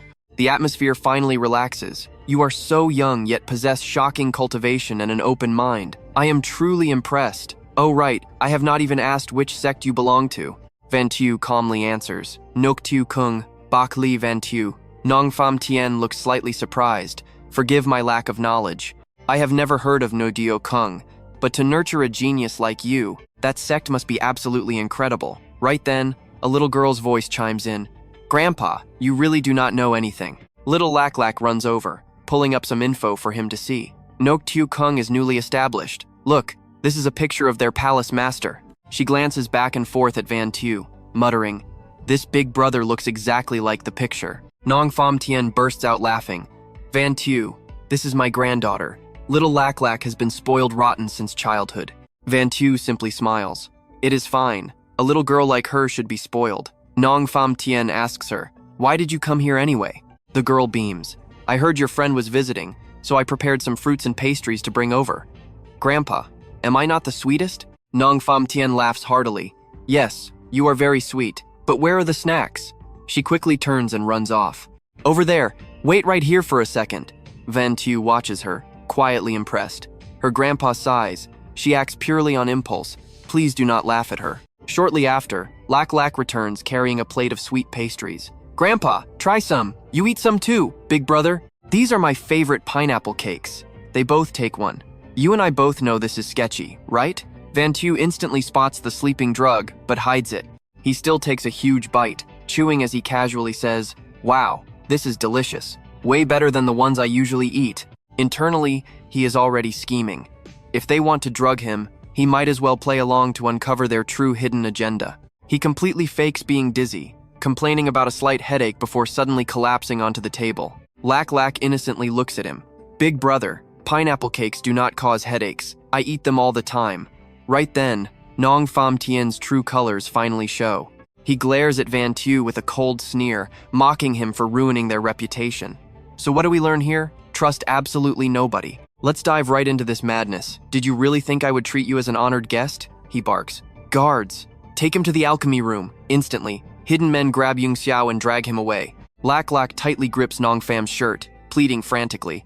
"Grandpa, what exactly is going on here? Is the big brother not a good person? Why arrest him?" He glares at the little girl, coldly explaining. "As you can see, he is about to die. If his raw strength had not drained my lifespan, why would I even need you to play out this little act? Grandpa, why would you do something like this? You were just chatting so happily with him," he snaps back. "Enough questions. He blocked the 100 Herb Valley, so he has to die. Lak Lak, you should thank him. Without him, the dead one would be you." Those ruthless words leave her crying. Meanwhile, Nong Fam's men drag Yunxiao straight into the massive alchemy room. She watches them throw him into a giant furnace that requires ladders just to climb. The second Yunxiao falls inside, spirit energy floods the entire space. Nong Fam stands outside, sneering. "Baili Yunxiao, if you want to blame someone, blame your own stupidity." He orders the furnace shut. 4 massive chains instantly lock the heavy lid completely down. He stands before it, chanting, "My 4 symbols divine furnace cannot be broken, not even by peak martial myths. Dying by the Samadhi true fire in the 4 symbols furnace is a massive blessing for you." Suddenly, Yunxiao's calm voice echoes from inside. "Really? I am quite lucky then." Nongfam flinches, thinking he misheard. But pay close attention here, because seconds later, that exact same voice rings out loud and clear. "My Flame Emperor heaven-burning mantra has been waiting for an opportunity just like this." His face drops. He frantically ramps up the refinement process, ordering fires lit all around to spike the heat. Nongfam sneers, shocked he is awake. "Baili Yunxiao, I, the Nong family ancestor, pulled this Samadhi true fire right out of Flaming Mountain. How does it taste?" Yunxiao sits calmly inside, feeling the heat, and simply answers, "Not bad, actually quite warm." Nongfam keeps mocking him. About to die and still showing off. Typical kid. "Do you even know what this 4 symbols divine furnace does?" Yunxiao replies simply, "Enlighten me." He smirks. "This is my ultimate treasure. It refines divine pills, legendary weapons, and more importantly, it refines human beings. Those blinded by greed and lured by the legend just throw themselves right into it." Yunxiao asks bluntly, "So you made up that entire legend?" Nongfam shakes his head. "The legend is real. I just hyped it up. Their greed led them here. But nobody has ever stayed this calm inside the furnace." He starts monologuing. As soon as the brutal flames sparked up, they desperately used artifacts to escape. But only the Nong family bloodline controls this furnace. Trapped inside, they could not last more than 10 days. First, their skin chars away, then their bones completely melt down, finally turning into deep red life essence. That becomes their ultimate contribution to my life. Hearing this, Yunxiao pieces it together. "So you intentionally let that escapee go?" Nongfam smirks. "Turns out, he lured him here. He was just lucky my son and daughter-in-law saved him with the divine farmer herb. If they had not used it, I would not have failed my breakthrough." He continues. "They deserved to die. Without that whole incident, I would never have discovered that they could not enhance their divine farmer bloodline either." Yunxiao freezes, completely shocked. "What? You refined your own son? I know what you are thinking. Absolute psycho, right?" Nongfam just casually replies. "Exactly. I only wanted to lock him up, but he interfered. If he stops me from refining others, then I have no choice but to refine him first." Saying that, he snaps his head toward the door. Behind that door, Lak is hiding, having heard the entire horrific truth. The little girl trembles, tears streaming down her face. Nongfam flashes a twisted, creepy smile. Lak, was Grandpa right?" Lak dares not speak. He continues, "If you stay quiet, you make things awkward for me. Do you like him?" Instantly, a long rope shoots from his sleeve, wrapping tightly around Lak. He yanks her forward, his voice freezing cold. "Then I will punish you for eavesdropping on me." In just a blink of an eye, Nong Lak gets violently dragged right toward him. She crashes to the floor, coughing violently. He is completely ruthless, ignoring their blood tie, and flatly says, "Go in there with him." Panicking and sobbing, Nong Lak turns toward Yunxiao and apologizes endlessly. "I am so sorry, big brother. This is all my fault." Nongfam turns and walks away, abandoning them both inside the room. Right before leaving, he drops one final line. "Baili Yunxiao, thank me. You get company before dying." And that is where we leave it today. The door locks shut. Nong Lak shakily sits up, sobbing uncontrollably from sheer terror. Hearing her cry, Yunxiao calmly reassures her. "Nong Lak, stop crying. Do not panic. Listen to me closely. I can handle this entire mess, but I need you to cooperate. Do you understand?" Panicked, she thinks it is Yunxiao's ghost speaking, but still nods. "I hear you. Stick with me. You and I are about to witness an epic backfire." 49 days pass. Nongfam walks in, completely confident he melted Yunxiao down. Staring at the blazing furnace, he grins like a madman. Finally done. He thinks he just needs to absorb Baili Yunxiao's life essence. He expects a massive breakthrough, boosting both his cultivation tier and his lifespan. But suddenly, he freezes. The furnace? Completely empty. No aura, no Yunxiao, absolutely zero life essence left inside, just pure emptiness. And right at that exact moment, a chilling voice drops down from directly above his head. "Looking for me? You absolutely pathetic old fool?" Nongfam barely senses the danger. Before his brain even processes it, Yunxiao drops from above. A blinding sword flash strikes down fast. Way too close, there is literally zero time to dodge this attack. Breaking out of the furnace, Yunxiao unleashes a relentless barrage of attacks. The old man frantically leaps onto the alchemy furnace to escape the onslaught. Yunxiao's voice is pure ice. Honestly, I am surprised you didn't die just now, but you still took a direct hit to the back. How does that feel? Realizing he just got played, Nongfan goes absolutely berserk. Baili Yunxiao, you really think a brat like you can actually wound me? Pushed past his limit, he channels his energy and roars. I am taking your life today. 4 symbols divine furnace. Heed my absolute command. But then reality hits. He stands there completely stunned. The divine furnace does absolutely nothing. Yunxiao just stands nearby, flashing the most mocking smirk imaginable. Now pay attention here. Did you honestly think this divine artifact only answers to you? Or did you just assume I was stupid enough to let you use it? Nongfan looks down. He sees Nong Luoluo standing right below them. He screams out in pure horror. Luoluo, how is this even possible? She hasn't even entered the path of cultivation. How can she control the furnace? Yunxiao chuckles. 49 days is more than enough time for her. You think everyone is as dumb as you? Stuck without a breakthrough forever. Shut up! Nongfan roars. You are all dead. I will kill this traitorous brat first. Hearing such venom from her own grandfather completely breaks Luoluo's heart. But suddenly, a blazing strike instantly blocks his deadly attack. Nongfan snaps his head around, utterly panicked. That is my Samadhi true fire. How the hell can you control it? That is my family's sacred heirloom. Yunxiao just answers coldly. There are a lot of things you do not know. If you are ignorant, go read a book. Stop embarrassing yourself. The second he finishes speaking, he casts a spell, striking straight forward. Nongfan grinds his teeth and Hanjin towels. Yunxiao, I will murder you. Completely losing his mind, he charges forward. He plans to self-destruct and take everyone down. Yunxiao looks slightly surprised. Is this absolute lunatic really trying to blow himself up? His eyes instantly shift into a freezing glare. You want to die so badly? I will help you out. Flames erupt around his blade. One devastating slash comes down, and crimson fire completely swallows Nongfan whole. A blood-curdling scream echoes out. I was just one single step away. I could have surpassed the martial arts myth. His body literally crumbles into absolute dust right before their eyes. Only his hat drops to the cold ground. Luoluo whispers, "Is he really dead?" Yunxiao replies, perfectly calm. He is gone, just like all the victims he ruined.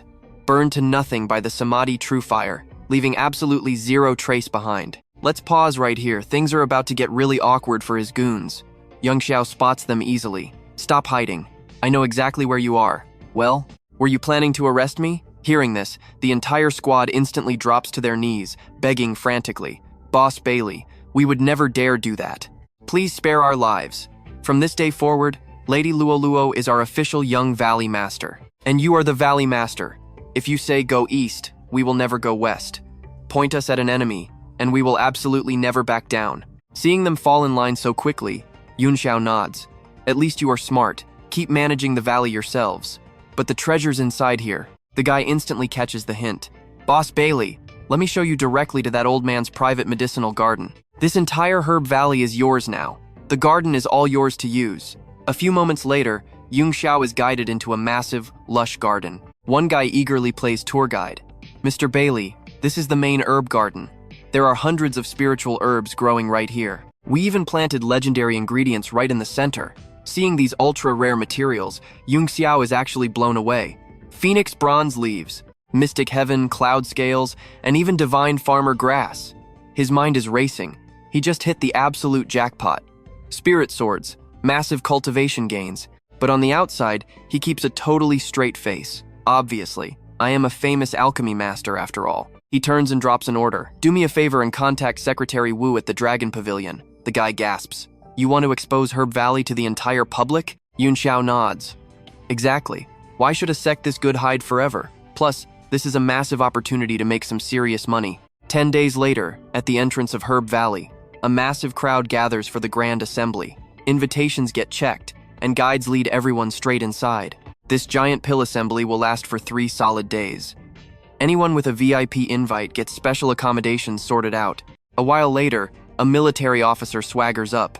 He looks around and scoffs. So this is Herb Valley? That is it? The guards immediately block his path. General, please show your invitation right now. Otherwise, you need to leave. The guy just smirks. I am the captain of the Flying Eagle Special Forces, Luo Feiying. I represent the Xingzhou military. Tell Baili Yunxiao to come see me. Yunxiao steps out and asks bluntly, "You looking for me?" Luo Feiying's voice goes dead serious. "That is right. Xingzhou military orders demand you leave Herb Valley and hand it over to us immediately." The crowd loses it. "So what do you and I think? Is this grand assembly already ruined? All right, you and I are about to watch the youngest martial arts myth face an army." Yunxiao just smirks. "What if I don't leave?" Commander Luo frowns. He's not here to negotiate. 100 Herb Valley belongs to the military now, and if Yunxiao resists, things will get ugly fast. Seeing that talking is useless, he immediately orders his Flying Eagle squad to prepare for a massive battle. But Yunxiao stays perfectly calm. "You should feel lucky," he says. "I don't make a habit of attacking our own military." With a simple snap of his fingers, he creates a soundproof barrier and dials a number. "General Chu." "It's Baili Yunxiao. The Flying Eagle squad is here with military orders, demanding I hand over the valley." The general on the line immediately replies, "That's impossible. You already claimed the valley, and I personally negotiated this with the region. They must be getting used by someone else. Just wait while I confirm this." Meanwhile, Commander Luo glares at him coldly. "Stop acting. I'm giving you exactly 3 minutes to back off." But right at that moment, his own phone starts ringing. Luo quickly answers it, suddenly sounding completely stressed out. "Yes, I'm at the valley." The vice captain tells him to stand down immediately. "Understood." Yunxiao calmly turns around. "So, how did it go?" Luo stammers in pure shock. "I have no idea how you convinced the commander, but I was wrong this time." He bows his head, his voice completely humbled. "On behalf of my squad, I sincerely apologize." Yunxiao replies coldly, "General Luo, maybe use your brain next time. You couldn't even tell if those military orders were real or fake. As long as you don't bother me, I really don't care what you do." Just then, a subordinate steps up and asks if they should retreat now. Now here's where it gets interesting, so pay attention. Luo stubbornly refuses to leave, wanting to see what this pill auction is all about. Over on the other side, the valley staff announced that the grand pill market is about to close up. Anyone without accommodations inside the valley needs to exit in an orderly fashion. Luo looks around, absolutely mind-blown. This place is filled with hidden masters. Even a random small vendor has an insane amount of precious treasures. He continues to marvel at the valley's newest 100-flower dew. "I tried just one bottle, and my old combat injuries instantly stopped hurting." But then his face twists into a frown. "Too bad they aren't selling it today. That Yunxiao guy is so petty, he's probably holding it back on purpose." Suddenly, someone walks up and stops him. "General Luo, please wait a second. These are the special pills Elder Yunxiao gifted to your squad." The elder said, "Even though you were wrong, you still get your full share. Not a single bottle missing." Luo stares, completely stunned. "You and I both thought he was holding a grudge, right?" Turns out, Luo completely misunderstood him. He immediately rushes back to Yunxiao, bowing deeply. "I'm so sorry for misjudging you. To make up for it, I have some private intel. The great hidden martial arts Void Sect is absolutely furious that this valley revealed itself to the world. They've already sent enforcers to crush you." He cups his hands, thanks him, and leaves. Yunxiao simply nods. "I know, no need to thank me."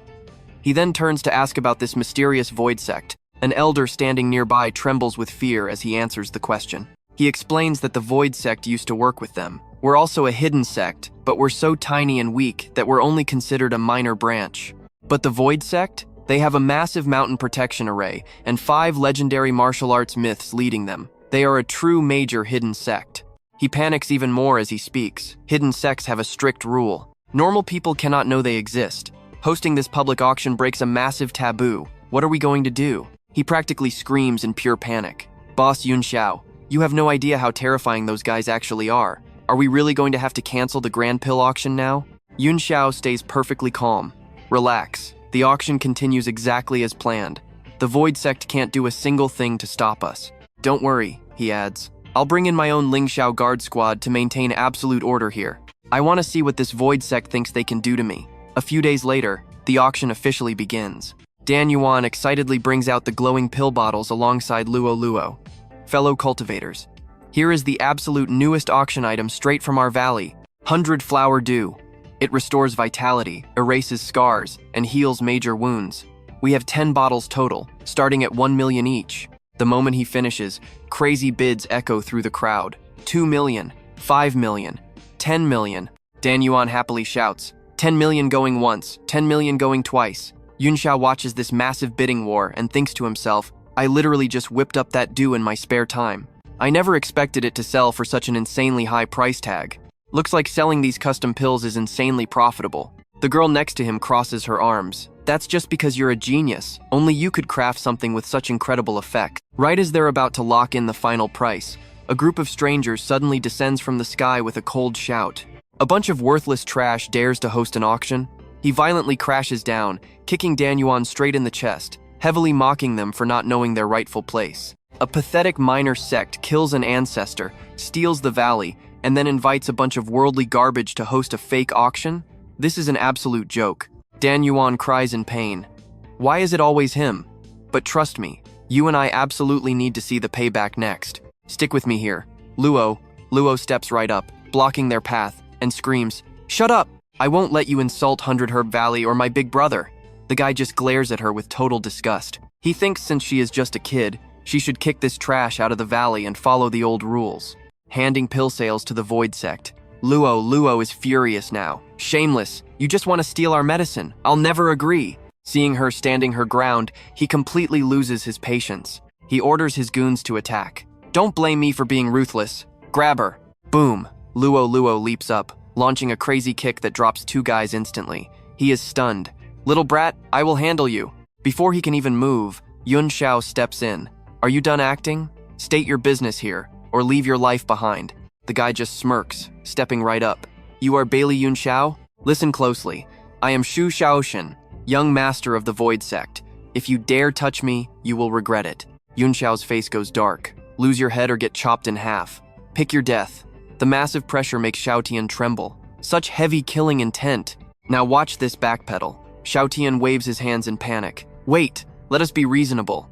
Our sect traded with 100 Herb Valley for years. You stealing their herb garden makes absolutely no sense. Yunxiao calmly turns to Secretary Wu. He wants to talk reason? Explain it to him. Secretary Wu immediately steps right up to the front. Young Master Shu, your sect used to trade with Nong Fangxian, and Yunxiao already killed him. That is an absolute fact. Xiaotian freezes up. Reasonable? She continues. Lieutenant General Bailey single-handedly wiped out that evil cultivator. That guy murdered hundreds of people. Saving this entire valley is a massive merit. Does that not make him an honored guest here? Xiaoshan pulls out a photo, shoving it in her face. Look at him. He looks so gentle. Such a pure aura. How is he evil? You obviously framed him. Killing him for the valley is shameless. Yunxiao just sighs tiredly. Are you done? Xiaotian stammers out. Almost done. But before he can even blink, smack. A brutal slap hits his face, sending teeth flying. His whole body gets launched backward. Even bleeding, he screams, Baili Yunxiao, you will regret this. Void Sect is way stronger than this valley. You messed up big time. Forget about ever stepping foot into our exclusive auction. Yunxiao looks completely indifferent. What is this Void auction? I am not asking him. Secretary Wu explains. It is a legendary underground auction. No fixed location at all. The items are untraceable, and only chosen VIPs get an invite. Yunxiao glances over. How do you know all this? She smirks. Because 3 days ago, they sent you an invite. The special item is a 1,000-year-old ancient sword. Still perfectly calm, he asks who sent it. Sect Master Shu Yeli. Yunxiao chuckles. Nice. Since we ignored him, he sent his son to test me. Secretary Wu asks if they will join. You and I know he cannot miss an ancient sword. If they want me there, I will go. Scene cuts straight to the Void Sect auction. Seeing him arrive, Shu Yeli rushes over to greet him. Lieutenant General Baili, I have heard the rumors, and you truly live up to the hype. Having you at this auction is my absolute honor. Yunxiao just coldly replies, honestly, Void Sect is not what I expected. Panicking, the master instantly barks at Xiaotian. Hurry up and apologize to the general. He frantically explains, please do not misunderstand because of my idiot son. I truly admire you, and I have already taught him a lesson. Yunxiao stays totally arrogant. I am just here for the auction. If he will not apologize, do not force it. That attitude makes Xiaotian furiously grind his teeth. His dad yells, stop embarrassing me.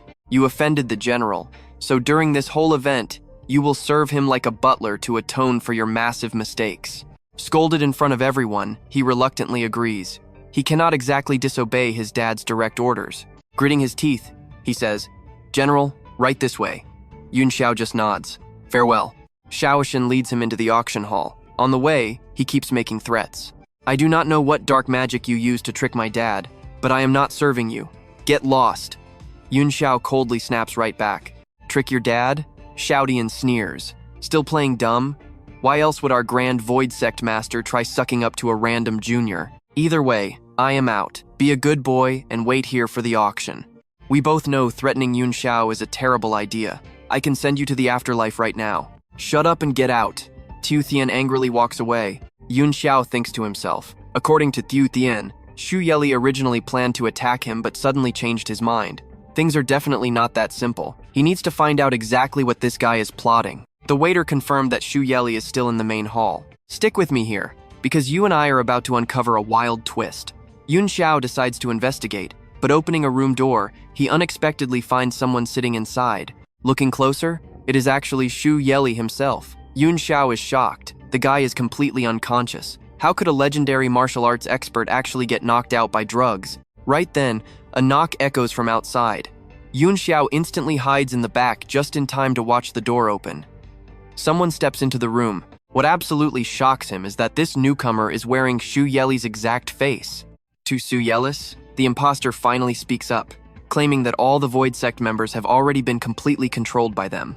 Every bit of food and water on the ship is spiked. They can strike any time. His accomplice then asks if anyone is currently keeping an eye on that Baili Yunxiao. He lets out a cold laugh. I already sent Tiu Tian after him. A young punk like that drops his guard after just a few compliments. Saying that, he presses a device on his hand, and his face instantly begins to shift. His partner reminds him, "Do not forget our mission is to run experiments on everyone aboard this ship. We absolutely cannot be exposed right now. Yunxiao is the specific target the organization requested us to study." The fake calm replies, "I know the organization wants to find out how he reached the mythic martial tier so fast, which is exactly why we must be careful. It took a massive amount of effort just to make Xu Yeli lower his guard and drink that stimulant." The other nods. True, mythic martial experts are naturally very vigilant. The imposter then pulls out a syringe. "Wait until I inject this stimulant into Xu Yeli, and then I will personally go deal with Baili Yunxiao." The accomplice agrees. "I will have someone cut the ship's signal. If anything goes wrong, I will notify you immediately." Yunxiao watches everything from the shadows, calculating his next move. A moment later, a sharp smirk forms on his face. Just one single shot to control a mythic martial expert? Honestly, that is pretty interesting. But suddenly, his eyes turn icy cold. Too bad he really hates being led around by the nose. Then Yunxiao quietly slips away, perfectly disguising himself as a regular waiter. Now watch closely, because you and I know a massive show is starting. He figures the fake Xu Yeli probably noticed he left his spot. The real game begins now. Right on cue, the fake Xu Yeli speaks up to open the auction, asking everyone to put their glasses down and pay close attention to the stage. First, it is an absolute pleasure to meet you all. But next, I have some rather unfortunate news to announce. His words instantly spark panic in the crowd. "Mr. Xu, we are all friends here. What are you talking about?" "Yeah, exactly. What could possibly be so unfortunate?" He snaps his fingers with a sinister tone. "Because plans have changed. That special surprise item we originally meant to auction off must be used right now. Get ready." The game begins. Instantly, countless armed men appear from nowhere, completely surrounding the entire hall with guns. Everyone panics. "What are you doing?" "We are cultivators. Why fear guns?" "Wait, my magic is not working. I cannot use my skills either." "I know what you are thinking, magic blocked." "Yeah." Watching from above, Yunxiao realizes this drug temporarily seals spiritual energy, just like a fire pill. Suddenly, Tiu Tian pops out of nowhere. Yunxiao immediately signals him, "Shut your mouth, or I will kill you." Down below, the fake Xu Yeli flashes a wicked smile. It seems everyone finally understands their current situation. Then this game gets even more fun. Whoever provides information on Baili Yunxiao will receive a single vial of the antidote. Suddenly, he spots Tiu Tian and calls out, "You are here? My son, have you seen Yunxiao anywhere? Dad will get revenge for you right now." Tiu Tian immediately seizes the chance, crying and screaming loudly, "Dad, please save me! Yunxiao is right next to me." With his cover blown, Yunxiao steps forward. The fake laughs loudly. "Found you." Yunxiao slowly walks down, his voice completely cold. "Sect Master Xu, why look for me in such a rush? Eager to be reincarnated already?" The fake stays perfectly calm. "Mr. Baili, you misunderstand. I do not want to, nor do I have the strength to fight you. I just want to talk business." Yunxiao smirks. You think someone like you can talk business with me? The man chuckles. Shu Yeli obviously does not qualify. Meanwhile, Tu Thien keeps screaming beside them, "Dad, this punk just threatened me." But the man completely ignores him, peeling off his disguise mask to finally reveal his true identity. "I am Harold, representing the Arctic Mutant Wolf Research Institute. I want to talk with you." Tu Thien panics. "You are not my dad. Who are you?" Harold ignores him and commands his men, "Bring up the number 7 stimulant right now." Yunxiao remains totally unfazed. "Fine, let us see what you guys are capable of." Right then, a metal chain flies over, tightly binding Tu Thien. "Trust me, you and I are not ready for this." Harold smiles. "Mr. Baili, please wait. You are about to witness a truly great invention." A subordinate walks up carrying a huge syringe. Tu Thien screams in terror. "What are you doing? Stop!" But the needle stabs straight into his neck. Harold speaks coldly.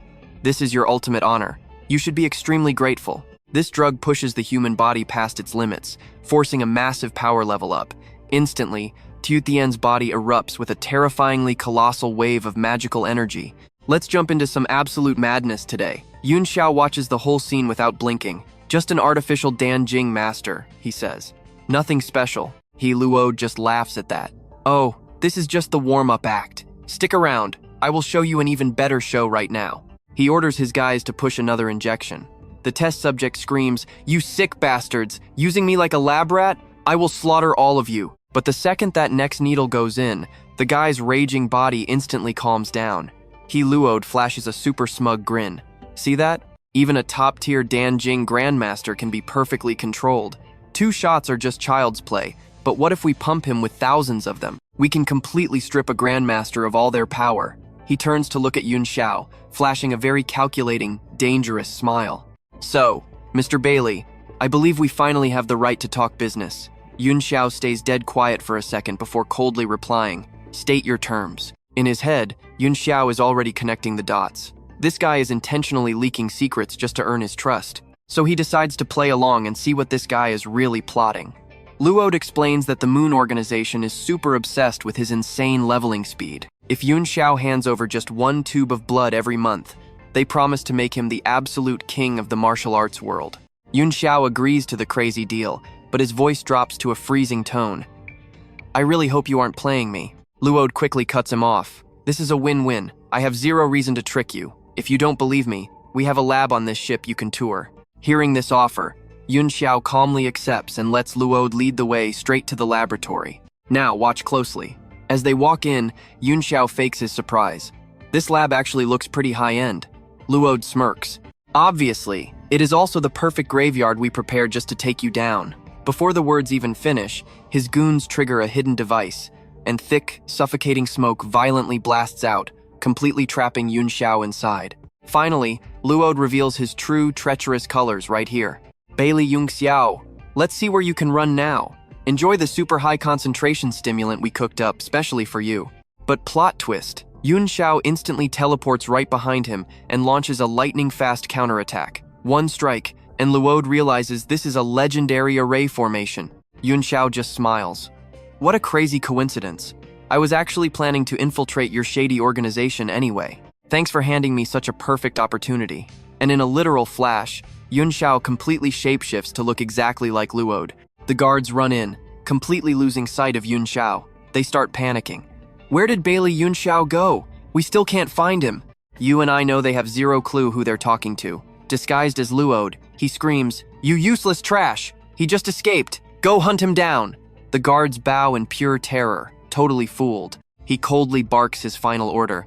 "Hurry up! I am heading back to the Research Institute to report." Exactly 1 day later, over at the Arctic Mutant Wolf Lab, a subordinate comes sprinting up. "Sir, the leader, Duki, is looking for you right now. He says Baili Yunxiao is a massive priority test subject, and you have to take full responsibility." Hearing this, Yunxiao thinks to himself, kidnapping living humans for twisted power-up experiments? This kind of evil cultivation garbage absolutely cannot be tolerated. But out loud, he just calmly replies, "Then let him handle it." Soon after, he gets called in privately. The second he walks in, Duki starts coldly screaming at him. "Luo, you are a huge disappointment. This middle-aged guy is massive, with a terrifying scar right across his eyebrow." Duque glares hard and continues, You were my most trusted subordinate. How could you lose Baili Yunxiao, Frank Nim's absolute most valuable subject? Yunxiao keeps his head down. I am so sorry. But secretly, he is analyzing everything. He realizes this boss is way physically stronger than Nongfan, but his mental consciousness is totally weak. Hearing the apology, Duqi calms down a bit. Save it. You are lucky you didn't lose another martial arts myth, or I wouldn't be able to keep you alive. Yunxiao slowly looks up. To show my deepest regrets, I poured you a glass of fine wine. Trust me, you guys are gonna love what he does next. Alright, let's jump right into the madness. He strikes early while the illusion holds. Duqak frowns, saying, good wine. Van Tu nods, handing over a swirling glass of glowing red liquid. Exactly. This stuff is absolutely one of a kind. Duqak hesitates for a split second before grabbing it. Downing it, he mutters, looks completely normal, but why is my body suddenly burning up like crazy? Van Tu just smirks. He drops the disguise, revealing his true face. Because yeah, that was definitely not wine. His voice drops ice cold. How does the spirit-destroying liquid taste? If you guys hadn't pushed me, I never would have invented this little poison. Staring at him with pure mockery, Van Tu says, you are the very first person to try my liquid. You should feel absolutely honored. Duqak, now fully poisoned, violently coughs up fresh blood. Panic sets in. The old man screams, you are Bok Lai Van Tu! What the hell did you just make me drink? Van Tu flashes a ruthless grin. Way better than your stimulants. This destroys your cultivation base. Isn't this exactly the kind of dirty trick you guys love using? Veins bulge on Duqak's neck. Shaking with absolute rage, he clenches his fists and roars, Bok Li Van Tu, I am going to kill you. A massive burst of blue energy erupts from his fist, burning like a literal flame. He charges in for a wild attack, but Van Tu smoothly dodges out of the way. You really think you can kill me? He taunts coldly. Duqak's missed punch slams into the ground, completely shattering the heavy floor tiles. The underground circuits are instantly destroyed. Realizing he got played, the guy goes completely berserk, ready to drag Van Tu down to hell with him. He roars at the top of his lungs. Stand still, you rat. Watch me tear you apart. Die. Even heavily poisoned, his raw destructive power is still terrifying. Van Tu mentally calculates the situation. This guy is way stronger than expected. The poison liquid hasn't wiped out his cultivation completely just yet. Since that's the case, he might as well drag this fight out. Test him, then use him. Now watch closely. This is where the mind games start. He taunts him. You brainless gorilla, you cannot even touch me. Still talking trash, he slowly backs up toward the main testing area. Duqak roars, chasing wildly right on his heels. You bastard! I'll mangle you, feed your brain to the pigs, and break all 4 of your limbs. His giant fists swing endlessly, violently smashing rows of expensive lab machines to pieces. Van Tu stays perfectly calm, dodging effortlessly while throwing out another joke. Come on, big gorilla, I'm right over here. This just makes him lose his mind completely. Stop running, coward! Meanwhile, the lab system alarms start blaring non-stop. Sir, stop! This is the control room. Cease all attacks, the system warns. But it's totally useless. Duqak has fully snapped, tearing apart everything in sight like an absolute maniac. Finally, the ultimate defense system triggers a massive alert. Warning, critical failure in the lab area. Test subjects are now breaking containment. Deep inside one of the massive fluid tanks, a mutant test subject twitches. Then, its eerie eyes slowly snap open. Boom! A massive explosion echoes through the room as all the glass tanks shatter at once. While the lab workers watch in pure, helpless horror, the mutant subjects wake up and slowly step out. It finally clicks in Duqak's head. You baited me on purpose, just to set them free. Panicking hard, he screams, everyone listen to me. Lock down the lab right now. Do not let. But before he can even finish, a mutant steps up and cuts him off. I have waited so long for this exact moment. The time is finally here. We both knew this bloodbath was coming, right? Its eyes burn with killing intent, freezing frost radiating from its hands. Kill them all for revenge. An absolute massacre begins, throwing the lab into total chaos. Facing the savage attacks of these powerful mutants, the regular staff have absolutely zero chance to fight back. They just run for their lives, screaming for help. Meanwhile, Van Tu has smoothly slipped away, heading right for the exit. Right before leaving, he glances back with a cold smirk. Take your time enjoying the pain before you die, sir. I'm done playing games. Suddenly, a freezing claw stabs right through Duqak's chest. Still refusing to accept defeat, he coughs up blood and screams, Bok Li Van Tu, I am not done with you. But as the heavy steel exit doors slam shut, his blood violently splatters everywhere. Out in the hallway, things are just as incredibly messy. Staff members are running blindly. The power grid is burning. Put out the fire, move. Boot up the backup generators right now, or every single test subject is going to break out. Van Tu scans the panic. He thinks to himself, looks like nobody is left to stop me from reaching the central lab now. He immediately dashes toward his real target. Arriving there, he notices the power supply here is completely independent, but the room is totally empty. Just as he starts getting suspicious, the giant screen suddenly flickers to life. An old man appears on the monitor, his voice deep and menacing. I truly did not expect us to meet like this. Baili Van Tu, he continues, staring. You are quite skilled, managing to disguise yourself as Lac Duke. It seems you are hiding more than a few dark secrets. Van Tu just watches him calmly. You must be Frank, the man running this research facility. No matter how fast you run, I will always track you down. The old man asks casually, without a trace of fear. Why would I ever run away? Wouldn't that be incredibly rude of me? I actually rate you quite highly. Even though you completely wrecked my research facility, I prepared a massive welcome gift just for you. So, enjoy it. The screen instantly shuts off, and right on cue, terrifyingly massive monsters step out of the shadows inside the central lab. Every single one of them has grotesque, heavily mutated bodies from the twisted experiments. For a second, Van Tu is actually stunned, because he has definitely heard of these horrors before.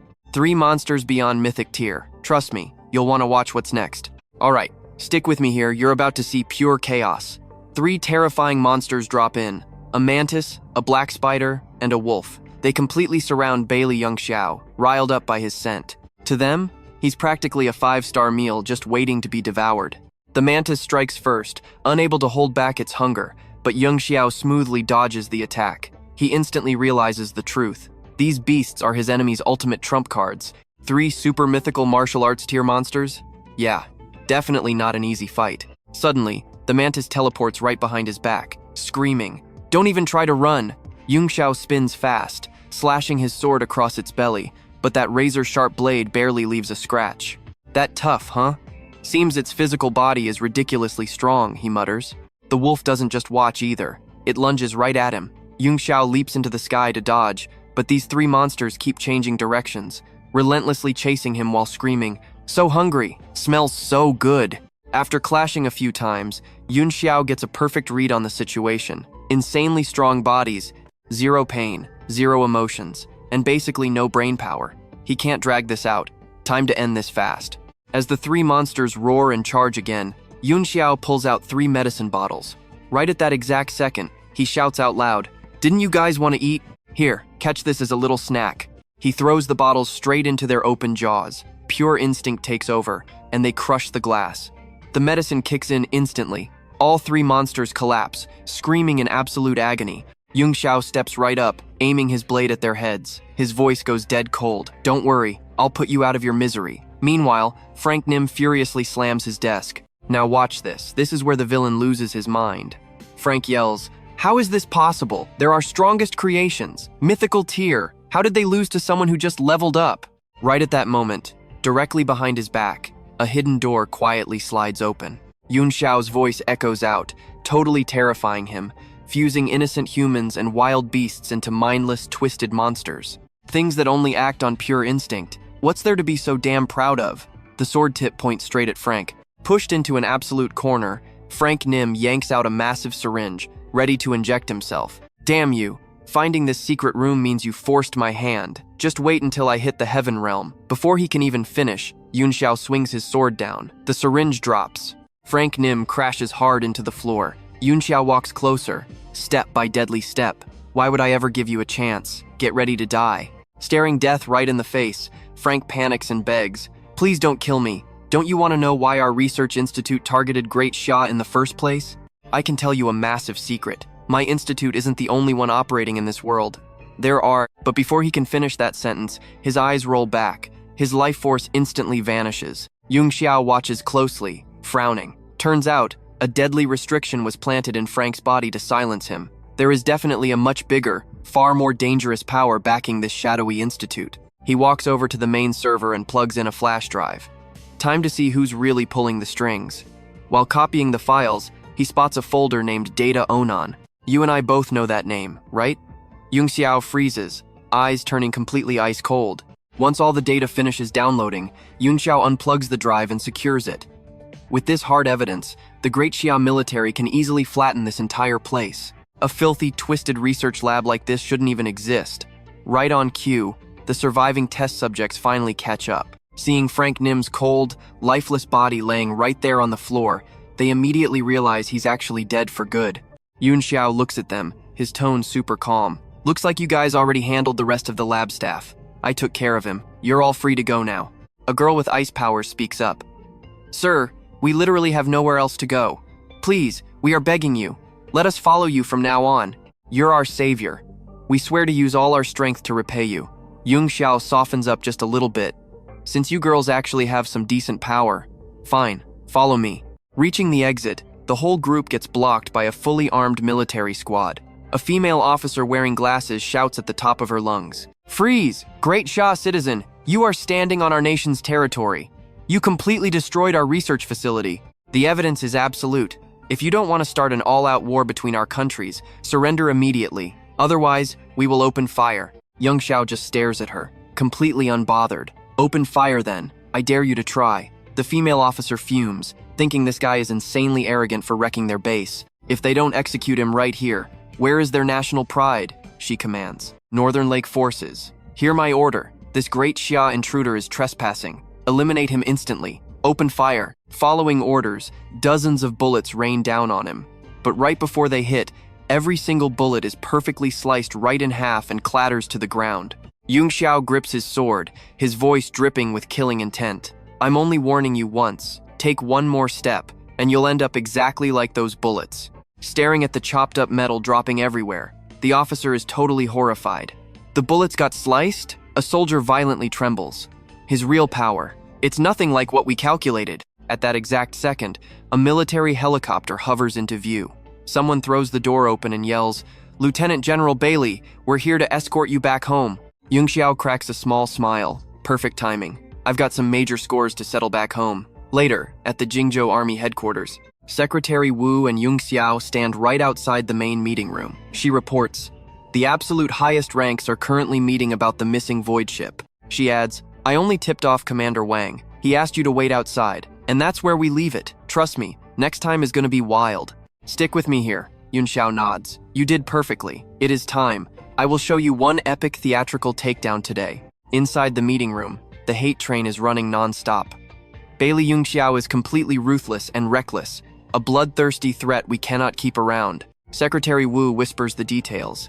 That loudmouth is Vice Commander Yang Yai. Ever since the void ship vanished, he claims you fought Xu Yelu and hijacked the entire vessel. Yunxiao stays cold. He ordered the Flying Eagle squad to Baikao Valley, right? She nods. Yeah. Heard he was absolutely furious after failing. Meanwhile, the meeting room tension spikes as Yang yells loudly, I demand an immediate warrant for Baili Yunxiao. Strip his rank and detain his parents right now. It is the only way Xu Yelu survives. The cronies agree. Yes, handle this unstable element harshly. The Void Auction House holds insane power, and this mess caught everyone's attention. Find that ship, Commander Wang. Stop shielding Baili Yunxiao and give the strike order. Under massive pressure, Commander Wang stays completely cool. The ship's disappearance remains a mystery. Are you seriously rushing to blame Baili Yunxiao for this? Yang slams the table, standing up. Both are legendary martial arts myths. Without infighting, who else could possibly bypass them to hijack the ship? Now watch closely, because this entrance is perfection. The commander speaks. Let Baili Yunxiao answer that himself. Come in. Secretary Wu opens the door. Yunxiao strolls into a room full of shocked faces, smiling confidently. Hello, Vice Commander Yang. The guy freezes. Why are you here? Yunxiao sneers. Surprised I didn't become your little lab rat? Did you honestly think a few trash mobs could take me down? Yang immediately plays dumb. What are you saying? I do not understand. Yunxiao skips the talking, plugging a USB drive straight into the projector. If you are confused, watch this. The massive screen lights up, showing a video starring Yang himself. On screen, he speaks coldly. Frank Nim, I have a lucrative deal to discuss. Need a new test subject? I have the perfect guy, named Baili Yunxiao. Just one sentence completely exposes his entire treacherous plot. Yang starts panicking. What is the meaning of this? But the video keeps rolling. I convinced Xu Yelu to invite him aboard. Hijack the void ship, and your new lab rat is secured. Yang scrambles to defend himself. What does a single video even prove? Old Wang, we worked together for years. Trust me, the commander stays ice cold. I only trust hard evidence. Yang approaches him. Old Wang, I am being framed here. Unmoved, the commander replies. We will investigate thoroughly. No false charges. Yang lets out an evil sneer. Fine, investigate all you want, but you have to catch me first. You and I both saw a trap coming, right? He suddenly grabs the commander hostage, syringe in hand. Holding him tightly, he roars, Old Wang, order Yunxiao to leave immediately, or I will get absolutely ruthless. The commander speaks with heavy authority.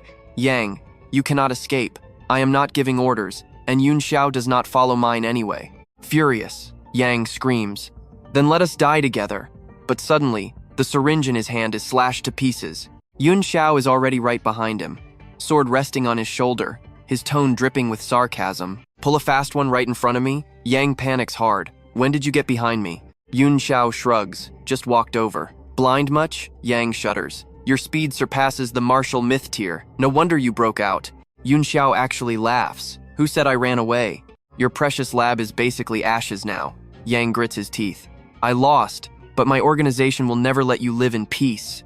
Yunxiao replies coldly. Then I will be waiting. But your good days are officially over. Guards, arrest him. Mess cleaned up perfectly. The commander pats his shoulder. Baili Yunxiao, I absolutely judged you correctly. That strike was lightning fast. East Province having a talent like you makes me totally jealous. Yunxiao stays modest. You overpraise me. He laughs. I cleared your name today. Should you not repay the favor? Yunxiao simply asks, what do you mean? The commander smiles. We lost a vice commander today. Come to Jing Province and take his place. Yunxiao shakes his head. Hard pass. After that void ship chaos, my forces feel too scattered. I am going to establish the Lingxiao group instead. The commander nods, extending his hand. I will not force you. Just remember to invite me to the grand opening. Yunxiao shakes it, obviously. 15 days later, at the new island base. Makes you wonder what wild stuff happens next, right? Alright, you and I are heading inside Lingxiao group headquarters. That white-haired girl who followed him from the National Research Lab is standing right by his desk. Yunxiao looks up. I heard your wounds are still fresh, yet you rushed over here. What is it? She answers softly. Mr. Baili, I just want to repay your massive favor. She hesitates for a second, her face flushing bright red. I have nothing to give. Then she gently places her hand on his thigh, dropping her voice. So please, let me serve you. Yunxiao does not even flinch. Stone cold. I recruited you for your skills, not to do this. Before he can finish, boom, the door flies open. Secretary Wu rushes in. Lieutenant General Baili, the ribbon-cutting ceremony is starting. The Legion commanders are all waiting. But then she catches them in that seriously awkward position. She freezes completely, then quickly slams the door shut.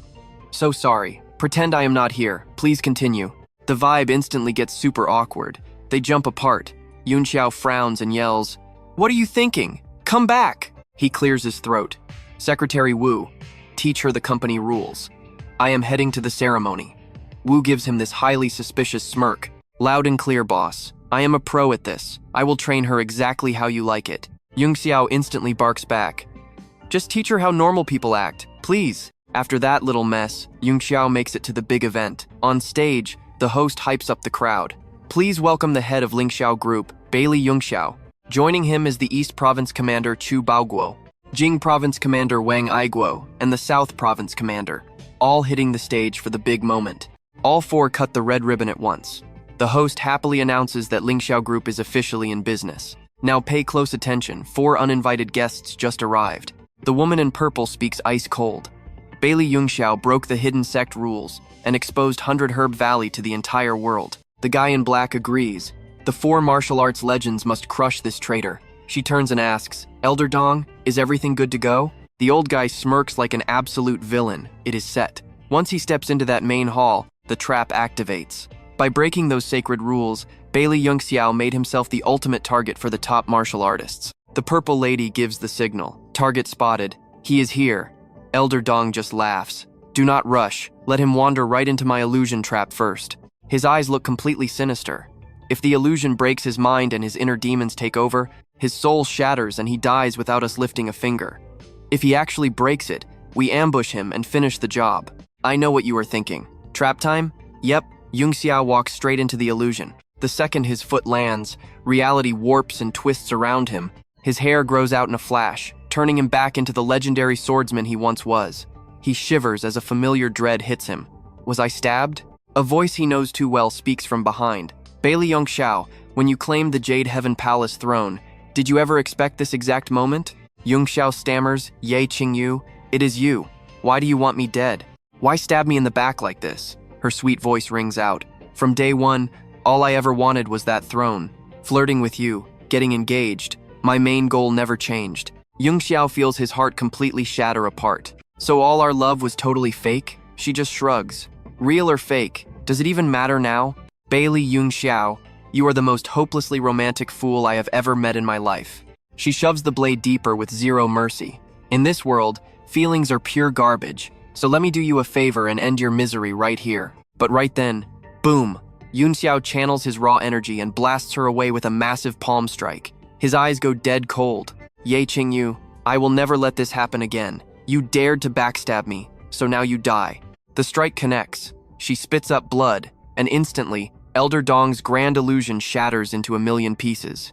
As reality returns, Yunxiao is surrounded by the four killers, his mind still slightly foggy. The purple lady looks on, totally impressed. Your illusion was a masterpiece. Who knew the ultimate martial arts legend could get trapped and played this easily? Elder Dong smirks with total confidence. My trap feeds on their deepest personal traumas and regrets. Almost nobody escapes alive. Looks like we just sit back and watch. But literally 1 second later, Elder Dong violently pukes up a mouthful of blood.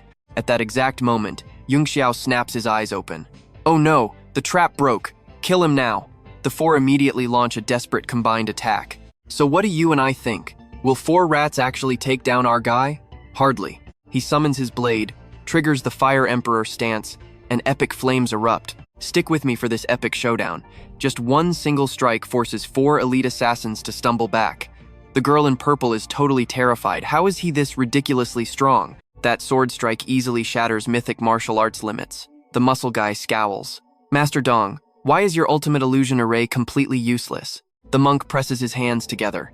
Amitabha. Benefactor Dong, your words are just going way too far. Old man Dong is panting hard. This illusion array is a secret sect technique. Even Heavenly Realm experts cannot break out of it this easily. I took heavy recoil damage, so Baili Yunxiao must be injured too. But Yunxiao just smirks coldly. So what if I am a little hurt? In a flash, he teleports right behind Dong. So you set up the array? I will start with you. Panicking, Dong summons his iron corpse. Crap, protect me right now. But before he can even blink, a sword pierces straight through the iron corpse and Dong's body. One brutal strike finishes them both. It happens in a split second. The other three have zero time to save him. The purple girl screams out, Zhishan, brother Ha, Dong is dead. If you want to survive, do not hold back. The two immediately go all out. The monk unleashes his 10 evils quake, while the muscle guy throws an enraged Buddha punch. They attack together. Facing attacks from both sides, Yunxiao stays totally calm, igniting fire around his hands. Now watch closely. He fires off blazing fireballs at lightning speed, straight through their heads and chests. Instant kill. The girl in purple turns completely pale with pure fear. Baili Yunxiao, you dare kill us? The Hidden Gate sect will never let you go. You just wait. But before she even finishes, her entire body freezes solid into a block of ice. Yunxiao looks back. Isabella just showed up, blasting her ice ability. You dare threaten my savior? And it is not just her, the rest of the backup arrives quickly. Master, are you all right? Young master, right after you left, Secretary Wu sensed that something was terribly wrong. We searched everywhere for you. Secretary Wu steps up. Lieutenant General, I called for backup. Please hold on. Yunxiao just nods. These guys were mythic stage martial artists anyway. You arriving earlier would not change anything. While talking, he spots a scroll on Dong's body. He casually reads it. Minor Hidden Gate? I see. The letter states it clearly. A Spirit Fox Demon King and an Iceheart Twin Grass have appeared at Snow Beast Mountain. The Hidden Gate sent an advance team. After killing Yunxiao, these assassins were supposed to follow. Yunxiao thinks for a second. Demon King and rare herbs? Guess I will take those as my reward. He remembers the Bai family lives near that snowy mountain. Next day at Snow Beast Mountain. Pure white snow everywhere. Yunxiao visits the Bai family first. Old Bai warmly welcomes him. Mr. Baili, right this way. I arranged everything immediately. Yunxiao replies, Old Bai, thanks for the accommodation. I have business at the mountain tomorrow, so I need to rest now. The old man respectfully hands over the room key. Rest well, sir. Tonight will be extremely comfortable. Yunxiao takes the key and heads straight upstairs. You and I know this is a setup, right? He walks in and freezes. Two stunning girls are waiting right on his giant bed. Mr. Baili, please be gentle and instruct us well tonight. Facing two absolute beauties, his only thought is how annoying. They introduce themselves. I am Bai Fei Nuo. This is Bai Fei Shu. Please show us mercy, Mr. Baili. He replies bluntly. Not interested. Go tell that to Bai Fanshan. They desperately start begging him. Please do not chase us away. Boss Bai said only you can save our parents. We have nothing to offer but our bodies. Young Xiao thinks about it. These sisters are normal humans, but they have decent, gentle auras. Their bloodline is also slightly unique. Since we crossed paths, giving them some karma cannot hurt. He takes out a jade bottle. Take these 2 origin recovery pills and go save your sick parents. Handing them the medicine, he completely turns away. I need to rest. Leave. They take the bottle but refuse to go. Thank you. Please let us serve you. Suddenly, a fierce gust of wind blows. They shield their eyes. Why is there wind here? When they open their eyes, boom, they are standing outside in the hallway. The door is locked. Yunxiao's voice echoes out. I gave you the pills. Leave. Realizing it is final, they bow deeply. We will definitely remember this. Next morning, Young Xiao leaves silently.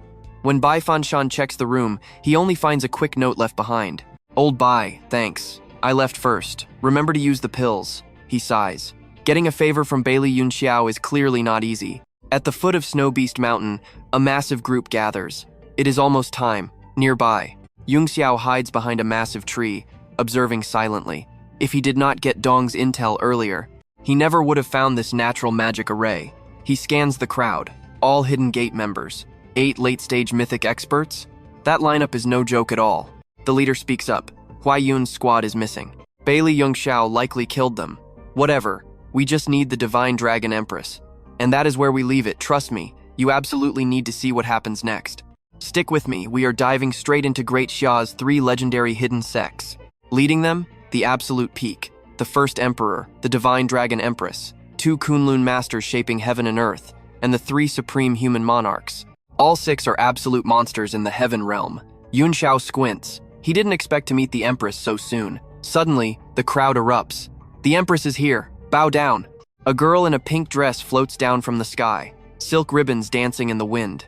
Instantly, everyone drops to their knees. She stands there, totally cold. Stay back. You all have no part in this. With that, she fires up a massive array. Watching from afar, Yunxiao is stunned. The Empress is at least a 3rd-tier Heaven Realm expert. Even at his peak Spirit Master level, fighting her head-on would be pure suicide. But his divine soul power is on a whole different level. By casting a stealth spell, there is 0 chance she spots him. Meanwhile, the array activates, and the Empress coldly calls out, Nine-tailed fox, come out and fight! Right behind her, thick black storm clouds aggressively roll in. A terrifying mouth full of fangs bursts from the darkness. The nine-tailed fox roars and dives for the kill. The Empress channels her energy, totally calm. Nine-tailed fox, trying to suppress me with this worldly array? I am afraid it is not going to be that easy. Suddenly, a massive 4-clawed dragon manifests right behind her, and the 2 absolute beasts violently clash. Yunxiao watches closely. He calculates fast. This 9-tailed fox is definitely just a fake. Its true body is hiding deep inside that dark mist. Perfect chance to sneak in and investigate. He instantly dashes straight through the fog. The scene inside is the actual battlefield. Right in the middle sits a massive ice mountain where precious spirit grass is steadily growing. Yunxiao's eyes are instantly locked onto it. It is entirely covered in ice heart twin element grass. Watch closely now, because that battle is getting absolutely brutal. The Empress speaks up. Nine-tailed fox, your cultivation took centuries. I do not want to hurt you. Just hand over the ice heart twin element grass for my longevity pill, and I will leave. The nine-tailed fox lets out a furious laugh. Pathetic human, you actually think you can wound me? Boom! All 9 of its tails whip out in a synchronized strike, instantly trapping the Empress in a blinding cloud of dust. Yunxiao calculates the power. That strike matched a full-power Tier 3 Heaven Realm attack. The Divine Dragon Empress cannot survive that, unless she has a divine artifact protecting her. The smoke clears, and the Empress is totally fine. Not a single scratch. She says coldly, "I already gave you a chance." The nine-tailed fox stays silent, lunging forward with razor-sharp claws. The Empress yells, and the divine dragon roars to life. A massive explosion shakes the sky, flashing so bright it blinds everyone. From the blast radius, a figure gets launched, crashing into the cliff right near Yunxiao. It is the Empress. The nine-tailed fox instantly rushes in to finish the job, but the Empress whips out an endless golden ribbon, wrapping it tight. The ribbon constricts violently, slamming the beast into the ground. The shockwave sends boulders flying everywhere. Yunxiao shields his face, thinking to himself these two are absolute monsters. Stuck in the middle, he cannot do much. The Empress's voice echoes again. "Nine-tailed fox, are we fighting to the death? I only need 2 stalks of the Ice Heart twin element grass. We can call a truce." The nine-tailed fox roars back. "That belongs to me. Why should I give it to you? Plus, do you actually think you have the upper hand?" The Empress suddenly realizes. "You mastered the charm scent." The nine-tailed fox smirks in triumph. "I burned 100 years of cultivation to refine this charm scent. It is specifically made for arrogant fighters like you. Let us see how well you battle while under its total influence. You and I both know this is bad." Yunxiao's face drops. That scent hits his divine soul directly. Any longer, and his stealth spell completely shatters. Right at that second, they both spot him. The Empress snaps. "Who are you? Why are you hiding in my battlefield?" She tries to channel her spirit energy, but stops immediately. She cannot use it, or the charm scent will just spread faster. The nine-tailed fox turns absolutely furious. "You sneaky rat, hiding here to steal the prize while we fight? I will end you first." Yunxiao instantly channels his technique. "Nine-tailed fox, you think you can kill me? Sword of the divine soul, shatter." The strike slams directly into the nine-tailed fox's head. It collapses in pure agony, roaring out in frustration. But then, Yunxiao's face changes too. This is bad. That charm scent does not just mess with your mind, it drives your physical instincts completely out of control. He catches her body as she starts burning up with intense heat. The divine dragon Empress is heavily infected by the charm scent too. A hand grabs his shirt, her lips part, and she mumbles, totally delirious. "So hot. Hurry up." Her eyes are completely hazy. She starts pulling at her own clothes, pleading with Yunxiao. "Hurry, help me clear this poison." Yunxiao blushes, forcing himself to stay calm. "Divine Dragon Empress, do not let the charm scent control you." But Jiaoer is too far gone.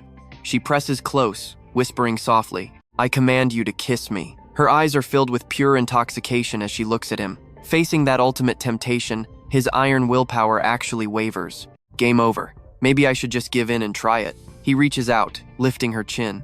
But right then, the 4 symbols divine furnace in his mind vibrates violently, snapping him awake. Yunxiao quickly steps back, avoiding a massive mistake. So what do we take from this?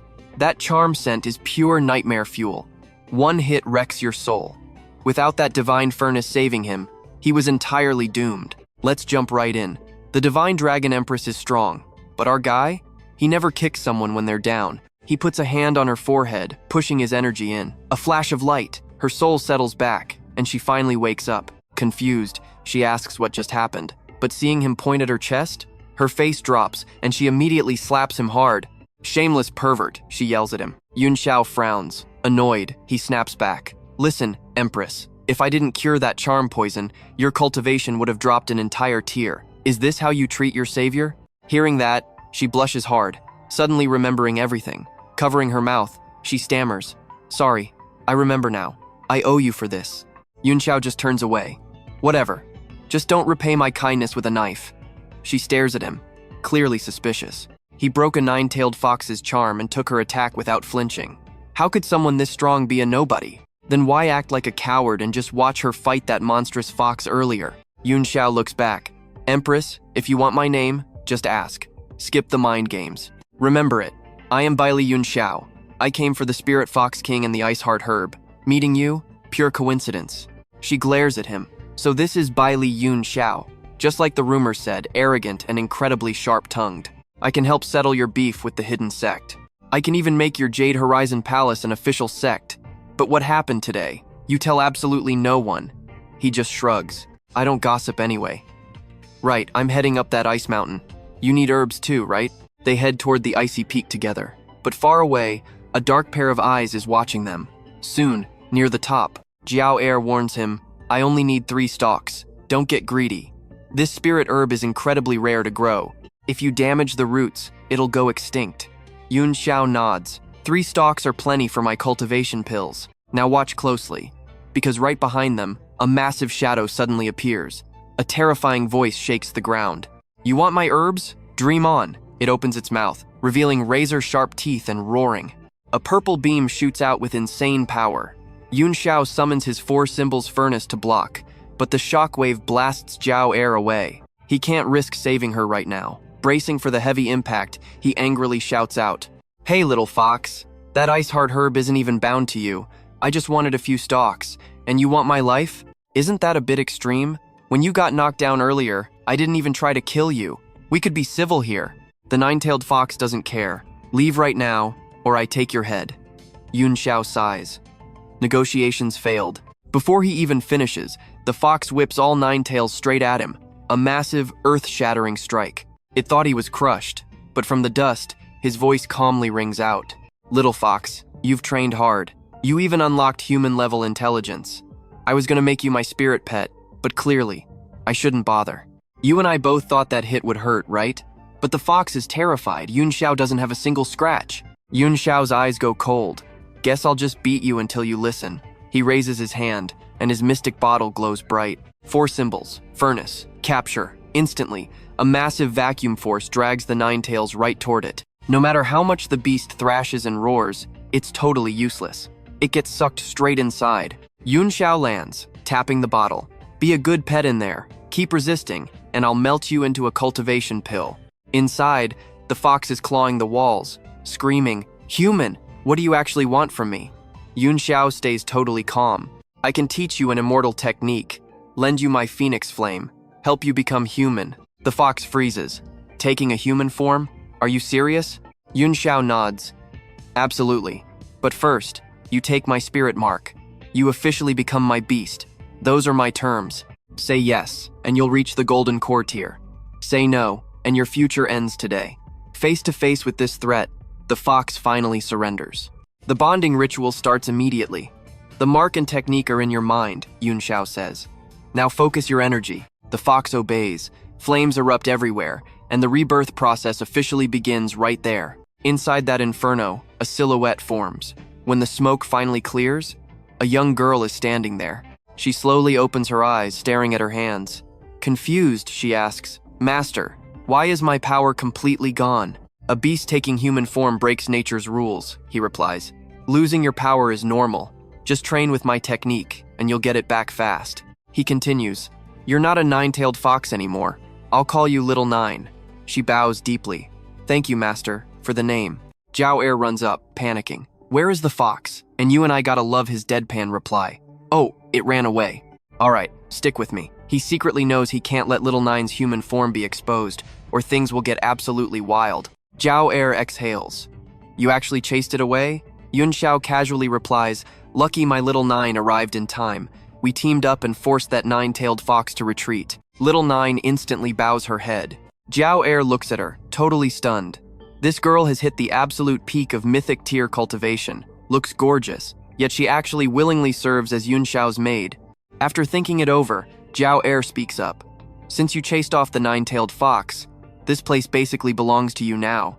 I just need 3 ice heart herbs. I will owe you a massive favor, and you can call on me anytime." Hearing this, Yunxiao replies, "A favor from the Dragon Empress for 3 ice herbs? Totally worth it." Having gotten exactly what she wanted, Zhao Er thanks him and instantly leaves. She broadcasts a command to everyone hiding. "Listen up, the ice heart herbs now belong to me." The Fox Demon King vanished. Everyone fall back. Once the life extension pill is refined, you can trade your treasures at the Dragon Cult. The crowd below bows in unison. "Understood. Farewell, Empress." Over on this side, Little Nine whispers, "Master, should we stop those guys from leaving? I can easily wipe out all these mythic tier experts." Yunxiao just shakes his head. "Every top sect is here. No need to cause extra trouble." Right at that moment, Little Nine's eyes lock onto something. "Master, look over there." Following her gaze, there is a small island in the distance where 2 rival groups are currently squaring off. Standing out in the crowd are 2 black-haired girls, completely silent, not saying a single word. Now pay attention here. The blonde woman listens to her subordinate report. Ancestor, the Bai sisters absolutely refuse to hand over the great shaman king's relic, so we dragged them all the way here. She replies coldly. If they refuse, kill them. Do I have to teach you everything? One brave girl screams, You old witch, you murdered my parents just to steal this treasure. Even if I die, I will never hand over the relic. The subordinate rushes to say, Ancestor, the shaman king's relic is protecting them. 2 of our senior brothers already died to it, so the disciples are too scared to attack. Hearing this, her face darkens. A bunch of useless trash, can't even kill properly. She reaches out her hand right toward the 2 girls. Let's see just how long this shaman king's relic can actually protect you. You dared to kill disciples of the Holy Maiden sect. Today, I am taking your lives. Just as she is about to strike, Yunxiao suddenly appears, blocking her. You old witch, murdering, robbing, and then demanding the victims pay with their lives. Are you completely insane? Startled, she glares at him. Who the hell are you? How dare you interfere? He replies coldly. You don't deserve to know my name. You want to kill them? She frowns. They are just 2 mere mortals. So what if I kill them? I suggest you stay out of this, unless you want to die. Suddenly, a voice shouts, Shut up. A group of figures in black cloaks steps forward, led by a creepy old man with dark circles under his eyes. I am Dongyan of the Corpse Refining Sect. Are you the master of Lingxiao Palace, Baili Yunxiao? Yunxiao smirks, good eyes. The crowd instantly erupts in shocked whispers. That guy is Yunxiao? Wait, didn't the 4 hidden sect elders already kill him? You and I both know what this means. Dongyan's heart turns completely ice cold. The 4 elders haven't shown up, meaning they are definitely dead. Baili Yunxiao's strength is too terrifying to provoke. He immediately fakes a smile and bows. Chu Huayue has a very hot temper. If she offended you, I apologize on her behalf. We have things to do. Farewell. Chu Huayue instantly protests. Leave? Why would we leave? Dongyan, what are you so scared of? We have 8 mythic tier experts here. Are we really afraid of just Yunxiao? The 2 start arguing intensely. If you won't leave, I will. You absolute coward. Little Nine stands beside him and says, Master, the great shaman king is actually my disciple. Chu Huayue slaughters the innocent for a relic, and those guys just watch. Trash who treat human lives like weeds cannot be forgiven. Hearing this, Yunxiao chuckles. I never said they could leave. From the very beginning, they were just putting on a show. Dongyan's face darkens completely. Baili Yunxiao, I do not want to make an enemy out of you. Are you really pushing this? Yunxiao's voice turns freezing cold. You let Chu Huayue murder people, and now you want to wash your hands clean? Too late. He points his sword straight at the enemy. Plus, I just remembered something. You were part of the group that tried to ambush me, right? The air instantly freezes. Since we're enemies, nobody is leaving. Dongyan growls. I gave you face, but you do not know what is good for you. You really think I am scared? He turns and yells, Everyone, you all had a hand in hunting Yunxiao. He always takes his revenge. If we don't strike now, none of us will survive later. As he finishes, pure killer intent floods the space. Yunxiao doesn't even flinch. He just says coldly, You defeated losers really think you're worthy to kill me? Flame Emperor body, unleashed. He swings his sword, and flames erupt into an absolute sea of fire, swallowing all the experts in front of him. The flames burn at their absolute limit, making them scream in pure, burning agony. From the sea of fire, a figure suddenly breaks through and flies out. Boom! The body crashes to the ground, creating a massive explosion. When the dust clears, Chu Huayue's figure is revealed. Her entire body is covered in wounds, looking absolutely pathetic and completely destroyed. She screams, You broke through to the heavenly human tier. You baited us, shameless. And trust me, you are going to want to see his next move. Alright, stick with me. You and I are about to watch absolute carnage. Yunxiao coldly states he would have spared them, but since they tried to rob him, zero mercy. A terrified guy frantically begs, Baili Yunxiao, please, you have to stop this. But our guy does not slow down at all, instantly finishing her off. Her lifeless body drops. He turns around, looking totally unfazed. What was that? I could not hear you. The man stammers, shaking completely. Master Baili Yunxiao, I am begging you. Are you really going to declare war on the entire martial arts world? You reached the celestial realm, right? With such godlike power, why protect 2 ordinary mortals over us? These disciples are the absolute future of the martial arts world. Yunxiao just snaps back. Are mortals not humans too? You treat their lives like literal trash. Well, In my eyes, your lives are just as worthless. The guy flinches hard. Yunxiao, are you seriously going to wipe us all out? The martial arts world will never let you get away with this. Before he can even finish, a blade slices right through his throat. Yunxiao stays cold. If the martial arts world is like you, I will slaughter everyone, starting with you today. Dying, the guy gasps an order to his disciples to form a formation.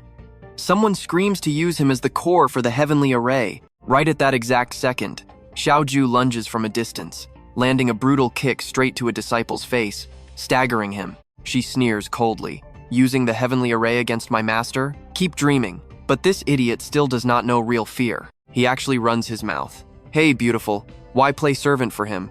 Help me out, and I will take you back to my sect as my wife. Boom. Mid-sentence, a massive hole blasts through his chest, blood pouring out. Xiaoju glares. What kind of trash dares to dream about me? Now watch closely, here is where it gets crazy. She tells her master to leave this trash to her, while the panicked crowd violently stumbles backward. Do not come any closer, they scream. Obeying her master, she wipes out every single one of them in just a flash. The very last sect leader cowers right under the blade, trembling. Yunxiao, the great hidden sect will avenge us. Do not think you can escape. Yunxiao is ice cold. Avenge what exactly? Did you guys not just die by the hands of the nine-tailed fox? One strike finishes it. Xiaoju returns, literally carrying a severed head. Master, it is done. He nods, destroying the corpses, so the fox takes the blame. She smiles, completely obeying him, and adds, Master, come with me for a second. I have hidden away centuries of ancient treasures in my cave, worth roughly 300 billion. Right before their eyes sits a blinding mountain of pure gold. Xiaoju laughs. My money is your money, master. Please take all of it with you. The two girls standing nearby are just absolutely speechless. Yunxiao chuckles softly. You really gave me quite the surprise. 3 days later at the Lingxiao group, a secretary reports, Lieutenant General, Xiaoju's place is totally ready. Also, Lingxiao security has officially expanded all the way into Japan. Xiang Yu also found a chance to break through to the martial myth realm and is in seclusion. Yunxiao nods. Great. Looks like our second mythic expert is coming. For Lingxiao security, I will refine another batch of 100 flower dew to boost their strength. Right then, someone bursts into the room in an absolute panic. Bad news. A bunch of foreigners are outside causing massive trouble, calling themselves the Windsor family. They want to settle a score with you. Yunxiao turns and asks, Miss Wu, do you know this Windsor family? She nods. Yes. They are an ancient aristocratic family with businesses spread across the entire globe, and they have countless celestial realm experts hidden in their ranks. You and I both know this means some serious trouble is coming for the Lingxiao group. Yunxiao looks pretty interested. I have zero connection to that family, but since they came knocking, let us go see what they want. Cut to the scene outside Lingxiao. A woman steps right up and introduces herself. I am Brad Windsor of the Windsor family. I am ordered to escort our family's princess back. Yunxiao, please hand over Her Highness Isabella to us immediately. He frowns. What princess are you talking about? Nobody like that is here. She instantly points a finger right behind him and says, What do you mean she is not here? Is that not our princess right there? Her Highness Isabella. The white-haired girl forces an awkward smile, waving while secretly panicking about how they found her so fast. Just a few hours earlier, inside Yunxiao's private lounge, he asked her, Did you always know your true identity? She gave a slight nod. Yes, but I was not trying to hide it. The family never cared about me, so I honestly figured they would not even notice if I just vanished completely. He looks right at her. You are not wrong, but I just got word that the designated heir of the Windsor family has suddenly dropped dead out of nowhere. She freezes for a second, then smiles bitterly. No wonder they remembered me. If you want me to inherit the Windsor family, I will gladly accept it just for you. Yunxiao leans back, completely calm. I have never relied on anyone else. You just do whatever you want to do. Blushing deeply, she whispers. Then I want to stay right by your side. He glances at her. If that is it, then absolutely nobody will force you to leave. Cut back to the present in the office, Brad Windsor demands coldly. Now, can you hand Her Highness Isabella over to me? Yunxiao is dead set. Isabella is not going anywhere with you. You can all leave right now. Hearing that, her face instantly turns dark with fury. And that is where we leave it. Do you and I really think this brand new group can survive rejecting a global empire? Trust me, we will see. She sneers coldly, reminding him that Dian Trungnyak, the CEO of Tomtin Financial Group, has just been kidnapped by his own Lang Tu Group bodyguards. Bodyguards kidnapping their own client for cash? Let's dive into this wild corporate thriller together. Van Tu's face darkens, a flicker of doubt crossing his mind. His group just expanded their operations into Japan, so how could a disaster like this happen? She presses harder. A massive mistake like this will completely destroy his new company. Hand over His Highness, and the Windsor family can help make all of this disappear. Van Tu stays ice cold. Lang Tu Group's business does not need her interference at all. Secretary No escorts her out. Turning away, she glances back with a smirk. Van Tu, sooner or later, you will come begging to me for help. He drops all manners. Get out. The door slams shut. She coldly yells from the hallway, you clueless brat, just wait and watch Lang Tu Group crumble. Once the woman leaves, Van Tu immediately turns around and asks, what the hell is actually happening? Secretary Zhou quickly opens her laptop and shows him. I contacted C, but you need to see this first. It has already blown up into a massive international scandal. Online, the mysterious disappearance of CEO Dien Trung-Nyak is dominating the top trending searches. Right below it, countless comments are absolutely ripping their company to shreds. Lang Tu Group is so incredibly unprofessional. After a massive screw-up like this, who would ever dare hire their bodyguards again? Our reputation is completely ruined, she adds grimly. Plus, Lu Dong is also among the missing. Hearing that, Van Tu's expression instantly changes from calm to serious. He books a flight, refusing to let Lu Dong die. Cut to Japan's airport at 2 p.m. Now watch closely, because things get absolutely insane right here. Huyen Tu rushes over in a panic. I am so sorry, Mr. Baili. I kept you waiting. I just contacted Tam Tin Financial Group, but they flat out refused to cooperate. Even worse, they are planning to leak more damaging news to the press. Van Tu stays totally calm and collected. No need to panic. Just tell me the entire story from the very beginning. She takes a deep breath. 3 days ago, Dien Trung-Nak personally requested 10 bodyguards. Because his status was so incredibly high profile and special, the company specifically assigned Lu Dong to be one of the 10 elite bodyguards responsible for protecting the CEO's life. Then, at around 10 a.m. today, Lu Dong reported that Dien Trung-Nyak ordered them to escort him to a totally different location. Before we could even get the details, Lu Dong abruptly hung up the phone. Immediately after that sketchy call, Tam Tin Financial Group actively reached out to the media themselves. Hearing her recount the whole mess, he immediately replies, bring me to Tam Tin Financial Group right now. I want to see exactly what kind of dirty tricks they are playing. She responds right away, understood. I will arrange it for you immediately. But suddenly, out of nowhere, a battered man appears right in front of him, crawling helplessly on the floor. The girl standing next to him panics and screams out, Mr. Dien Trung-Mak! The old man crawls closer, trembling violently. Van Tu, you completely ruined me. Utterly confused by what is happening, Van Tu demands an answer. Explain yourself. How exactly did I ruin you? Shaking uncontrollably, he answers, if I had not hired Lang Tu's bodyguards. But before he can even finish his sentence, his tone shifts, suddenly talking about something completely different. This was always a death warrant. You and I both know it, but get this, everyone targeted by them is going to die anyway. Your good brothers will die, and you will die too. Hearing this insane threat, Van Tu violently grabs the man's hair, shouting in his face, what the hell does that mean? Speak up! Tell me clearly right now! But in that exact chilling moment, the man takes his final breath, and Van Tu is forced to drop his lifeless head. Huyen Tu stands nearby and speaks up. Mr. Baili, Lu Dong will be completely fine. Please just trust me. Suddenly, a heavily armed squad of police officers rushes in from nowhere, surrounding him completely and shouting his name. Van Tu, you are heavily suspected of murdering Dien Trung-Nak, the CEO of Tam Tin Financial Group. Put your hands on your head immediately and cooperate with our investigation right now. Van Tu is briefly caught off guard, but quickly regains his cold composure, pointing out that Dien Trung-Nak was covered in blood and just randomly appeared at the airport. You guys are literally just airport security. Do you even understand the gravity of this situation? Among them, a high-ranking officer steps forward with a smirk. Baili Van Tu, did anyone actually witness a single word of what you just claimed? Uncle Dien Trung-Nak died by your hands, and that is a solid fact. If you resist investigation, you will become a wanted fugitive across all of Japan. Hearing that threat, his expression instantly darkens. Van Tu coldly fires back, using Dien Trung-Nak's corpse to frame me, forcing me to resist just to find an excuse to arrest me. Is that your grand master plan? The officer hears this and immediately fires back. Van Tu, Uncle Dien Trung-Nak died right in your hands. Everyone saw it. Left with absolutely no choice, he holds out his hands for one of the cops to cuff him. I did not kill Dien Trung Ngoc, but I will cooperate. The officer sneers. In that case, come with us. Hu Yen Tu tries to run after him, but he shoots her a sharp look. Like telepathy, he secretly transmits a message straight into her mind. Dien Trung Ngoc is already dead, putting us in a passive position. While we do not know what the enemy is calculating, stay back. Come find me only when the time is right. Hearing this, she immediately nods in silent agreement.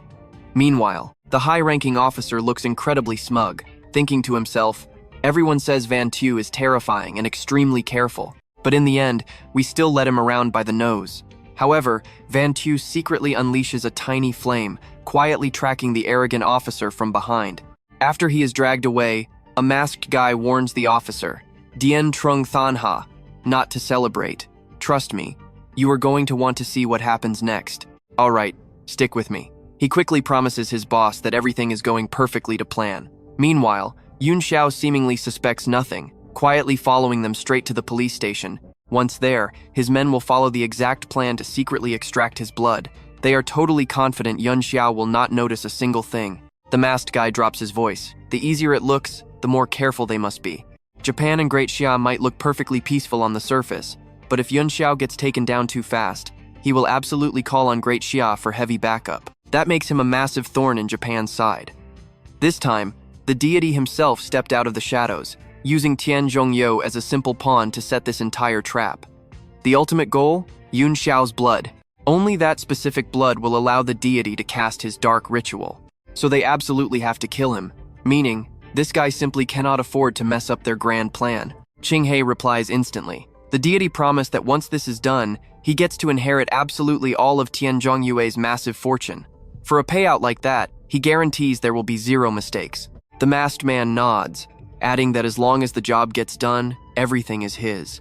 The deity is actively waiting for his report. He says, the second you get the blood, call me and I will be right there. Qinghe confidently tells him to leave without a single worry.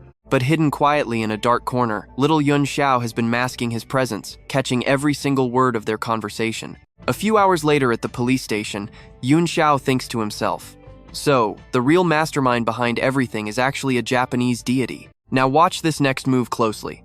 If his divine sense tracks that guy, he can pinpoint their secret base.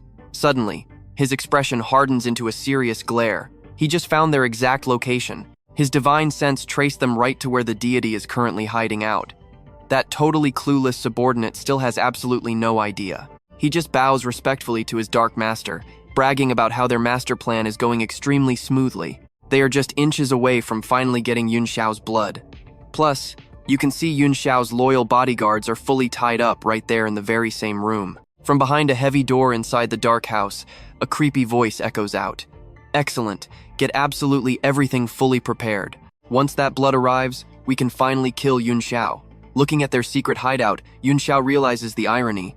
They are actually hiding right inside his own territory. Lu Dong's crew is also trapped inside this very shrine. That definitely saves him the trouble of searching. While he is deep in thought, someone knocks on the door where his real physical body is resting.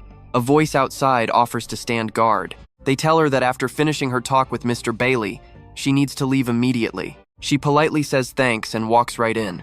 Facing Yunxiao, she confirms that everything is completely set up. She is going to disguise herself as him and stay at the station, meaning he can easily use his stealth to slip right out of this place.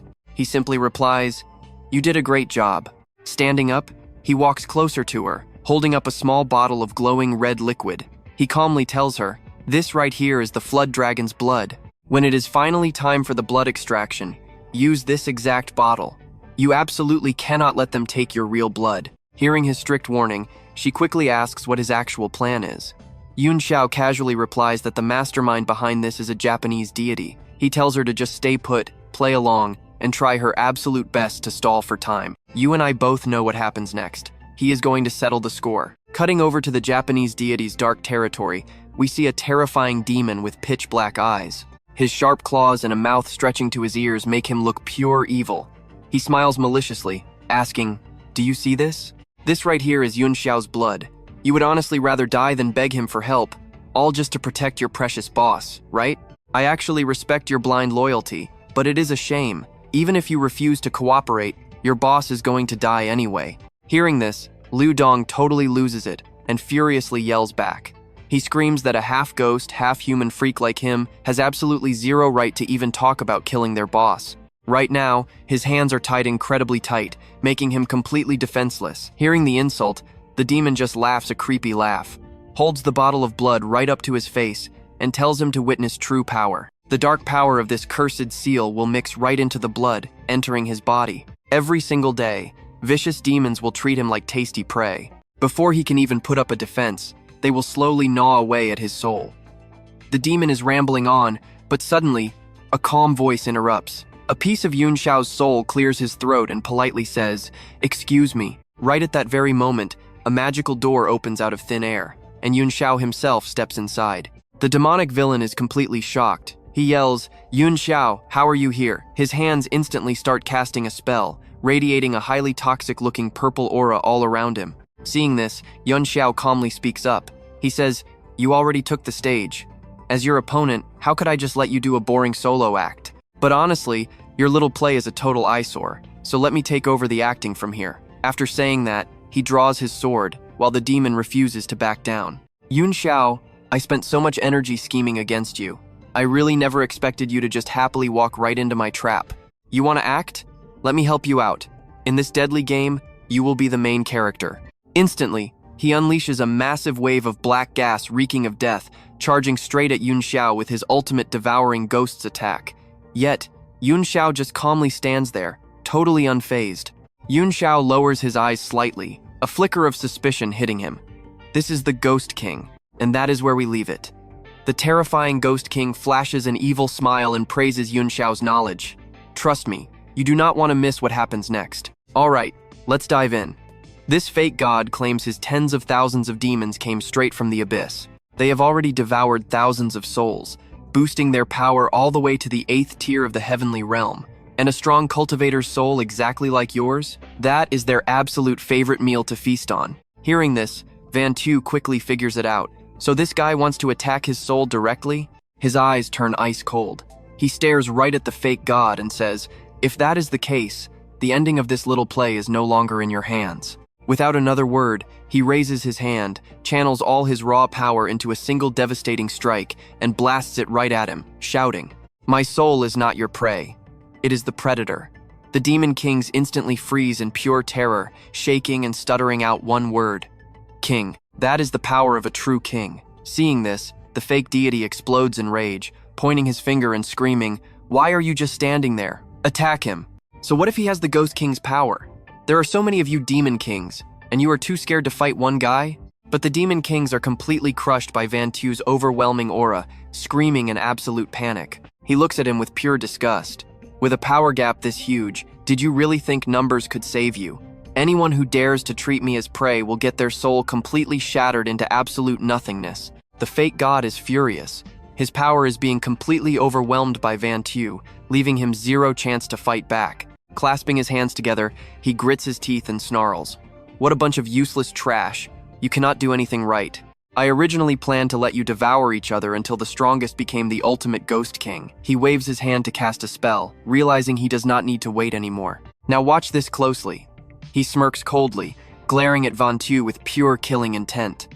"Next year on this exact date will be your death anniversary." Hearing this massive threat, our guy is not even slightly scared.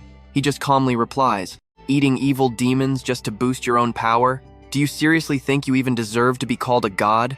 Triggered by the heavy insult, the fake god furiously launches a massive attack, but Van Tu instantly blocks it. Gritting his teeth, he decides to risk his life for one final clash. "Today I am absolutely taking your pathetic life, so the whole world can finally see what kind of monster is hiding beneath your fake god disguise." Van Tu's raw strength is just too insane, crushing him until he literally coughs up blood. He screams out, "The evil Van Tu has invaded the shrine to assassinate me. Where is the Japanese army? Hurry up and protect me." While the two sides are locked in this fierce battle, the situation becomes incredibly tense. Even now, he does not forget his team. "Kim Kwang will get you guys out of here to a totally safe zone. Once there, contact Tamu so she can pick you up. We cannot back down today. This fake god has to die, or the fallout is going to be incredibly disastrous. Boss, there is an entire army heavily guarding the outside of this guy's shrine right now. You have to be careful. His teammates warn him anxiously, but he just calmly replies, "Do not worry at all. I have my very own plan." Outside the shrine, the Ghost King sits back in his chair while Ao speaks up. We severely underestimated Van Tu's actual combat power here. If we keep dragging this out, he is definitely going to become a massive roadblock for both you and me. If he assassinates me in front of the crowd this time, it will absolutely spark public outrage. Hearing this, Ao turns and asks, "Does the deity have a plan?" He flashes a super dangerous smile. If we cannot catch him, we use this incident to force Daiha into abandoning him entirely, making him an outcast with nowhere to run. But I know you did not see this coming. A sword suddenly pierces straight through his chest from behind, making him spit blood in pure horror. You dare scheme against me, and you even want to hurt my brothers? Never mind a fake god like you. Even if you were a real deity, I would slaughter you anyway. He turns his head, completely terrified. Van Tu, how did you even get in here? I am the god of Japan, the very faith of this entire nation. How dare you try to kill me right in front of everyone? The royal guards spot Van Tu instantly and scream at the top of their lungs. Van Tu is here. All troops prepare for battle. He gives a cold smirk, dripping with disgust. This Japanese god plotted to murder me, so he deserves execution. Royal guards, if you really want to kill me, you have to catch me first. After saying that, he instantly blasts off into the sky. Ao looks up, muttering in total confusion. We set up our entire army like that, and we still could not stop him? This Van Tu absolutely cannot be allowed to live. Meanwhile, in another location, someone is rushing in to report. Legion Commander, we just received some crazy breaking news. After publicly assassinating the Japanese god, Van Tu immediately fled the scene. Right now, the American and Japanese delegations have arrived in Daiha demanding a full explanation from us. Hearing this, he explodes in anger. What did you just say? This Lieutenant General Bok Lai is getting way too bold. He dares to do literally anything. Immediately tell the foreign ministry to step in and stall them. The messenger nervously asks back, but what if we absolutely cannot stall them? He narrows his eyes dangerously and replies, then he is just going to have to fend for himself. Back at the Zhu family's secret villa, Van Tu finally speaks up and asks, what is the current situation looking like? A girl steps forward to answer. Japan actually asked America for backup, and now both sides are teaming up to pressure Daiha, demanding they label you a war criminal. Daiha originally wanted to step up and protect you, but the video of you assassinating the deity right in front of the massive crowd has sparked an absolutely massive wave of public outrage. His voice drops low. I had a recording stone. Trust me, you will love what happens next. All right, stick with me here. We need to prove these Japanese gods are actually demons. They set a perfect trap, and right now, our guy just doesn't have enough solid proof. The girl beside him instantly speaks up. So, how can I help out with this? His expression turns dead serious. Get Xiaoju and Bei to Japan right now. Tonight, I'm breaking straight into the military base, guarding those fake gods. Those troops react way too fast, but none of them are actual cultivators. I bet my life they're hiding some massive, twisted secret. I've got a gut feeling this exact secret is our only ticket out of this current mess. Cut to 2 a.m. at the God Guard headquarters. Yunxiao looks at the girls. Is everything completely set? One replies, the patrol guards are already locked under a heavy illusion. They won't notice a thing, the other adds. And I've planted Sumu's virus straight into the security room. Those monitors are looping completely normal footage right now. Right at that exact second, one girl pipes up. Sir, I'm sensing intense dark energy in this place. It's the aura of the Blood Clan. He hits the button, frowning hard. Blood Clan? She nods. Yes, sir. I just haven't had the right chance to tell you about this yet. My Quansu family only stands at the very top of the West for one reason. Every heir is born naturally possessing the absolute power of pure light. She slowly flashes back. Thousands of years ago, the Blood Clan completely dominated the West. They used dark magic to rule as absolute lords, turning innocent humans into living blood bags. Then, the Child of Light reincarnated and fought a brutal death match with the Blood King. This forced them back into the shadows and finally allowed humanity to actually survive and grow. She continues, vampires live practically forever, and their raw strength is terrifying. But the power of pure light is their absolute ultimate weakness. That is exactly why my family gets treated like absolute royalty back in the West. Stepping into the elevator, Yunxiao smirks and asks, I clearly remember Japan strictly banning the Blood Clan from entering the country. This situation just got extremely interesting. Can you pinpoint where the strongest dark energy is?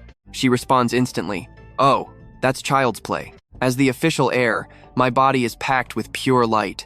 No matter how hard these vampires try to hide, they can never fool my senses. With that, she reaches out and slams the elevator button. Suddenly, her eyes light up. Found it!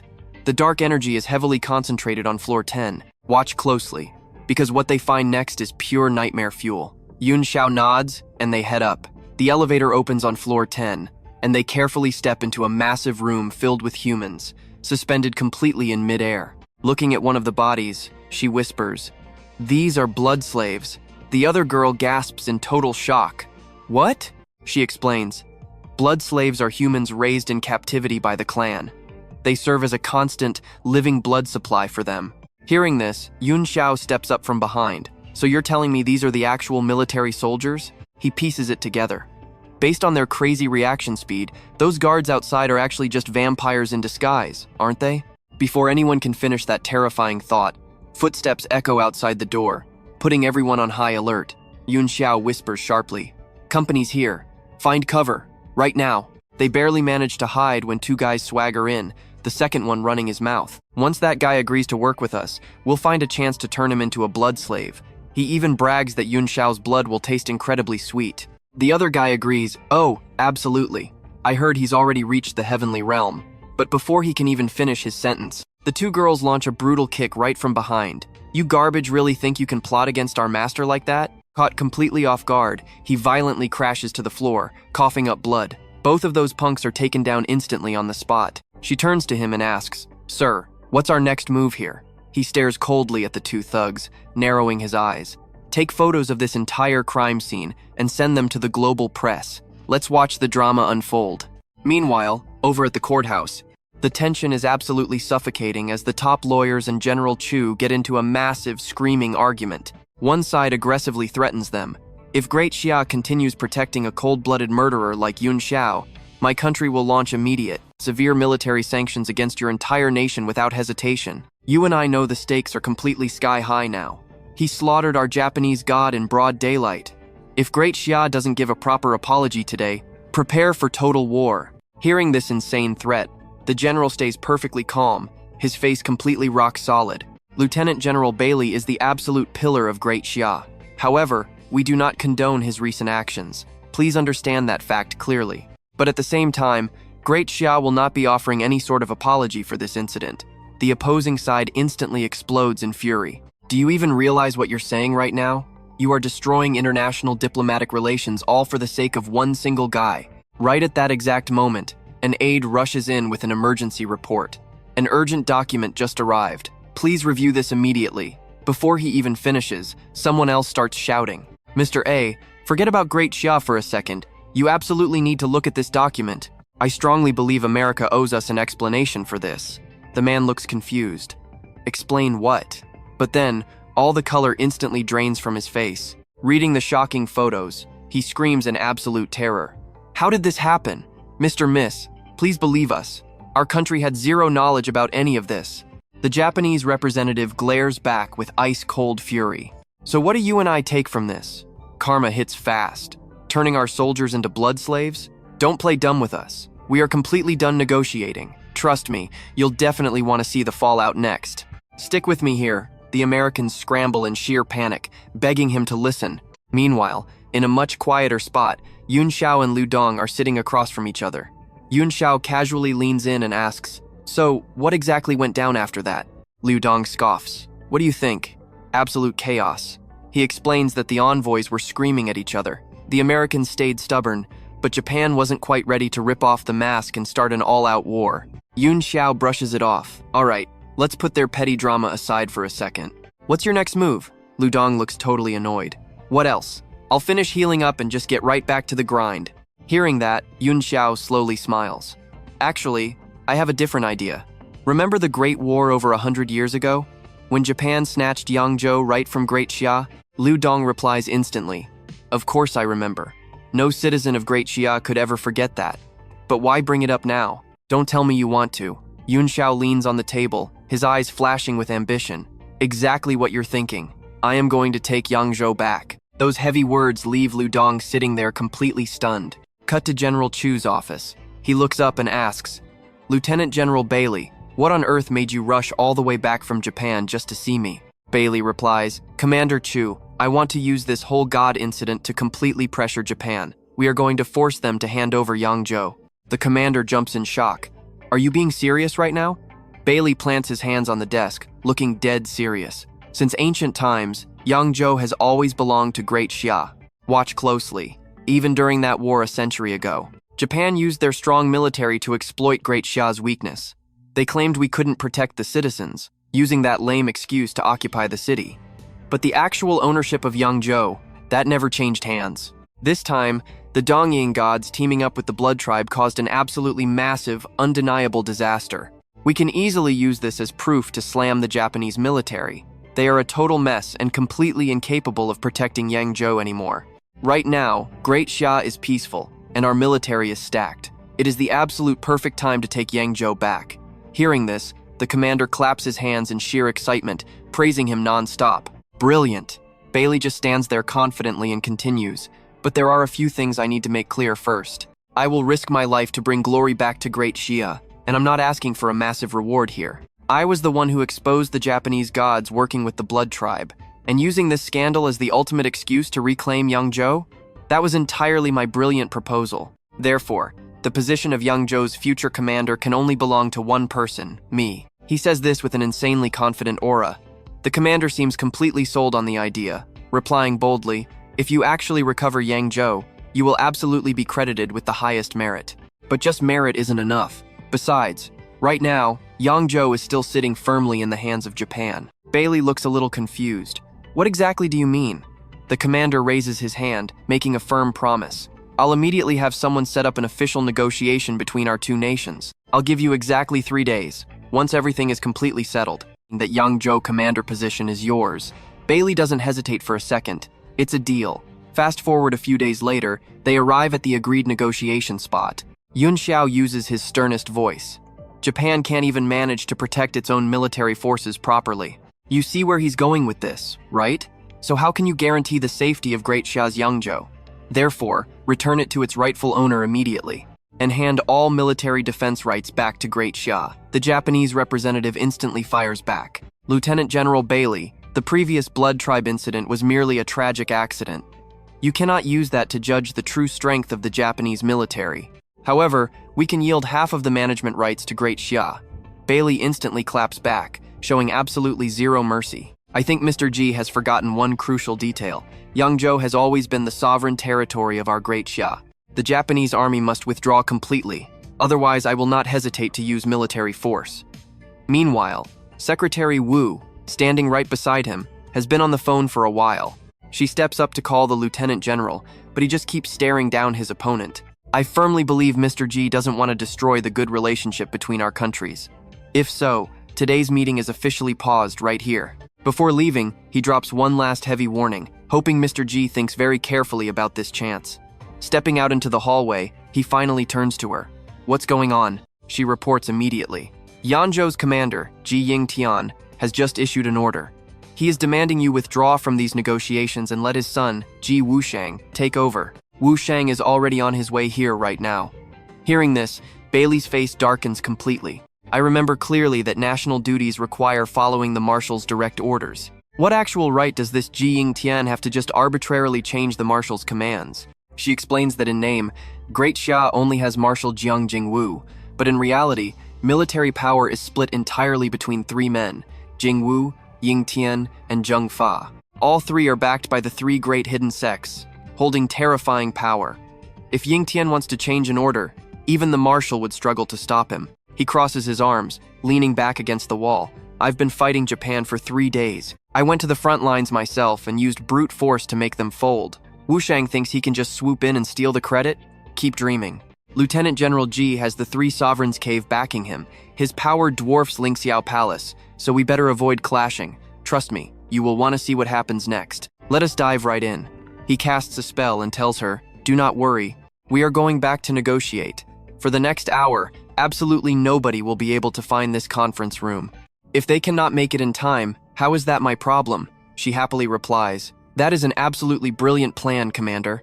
By the time they find us, everything will be completely settled. It will be way too late for them to do anything. Agreeing on their next move, the two head straight back into the meeting room. He speaks up. Have you all finally made your decision? The Japanese delegates immediately act super friendly. Yangzhou was always Great Xia territory anyway. Plus, by now, the emperor has already given his direct orders to give Yangzhou back. Offending Yunxiao is a terrible idea. Better to just stop right here, because fighting him means they might actually lose their lives. We agree to sign the treaty. As he says that, the man pushes the document toward him. We have already signed this treaty. Once you add your signature, Yangzhou will officially be handed back to Great Xia. He nods in satisfaction. That is a very smart choice. I believe that once this treaty goes public, the ties between our nations will grow much stronger. The delegate quickly replies, of course. The Yunxiao Treaty states very clearly, exactly 10 days after Japan officially signs this document, Yangzhou will be handed straight over to the new Yangzhou Legion commander, Baili Yunxiao. Before leaving, the man turns back and says, Lieutenant General Baili, we will see you in 10 days. Watch closely now. Just then, Wu Shang from the Ji family storms in from behind, screaming, Yunxiao, you dare play me? Did you seriously think setting up a maze array in the building to block me would let you steal Yangzhou? Let me tell you, nobody steals what belongs to my Ji family.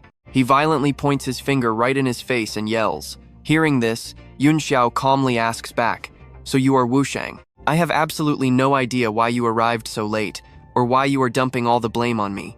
But I am sorry to break it to you. The treaty is already finished, and the Yangzhou commander position has been officially decided. He glares at him with pure disgust and sneers. I am afraid things will not go the way you want. Great Xia has very strict rules. Except for the top 3 elite families, military personnel are strictly forbidden from running any businesses. His eyes suddenly flash with intense, murderous intent. Staring dead at Yunxiao, he demands, military control of Yangzhou, or ownership of the Lingxiao group. You have to pick one. Hearing this, he secretly weighs his options. The Lingxiao group is his foundation, but Yangzhou is his base for future growth. His cultivation journey needs a totally stable resource supply. He absolutely cannot afford to lose either political power or money. Thinking about this, he calmly speaks up, I built the Lingxiao group with my own hands, and the Yangzhou transfer treaty is already fully signed. So on what grounds am I forced to just pick only one? He keeps threatening him. Yunxiao, as long as you are in the military, do not even dream of fighting me. You stepped into the army while running a business, which means you have already broken martial law. My Ji family has already ordered a complete freeze on every single asset under your name. Did you really think you still had a choice? The fire of pure rage violently explodes inside him, ready to burn everything down. You and I both know he is not backing down. He coldly replies, freezing my assets just because of some privilege? Your Ji family sure acts high and mighty. Does all of Great Xia belong to your Ji family now? Seeing his fearless attitude, Wu Shang panics a bit and stammers, Yunxiao, you dare hurt people? Who the hell do you think you are? You dare piss me off? Do you want me to throw your parents and all your friends out onto the streets to starve? The lackey standing behind him frowns, thinking this is bad. Yunxiao is seriously giving off killing intent right now. The man quickly steps forward and warns, Lieutenant General Baili, I strongly advise you to think this through. The massive contributions our 3 major families have made to Great Xia are not something you can ever match. He keeps pushing. Touching the young master of the Ji family is basically treason. So tell me, Lieutenant General Baili, do you really want to commit treason? He calculates everything in his head. To threaten him properly, he has to completely break his mental defenses. His aura cannot be weak at all. Otherwise, how can he suppress this kid? Yunxiao stares straight into his eyes and coldly asks, are you seriously trying to threaten me? The girl standing next to him softly whispers in his ear, Lieutenant General, please think about this very carefully. If the Ji family labels you a traitor, your parents will never have a safe place to live. Hearing that, he hesitates for a second, thinks it over, then reaches straight into his pocket. He pulls out the treaty document. You really want Yangzhou? Fine. Then take this stack of agreements. But if you think a few pieces of paper are enough to take over Yangzhou, you are nowhere near qualified.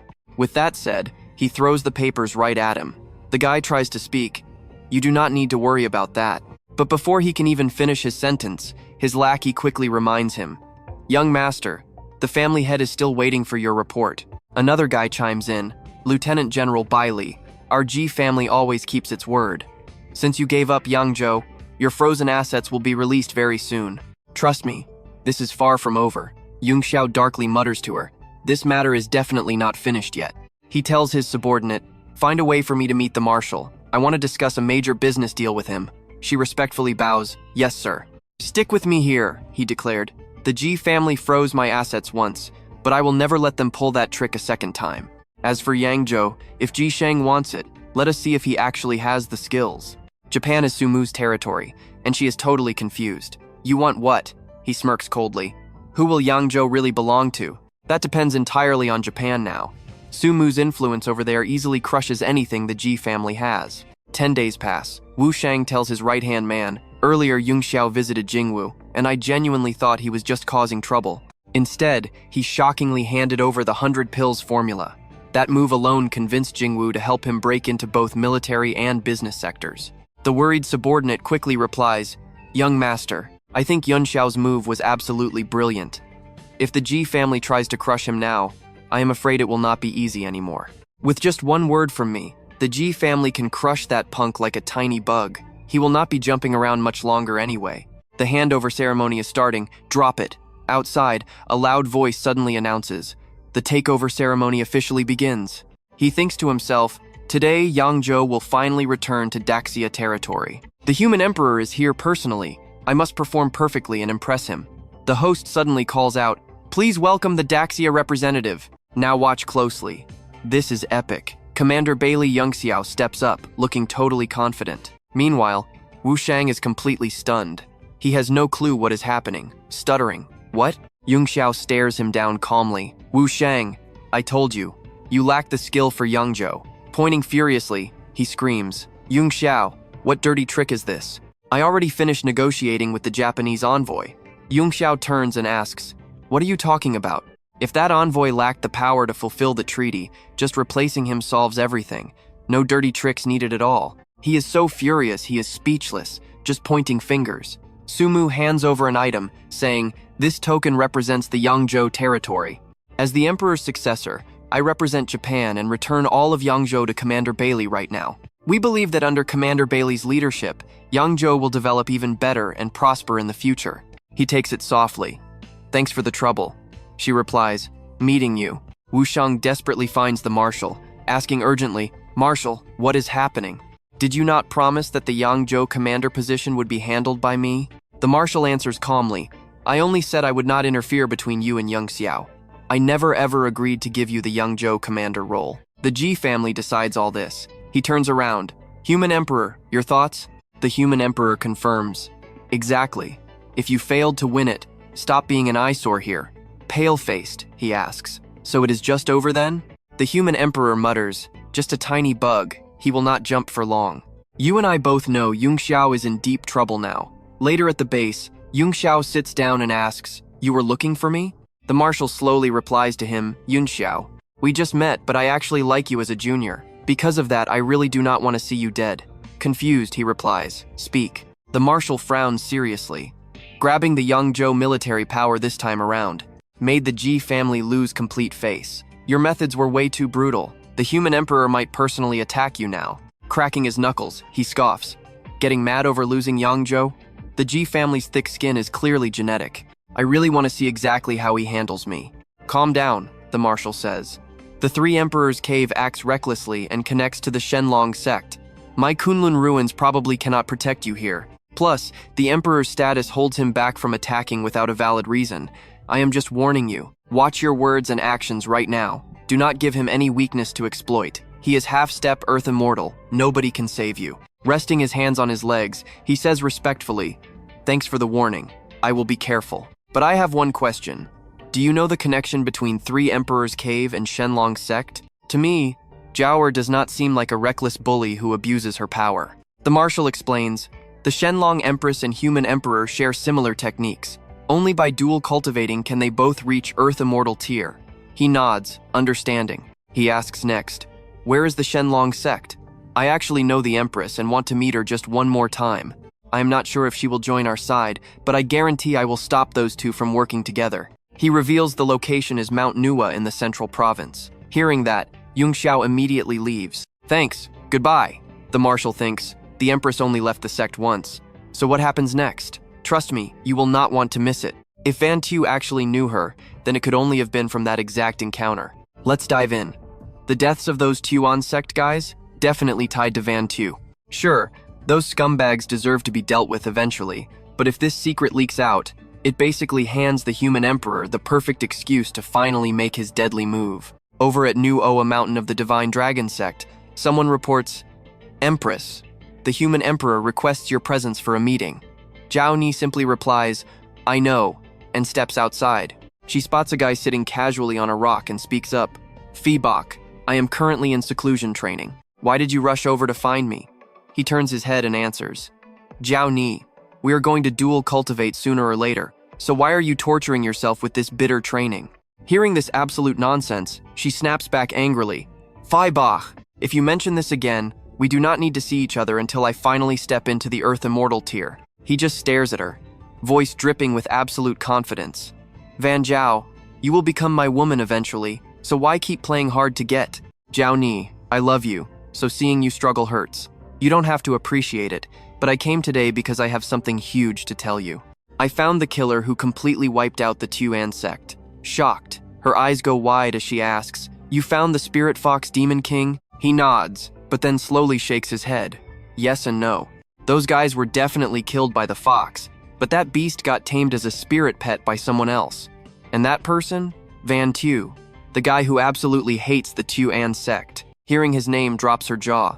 Pure doubt immediately fills her mind. Why the hell would it be him? He continues with absolute certainty. I have completely tracked down that bastard's recent movements. After killing the 4 martial arts masters of the sect, he went to Snow Beast Mountain alone. But when he came back, he had a mythic peak tier maid named Tu Ku right beside him. How could there be such a crazy coincidence? She suddenly realizes why that maid showed up at that exact time. It was the Spirit Fox Demon King in disguise. He completely tricked her. While she is lost in deep thought, he suddenly appears right behind her. He places a hand on her shoulder and says, Zhao Ni, early next month, the major factions are holding a huge banquet. Now watch this next move closely. At that banquet, I am going to expose this publicly, then murder Van Tu right in front of absolutely everyone. This involves the honor of the 3 great hidden sects. You absolutely must come and help me execute this martial arts scum. His voice is dripping with pure bloodlust, but she just replies coldly, Understood, now leave, I have to train.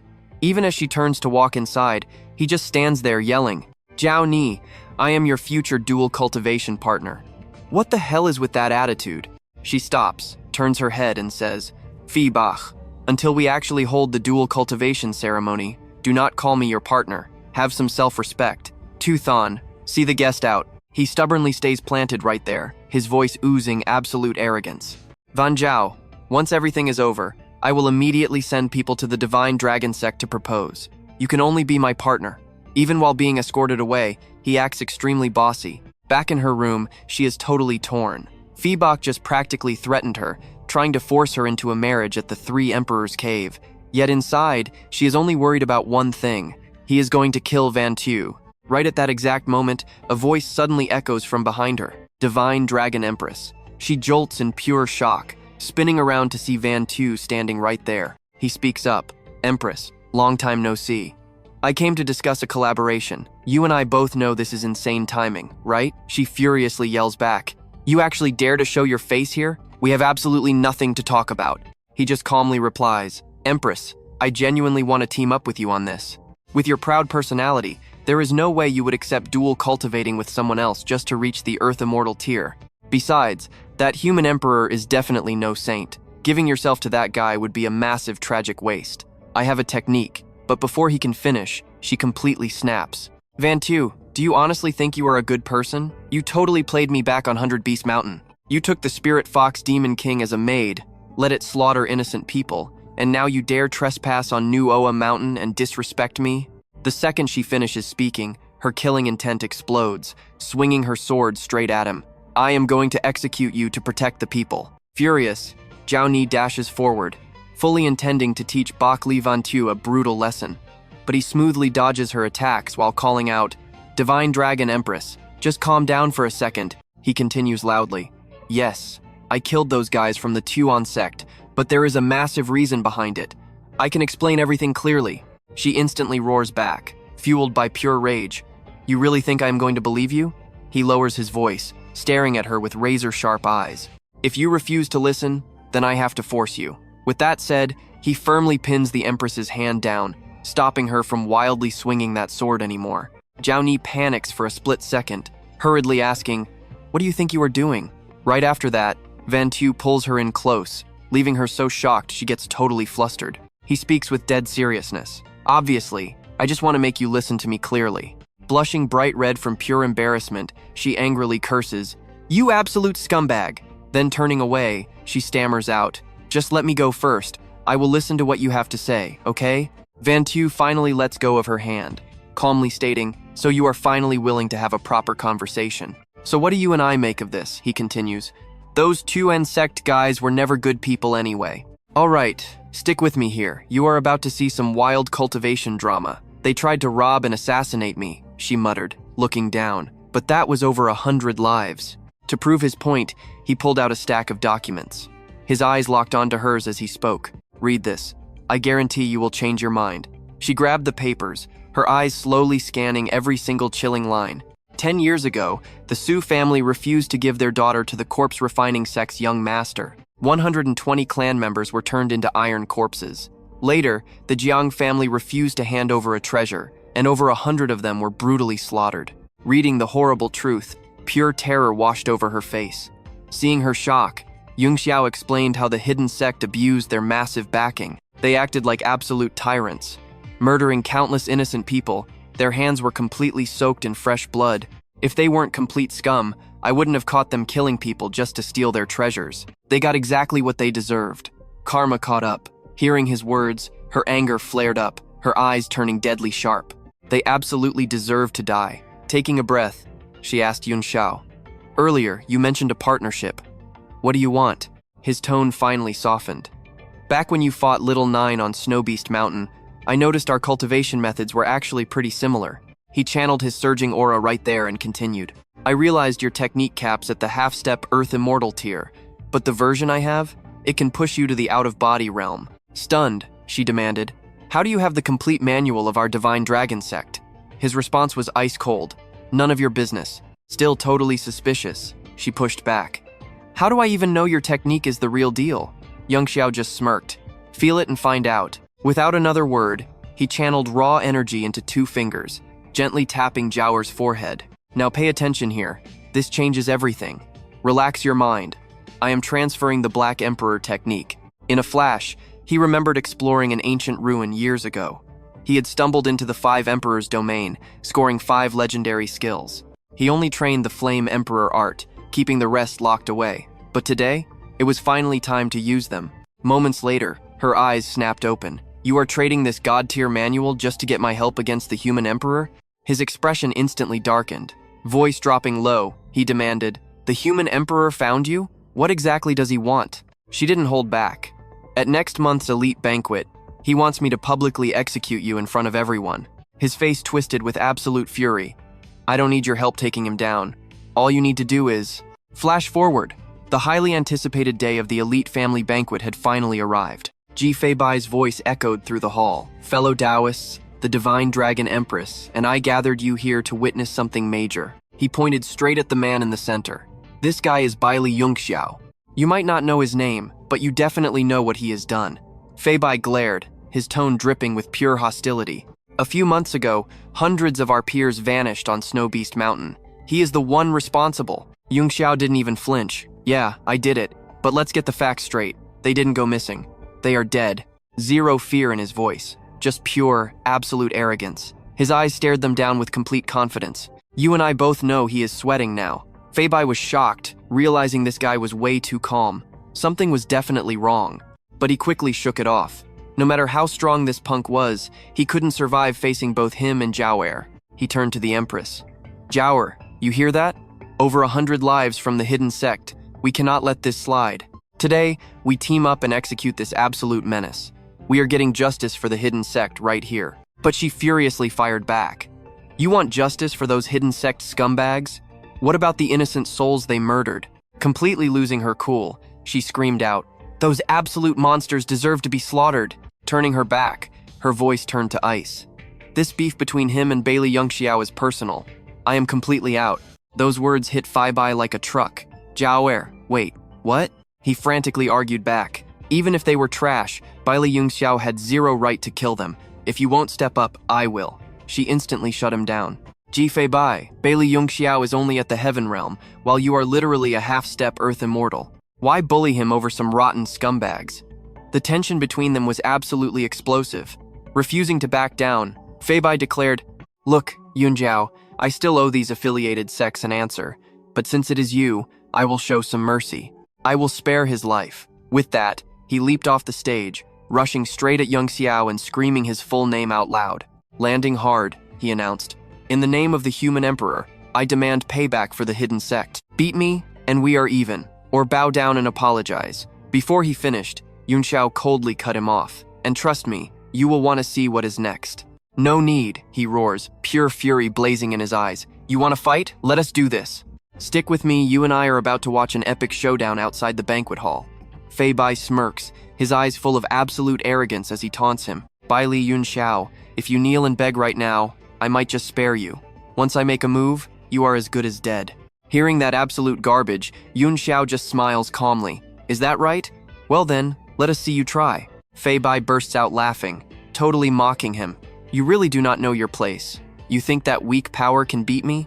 With a massive swing of his fan, he unleashes a violent, freezing hurricane. Crystal-clear snowflakes scatter wildly in every direction, sparkling fiercely under the bright light like deadly glass. He shouts with insane authority, "Taste the raw power of my sky full of snow."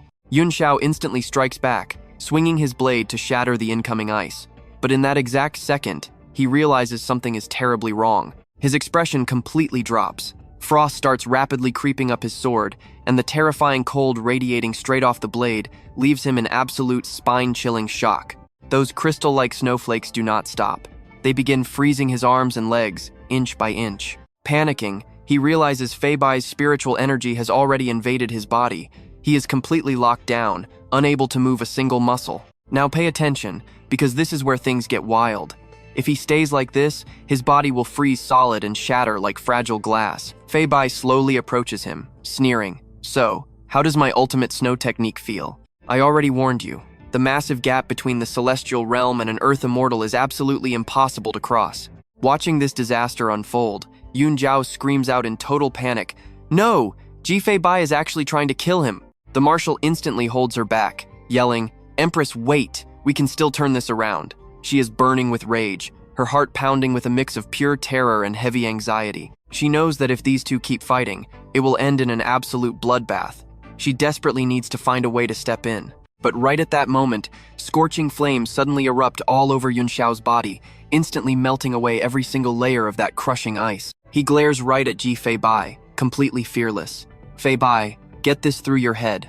You are nowhere near qualified to take my life." An absolutely terrifying wave of power explodes outward as he roars in pure, unfiltered rage. Fei Bai frowns hard, totally stunned. "Baili Yunxiao, you are burning your own lifespan just to break my attack? Are you completely out of your mind?" He steps forward, brutally stomping out the flames on the ground with a look of absolute disgust. Breaking completely free from the frost, Yunxiao fires back. "Fei Bai, you let your sect slaughter innocent people, and you let your own family bully the weak just because they have power. And now you want to play the hero while trying to murder me?" He grips his sword tight, raising it high, his voice shaking with absolute fury. "Keep dreaming. The only one dying today is you." Fei Bai just sneers, dripping with contempt. "You lunatic. You really are a complete psycho." He instantly launches his ultimate attack, but Yunxiao counters with devastating force. The massive impact makes Fei Bai cough up blood, suddenly panicking that he messed up. Yunxiao sends him flying back. He crashes hard into the dirt, groaning in total agony under the terrifying weight of that insane counterattack. In a flash, his blade is pressed right against Fei Bai's throat. With dead cold eyes, he whispers, "Fei Bai, out of respect for the Empress, I am leaving you one way out. Bow your head, admit your sins in front of everyone right here, and I will let you live." The crowd watching this insane battle completely loses their minds, screaming out in absolute disbelief. You and I would be just as shocked. Baili Yunxiao has only been around for less than 3 years, yet he just pulled this off. Refusing to accept defeat, Fei Bai forces himself up. Coughing up blood, he furiously barks, "Yunxiao, you better know when to back down." He even screams a threat, "If you do not, Just wait for the Three Emperors Cave to hunt you. Before he can even finish, a booming, majestic voice cuts him off. Enough! Fei Bai, you have disappointed me greatly. Shocked to his core, Fei Bai stammers, Uncle Master? What are you doing here? The elder simply replies that Yunxiao personally invited him. Stepping forward, Yunxiao bows respectfully to the master. Yunxiao formally greets the senior Earth Emperor. He continues, Fei Bai, this young friend Baili just used his celestial realm power to completely humiliate you. Instead of accepting defeat, you dare to drag the name of the Three Emperors Cave into your pathetic threats? Casting a binding spell, the elder declares, you are silenced for 3 months. Until the great calamity hits, stay out of the mortal world. Yunxiao realizes Yunxiao bringing this senior here was actually perfect timing. Right now, starting a blood war with the Three Emperors Cave is a terrible idea. He already crushed Fei Bai and proved his absolute dominance in front of everyone. That is a massive win.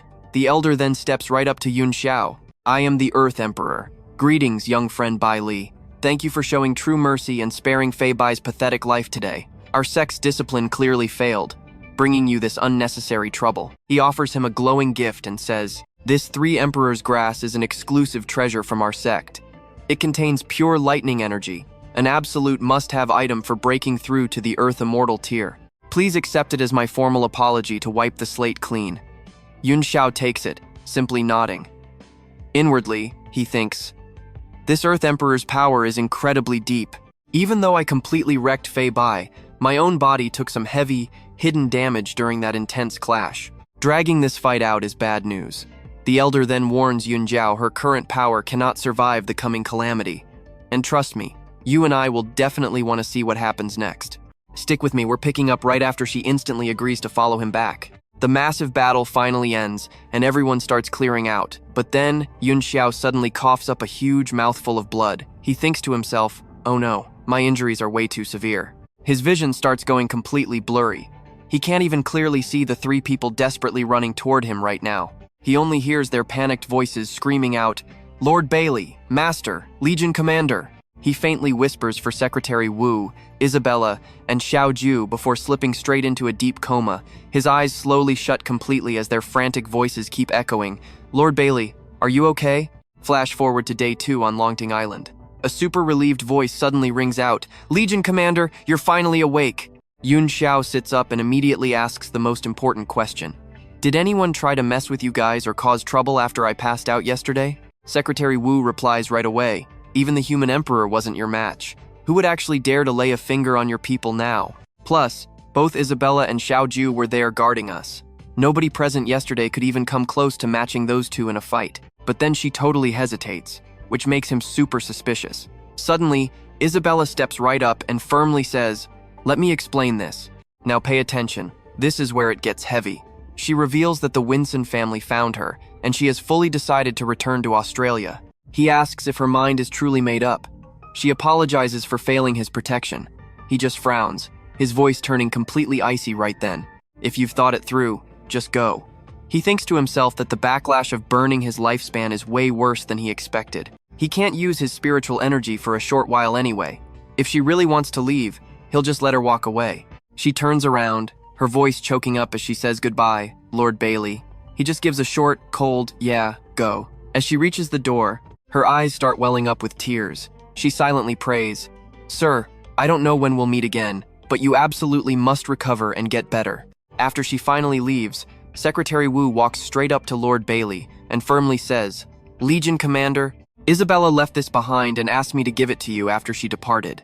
She carefully hands over a personal letter along with a beautiful, glowing blue gemstone.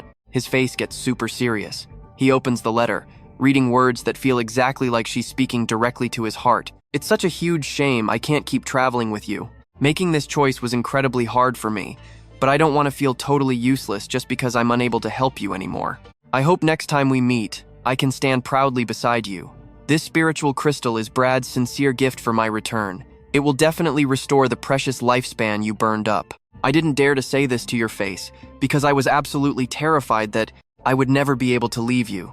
After reading, Yunxiao immediately orders Secretary Wu and Xiao Ju to guard the cave while he absorbs the crystal. Both of them reply in perfect unison, understood. His willpower is just insanely strong right now. He knows deep down he absolutely must recover quickly to be Isabella's ultimate backup, ensuring she never becomes a helpless puppet after officially inheriting the entire Winson family.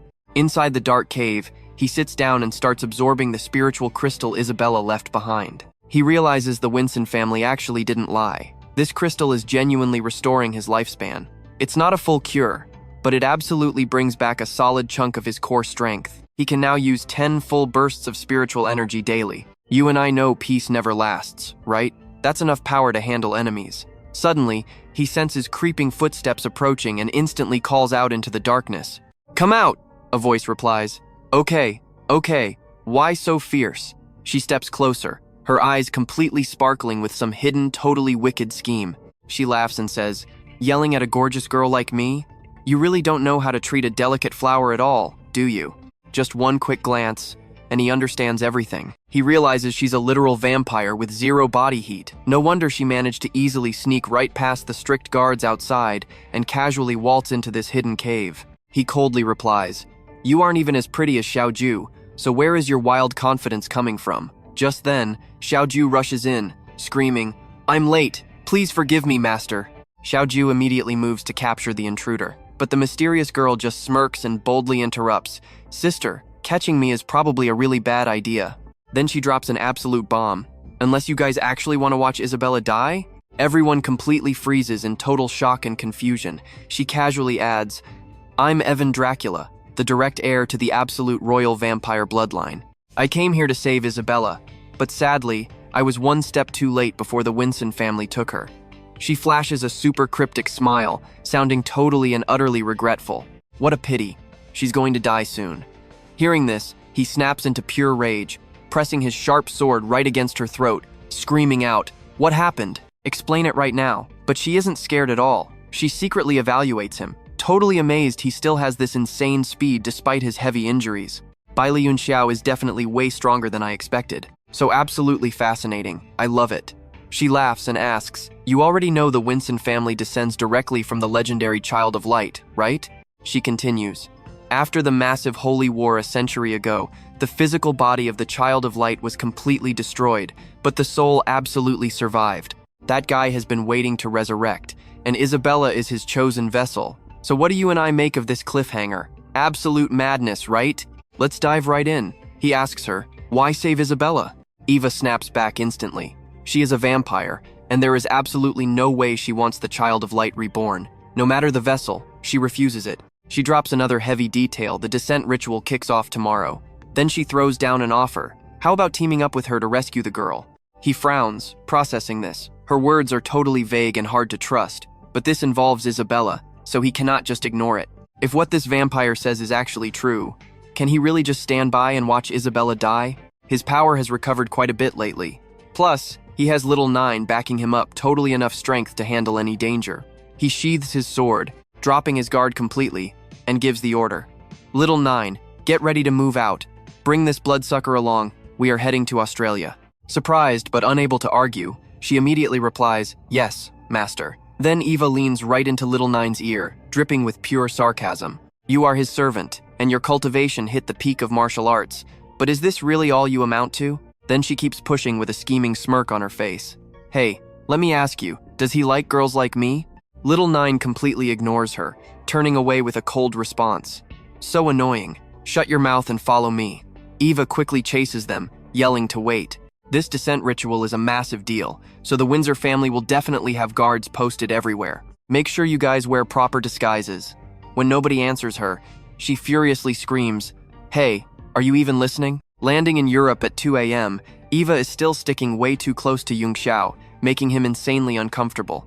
She speaks with an alluring voice, acting way softer than usual. "Yunxiao, I promise you, with these disguises, there is absolutely no way we get recognized. But watch closely, this is where things go wrong." Yunxiao calmly says, "Looks like we are already busted." Instantly, a group of people appears out of nowhere, shouting loudly, "Baili Yunxiao, Australia is not a place where you can just do whatever you want. Go back." A sharp voice rings out. "Otherwise, do not blame us for attacking our benefactor." That woman is none other than Larissa, the high priestess of the Windsor family. The atmosphere instantly turns heavy. Eva steps up, her voice freezing cold. "Hand over Isabella right now, or we are not leaving this place." She even turns to remind him with a mocking tone. Baili Yunxiao, that old lady over there, is the actual high priestess of the Windsors. Her strength is absolutely nothing compared to that human empress back in your great Xia. Ava turns and asks Little Nine, why is Baili Yunxiao rolling with vampires? Little Nine just replies coldly, you really are something else. Suddenly, Yunxiao speaks up, his voice totally steady but packed with resolve. Quiet. The moment has arrived. If Isabella dies here, I will only be left with absolute regret. Ava fires back instantly, her eyes flashing with pure defiance. But if the Child of Light actually returns, I am afraid the vampire clan will never know peace again. Right after that, Eva suddenly transforms, turning into a terrifying demon with glowing red eyes full of hatred. She speaks coldly, saying he makes a fair point, so fighting is the only option left. Finishing her sentence, she instantly lunges forward to attack. Larissa glares at him with a super stern face. Baili Yunxiao, not only did you ignore our warnings, but you are teaming up with these lowly bloodsuckers. She issues a command, realizing there is no holding back. Attack! The people behind her shout in unison, following orders and charging forward, totally ready for a brutal clash. You and I both know she is vicious, but watch this. Eva blitzes an enemy, grabbing her head and smashing it into the ground. Terrified screams echo out. Eva bares her razor-sharp fangs, biting deep into a neck to drain their blood, feeling the hot liquid rushing past her lips. She lets out a terrifying laugh, her eyes gleaming with pure cruelty. She whispers, the blood of the Light Clan tastes even better than I imagined. The remaining enemies instantly swarm in, launching a relentless barrage of attacks straight toward Yunxiao and Little Nine. A brutal storm of punches and kicks rains down, turning the battlefield into absolute chaos and peak tension. However, Yunxiao still has absolute faith in Little Nine. He immediately calls out, his voice super serious and expecting results. Little Nine, we cannot trust Ava. Right now, my injuries are not fully healed, so I need to save my energy. I am leaving these guys to you. Use illusions to hypnotize them. Hearing that, Little Nine's eyes flash with pure determination as she replies, yes, master. She starts chanting her spell, her hands moving with incredible expert-level speed, before she screams out, release! The nine-tailed illusion technique instantly activates, creating dazzling, phantom-like images completely surrounding the area. The attackers immediately fall into a state of total, confusing delirium. Their eyes glaze over, completely sucked into her mesmerizing illusion. In no time, they fall under the spell, actually believing the battle is already over, and they have won. One by one, they sheathe their weapons and turn to leave. Before walking away, they even mock him. Baili Yunxiao, would it not have been better to just surrender early? Another guy chimes in, sounding super annoyed, making us waste so much effort for nothing. The group happily brags to each other. Our job is done. Eva stands there totally shocked, wondering why these guys suddenly stopped fighting. Even she feels a little dizzy from it. This servant girl is seriously on another level. Right after, Yunxiao orders them straight to the Windsor family. Eva nervously asks, are we really just leaving them? Trust me, you are going to want to see what happens next. Stick with me here. Little Ju immediately speaks up, her voice firm. Shut up and follow. My illusion trapped them. They will not be able to break out for an hour and a half. Did you not hear what they said? Right now, they think we are already dead. One of those guys even pulls out his phone, making a smug little report like he actually won. He claims Baili Yunxiao is completely contained and will not interrupt the descent ritual. Eva looks crushed, replying with a voice full of pure disappointment. Got it. Meanwhile, up at the Winds family castle peak, some guards are casually chatting. One of them looks nervous. The descent ritual is about to start. We need to stay on high alert. The other guy stays perfectly calm and replies, relax. Did Mage Larissa not already catch all those annoying troublemakers for us? The three of them walk deep inside, spotting Larissa casting a massive spell. She flashes a wicked, extremely arrogant smile. The glorious day has finally arrived. She continues her chant. Child of Light, you have finally returned to the human world. You are going to cleanse this completely filthy earth. Right beside her, Isabella is standing there, her eyes burning with absolute rage. Larissa steps closer, violently tilting her chin up with a mocking tone. You should feel honored. Not just anyone gets to sacrifice their body to the Child of Light. Isabella snaps right back. I will never let you get what you want. Larissa furiously yells at her. Shut your mouth. It is time. Go sacrifice yourself now. With that, she violently shoves Isabella far away, sending her crashing down in agonizing pain. Larissa glares with pure malice, giving a cold warning. Do not even dream about Baili Yunxiao coming to save you. He is all ready. Suddenly, Yunxiao cuts her off, his calm voice echoing, "Is that so?" Larista panics, completely stunned and stammering. "Baili Yunxiao, how are you here?" He just smirks casually. "What, did you not expect to see me today?" While Larista is completely distracted talking to Yunxiao, Little Ju takes the perfect opening and rushes to save Isabella, her voice full of fierce sarcasm. "Hey, old lady, go sacrifice yourself to the Child of Light. I am taking Isabella." Larista screams in pure rage. "Give her back to me right now. Who said you could take her?" Yunxiao instantly blocks her path, eyes daring her to try. "If you want to pass, you have to go through me first." Meanwhile, Eva stands aside, secretly plotting. Watch closely now. The magic circle is active. If vessel entry is delayed even a bit, the Child of Light's power drops massively. Her eyes flash with dark intent, deciding this will be her prey. Without warning, she dashes in, snatching Isabella straight out of Little Ju's hands. She laughs maniacally with total triumph. "Thank you guys so much for helping me stall for time." Little Ju stands there, totally shocked and stammering. Yunxiao immediately launches a heavy attack, roaring out, "Let her go!" Eva takes the brutal hit, screaming in pain, covered in blood, but she just smirks, her voice dripping with sarcasm. "You want me to let her go? Fine." She violently shoves Isabella away. "I just cannot guarantee what will actually happen to her after I let go." This makes both Yunxiao and Little Ju panic, screaming Isabella's name at the exact same time. Isabella is forcefully shoved straight into the center magic circle. Larista instantly smiles. Her eyes flash with absolute triumph, like everything is playing out exactly according to her master plan. Tears well up in Isabella's eyes as she looks back at the two of them, her voice totally choking up in despair. "Mr. Baili," Eva stares down at the magic circle, pure excitement in her eyes. She lets out a sinister laugh and whispers, "It is starting." The descent ritual officially activates. Isabella immediately screams out in absolute agony. Yunxiao yells out, panic, totally taking over his face. "Isabella, wild, right?" Eva just laughs in pure amusement. "Baili Yunxiao, just give up. Her soul is still there, but getting replaced is only a matter of time. You cannot save her." Suddenly, a massive wave of raw energy explodes, spreading across the area. Yunxiao frowns, his voice dropping low. This crazy energy is equal to the heavenly realm. The moment he finishes speaking, Eva looks stunned. Is this the Child of Light's power? Hidden curse. Furious, he charges straight ahead, roaring in pure frustration. "Damn it." Eva quickly dodges, laughing wickedly. "Let me finish eating first, then you can save her." He roars at her to let go. Eva casually replies, "Do not be in a rush." Right after that, Isabella is finally released. Eva chuckles softly. Getting interrupted while eating is just so incredibly impolite, do you not think? Behind Eva's back, a pair of giant wings suddenly sprout out. She bursts into maniacal laughter. "Baili Yunxiao, you are way too late. I already sucked the Child of Light completely dry." Eva shoots high up into the air, her wings spread wide open like a massive dark creature. She shouts loudly, "You are definitely no match for me anymore. And by the way, I completely swallowed the vessel's soul as well." She raises her hand and summons her demon sword. Instantly, a blazing red blade appears in her grasp, glowing exactly like a roaring fire. She points it straight at Yunxiao, laughing wildly while speaking. "Baili Yunxiao, you exposed so many of my vampire clan members in the past. Well, today is your absolute death day." Yunxiao calmly counters the attack, shouting out his technique. Blazing flames. A sword carrying terrifying power materializes, radiating a brilliant red light. As the blade fully forms, it instantly transforms into a massive, raging dragon made of fire. He yells, "Dragon Roar!"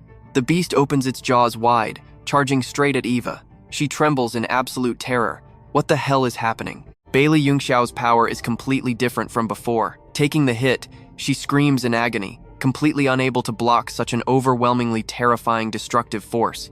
She is blasted into the dirt. Yunxiao lunges forward, screaming, "Give Isabella back. That is where we leave it today. Stick with me here because things are getting wild." Eva panics, stuttering that she didn't swallow the vessel's soul, just absorbed some light energy. She claims the girl is totally fine, even pointing out she is recovering now. But over at the altar, Isabella freezes. Her eyes change completely as she suddenly floats into the air. Yunxiao screams her name. Eva immediately shuts him down. She is the Child of Light now, not Isabella anymore. While speaking, she secretly charges up a massive attack, warning him to worry about his own life first. She attacks. Instantly, Xiaoju dashes in, acting as a human shield for Yunxiao. screaming for her master to watch out. The impact is devastating. Coughing up blood, she gets blasted away, collapsing in pure agony. Yunxiao screams for Xiaoju.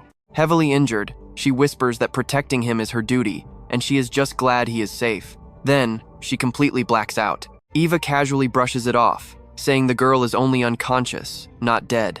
Hearing this, Yunxiao clenches his teeth, absolutely seeing red. Smirking, Eva drops a bomb.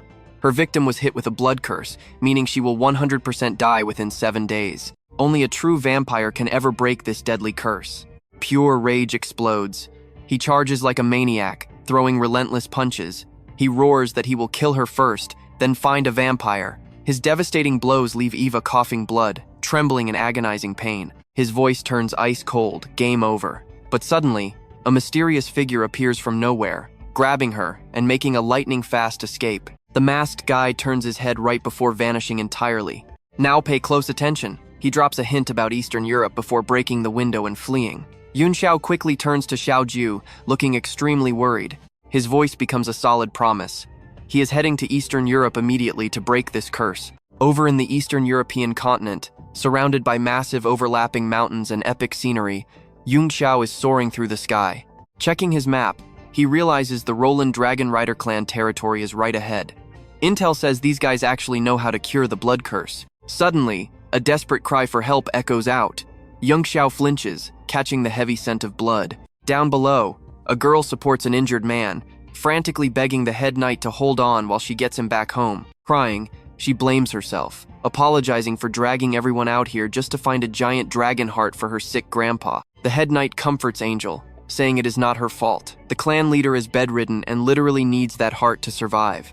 The Roland Knights would have searched anyway. Just then, Yunxiao lands right beside them, apologizing for the sudden interruption. Startled, they instantly go on high alert, demanding his identity. Yunxiao stays totally calm. He introduces himself, explaining he came to Eastern Europe seeking a secret cure for a vampire blood curse. Since they are from the Roland clan, he politely asks for their help. Hearing this, the head knight immediately grits his teeth in pure disgust. He flat out refuses, stating they never deal with anyone connected to filthy vampires. Unbothered, Yunxiao calls them out, mocking how the famous Roland clan supposedly stands for ultimate justice and helping those in need. You saw that coming, right? Hearing this total disrespect, the head knight absolutely loses it. Angel quickly steps in to defuse things. She introduces herself as the 9th successor of the Roland clan, confirming they actually do have the vampire curse cure. Frowning slightly, she drops the bad news. Only her grandfather knows the actual recipe. And right now, he is critically ill and bedridden, desperately needing a giant dragon heart from these mountains just to stay alive. She offers a trade, bring the heart, get the cure. The head knight instantly objects to this crazy deal. He argues they know nothing about this sketchy guy. Frowning, Angel fires back, saying they are totally out of options at this point anyway. Her own magic is way too weak to support the Night Squad now. Without that heart, her grandpa is doomed. Hearing enough, Yunxiao steps up and boldly accepts the deal. Seeing him agree, Angel promises to wait for him back at the Roland clan territory once he secures the giant dragon heart. High up in the clear sky above the majestic mountains, Yunxiao is flying when he suddenly hits the brakes. He spotted something huge. Right in front of him is a massive dragon egg, practically glowing with insane spiritual energy like a divine relic. He slowly descends toward it. After a quick second of hesitation, he tosses it right into his spatial inventory. The exact moment he grabs the giant egg and stashes it, a colossal black dragon suddenly appears from nowhere, letting out a furious, deafening roar. Unbothered, he just smirks, realizing the angry mama dragon has arrived. The beast opens its massive jaws, blasting a scorching wave of fire straight at him, igniting the entire area. Luckily, Yunxiao throws up a defensive shield just in the nick of time. He flashes a cocky grin. Since he also loves playing with fire, he decides to test out his newly mastered true flame technique on it. Boom! He blasts the dragon, making it roar in pure agony. He launches upward, sword ready. And trust me, you do not want to miss what happens next. Stick with me here. He narrows his eyes and unleashes a brutal, razor-sharp sword slash. It chops the black dragon's tail clean off. Panicking from the hit, the massive beast immediately turns around and desperately tries to flee. Seeing this, Yunxiao swings his sword again. Pure magical energy explodes around him as he says coldly, "Trying to run? It's not going to be that easy." He blasts his dragon roar technique straight at the beast. A massive explosion rips through the sky, sending huge clouds of dust and smoke rolling through the air. The dragon's lifeless body slowly plummets, crashing straight into the deep forest down below. Watching from high above, Yunxiao figures the body landed way too far out to pinpoint the exact drop zone. Looks like he's going to have to spend some time searching the woods to find his prize. But wait, a group of guys has already shown up on the ground. One of them grins wildly. Finally dug it out. Is this the giant dragon heart the boss needs? He laughs, totally thrilled as he admires it. Absolutely beautiful. I can literally feel the massive energy pulsing inside this thing. Suddenly, he looks up at the sky. Yunxiao is diving straight down like a meteor, shouting, "You dare steal my giant dragon heart?" Seeing him, the guy completely panics and makes a run for it, screaming, "What kind of monster is that? I'm out of here. You guys handle him." Watching the thief flee, Yunxiao sneers with absolute disgust. Every single one of them is just trash that only knows how to run. Intense lightning sparks completely engulf his body. He frowns, his eyes locked onto his target. Let's see just how far you can actually get. Night has fully fallen now, with a crescent moon hanging high over a massive, incredibly grand castle down below. That coward is still sprinting for his life, hugging the dragon heart tight. With Yunxiao relentlessly chasing right behind him, he desperately scrambles into the castle. The heavy doors are already wide open. Yunxiao stands right at the entrance and yells, "Come out! You had the guts to steal my dragon heart, but won't even show your face? Watch closely, this is where it gets crazy. Is this really how you bloodsuckers operate?" He taunts. A voice suddenly echoes out, as expected of the world-famous Baili Yunxiao. Instantly, eerie blue flames ignite, illuminating the entire hall. A blonde guy with deep red eyes continues speaking, having recognized his opponent in the blink of an eye. Sitting on his throne, he sounds totally amused. "I, the Earl, set up an array long ago to kill that dragon. You're the one stealing my prize. But thanks to that, you saved me the trouble of hunting you down. You hurt my holy maiden and killed my people. We are settling that blood debt right here, right now." He bares his razor-sharp fangs and roars, "Activate the array." Instantly, a glowing magic circle forms right under Yunxiao's feet, and pitch-black chains shoot up from the ground. Yunxiao glares at the chains, his expression turning deadly serious. "Let's test that out."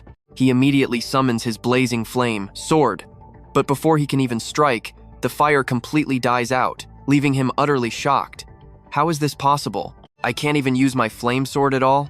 I know what you're thinking, our guy is cornered. But watch this. The Earl throws his arms wide, laughing smugly. "Give up. My dark array devours everything. Darkness rules this world." Yunxiao just chuckles coldly. "Rules what? Have you lived in the dark so long that you've literally gone blind?" The vampire's eyes go wide with rage. He snarls back, acting tough when you are about to die. "Soon, the dark array will drain every single drop of your energy. Just wait for the shadows to tear you apart." Right now, Yunxiao is tightly bound by the chains, pure anger bubbling up inside him. The Earl screams at his dark birds, "Kill him!"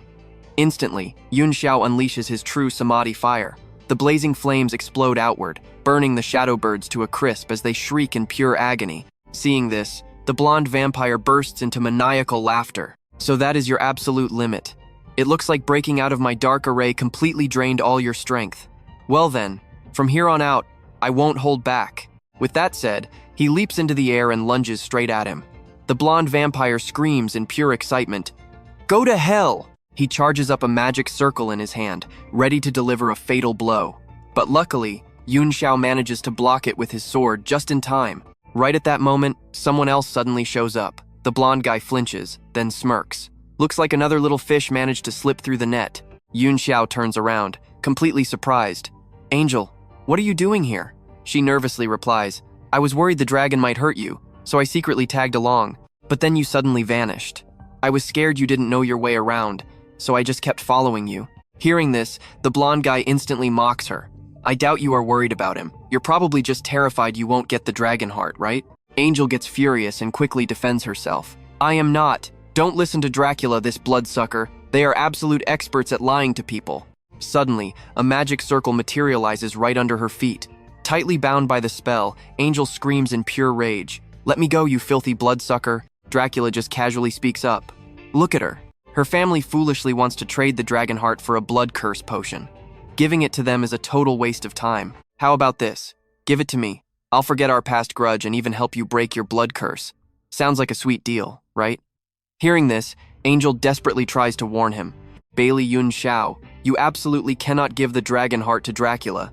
If he actually gets his hands on it, he will definitely kill you. Before she can finish, her mouth is violently sealed shut. Dracula snaps, buzzing like an annoying fly. Shut your mouth for the Earl. He looks at him, tempting him. So what do you and I think? Deal? Let's dive straight into this epic clash. The Count offers our boy infinite wealth and secret cultivation arts, thinking he's just about to hit the legendary martial arts tier. Vampire secret arts that can boost you multiple levels in a single go? Hearing this, our guy acts super interested and replies, that actually sounds pretty tempting. Yunxiao just smirks coldly and says, but you made one massive mistake. Gripping his sword tight, he declares coldly, I'm not at the legendary tier. I'm actually breaking into the 5th celestial realm right now. Dracula absolutely panics, screaming, how is that even possible? Right then, Yunxiao raises his blade, spiritual energy exploding as he unleashes a dragon roar attack straight forward. Dracula frantically uses a secret art to create a defensive shield, but that barrier stands zero chance against the roaring flames surging from our guy. Yunxiao quickly rushes to Angelo, saying, hold on a second, I'll break this formation right now. Angelo suddenly screams out in pure terror. Seeing this, Yunxiao asks what's wrong. Sensing something totally off, he immediately whips his head around. Dracula appears out of nowhere right behind him, landing a brutal kick straight to his head. He gets smashed straight into the ground. Dracula laughs arrogantly. You really thought this tiny spark of fire could defeat me? He adds coldly. Listen closely. His blood-red eyes widen as he proudly declares that only darkness is the true ruler of this world. Now watch closely here because this gets wild. Dracula instantly transforms, his body growing massive as huge wings rip from his back, and demonic horns appear. Glaring at the heavy foot stepping on him, Yunxiao frowns. You stinky bat, you seriously think you can just step on me this easily? Dracula just sneers with extreme pride. Why even ask? You're literally lying right under my foot already. Just stop. In a flash, Yunxiao blasts fire straight at him, shouting, taste the true power of the Samadhi True Fire. Caught off guard, the bat still talks tough. A bug like you has a lot of tricks, but it's useless. You can't fight against the true power of darkness. Unleashing his technique, Yunxiao frowns and says, if you say that, the immortal spirit fire in my hand won't be very happy. He charges straight at him. Furious, Dracula screams, damn it, how many flames do you even have? Yunxiao replies coldly, not that many, but definitely enough to finish you. Pushed back by the endless attacks, Dracula pulls out a pill, roaring out loud, you forced my hand! After saying that, he swallows the pill whole. Seeing this, Yunxiao thinks to himself, he's trying to boost his power. Dracula howls, ancestral blood, help me destroy this enemy right now. Watching this unfold, Yunxiao is actually shocked. Oh no, to think he just broke through to the Earth Immortal realm. My injuries are reaching their absolute limit. In this desperate situation, Yunxiao has no choice but to use the dragon egg's energy. Placing his hand on the dragon egg, he feels totally regretful. This egg seems completely different from the 9 dragons. If it hatched, it could have been an epic helper later. But right now, I can only try to preserve a tiny spark of life force inside it. Seeing his plan, Dracula charges forward like a total maniac, roaring out in midair. Baili Yunxiao, you think I'll let you break through? Yunxiao just chuckles, I don't need your permission for that. He raises the bright pink flame in his hand forward, sounding super confident. Everyone already knows how this breakthrough goes. You and I saw this coming, right? Dracula turns pale, terrified to realize it's the half-step Earth Immortal tier. Instantly, Yunxiao chokes him, lifting him midair. Even while being completely choked out, he stubbornly growls. A half-step Earth Immortal thinks he can defeat me? Yunxiao's face darkens as he coldly says, half-step Earth Immortal is more than enough to kill you. Immediately, scorching hot flames erupt, burning Dracula's entire body. He screams in absolute despair, impossible!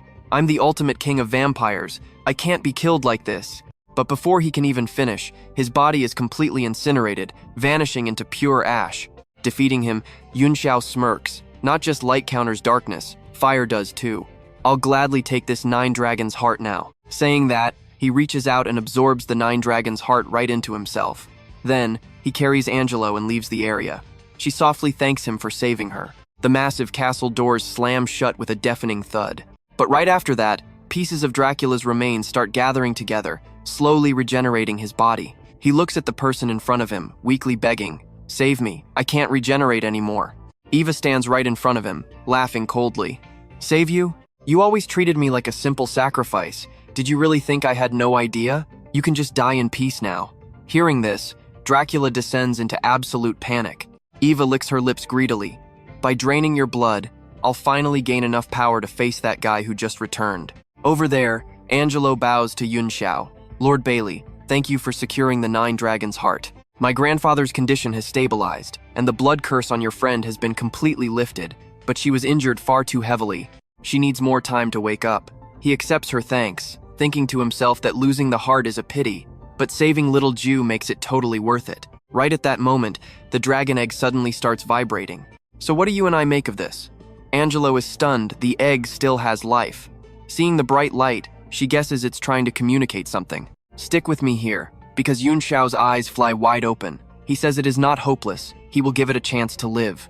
"Can you actually understand what it means?" Angel reaches out, touching the shell. She explains that the Luo land family have always been dragon riders since the very beginning. Learning the dragon language is an absolute requirement for them. It is carved directly into their minds. That is exactly why she can communicate with the creature. She places her hand gently on the egg, acting as a translator. It says another dragon kidnapped it from the legendary Dragon Valley and brought it here. Now, it is begging them to take it back home. Hearing this, Yunxiao falls into deep thought. Over in the Nine Heavens continent, their Dragon Valley contains dragon crystals. Since the dragons here seem incredibly similar, maybe those rare crystals exist in this world too. The prayer ritual was only halfway finished, meaning the little girl's soul will not completely fade away for at least a short while. If they manage to find a dragon crystal, it could finally free her soul. Yunxiao turns around and asks if she wants to return it. Angel gives a firm nod. Her family lost some crucial ancestral relics, and because of that, they have not been able to return to Dragon Valley for centuries. The location itself is not too far, but the journey there is wildly dangerous. She asks if he can escort her along the way. Yunxiao quietly thinks to himself. He has no idea where this Dragon Valley even is, but since she has made up her mind, he might as well tag along. He instantly takes the lead, while Angel quickly hugs the dragon egg and rushes right behind him. Before long, our duo stands right before the massive, breathtaking gates of Dragon Valley. Taking in the sight before them, Angel frowns slightly.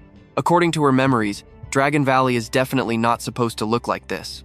Yunxiao does not really care at all. He just steps directly inside. Seeing his confidence, Angel gets nervous. She asks if it is really okay to just casually stroll into Dragon Valley when there are absolutely 0 dragons guarding the main entrance. Yunxiao replies with complete calmness. What could possibly be wrong? The gate was already wide open, so obviously it is waiting for people to enter. Now pay close attention here. Another dragon suddenly appears, opening its massive eyes and letting out a furious roar. Seeing human intruders, it aggressively demands answers. Who gave you permission to trespass into our Dragon Valley? The gigantic beast crashes down to the ground, its voice dripping with absolute disgust and contempt. Dragon Valley does not welcome filthy humans like you. Hearing this heavy insult, Yunxiao just calmly answers that they only came here to return a lost dragon egg. After speaking, he just casually turns his back to leave. Since they are not welcome here, they will just be on their way. Angel hurries to catch up behind him. Frowning as she walks, she mutters to the egg that its relatives clearly do not want them hanging around. The massive black dragon instantly loses its temper. It roars about them secretly carrying a dragon egg, mocking them for trying to run away now. It unleashes a massive blast of fire right at them. It screams for the humans to immediately drop the dragon egg right now. The deadly flames rush straight toward Yunxiao, missing him by just mere inches. Right at that exact second, Yunxiao suddenly stops in his tracks, a bizarre smile creeping onto his face. He turns his head back, his voice turning freezing cold. You successfully pissed me off, you bastard. I know you felt that shift. He draws his sword, launching a devastating slash straight at the beast. The second the strike unleashes, the dragon is utterly terrified. Human, how is your raw power this insanely high? The brutal strike connects perfectly, sending its massive body flying through the air and crashing violently into the rocky cliff. Right at this crazy moment, a white-haired elder suddenly shows up. He tells Ahoy to shut his mouth, saying he should finally understand the truth this time. Not every single human out there is evil. Then he turns his attention toward Yunxiao. He says he has been waiting for him for a long time. As the wise elder of the Dragon Clan, he invites him to follow along, promising to give him what he desires. Hearing this bold claim, Yunxiao thinks to himself. This old man's strength has clearly surpassed the heavenly tier. If this guy decided to attack, it would definitely turn into a brutal, all-out bloodbath. But since things are peaceful, he might as well follow and see what he wants. Seeing his slight hesitation, the old man urges him forward, swearing he means absolutely no harm. Hearing this assurance, our hero just nods and tells him to lead the way. Once they arrive right in front of a dark cave, the wise elder speaks up. It has been literally hundreds of years since their dragon clan has seen any new life born from an egg. He explains that he prayed to the heavens, trying to uncover the reason. Finally, the highest divine power told him that the ultimate hope for the entire dragon clan lies exactly with him. Hearing this massive revelation, Yunxiao is genuinely startled. The dragon elder speaks again. He knows Yunxiao still has plenty of doubts, so he tells him to follow. He points toward the pitch-black cave up ahead, declaring that the forbidden zone will give him all the answers. The very next second, Yunxiao suddenly appears in a deeply bizarre dimension. He frowns hard, wondering what is happening. He was just in the dragon forbidden zone, so why did he suddenly teleport into this starfield? That is when it finally clicks. This place is actually a heavenly domain. He calls out loudly, asking where the master of this place is. You invite me here but will not show your face? Inside a heavenly domain, the operating rules mean that the controller can literally create their own private dimension. This spot is their absolute, undisputed territory. Suddenly, a brilliant blue flame sparks right in front of his face, and a voice echoes out, telling the young man not to worry about any danger. A man's figure slowly materializes from the light. He reveals that he is the original founder of the entire dragon clan. Absolute madness. I invited you here because I need you to help me with a favor. He explains that 3 million years ago, he burned his own lifespan to peek into heavenly secrets. He discovered that if the world gets destroyed, the dragon clan faces total extinction. So what do you and I take from this? True sacrifice. After reading Fate, his body aged instantly. To pass this warning down, he sacrificed his physical form and merged with the Forbidden Temple. All right, you and I are about to dive into absolute madness. The elder frowns, revealing that Yunxiao is literally the dragon clan's only chance for survival. Pointing right at Yunxiao, the old man leaves our guy completely stunned.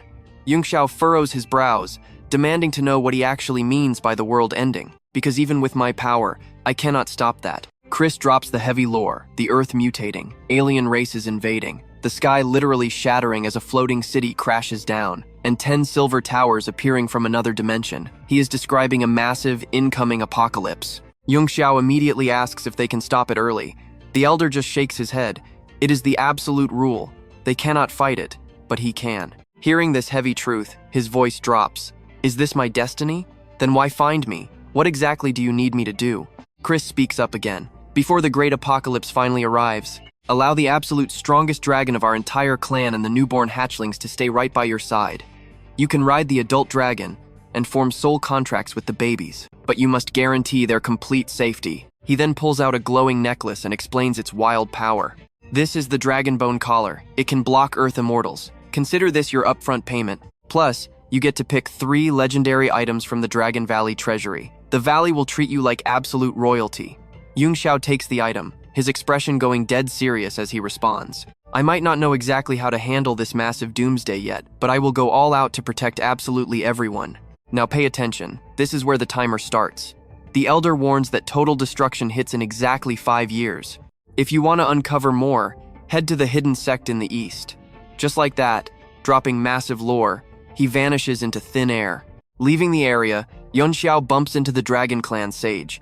The old man smiles, saying the ancestor finished talking, and offers to guide him to pick his dragon treasures. With a quick wave of his hand, he calls someone to bring the egg and the little girl.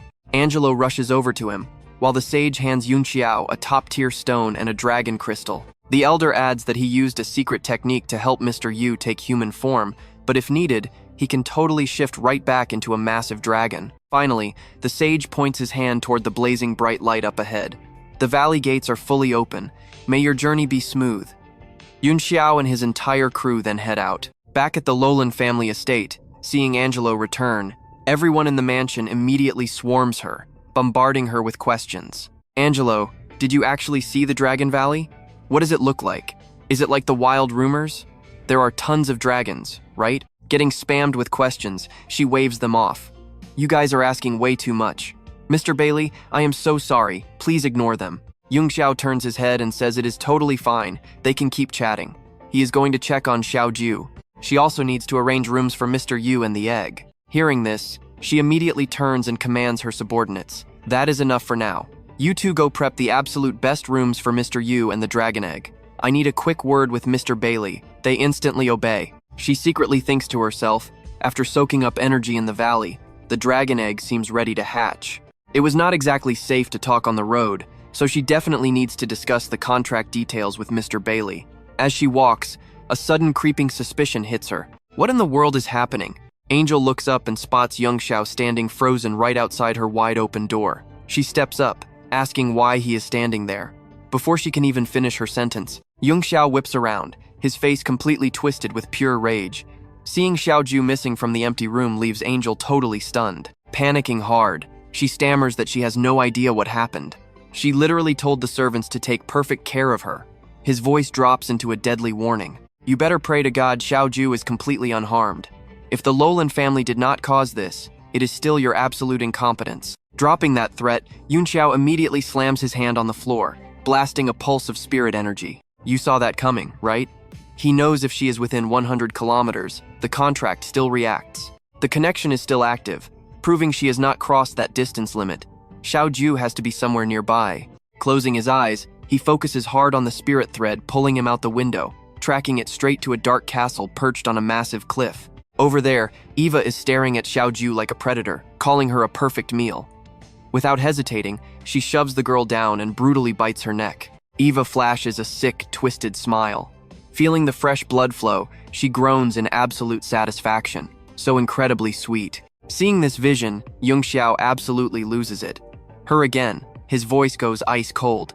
Perfect. I will settle the old and new debts right now. He blasts off like a rocket. Before leaving, he tells Angelo to protect Ai, because he is out for blood. A second later, Yunxiao appears right outside Ava's castle. He shatters the heavy door with a single explosive kick, marching in with sky-high killing intent, roaring loudly. Hand Xiaoju over right now. Sitting casually on her throne, she lets out a mocking laugh and slowly replies, Baili Yunxiao, you are too late again. Eva flashes an absolutely psychotic smile, turning to look at him with a face completely smeared in fresh blood. She reaches out and touches Xiaoju's head.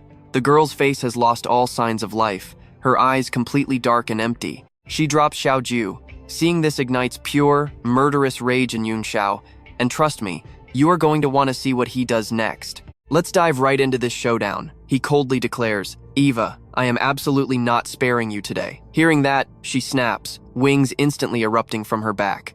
She charges at him with pure arrogance, shouting, Baili Yunxiao, it is not about what you want. It is about what I want. I already finished visiting the ancestors, so what do I have to fear?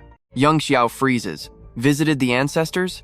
Wait, did she pull off the exact same ritual as Isabella? Realizing the danger, he knows he has to make a move right now. Save Isabella first, kill this girl later. Without missing a beat, he draws his flaming sword, kicking off the ground and launching himself straight at Eva. Boom, the two clash, triggering an absolutely earth-shattering shockwave. Pushed back from the strike, Yunxiao just smirks mockingly. So she finally reached the Earth Immortal tier.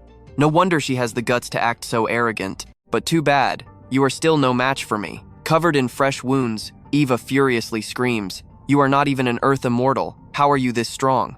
What kind of dirty trick are you using? Yunxiao stares her down. I do not need tricks. Raw power is enough. He surges forward, landing a devastating blow right to her chest that sends Eva crashing hard into the dirt. Yunxiao presses his glowing blade right to her face. Die, or become my contracted servant. Eva breaks down crying, her face twisted in pure frustration. I cannot believe I actually lost to you. I pushed myself so hard. Why did I still fail? Yunxiao just looks completely unimpressed. He pushes the blade closer. Shut up. One more word and you die. Open your mind and accept my contract right now. Now watch closely. This gets wild. Eva begs him not to kill her, but as Yunxiao raises his hand, her eyes snap wide open and she starts screaming in absolute agony. His terrifying power violently erupts, completely burning through her entire body. Eva shrieks non-stop, feeling like she is being burned alive. Yunxiao calmly watches her getting consumed, until suddenly, a massive, terrifying wave of energy explodes right out of her body. Yunxiao quickly blocks it to avoid taking damage. After a tense moment, that chaotic energy finally settles down. Out of the smoke, Eva steps forward, but she is completely human. She looks at her hands in absolute panic. What did I just turn into? Where did all my magic go? Yunxiao just smiles in satisfaction. You absorbed way too many different bloodlines, causing a massive conflict inside your body. Neither side could win, so they reached a temporary powerless balance. Because of that, all your power is gone. You are just a normal human now. Eva is in pure denial, her voice trembling. So I am just some weakling now? Yunxiao glares right at her, his voice dead cold. You brought this exact ending on yourself. Right now, killing you would be easier than flipping my hand. Hearing that reality check, Eva desperately begs, I will accept the contract. Yunxiao nods. Then listen to me carefully. Eva squeezes her eyes shut, waiting in silence as he implants a mental seal straight into her mind. You and I both know she messed up big time. The contract is set. He coldly warns her, betray this bond, and you know exactly what happens. Getting straight to business, Yunxiao asks, tell me right now, how do I change Isabella back to normal? Eva lowers her head. Just reverse the prayer ritual. But since I lost all my magic, I cannot activate the magic circle for you. Plus, reversing it will heavily damage Isabella's soul. Hearing this heavy news, Yunxiao falls deep into thought. It seems making this trip out to the Dragon Valley was absolutely the right call. Seeing him go totally silent, Eva panics and quickly adds, Master, do not worry. The magic circle is not completely impossible to start. I can give you the incantation and the exact process. You just need to follow every single step to trigger the reverse prayer ritual. Yunxiao nods in agreement. A little while later, back at the Luolan family estate, Angel arrives with good news. The toxic blood inside Little Nine has been completely cured. She just needs to rest for a bit to recover from the blood loss. As an apology, the Luolan family will take full responsibility for taking care of her. Feeling super guilty, Eva hides quietly behind Yunxiao's back. Right at that moment, one of Angel's subordinates walks up to report. My lady, the Holy See, sent an invitation. They found the God of Light and invited the Luolan family to attend the grand coronation. Angel looks completely confused. Has not the God of Light skipped the prayer rituals for years now? Why did they suddenly show up? The subordinate shakes his head. I do not know, but it is a Holy See invite. We should definitely go. Hearing that, Angel immediately agrees. Yunxiao stands there thinking hard. Isabella turned into the God of Light and vanished, and now they magically found the God of Light again. This timing is way too suspicious. I definitely have to go check if it is Isabella. Mind made up, he calls out to Angel. I will represent the Luolan family at the Holy See. I have a few things to investigate anyway. He smiles and tells her, you stay right here and focus on taking care of Little Nine. Make sure to keep an eye on Aoi and the Dragon Egg too. Angel happily replies, no problem. Cut to the Holy See Cathedral. A man steps out and asks, are you two from the Luolan family? Yunxiao nods. Yes. The man smiles warmly. On behalf of the Holy See, I welcome you both. The ceremony hall is fully prepared, and a grand feast is waiting inside. Everything was specially set up for today. So what do you and I make of this guy? His face turns super creepy as he invites them in. Thank you all for coming. Stick with me, we are diving into a trap disguised as a feast right before the God of Light's ascension. Someone inside raises a glass, totally clueless. The bishop is too kind. They claim the cavalry family is completely loyal to the Holy Church. The shady representative keeps pushing our duo to eat their food. Eva sits down and completely stuffs her face. She is absolutely amazed, saying human food tastes unbelievably good. But Yunxiao? He is on to them. He sits there glaring at his spoon, clearly suspecting something is totally off about this meal. Right on cue, that creepy representative suddenly pops up behind him, asking what's wrong. Not to your liking? Yunxiao plays it cool, says it is great, and shoves a spoonful right in the guy's face. Seeing that, the rep finally backs off, totally satisfied that the bait was taken. Later on, deep inside the dark forest, church members are secretly dragging those drugged family members into a massive magic array. Isabella is chained up tight nearby. The impatient rep barks orders, telling his men to throw all the family leaders inside. Now watch this part closely. Yunxiao and Eva get tossed in. The rep starts the ritual. An intense light violently lifts everyone off the ground. That church representative flashes a purely evil smirk. Oh great God of Light, we offer up these pathetic sacrifices to you as a sign of repentance. Sacrificing human lives tonight, we pray for your absolute and terrifying perfection. Suddenly, Isabella reacts violently to his twisted prayer. The rep coldly orders his men to light the fire, but instantly clutches his own face in agony. Isabella completely blacks out. He looks back at the massive magic circle in pure shock. Wait, how did the sacrifice array break? Those two ate the food. Why aren't they knocked out? Yunxiao just smirks, while Eva sticks out her tongue. Stupid old man. Did you really think cheap sleeping powder could fool us?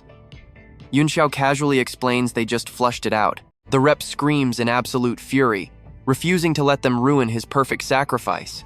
He instantly orders his men to capture them. The goons quickly swarm our duo from all sides. Yunxiao chuckles, his voice dripping with pure disrespect. You think these annoying little bugs can win? Flames completely explode from under his feet, instantly turning the entire mob into ash. He coldly tells the guy to use his best moves. Because he is impatient, the old man howls in absolute rage. You forced my hand! Wolf Legion, attack! Instantly, a pack of rabid, drooling wolves appears with glowing eyes. Eva recognizes them and gasps. I know what you're thinking, just wolves? Nope. This exact werewolf legion once slaughtered 10 bishops in one single night of pure chaos. Werewolves only follow the Wolf King and never team up. So why on earth are they helping the Holy Church right now? She quickly warns her master to be careful. One is fine, but an entire pack is deadlier than fighting an Earth Immortal. He orders them to kill. Yunxiao just laughs, asking if she is trying to remind him that even Eva fears these mutts. The wolves roar and charge forward together, and he instantly opens heavy fire. Direct hit, but the beast tanks it without a single scratch. Yunxiao frowns in disbelief. What the heck? His fire cannons are totally useless. Eva urgently explains that normal physical attacks and basic magic just bounce right off werewolves. We have to use soul magic. I will draw the array. Master, you chant the spell. He instantly replies that he will hold the line. Eva starts frantically drawing the formation. The ravenous wolves keep rushing in. Yunxiao unleashes a massive barrage of fireballs to block them. Eva works at lightning speed, her hands moving like a blur. She yells out, Master, just hold on a little bit longer. He cranks up his firepower to the max, blasting relentless fireballs as the beasts close in. The magic array is finally done. Eva screams for her master to chant with her.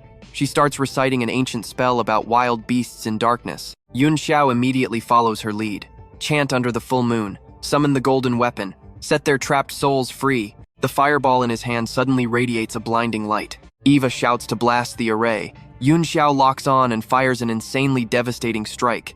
In a flash, the entire pack incinerates into absolute nothingness. The representative staff completely shatters into dust. He screams in sheer absolute terror. What? Yunxiao stares at the wreckage, totally blown away by how incredibly overpowered that soul magic and fire cannon combo really is. The rep screams out in blind fury. You bastard! What did you do to them? Yunxiao slowly looks at him and casually fires one last blast. The guy instantly bursts into flames, screaming for his life. He begs the Pope for help. Seconds later, silence. So what do you and I learn here? Never mess with a guy holding a literal fire cannon. Stick with me here. Eva frantically rushes to Isabella. Master, the god of light is fading. The ritual broke, and her spiritual energy is leaking everywhere. If this keeps up, she's dead. We need to immediately reverse the magic array right now. Saying that, she frantically draws a magic array on the ground. I don't have enough power. You have to fuel this array using the spell I taught you. Once it starts, your consciousness must deeply enter the array. Find the absolute brightest core node in there, and then completely reverse its flow. Eva's voice drops heavily, but entering the array means losing your physical senses. If you make even one tiny mistake during the reversal, your soul will slowly fade away into absolutely nothing. At that point, the array will drain all your power, and it might even kill you. Hearing all these massive risks, Van Tu doesn't even flinch. He is definitely doing this. Stepping right inside the array, he stays deadly serious. I'll reverse it as fast as possible and get straight out. Eva watches nervously from the edge, but suddenly, a chilling voice echoes out loud. You actually plan to use a prayer ritual to completely reverse the array and bring the god of light back? Eva spins around, absolutely terrified. Who just said that? She panics internally. Voice projection this incredibly strong? This guy's power must definitely be Earth Immortal level, or even higher. A man smoothly floats in from the distance, introducing himself. I am the Pope of the Holy Church. Now watch closely. He calmly adds, you are trying to free our church's god of light. I absolutely cannot let you two do that under any circumstances. Eva starts sweating bullets. This is really bad. I can't let him interrupt my master's array reversal right now. But with my current strength, there's zero chance I can stop this crazy Pope. Pushing up his glasses, the The Pope flashes a sinister smile. Then please, my lovely little vampire lady, feel free to make the very first move. Angel screams out a warning. Back off! Don't you dare ruin this array, or they are both going to die. The Pope just smirks back at her. My adorable little vampire lady, I understand array reversals far better than you ever will. Instantly, he forms a massive energy sphere in his hand and blasts it straight ahead. Unleashing the brutal attack, he arrogantly roars out, only our holy church's God of Light prayer ritual can completely rule over all of Australia. Absolutely nobody is allowed to harm the God of Light. Touching the array's barrier, the Pope gloats. Anyone foolish enough to enter a reversed magic array will never survive. Right then, Von Tu snaps his eyes open. If you really want to kill the God of Light, be my guest. The Pope looks confused. Once a reversal array starts, the user falls into an unconscious state. They shouldn't be able to wake up this easily. Van Tu coughs up a mouthful of blood, secretly thinking, as long as my contract with Y exists, I know exactly what you're thinking. He thought ahead. He smirks, thinking, I won't be completely trapped. Then he issues a heavy, strict warning. Just know this. The second you forcefully breach this array, the soul currently inside the God of Light's body will get instantly wiped out. The Pope violently frowns, arguing back. If the reversal array breaks, the original soul is absolutely the first thing to vanish. Van Tu immediately snaps back. That's only if I wasn't inside the array. Hearing this, the Pope hesitates. He can't risk the God of Light. It looks like he just has to wait and use the Heart of Holy Light. Using the deep connection between the Heart of Holy Light and the God of Light, the soul can be completely and safely saved. Meanwhile, Van Tu calculates his next move. He stalled the Pope for now, but the guy wants the God of Light and definitely won't give up. He just needs to buy a little more time until everything finishes. Suddenly, a massive explosion from inside the array violently interrupts his thoughts.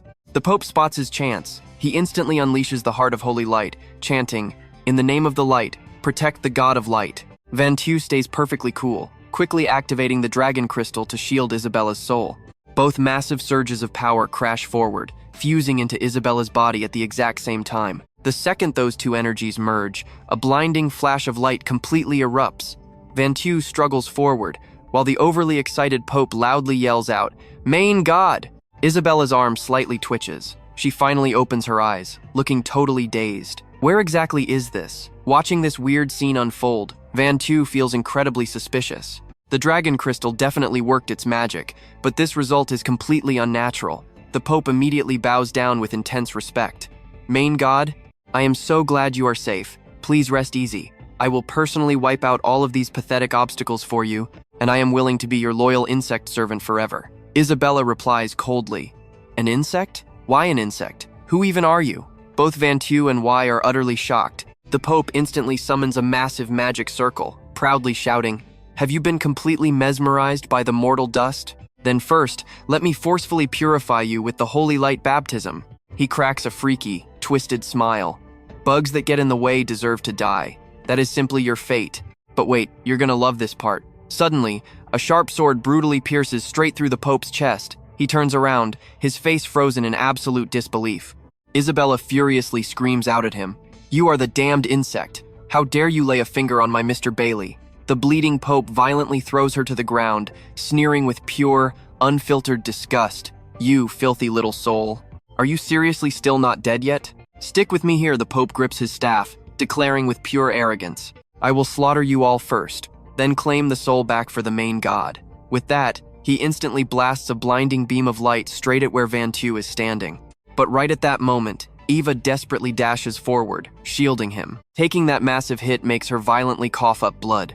Looking up at Van Tu, Eva weakly whispers, Master, I am completely fine. It is just that stupid pact. If you die, how am I supposed to live? Hearing those words, his fury absolutely explodes. Flames erupt in his hand as he says coldly, Do you really think an Earth Immortal cultivation lets you look down on everyone? You just made a huge mistake. The second he finishes speaking, Van Tu launches that fire, unleashing an absolutely terrifying, bone-crushing aura straight toward the Pope. The intense flames hit dead on, but as the smoke clears, the Pope is still standing there completely unharmed. He instantly launches a counterattack, sprouting two massive wings right from his back. He summons a terrifying circle of power, roaring at the top of his lungs. Feel the holy light, you absolutely filthy souls. Van Tu frowns slightly, instantly recognizing the guy's true identity, feeling a heavy wave of pressure hitting him. Isabella seems to realize something too, frantically screaming out, "No, do not do it!" Right then, Van Tu charges in with blazing momentum, and a massive explosion shakes everything. Now pay attention here. The Pope tries speaking, but before he can even finish his sentence, our boy completely cuts him off. "Too late for what?" Van Tu asks calmly, holding Ava with one arm. "Did you seriously think you could actually kill me?" Isabella cries out in pure shock. "Sir!" Van Tu turns to her, casually saying, "Isabella, long time no see." The Pope immediately roars, "Enough of this. Main God, during this time your mind has simply been poisoned and manipulated by mere mortals. Once I wipe out every single one of these pathetic humans, I will never let them corrupt you anymore." With that said, he unleashes his magic, materializing countless razor-sharp floating stones. Seeing this, Isabella screams out in absolute panic. "Watch out, Mr. Baili." Van Tu instantly channels his spiritual energy to block the attack. His voice drops ice cold. "Want to kill me? Go train for a few more centuries." Saying that, he unleashes an absolutely massive wave of fire, slamming straight into the Pope and dealing serious damage. The Pope roars in fury. "You damn mortals, how dare you wound me?" Van Tu reaches out, urging Isabella to run, but she replies sadly, "I am sorry, I cannot follow you. The immortal soul of the God of Light is still inside me. I must stay and rule the Holy Church." Hearing that, Van Tu lowers his voice. "If that is the case, open your mind. Once we form a pact, no one can ever separate your soul from the God of Light. Then, I can leave with total peace of mind." Isabella softly replies, "I will listen to you." With that, Van Tu casts his magic, helping her fully seal the pact. Over on the other side, the Pope furiously screams, "Filthy humans! You want to take my master away?" He raises his staff high, launching an endless barrage of sharp stones right at Van Tu. "I know what you are thinking." Van Tu casually blocks it with one hand and calmly states, "From today on, Isabella is your new God of Light. You are not allowed to harm her. You must protect and serve her perfectly. Did you really think I wanted to take her away?" The Pope shrieks back, "You cursed humans! The master is not yours to decide for. I am absolutely going to end your life. I will strip your filthy soul bare." Van Tu just chuckles coldly, his tone dripping with pure defiance. "I want to leave. Who dares stop me?" Right before vanishing, he turns back and warns, "Take excellent care of Isabella. If you try finding a way to remove the soul inside her, then I guarantee your soul will be completely obliterated into absolute nothingness." After dropping that threat, he vanishes, leaving the seething Pope standing all alone. Gritting his teeth in raw fury, he mutters, "Damn it." He then turns to Isabella, "You stay right here. Once I kill him, I will come back to deal with you." Waving his hand, a glowing text panel instantly pops up in midair. He glares at it and declares, "Someone interfered with the God of Light. Those filthy mortals managed to escape. What is worse, the Dragon Rider clan is involved. Investigate this immediately, then wipe them all out from the roots." With a single tap on the glowing text, he essentially sentences them straight to hell. Meanwhile, over at the Lackland clan, Angel speaks up, confused. "What just happened? Were we not supposed to attend a ceremony?" Van Tu quickly replies, "It was a Hongmen banquet."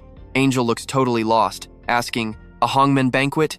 The guy next to her explains, "It is a slang term for a feast that is actually an assassination trap." The clan leader furiously snaps, "Does the Holy Church really think the Lackland clan is a joke? If that is how they play it, we have zero reason to stay loyal anymore." He then turns and says, "Mr. Baili, your grace towards the Lackland clan is as heavy as a mountain. I officially pledge our absolute loyalty to you. We swear to become your most devoted allies here on this entire continent, and we hope you will form a pact with the Dragon Egg to become a true Dragon Rider." Hearing this, Baili Van Tu simply agrees. Right now, Angel stands before the massive Dragon Egg. Van Tu walks over, grabs her hand, and says, "Close your eyes, relax your mind, and prepare for the pact." Angel nods, closes her eyes, places her hands on the egg, and focuses all of her energy. The egg starts glowing. Van Tu says the pact is done, time to leave. Angel agrees, but suddenly, the ground violently shakes. And trust me, you and I are definitely going to want to see what happens next. Stick with me here, guys. Panic hits our duo right away as the ground literally shatters into pieces. The clan chief screams for Angel and Mr. Baili. Suddenly, they are free-falling through the air. The girl yells in absolute terror, bracing herself right before hitting the ground hard. But boom, a massive dragon egg falls straight onto her, pinning her down as she shakes. "Mr. Baili, Where in the world did we just land? Yunxiao scans the area, his eyes completely sharp. Looks like your Dragon Rider clan's trial grounds. It's the only place capable of suppressing my insane power all the way down to the martial master tier. Still squished under the egg, Angel mutters. The trial grounds? My grandpa said only those with a dragon contract could enter this place. I definitely didn't expect to crash in like this. Yunxiao crouches down right in front of her, asking calmly, "Do you know the exit?" She shakes her head. "Sorry, sir. No clue." Yunxiao narrows his eyes. My divine sense picks up people up ahead. Let's go ask them how to get out of here. Xiaoju and Yi are still knocked out, so we need to move fast. With that, he takes off flying. Angel grabs the heavy dragon egg and quickly chases after him. Meanwhile, deep at the very edge of the Emerald Forest, a guard mutters, "Crazy. We just finished the trial, and the exit completely morphed into a massive abyss. This could actually be a legendary destiny drop waiting for us." His buddy scoffs. "Destiny drops can bring life, sure, but I am absolutely not risking my neck for it. Now pay close attention here, guys, because things are about to get wild." The guard turns his head, eyes going totally wide with shock. "Hold up, is that actually Angel walking toward us?" The other guard squints in that direction, confused. "Angel? How did she even enter the trial without a dragon contract?" Suddenly, it clicks in his head. He gasps in disbelief. "Wait, is it really her? Did she actually form a contract with the dragon egg?" Back with our duo, Angel hugs the egg, looking guilty. "Sir, I am so sorry. Because I didn't ask clearly, we ended up trapped in these dangerous trial grounds." Yunxiao just brushes it off. No worries. He stares at the three guys ahead, a smirk forming. "Looks like we found our guides." Xianggui spots them and immediately sprints over. "Angel, did you come to the trial grounds for us? And who is this weirdo? Is he stalking you right now? Step back. I'll chase this creep away." Angel waves her hands frantically. "Xianggui, what nonsense are you saying? This is Mr. Baili, the ultimate benefactor of my entire clan." The guy looks totally stunned. "Benefactor? Are you kidding me? How could some fancy-dressed pretty boy possibly do anything useful for the Luo Lan clan? I know you're super nice, but be careful." Then he turns and barks at Yunxiao. "Hey you! Back off right now. I don't care who you think you are, but Angel isn't someone you can just casually approach. She belongs to me, got it?" Hearing this garbage, Yunxiao lets out a freezing cold laugh. "You're telling me to back off? Do you really have the guts to lay hands on Mr. Baili?" When Yunxiao doesn't even flinch, Xianggui rages. "Are you completely uneducated or what?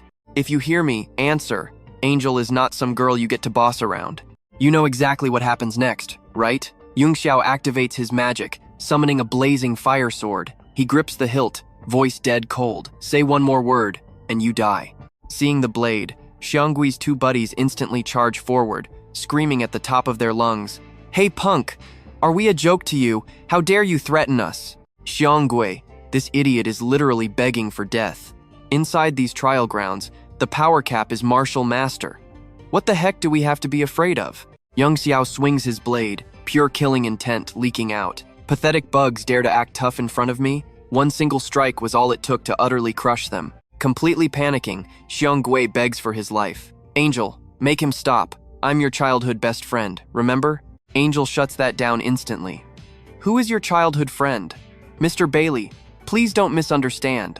I just grew up relying on the clan for survival." Yunxiao steps right up to the terrified trio, glaring coldly. "Open the exit to the trial grounds for me, and I might just spare your pathetic lives."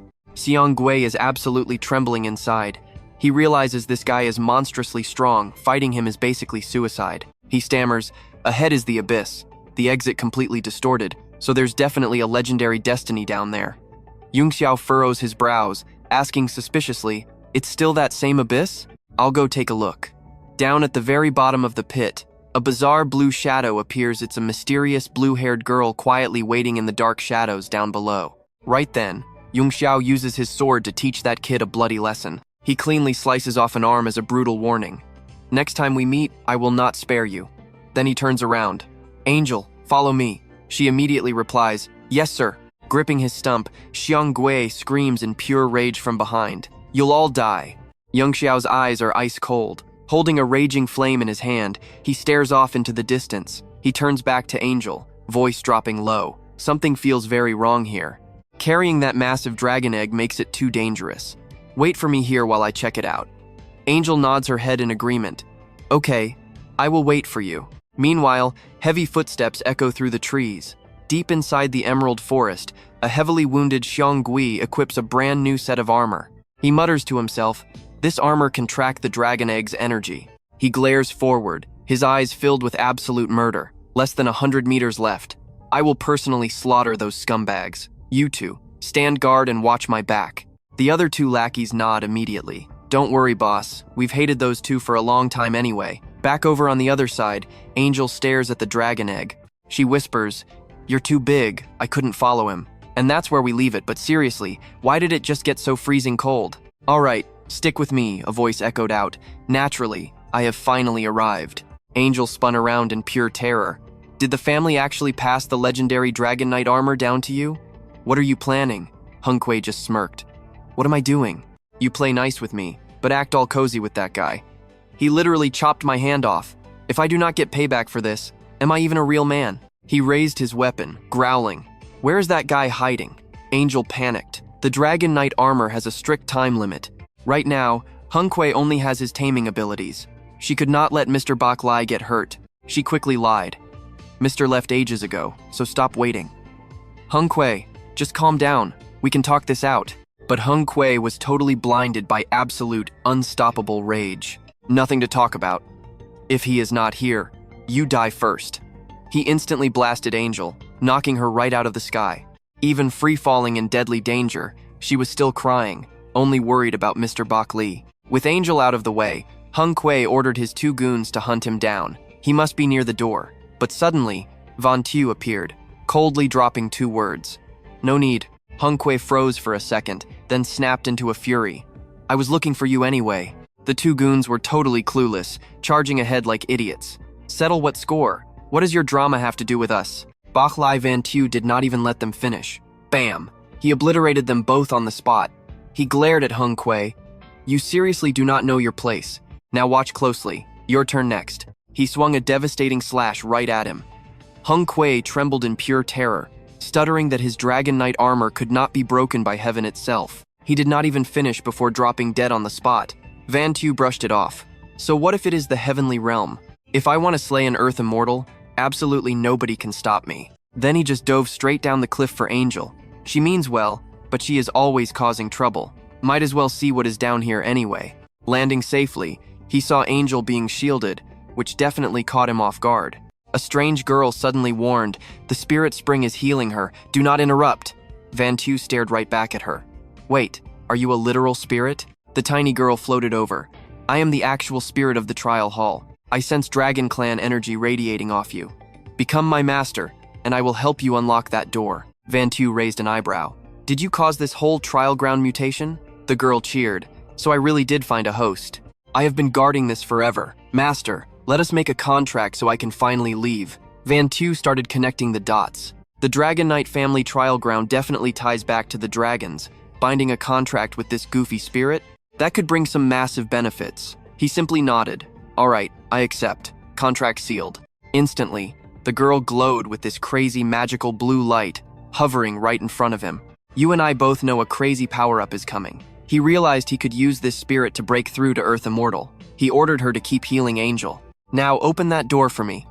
The spirit gave a quick yes, master, and zoomed over to unlock it. Van Tu slowly stepped inside, taking in the total ruin. Is this the Lackland family? What on earth happened here? Suddenly, a massive blast of fire shot his way, followed by a dark voice. Bak Li Van Tu, we have been waiting for you. He barely flinched. Who are you guys? Did you completely wipe out the Lackland family? The spirit panicked. Master, they are incredibly strong. That last strike easily rivaled an Earth Immortal. Right after, an entire squad of high-tech mechs dropped in. They synced up like robots. Pope orders. Any rebel disrupting the prayer ritual, especially Bak Li Van Tu, must be terminated. Hearing that, Van Tu turned ice cold. Sacrificing innocent lives just for some twisted prayer ritual? I absolutely will not let that slide. The lead mech stepped up. Surrender and repent, and I might leave your corpse in one piece. Resist, and our heavy artillery will turn you to ash. The spirit desperately tried to warn him. Master, fighting them head-on is a terrible idea. But Van Tu instantly cut her off. Just stay back and stay quiet. I handle my own battles. If we are fighting, hurry up. Without hesitating, he dashed right into their faces. I have zero time to waste on garbage like you. Then he launched a brutal punch at the leader. The leader did not even flinch. Baili Yunxiao, the Pope already controls the entire Lackland family. And those 2 girls you brought? They are his hostages now. Beg for death, and maybe he spares them. Yunxiao stared him down. Are you seriously trying to threaten me? The mech just laughed. So what if I am? Actually, change of plans.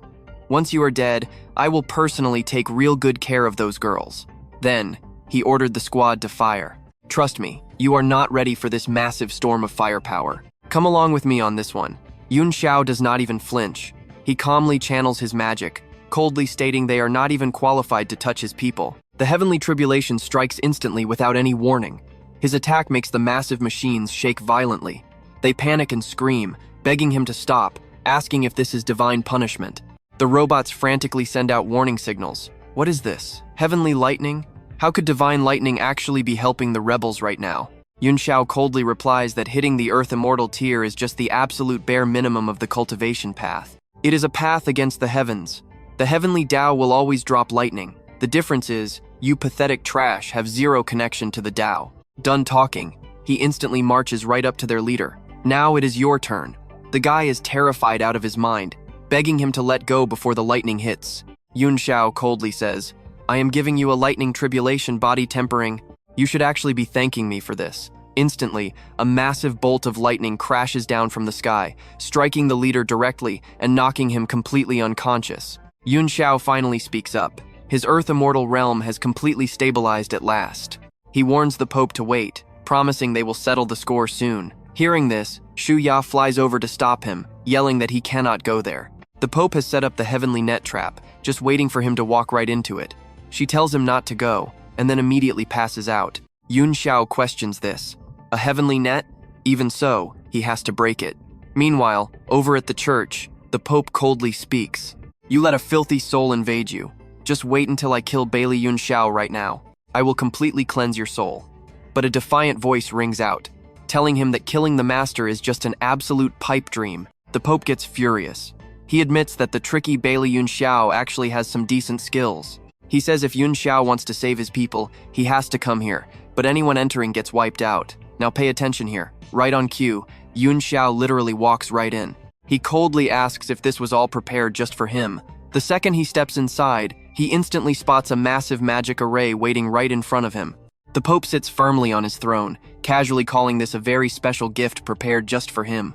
How do you like this present? Instantly, the massive array activates. An invisible force crushes down on Yunxiao, completely locking his body so he cannot move a single inch. He asks in a deep voice, Pope, what did you do? Why can I not use my spiritual energy? The Pope sneers, asking how mere mortals could ever withstand the bindings of the god-slaying Grand Array. Isabel, watch closely while I torture this guy right now. Saying that, he grabs Isabel by the hair and yanks her up. She cries and begs, promising to tear out her own soul if he just lets him go. Hearing this crazy offer, Yunxiao immediately yells at her to stop.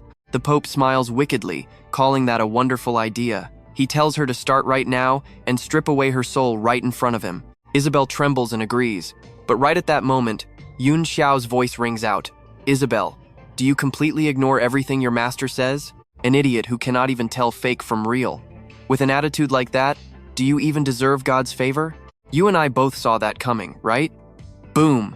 Yunxiao teleports right behind the Pope, blasting him completely away before the guy can even react. Yunxiao grabs him by the throat. He coldly asks how someone bound by contract dared to touch his people. You captured Little Nine and Iva too, did you not? Seeking death over and over again. Are you just totally tired of living? He tightens his grip, roaring at him for trying to start trouble. The Pope shakes and begs, promising to treat the master well and be completely loyal if he just lets go. Yunxiao does not care at all. His grip just gets tighter and tighter as the guy cries for help. Master, save me. But before he can even add another word, Yunxiao directly snaps his neck. Cheap loyalty? Nobody needs that. He then turns and tells the artifact spirit to return. The spirit respectfully replies that it will retreat first, calling him master. Yunxiao softly tells her, you worked hard and suffered. Isabel bursts into tears. If you had not shown up in time, the god of light would have swallowed my soul. I would have lost my chance to merge. She notes the Pope's staff is missing. Yunxiao cuts her off, pointing at the ground. Go grab it. I still need to save Little Nine and Iva right now. Done speaking, he quickly picks Little Nine up and asks, Who is that girl over there? Little Nine guesses she is a disaster mutation. The Pope provoked her, and now the evil demon bloodline inside her body is fully erupting. Hearing this, Yunxiao says he will send her to the trial grounds to heal first. The ring on his hand glows, opening up a bizarre portal for Little Nine to step inside. Walking in, Little Nine says she will wait for her master at the trial grounds. Yunxiao simply nods his head in agreement. After saving Eva, he asks Isabel if the staff is easy to use. Before she can even answer, the insane power of the staff suddenly bursts wide open. Isabel and Iva are instantly lifted high into the air. Wings actually sprout from their backs. A super rare sight unfolds right before him.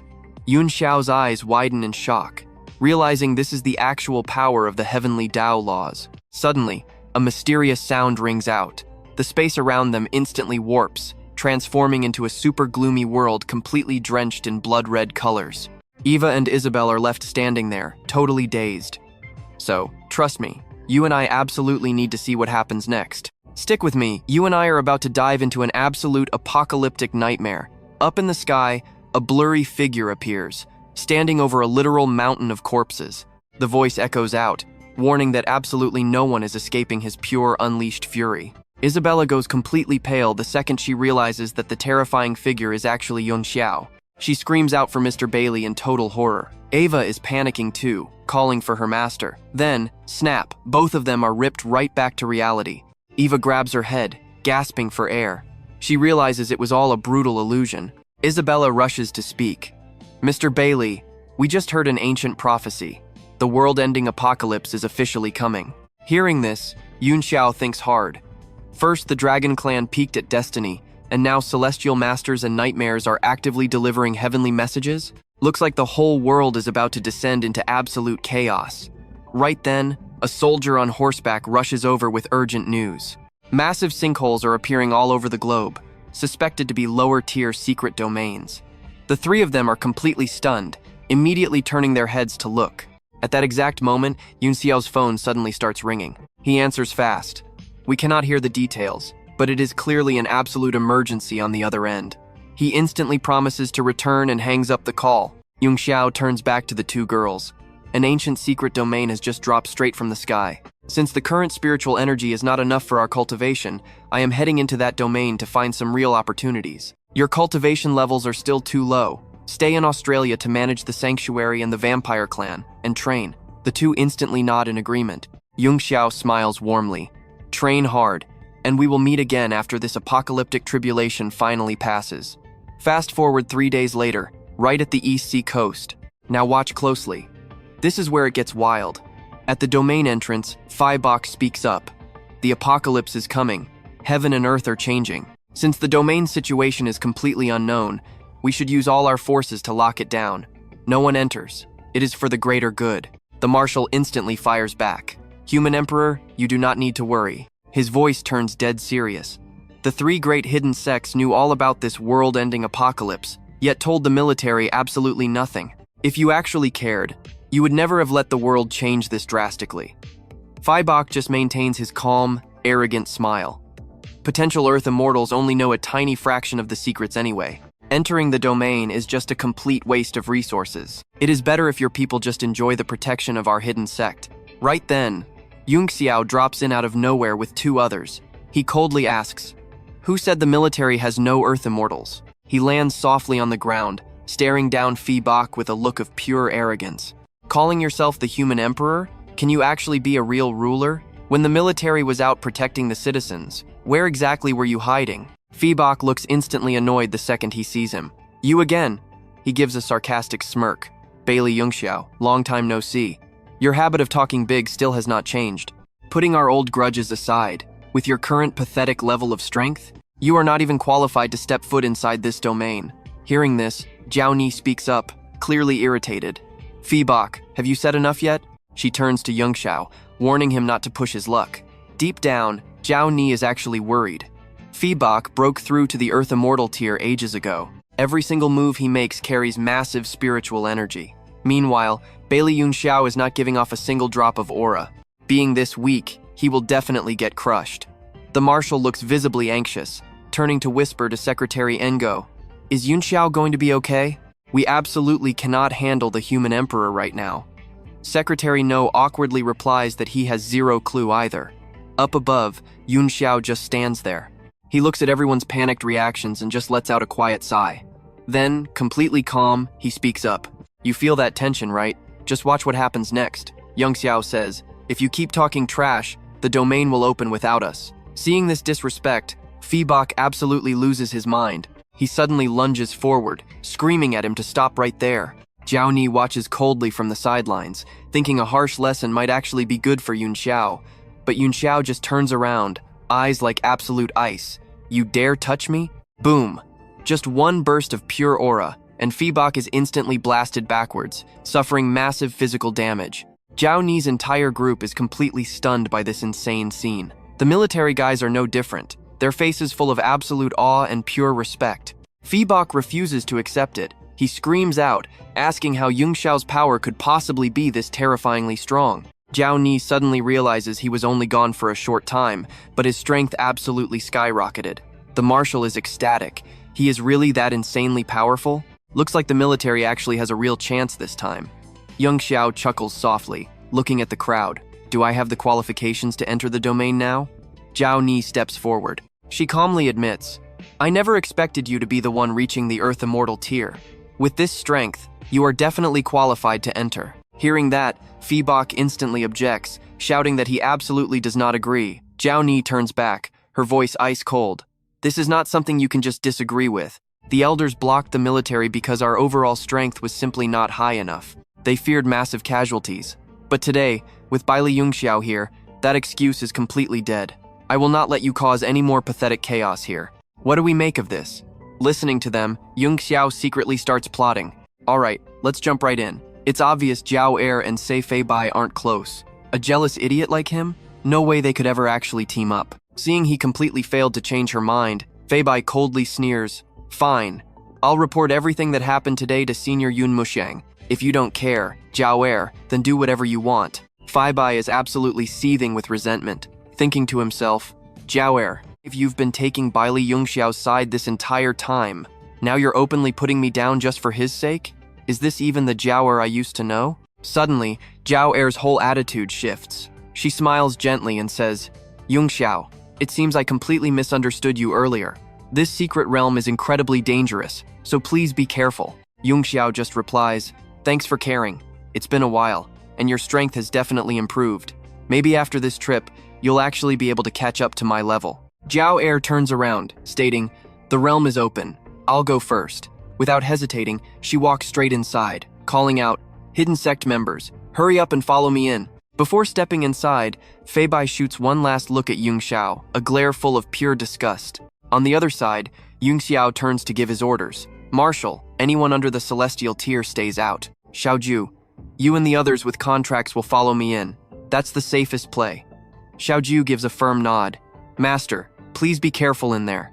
Moments later, inside the realm, a massive carnivorous plant appears. Its huge mouth is lined with razor-sharp spikes, and it's staring at Yunxiao with absolute greed, treating him like a tasty snack. Yunxiao doesn't even flinch. He calmly observes the beast, an Earth Immortal level plant monster, one that clearly evolved in a highly malignant, twisted way.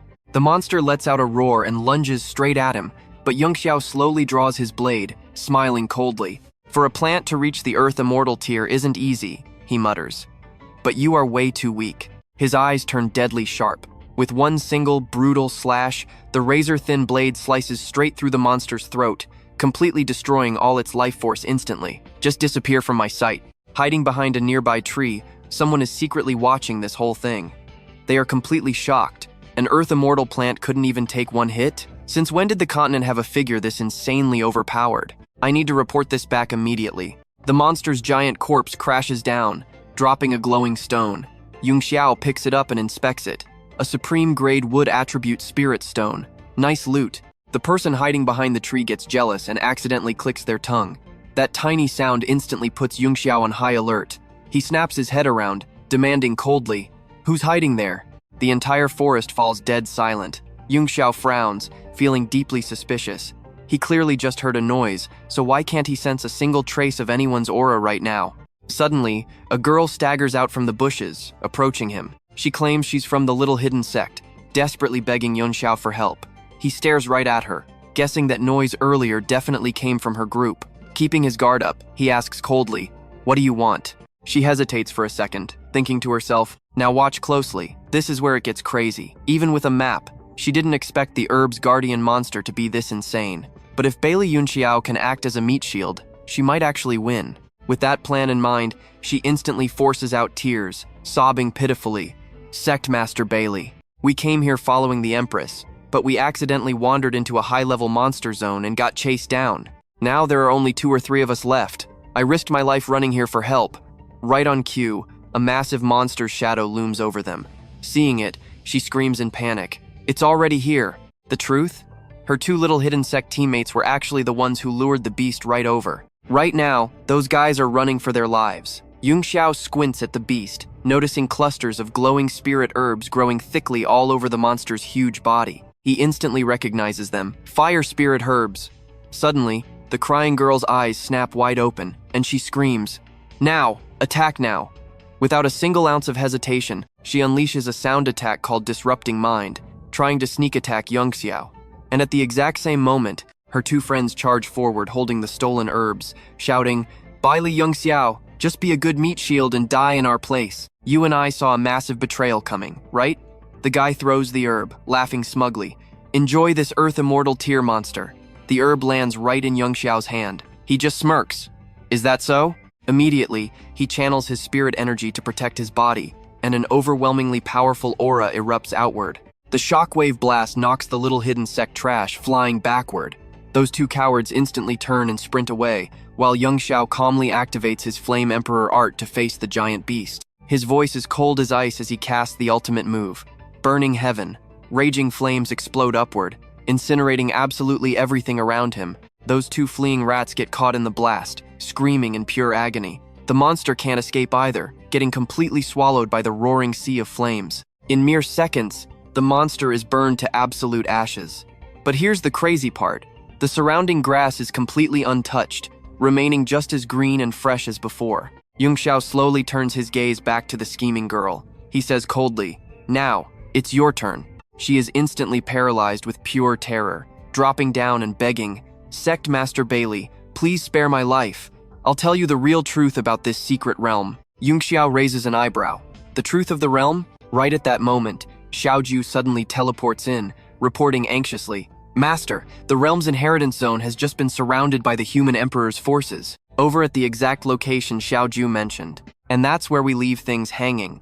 Secretary Wu states grimly, "The human emperor used a supreme treasure to build an impenetrable barrier. Even Earth immortals can't break through. He clearly wants to monopolize the entire inheritance for himself. With the world changing like this, the Immortal Mansion's techniques and arrays are vital for our military. We cannot just stand by." Xiaoju continues to speak. "Stick with me. We are diving right back in. The human emperor's barrier is too strong, but the master is here." Instantly, Van Tu charges the shield. Boom! The unbreakable barrier completely shatters. The military squad and Secretary Wu step up, absolutely shocked. She gasps, "He actually broke it?" Van Tu just replies calmly, "It is only a basic defensive formation. Does that really surprise you so much?" He smiles. "Let us go. We can talk more inside the inheritance ground." Inside the Immortal Mansion, Van Tu walks and recalls that girl's words. This is a major secret every hidden sect member knows. These emerging secret realms are actually inheritances left behind by cultivators from the Cultivation continent. Each inheritance is divided up, but grabbing the Immortal Mansion's core grants the whole thing. She even emphasized the 3 Emperors' Cave has detailed records. The human Emperor's main goal here is exactly this, Immortal Mansion. Van Tu chuckles softly. Honestly, this inheritance is not a big deal to him, but ruining the human Emperor's plans? That is exactly what he came here to do. Zhao Ni steps out behind Faibach, asking curiously, "Is this really the Immortal Mansion's core inheritance ground?" He looks around. This place seems basic. What is the test here anyway? He flashes a totally wicked smirk. He slowly answers. The restriction here drains all inner chi from cultivators, turning them into completely normal humans. Hearing this, Zhao Ni is absolutely stunned. She demands, "Why are you only telling me this right now? Now pay attention here." Faibach suddenly grabs her wrist, smiling creepily. He just wanted the perfect chance to finally make her his. You flirted with Baili Yunxiao behind my back and casually canceled our engagement, Zhao Ni shouts in absolute pure anger. Kofi Bak, if you stop right now, I can pretend this never happened. But if you do not, the Divine Dragon Sect will never let you go, he snaps back angrily. Zhao Ni, we were destined to be together. You are already mine. Stop dreaming about Baili Yunxiao. Suddenly, a super mocking voice echoes out. Kofi Bak, you are truly shameless. Van Tu steps out, leaving both of them completely shocked to see him. Zhao Ni calls out happily, Van Tu. But Fibak just laughs smugly and points. How did you get here? We cannot use inner chi here. If it is just hand-to-hand combat, why would I fear you? Today, right in front of your eyes, I will make Zhao Ni my woman. Before he can even finish, boom. Van Tu lands a brutal kick straight to his face. Fibak goes flying while Zhao Ni watches in disbelief. He slams down hard, blood blasting from his nose. Van Tu sneers coldly. A defeated loser dares to act arrogant? The person who can beat me in pure combat has not even been born yet. You saw this coming, right? He grabs his collar, raising a fist. Using dirty tricks and calling yourself emperor? You absolutely disgust me. Terrified, Fibak begs for mercy. As Van Tu prepares to strike, Zhao Ni quickly stops him. She says seriously, stop hitting him. After what he just tried to do to me, the three Emperors Cave and Divine Dragon Sect will not spare him. But if you kill him, things will get incredibly complicated. Furious, she says. Killing him is too easy. I will make him pay. Hearing this, Fibak panics. Zhao Ni, you cannot do this. If you turn against me, the people from the Nine Heavens continent will never accept it. Hearing Nine Heavens continent, Van Tu freezes completely. His eyes wide, he demands, what did you just say? He is incredibly triggered. That is his birthplace, the very place that brought him endless suffering. Zhao Ni immediately shouts out, Kofi Bak, shut your mouth. She quickly turns to Van Tu. You should not know what Kofi Bak just said. Please, just pretend you heard absolutely nothing. Seeing him ignore her, she shouts his name again. But he steps forward, choking Fibak, and forces a cold question. Tell me how you know about the Nine Heavens continent. Doubts fill his mind. Could he actually return in this lifetime? His grip tightens. What do you know? Trembling, Fibak tries to speak, but his eyes roll back and he just faints. Seeing this, Van Tu tosses him aside like trash and turns to look at Zhao Ni. She explains in a heavy tone, I only found out recently. The Nine Heavens continent is Earth's upper realm, and these secret realms all descended from there. They sent orders, wanting me and Kofi Bak to become dual cultivation partners to bridge our sects. I do not know much else. The two Heaven and Earth seniors probably know more. Van Tu now grasps the three hidden sects situation in Kunlun ruins. I understand. Zhao Ni reaches out, but he simply walks faster ahead. Move aside. Let us enter. Once I get the inheritance here, I must rush to Kunlun ruins. Zhao Ni looks visibly disappointed. Before she can even warn him, Van Tu completely clears the threat. The puppets are utterly smashed to pieces, piled up in a huge heap. What did you say? He asks. Zhao Ni murmurs. Nothing. My leg just hurts. You and I just watched a crazy episode, right? Stick with me here. She secretly realized these puppets were heavenly tier. What was she even sweating for? This guy was way stronger than expected. Hearing this, Yunxiao's face instantly drops. Pure annoyance. He coldly snaps. I'm in a rush. If you can't keep up, stay here. Jiao Er quickly replies, don't worry, I'm perfectly fine. They both step inside the house, and the view instantly startles her. Wait, didn't we just walk into a wooden cabin? What's with all these girls? Despite being swarmed by seductive women, Yunxiao doesn't even blink. He just calmly tells Jiao Er, it's an illusion.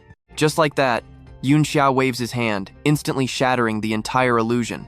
This legacy trial simply tests strength and mental state. He slams his hand on the ground, smirking, and your foundation. Puppets test physical power, illusions test your mind, and this cushion right here, it checks your spiritual roots.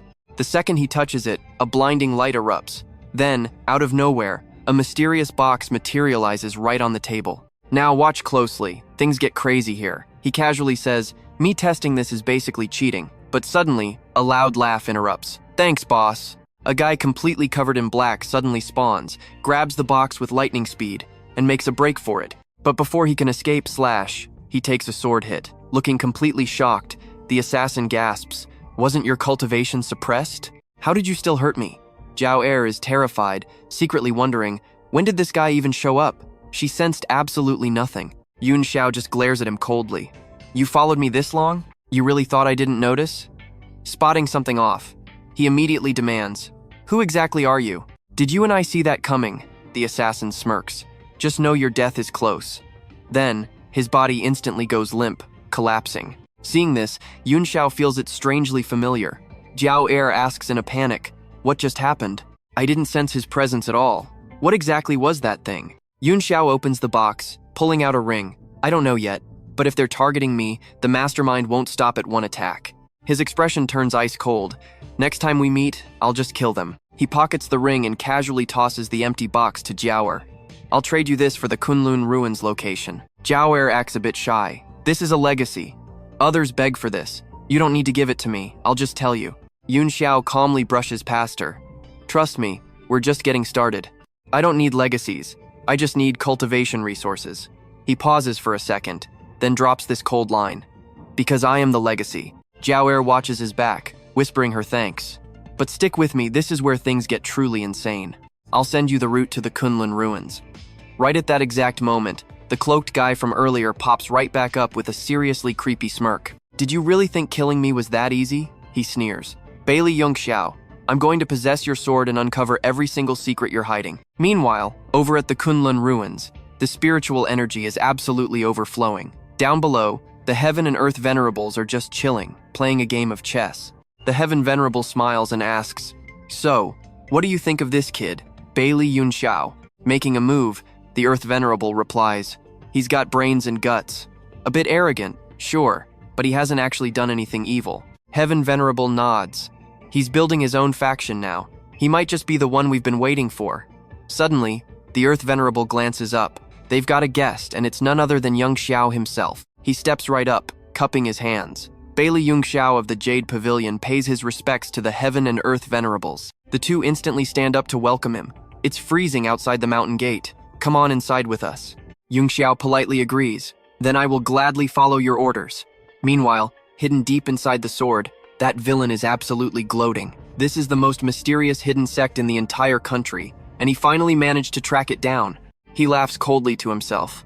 "Baili Yunxiao, did you honestly think killing me was that easy? If I didn't need you to find this grand hidden sect, I'd never have stooped this low." But the second they step inside, the mountain gate's energy ripples. Spotting this, the two elders turn back. "Little friend Baili, did you bring someone else with you?" Inside the sword, the guy panics. "Now pay attention, this is where everything changes." Yunxiao just casually replies, "Oh, that? It's probably just my spiritual energy." Hearing this, the villain gets super smug. He thinks Yunxiao is an absolute idiot for failing to notice his fake death and blindly covering for him. But then, the Heaven Venerable pulls out an artifact and smiles. "This is our Kunlun Ruins inescapable net. I heard you possess quite a few magical artifacts, and I'd love to see them." Holding out his sword, Yunxiao replies, "Actually, my absolute favorite artifact is this exact sword." The villain hiding inside suddenly realizes something is terribly wrong. He starts panicking and screams, "Wait a minute, what's going on?" Yunxiao instantly tosses the sword. The Heaven Venerable throws out the inescapable net, tightly binding the blade in a flash before smashing it right into the ground. Forced out of hiding, the cloaked guy screams in pure rage. "Baili Yunxiao, you and these two geezers teamed up to set me up." Yunxiao just smirks mockingly. "With a brain like yours, do I even need a setup?" Furious, he loudly threatens them, screaming to let him go immediately, or else the Heavenly Tao Alliance will completely destroy them. The Earth Venerable is genuinely shocked it's another member of the Heavenly Tao Alliance. Curious, Yunxiao asks, "Do you two know this alliance?" Now let's pause for a second. Look how unbelievably cocky this villain gets the moment he sees their reaction. "Since you know the glorious name of our alliance, you better release me now. My syndicate is the mastermind manipulating every major financial power across the southern continent. Even our absolute weakest members have already reached the legendary celestial human tier. Honestly, I never even meant you guys any harm." Losing his patience with this yapping, the Earth Venerable raises a hand and casts a silencing spell. There, now he can't hear or speak to us anymore. Trapped inside, the villain thrashes around wildly, screaming in total absolute despair. The Earth Venerable turns to Yunxiao, his voice dropping seriously. "Just recently, top experts from major families have been outed as traitors. Their behavior completely changed, acting like they were being mind-controlled by some dark art. Anything weird with their divine souls?" Yunxiao asks. "Nothing at all. the Venerable replies. And we couldn't drag a single drop of intel about this alliance out of them. Until today, we haven't managed to catch a single one alive. Except him. Hearing this, Yunxiao casually chuckles. Then I'll gladly leave him for you two to handle. I actually came here today to ask you guys about the Nine Heavens continent. The Heaven Venerable trades a look with his partner. To be completely honest, we don't know much about that either. The Earth Venerable adds, a few days ago, people from the Nine Heavens continent actively contacted us using the Kunlun Eye. That's when we first learned about this upper dimension. But since then, we haven't been able to use the eye to reach them again. Yunxiao flashes a highly cryptic smile and says, then could you let me check out this Kunlun Eye? I'm perfectly willing to trade my Jade Spirit 9 Profound Art in exchange. Pulling out a physical manual, he casually continues. This cultivation art can literally take you all the way up to the Mahayana tier. The two venerables don't seem overly impressed at all, calmly replying, little friend, you already know the 9 Profound Art has many different levels, right? Back in the ancient era, you could reach Mahayana, but with the world's current state, we're stuck capping out at the Earth Immortal tier. Even as heaven and earth change, our current art is enough for Mahayana. Yunxiao just pushes the manual forward, saying, your art isn't exactly easy to practice, but my Jade Spirit technique? No limits like that. Take a look. He gently tosses the manual right over to them. The two venerables catch it and flip it open. Their expressions instantly change, dropping their jaws in pure shock. This is Yunxiao just smirks. So, can I see the Kunlun Eye now? You and I just witnessed an absolute masterclass. Stick with me here. You're about to see the craziest trade ever. The Venerable stares at him in pure shock. You're trading a legendary technique just to see the Kunlun Eye? He answers straight up. Please accept it, Venerables. I have my own unspoken reasons. Seeing his resolve, the old man stops pressing. He sighs. If that's the case, follow me. Walking over, the Venerable explains. The Kunlun Eye is the ultimate treasure protecting our sect. Legends say it connects heaven and earth, but honestly, it's only ever been used to power our array. He leads our guy right up to this massive jade structure, but sadly, it's completely broken.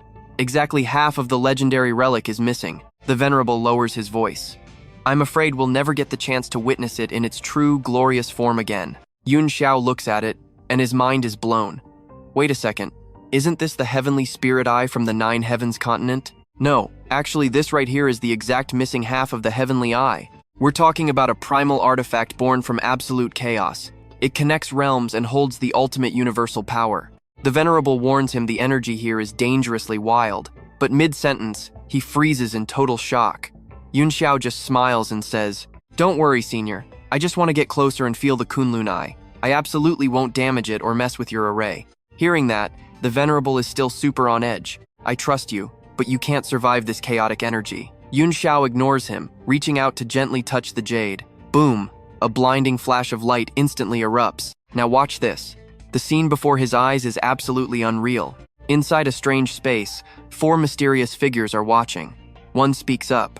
How long has this world's gateway been closed? The guy next to him answers, hundreds of years. With this world's rules, nobody has reached the Spirit Emperor realm yet. Looks like for the next century, people from this world still can't open the pathway to the Nine Heavens continent, because only a Spirit Emperor can pull that off. Yunxiao stands there, hearing every single word clearly. It all clicks in his head. You need to hit Spirit Emperor tier to shatter the barrier. So Earth is actually the lower realm of the Nine Heavens continent. That's why he got the realm pathways mixed up earlier. It seems like someone arranged all of this from the shadows. The two guys outside are blown away by Yunxiao's aura. The Venerable is absolutely shook, realizing he just entered a deep state of enlightenment. He thinks to himself, this kid is a total monster. He has a destiny with Kunlun, so I'll stand guard for him. We both know trouble's coming. Elsewhere, an old woman screams, Jiaoer, kneel! That's Yunxi, the former empress. Jiaoer cries out, that creep tried to take advantage of me. If it wasn't for his sect, I would have killed him myself. Her eyes are completely furious. Yunxi just gets angrier. Did you ever think about dual cultivating with him to boost your power level? Jiaoer looks down. Grandma, I actually got a technique that goes all the way to Earth Immortal. Yunxi is stunned. What? Since when? She hesitates. Yunxiao gave it to me. He's also the one who saved me from that creep.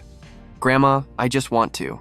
Before she even finishes, Yunxi completely loses her mind, screaming, that boy has completely brainwashed you. The sect can heal Fei Ji Bai. You're coming with me right now, and the two of you will marry immediately. Jiaoer fights back hard. I'm not going. I absolutely refuse. The only man I will ever marry is Yunxiao. Hearing this, Yunxi boils with rage, determined to hunt him down. She turns around. That brat is at the Kunlun ruins, right?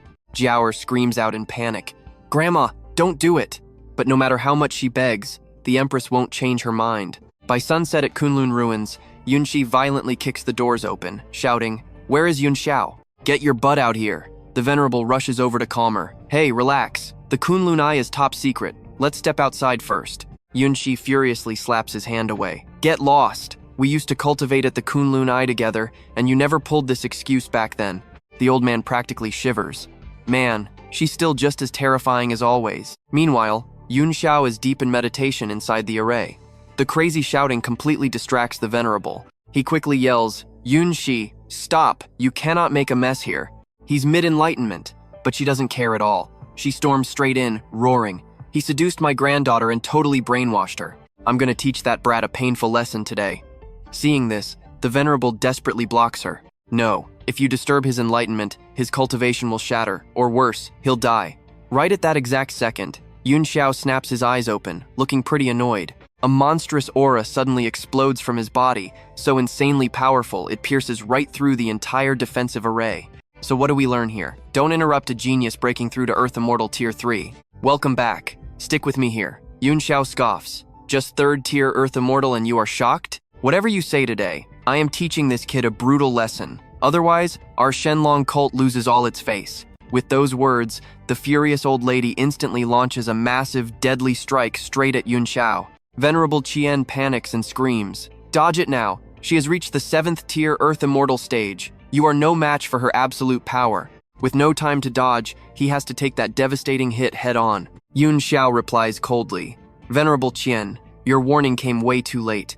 Senior, I have no idea how I even offended you." Saying that, he leaps high into the air, fully preparing for an epic counterattack. She roars furiously, "Cut the nonsense. Taste the true power of my dragon snake palm." Yunxiao draws his sword, calculating quickly. Her power level completely outclasses his. Plus, she is from the Shenlong cult.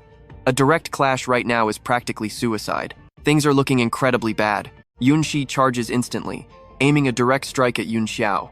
He reacts fast, swinging his blade to unleash the blazing flame slash to defend himself. Boom!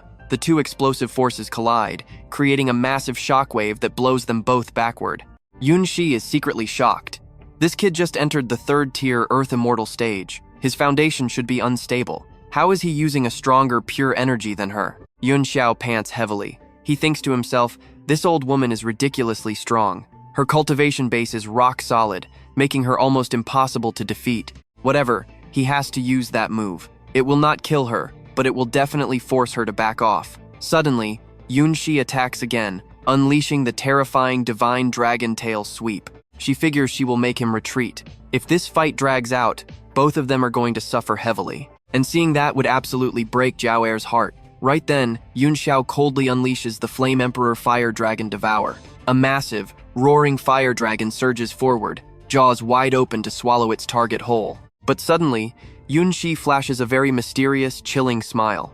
Watch closely. This is wild. She does not even dodge. She takes the hit entirely on purpose. Yunxiao stares in pure shock. She cannot survive this. Suddenly, Jiao Er comes running over in total panic. Her grandmother coughs and says angrily, "Baili Yunxiao, I honestly believe I have never done a single thing to wrong you before this." Jiao Er quickly supports her fallen grandmother. Her eyes are burning with absolute fury. How could he strike her grandmother with such ruthless, devastating force? Yunxi secretly smiles in victory. Family means absolutely everything to Jiao Er. As long as Baili Yunxiao injured her, the girl would definitely sever all ties with him forever. But Yunxiao just asks calmly, "Jiao Er, with your grandmother's expert power level, how badly do you honestly think I could hurt her?" Hearing that logic, she slowly begins to calm down. She realizes his last attack was clearly holding back his true strength. Seeing Jiao Er hesitate, Yunxi immediately jumps in and says, "Do not forget, no matter what, he still ruthlessly injured me today. Now I want you to completely cut ties with him. Are you really still hesitating?" Jiao Er, I do not have much time left alive. There is no way to extend my lifespan. If you stubbornly insist on becoming cultivation partners with him, 3 sovereigns, Cave, and Shenlong cult will definitely go to war. When that happens, how will you protect our people? Jiao Er looks incredibly heartbroken and whispers, "Grandmother, please let me think about this." Yunxiao quietly listens to their entire emotional conversation. He calculates in his head. He desperately needs to break through the Earth Immortal tier. Reaching the Golden Core stage is his only ticket back to the Nine Heavens continent. If 3 sovereigns cave and the Shenlong cult join forces right now, things will get deadly. You and I both know our guy has a trick up his sleeve. He steps up. "Senior, I can actually solve your limited lifespan problem." Hearing this, Yunxi gets super annoyed and snaps, "Do you even know what you are talking about? This is Shenlong cult business. It has absolutely nothing to do with you." Yunxiao replies dead serious, "I know the exact formula for the longevity pill, and better yet, I can craft it. Just 1 longevity pill grants 10 extra years of life." Yunxi is stunned. Since the former master of 100 Herb Valley passed away, that formula has been completely lost. How could you possibly know it? Standing right beside them, Jiao Er feels a whole different emotion entirely. She cannot believe he would offer something as legendary as a longevity pill just for her. But Yunxi yells, "Empty words, why on earth should I ever believe you?" Yunxiao turns away and says, "Venerable Qian, thanks for standing guard. Once the longevity pill is ready, I will have it delivered straight to Kunlun Ruins." Still highly suspicious, he slowly replies, "Then I will thank you." Half a day later, back on Longting Island, Xiang Yu has been waiting anxiously. Spotting Yunxiao, she panics, "Master, it is a disaster. That entire batch of ingredients you requested just got robbed." Jiao Er is completely shocked. Yunxiao's face drops immediately. "What?" Xiang Yu continues nervously. "Lately, someone has been constantly targeting the Lingxiao group out of nowhere. Multiple transport teams got hit. I literally sent triple the guards this time, but we still could not protect the cargo." Yunxiao softens his voice to comfort her. "It is not your fault. Do not blame yourself." Xiang Yu feels secretly happy when he gently pats her head. Seeing this scene makes Yunxi extremely suspicious. She thinks to herself, is this little brat just purposely stalling for time? Right then, Yunxiao turns and asks, "Senior, you do not mind changing the crafting method for the longevity pill, right?" He feels pretty reluctant about this. If he was not missing the normal ingredients right now, he really did not want to use an actual cultivator's recipe, since the medicinal power is 100 times stronger. Yunxi answers instantly, "As long as it is a longevity pill, I do not care." And that is where we leave it. She secretly thinks, "Good thing I did not push harder. Let's dive into this wild cultivation drama. Otherwise, she'd just look petty doubting a true gentleman." Jiao Ni stands nearby, completely heartbroken, realizing she doesn't understand him at all. Yunxiao orders Xiang Yu, "Go prep an empty room. I need to refine pills and process the recent intel we gathered." Xiang Yu immediately agrees. "Yes, master. Do you need me to prep the ingredients for you?" Yunxiao twists his spatial ring. "No need. I grabbed more than enough back in that secret dimension." He steps into the alchemy room, warning her, "Don't let anyone disturb me while I work." Inside, he summons his massive cauldron and checks his stash. Clear heart grass, 1,000-year ginseng, she grass. This specific longevity pill can boost a cultivator's lifespan by hundreds of years. He tosses everything in, blasting it with Samadhi True Fire to multiply the raw effects. The cauldron stabilizes. Suddenly, Yunxiao punches the heavy metal and roars, "Longevity pill, form right now." Soon enough, glowing pills appear. He checks the quality. Not bad at all. These bad boys can easily add a solid century to a cultivator's life. If the Divine Dragon cult hadn't teamed up with 3 Emperor's Cave to cause trouble, he never would have pulled these out. Job done. Yunxiao steps outside. Seeing them waiting, he raises an eyebrow. "You guys are still here?" Xiang Yu quickly explains the situation. "Master, these 2 absolutely insisted on waiting here. I couldn't stop them without ruining your refining." Yunxi steps up fast. "The longevity pill. Are you finally done?" Yunxiao replies coldly, "It is done, but you have to swear a blood oath first.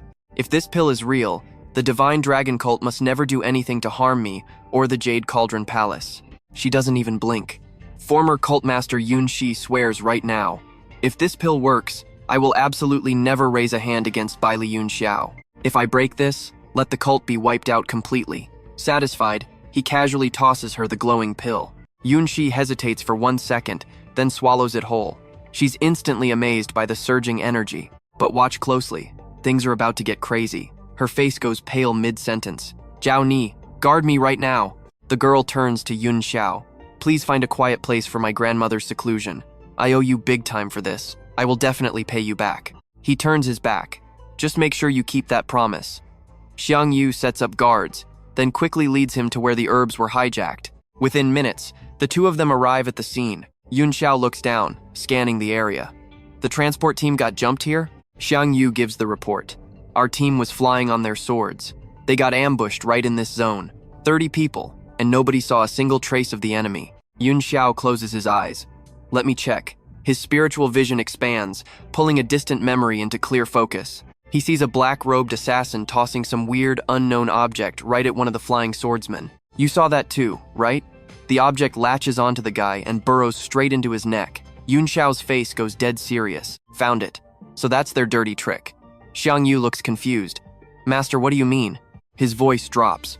I know exactly what this is. Metallic life forms. An alien race that splits apart to invade human brains and hijack their minds completely. Xiang Yu panics. Then the injured guys recovering at Longting Island are. Yunxiao stays cold. Lock them down immediately. Put them under maximum surveillance. The hidden sects and noble families were definitely infected like this too. They are just walking meat suits, which explains why their souls looked perfectly normal. Xiang Yu nods fast. Understood. I will contact Sister Wu right away. Master, heading there now? Yunxiao is already taking off. I am going to meet her. He blasts forward at insane speeds. But suddenly, a crazy scene makes him hit the brakes. People are staggering in the air, losing balance, and plummeting. Right then, a lethal dagger shoots straight down, aiming at a mother and daughter. The terrified kid hugs her mom tight. The pale mother shuts her eyes. Bam! Yunxiao flashes in, instantly blocking the fatal strike. He glances back. You're safe now. Get out of here. Right then, a black-robed enemy spawns directly in front of him. She smirks with pure arrogance. Are you the famous Baili Yunxiao? Since I'm busted, I'll stop hiding. Let me introduce myself. I am Silver Woman, an apostle of the Heavenly Tao Alliance. His voice turns freezing cold. What do you want? She just laughs. Our leader is highly curious about you. He formally invites you to join us. Side with our alliance, and the leader will hand you the entire West. Yunxiao draws his sword with a mocking sneer. Burrow into my brain to make me a puppet? Keep dreaming. He swings his blade, launching a massive fiery slash right at her. Silver Woman ducks fast, her insanely flexible body dodging the lethal fiery strike. Her plan is blown, and she's furious he figured it out. So what do you and I think happens next? She blitzes forward, charging at him for an absolute kill. Stick with me, we're about to see an insane clash. Yunxiao dodges, her punch cratering the ground. A massive shockwave rips through the air. Seeing this destructive power firsthand, Yunxiao thinks to himself her speed is absolutely off the charts. Seizing the opening, he instantly swings his sword, aiming a deadly strike right at Silver Girl. But her evasion skills are completely next level. Bouncing off the wall, she uses the momentum to charge straight back at him. Yunxiao just stands there, perfectly calm, calculating his next move. Her movement technique is way too fast. Normal counterattacks will just hit empty air, putting him at a major disadvantage right now. So physical combat is the only option left. Making his choice, he thrusts his hand forward, throwing a direct punch right into her incoming attack. The second they clash, a terrifying pressure wave explodes outward. Silver Girl smirks to herself, thinking he fell right into her trap. She immediately controls that creepy green liquid, sending it creeping up Yunxiao's arm. Submit to me, she yells. Become a servant of the Heavenly Tao evil sect. But a split second later, her confident expression shatters into pure terror. Yunxiao looks at her coldly. You really thought you could invade my body? Then get a taste of the Flame Emperor's fire. The moment he speaks, his Flame Emperor physique activates, instantly engulfing her entire body in blazing flames. Realizing things just went horribly wrong, Silver Girl draws her sword without a second thought.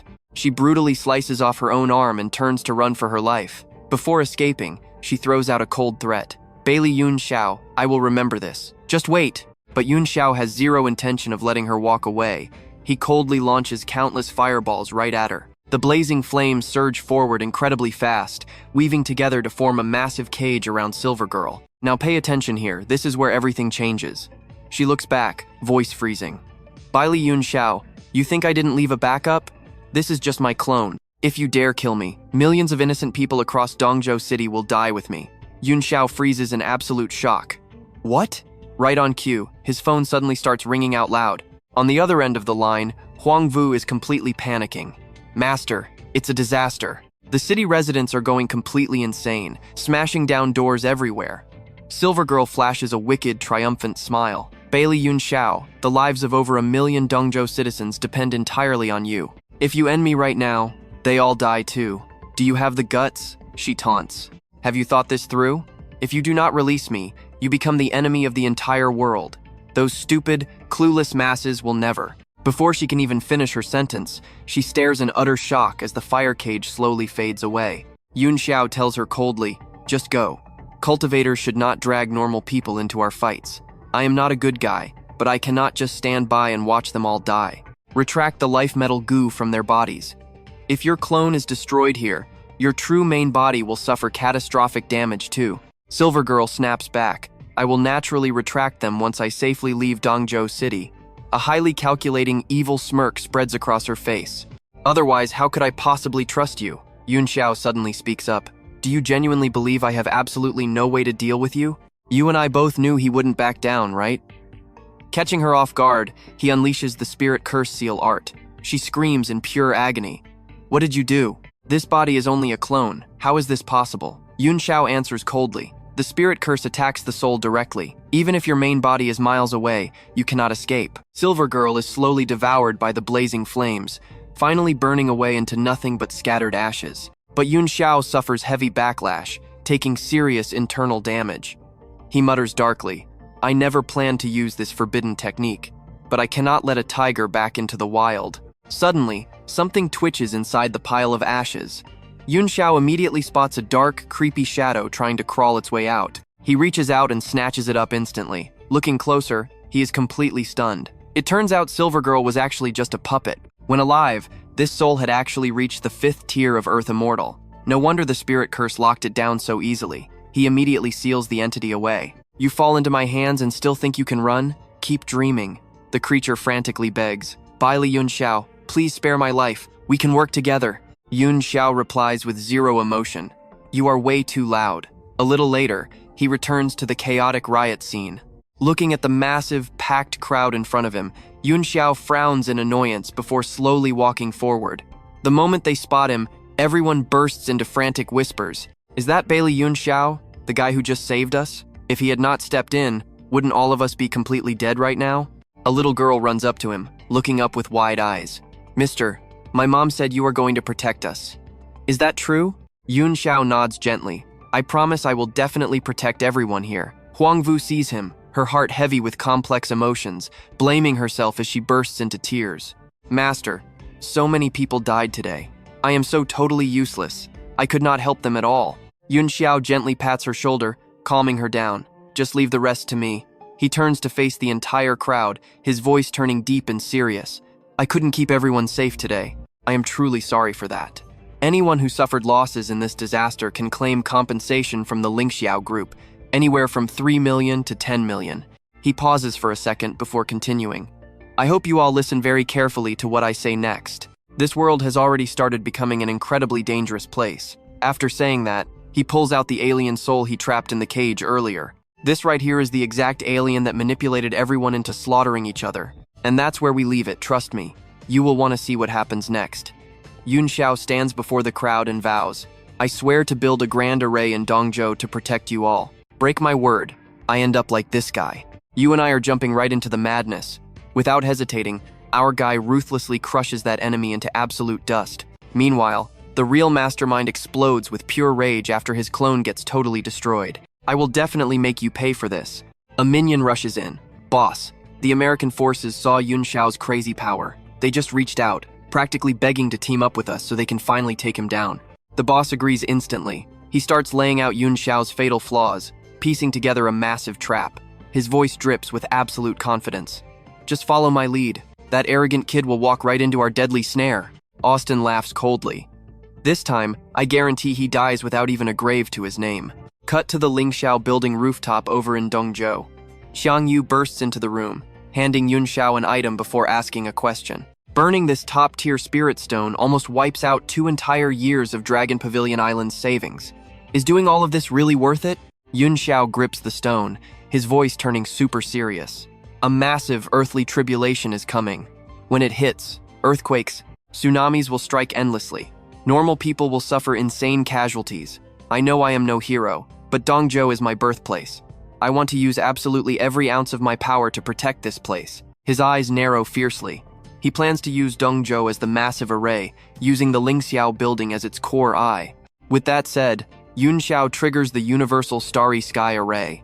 Instantly, an insanely bright pillar of pure energy blasts straight up into the sky. Now watch this closely, because the crowd absolutely loses their minds over this. What is that? The whole sky is full of stars, like they are raining down. Over at the Dongzhou government headquarters, General Zhou stares out his window, his voice heavy. Is that the universal starry sky array Yunxiao mentioned? I never expected activating it would create such an insane spectacle. Looks like Dongzhou is going to be famous everywhere from now on.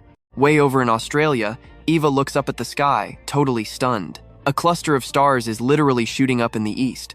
Isabella hears this and smiles. It must be our young masters doing again. I bet this will make plenty of big shots extremely nervous. Meanwhile, in America, high-ranking officials stare at the massive eastern light beam, totally freaking out and whispering non-stop. Is that the raw power of a formation? Was that really made by a human? The great eastern dragon has finally woken up. With the universal starry sky array fully complete, no evil demon can ever break in. Watching those magical starlight shards falling down, Xiangyu asks curiously, Master, exactly what crazy high tier is this formation?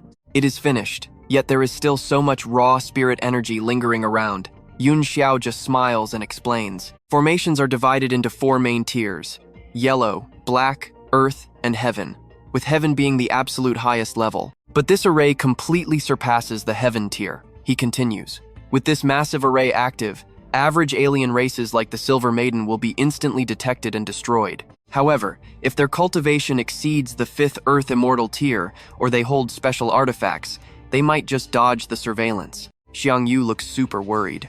And you and I both know why. Flexing an array this massive is definitely going to attract a ton of unwanted, dangerous attention. When that happens, enemies and allies will be hard to tell apart. Suddenly, a voice rings out.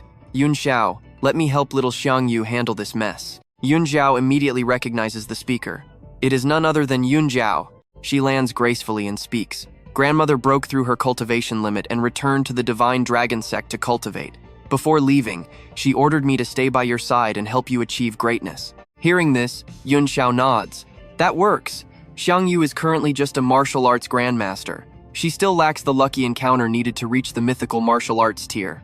If someone actually invades the array, she would definitely struggle. With you here holding the fort, I can finally relax and go handle my other important business. Xiangyu grabs Yunjiao's hands, smiling brightly.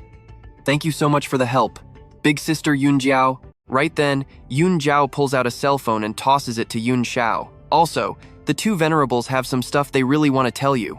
One guy looks through the screen, laughing. Little friend, haven't seen you in days. Why do you look like you gained weight? The guy next to him interrupts. Ignore him, kid. We just called to inform you that the little rat we caught spilled a ton of intel on the Heavenly Tao Alliance. Yunxiao replies. Please elaborate, seniors. In his mind, he knows he is basically at war with the Heavenly Tao Alliance now. Knowing his enemy is the only way to survive. The two venerables continue explaining. The Heavenly Tao Alliance has 3 great Earth Immortal envoys. The Silver Maiden, Arhat, and Black Iron. Plus, their alliance leader has already reached the 9th Earth Immortal tier. He is just one tiny step away from the Golden Core realm. Their ultimate goal is to infiltrate major factions and slowly corrupt them from within. Now that their cover is blown, they will definitely use extreme methods. You need to stay sharp. Yunxiao chuckles upon hearing this. Thanks for the warning, seniors. The Silver Maiden is already dead. And right now, I have set up the Universal Starry Sky Array in Dongzhou. If those clowns dare to show up here, I guarantee they will never leave alive. The two venerables say in unison, that is great news. One adds, your demon-slaying sword is currently on its way back to Dragon Pavilion Island. Keep an eye out. Yunxiao tosses the phone back to Yunxiao. She quickly asks him, what is your next move? He replies, I still have a few subordinates recovering in the trial grounds. I need to return to Dragon Pavilion Island to sort that out. Dongzhou City is in your hands. The two girls nod, totally accepting the mission. 3 days later, one of Yunjiao's subordinates chews on some gum and starts complaining. Boss Yunjiao, if America didn't pay us $100 million in resources, I wouldn't entertain them. Honestly, what do you and I make of this whole sketchy situation? They claim they are here to study the array, but who knows what they actually want? Let's dive right into some high-stakes cultivation madness. Seeing Huang Vu a bit panicked, Van Zhao calms her down. Nobody messes with them here. Right on cue, a sketchy crew shows up. Their blonde leader steps forward, smirking at the two beautiful Eastern ladies. He casually walks right through the barrier, introduces himself as Austin, the American envoy. The guy behind him smirks, thinking this legendary formation is pure garbage. But when he steps up, blocked. He instantly explodes with pure raw power. Austin frowns, watching his lackey try to force his hand through the barrier, screaming out, "Damn you, Baili Van Tu! You really think this pathetic trap can stop me?" His whole body shakes from the massive strain, but he keeps pushing harder. And just like that, boom! He shatters a massive chunk of the barrier, charging like an absolute madman straight toward Dongzhou City. Van Zhao totally panics. "Peak Celestial Realm expert, get guards on the formation now, and drag the rest of this group back to headquarters." Huang Vu immediately nods. Austin quickly throws his hands up to explain, "Beautiful lady, that has absolutely nothing to do with us. We already paid top dollar for our tuition." Huang Vu stays ice cold. "Relax. We know the difference between friends and foes. Good guests get wine, but beasts get put down.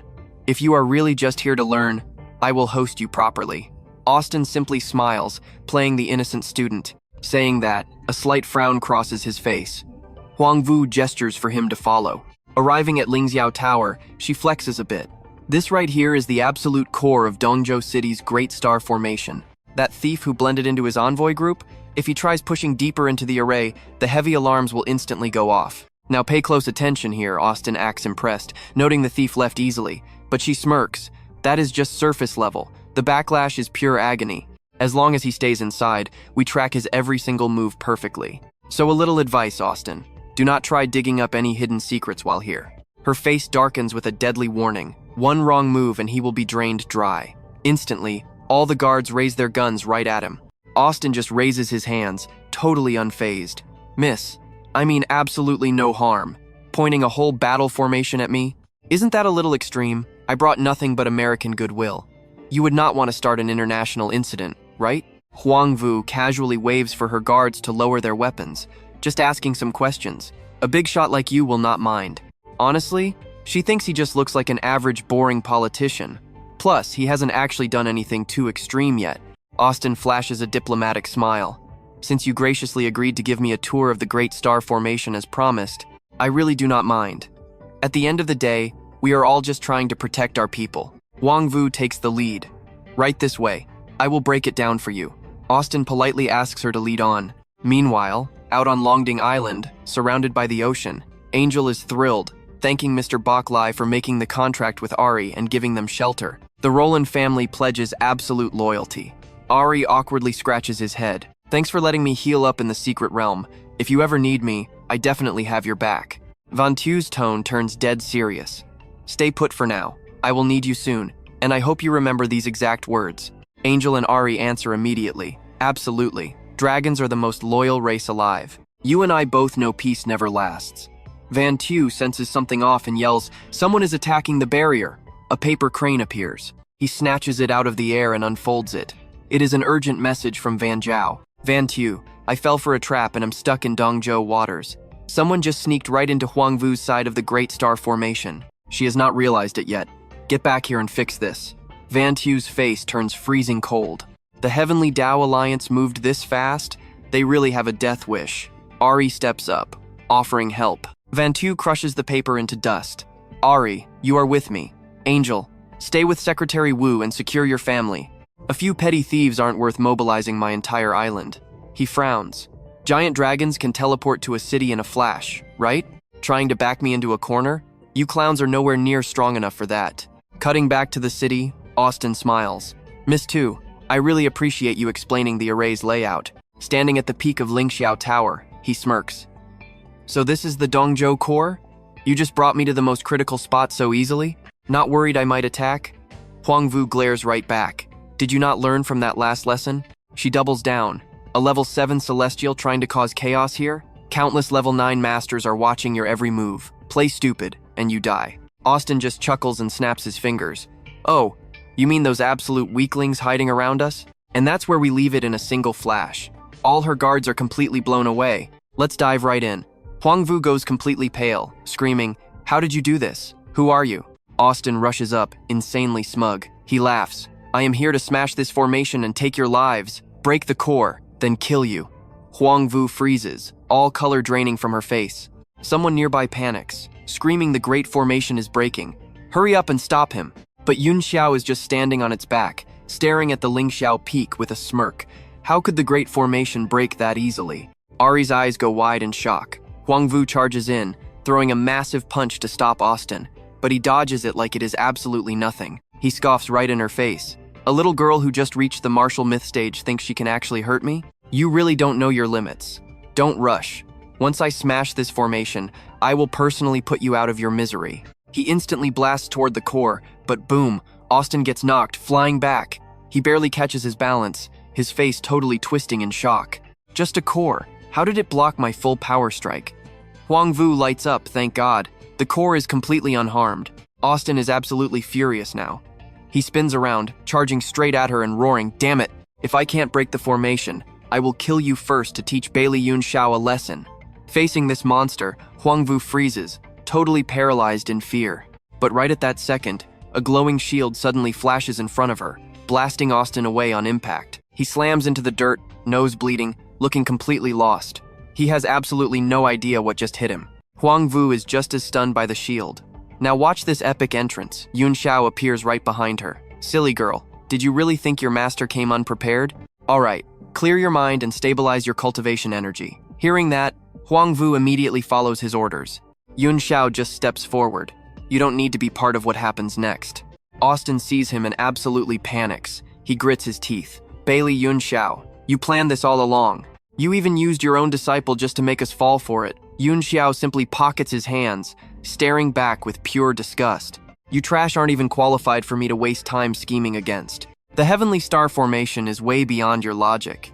Did you really think an Earth immortal could casually destroy a core this important? He squints coldly. Plus, her cultivation was stuck for way too long. I actually owe you a massive thanks for giving her the pressure to break through.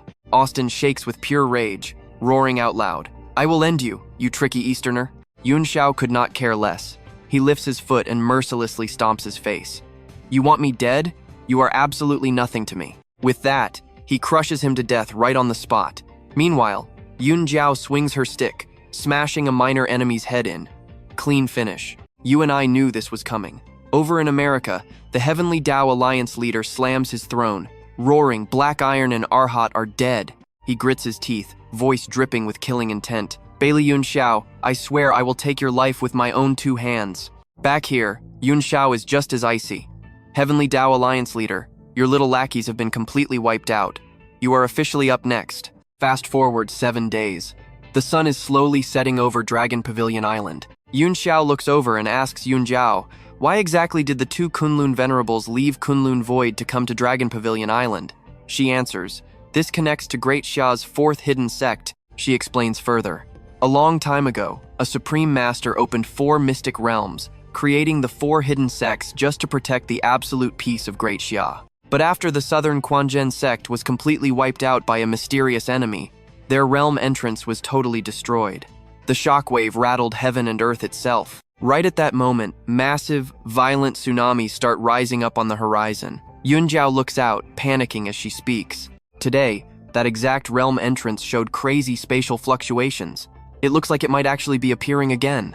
If we do not handle this right away, it will bring absolute disaster down on East Province.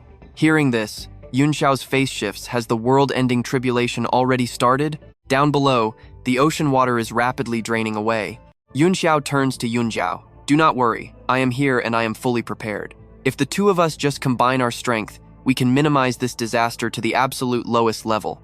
She hears this and immediately asks, are you talking about the Dragon Pavilion Island formation that was set up in East Province City? Yunxiao just nods. That is right. Right then, little Ju comes sprinting over, completely out of breath. Yunxiao asks what is wrong. She frantically reports, the 3 Emperors group is forming a martial arts alliance. The human emperor himself is stepping up as the leader. He announced they will go head-to-head against both the Lingxiao and Yuxiao groups combined. Hearing this news, Yunxiao just smirks. Then his face turns completely ice-cold. What a bunch of trembling trash. without Kunlun Void and the divine dragon sect involved, relying purely on the minor sects under 3 emperors, cave, and ordinary martial families in this world. They literally cannot accomplish a single big thing. Saying that, he turns his back and walks off. First, follow me to meet the 2 Kunlun venerables. Inside the main reception room on Dragon Pavilion Island, Yunxiao greets the great Qian and Kun venerables. Venerable Kun speaks up first, asking, "Young friend, have you heard about the crazy spatial fluctuations yet?" Yunxiao replies, "I know. Yunxiao already told me everything. And this is where we leave it." Venerable Qian sighs. Earth was always destined to face a great tribulation. We just never expected it to arrive this unbelievably fast. Yunxiao turns and asks, "Do you two have any clues about the hidden space entrance? Let's jump into this madness." He's secretly thinking that based on his past life, this whole calamity, it might just be a full-blown alien invasion. Venerable Qian dodges the question, shooting back, "Little friend, how much do you actually know about the Heavenly Tao League?" Caught off guard, Yunxiao admits he knows very little. Why bring them up right now? Could this crazy space fluctuation seriously be their doing? Venerable Qian gives a heavy nod. Exactly. He continues, explaining that according to ancient records, the League's ultimate master actually showed up once. Great Xia's 4 hidden realms all confirmed the same thing. This guy was a total mystery, riding straight out of the shadows on a massive black wolf. Yunxiao's face drops instantly. That means this master has been alive for over 1,000 years. Qian nods, adding that back then, Earth Immortals guarded those 4 realms, so this mysterious wolf rider couldn't just run wild. He slowly pours some tea, then keeps going.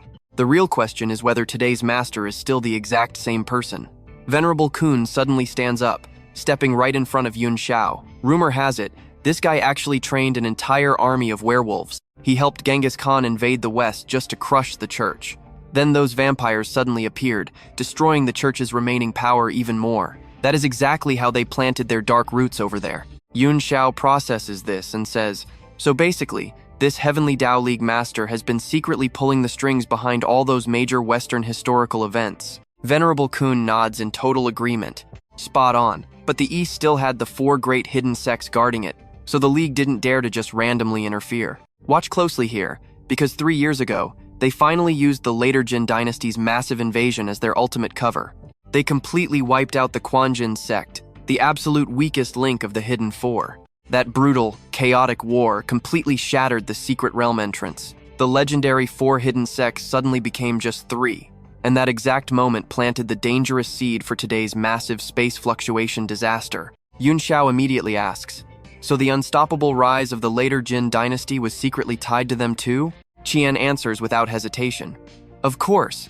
How else could their northern regime become so randomly and terrifyingly strong? Later on, we actually discovered weird metal attribute lifeforms hiding right inside their armor. Hearing this crazy detail, Yunxiao's eyes snap wide open.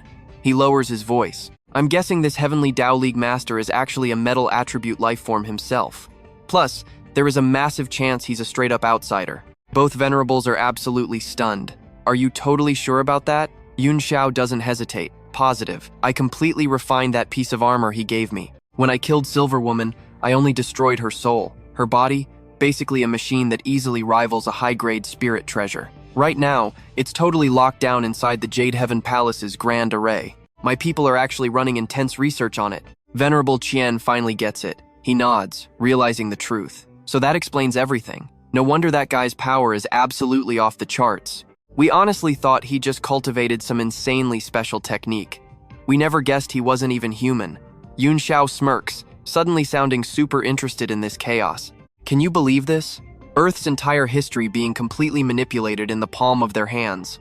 You have to admit, it's actually pretty fascinating. He pauses to think, then adds, "So if we look at it that way, this massive space fluctuation combined with the League's recent shady moves." Both venerables hum in grim agreement. "We're afraid the Heavenly Tao League is the absolute core source behind this upcoming deadly calamity." Meanwhile, inside a massive, gorgeous city, a mysterious figure casually walks straight in. Jifei Bai looks up from his throne and smirks. "What wild wind finally dragged you all the way here?" The 2 Heavenly Tao members just exchange a very dark, meaningful smile. Out on the endless ocean, Venerable Kun literally walks across the water. "The immortal sea mountain belongs to the Penglai range," he explains. "And Penglai's actual root is Kunwu Mountain. That very mountain is exactly where this secret realm exists." Yunxiao leads the way and replies, "This time, besides fixing that space fluctuation, finding any clues about the League would be a huge bonus." Suddenly, all three of them freeze. Venerable Qian turns and asks, "Have you spotted the realm entrance yet?" Yunxiao frowns deeply.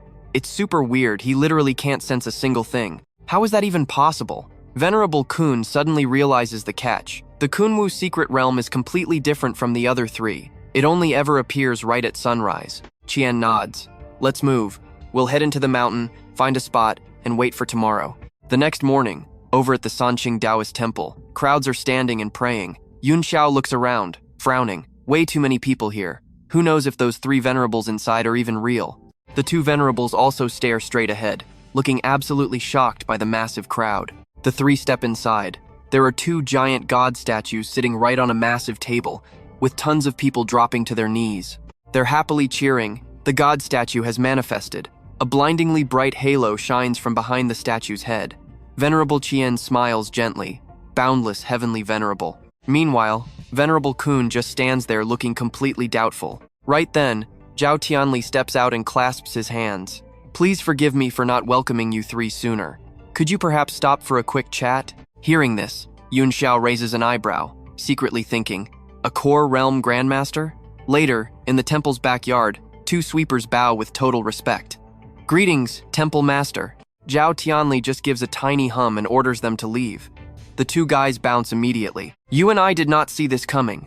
The second that door closes, he drops to his knees, hugging Yunxiao's legs, crying, "Seniors, please save our temple. Stick with me here." The old man begs for help. Venerable Qian looks shocked and asks if they know each other. The old man panics, saying he doesn't know them, but he definitely recognizes the Jade Heaven sect master. Yunxiao just waves his hand. "Taoist priest, get up." Then he asks, "What exactly happened that you couldn't handle on your own?" Zhao Tianli looks absolutely desperate as he starts explaining. "Listen, Sect Master Baili, our Sanqing temple has been peaceful for years, but a few days ago, he stammers, his voice shaking with pure terror. A bunch of thugs suddenly showed up wanting to buy the temple. They ordered me to pack up and take all my disciples away." His voice drops to a whisper. "They only gave us 3 days." Hearing this, Yunxiao looks surprised. "Something like that happened? Did you guys offend someone? Why not just call the cops?"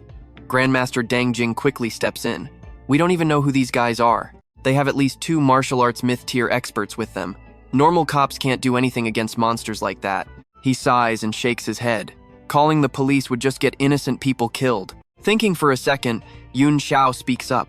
"Sending 2 martial arts myth experts means they aren't some low-level gang. Do you know what sect they belong to?" The priest shakes his head anxiously. He has no clue. He just knows they are coming tomorrow morning to take over. Yunxiao glances at the 2 Qian Kun venerables. Then he smiles at the priest. "Perfect timing. We actually need a place to crash for the night anyway. I'll handle this mess for you while we are here. Tomorrow morning, I, Yu Ling Xiao, will meet them myself." Hearing this, the Grandmaster is absolutely thrilled and quickly bows. "Thank you so much, Senior." The heavy atmosphere in the room instantly lightens up. That intense tension fades away, replaced by a huge sense of relief and real hope. Later in the guest room, Yunxiao looks at the 2 venerables. Didn't expect to run into something so interesting. "What do you guys think their real goal is?" Venerable Kun strokes his chin. "Could they also be targeting the secret realm of the Quanzhen sect?" He nods. 2 martial arts myth experts could easily take over a famous mountain anywhere. They wouldn't come all the way to Kunyun Mountain for nothing. Yeah, highly likely. Hearing this, both Qian Kun venerables turn pale. They say in unison, "The Heavenly Tao Alliance." All 3 realize this upcoming fight isn't just a squabble, it is a massive clash between giants. Suddenly, chaotic noises erupt from outside in the dark. Now pay attention, here is where it gets crazy. A group of shadows appears, spreading out over the rooftops, hunting like night predators. Rushed footsteps and plotting whispers make the whole atmosphere super tense. Then, one of the thugs standing on the main roof shouts at the top of his lungs, "Zhao Tianli, get out here." His voice echoes through the dark night, signaling that an absolute showdown is completely unavoidable now. The priest opens the door, trying to act calm. "Senior, didn't you say you would come tomorrow morning?" Suddenly, the guy teleports right behind him, scaring the absolute life out of him. He replies coldly, "It is past midnight, so it counts as a brand new day." His eyes are dead cold, a blade pressed right against the old man's neck. He smirks ruthlessly. "If you won't leave, Then let me send you to the afterlife. Every single word drips with pure killing intent, suffocating the air around them. Zhao Tianli can feel death knocking at his door, sheer terror taking over every single breath. You and I knew he wouldn't sleep through this. Yunxiao steps out, looking half asleep. He rubs his eyes and looks around. Why are you guys making a racket at midnight? That simple question leaves the entire group of assassins totally stunned. Instantly, their whole attitude flips. They all bow their heads respectfully and say, "We had no idea Senior Yu Lingxiao was here. We greet you, Senior." Yunxiao's voice gets serious. "Which sect do you guys belong to?" The thug answers, sounding pretty nervous now. "I highly suggest you stay out of this business, even though you are strong." He suddenly stops, his voice showing total hesitation. Another guy on the roof speaks up, his eyes turning cold. "There are still plenty of people in this world you really shouldn't mess with." Yunxiao just laughs, looking at them with pure amusement.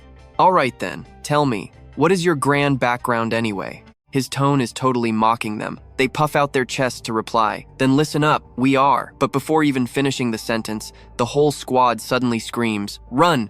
In the blink of an eye, everyone scatters like roaches. Yunxiao freezes for a second, looking surprised before getting absolutely furious. He yells out, raising his fist as a massive energy wave explodes.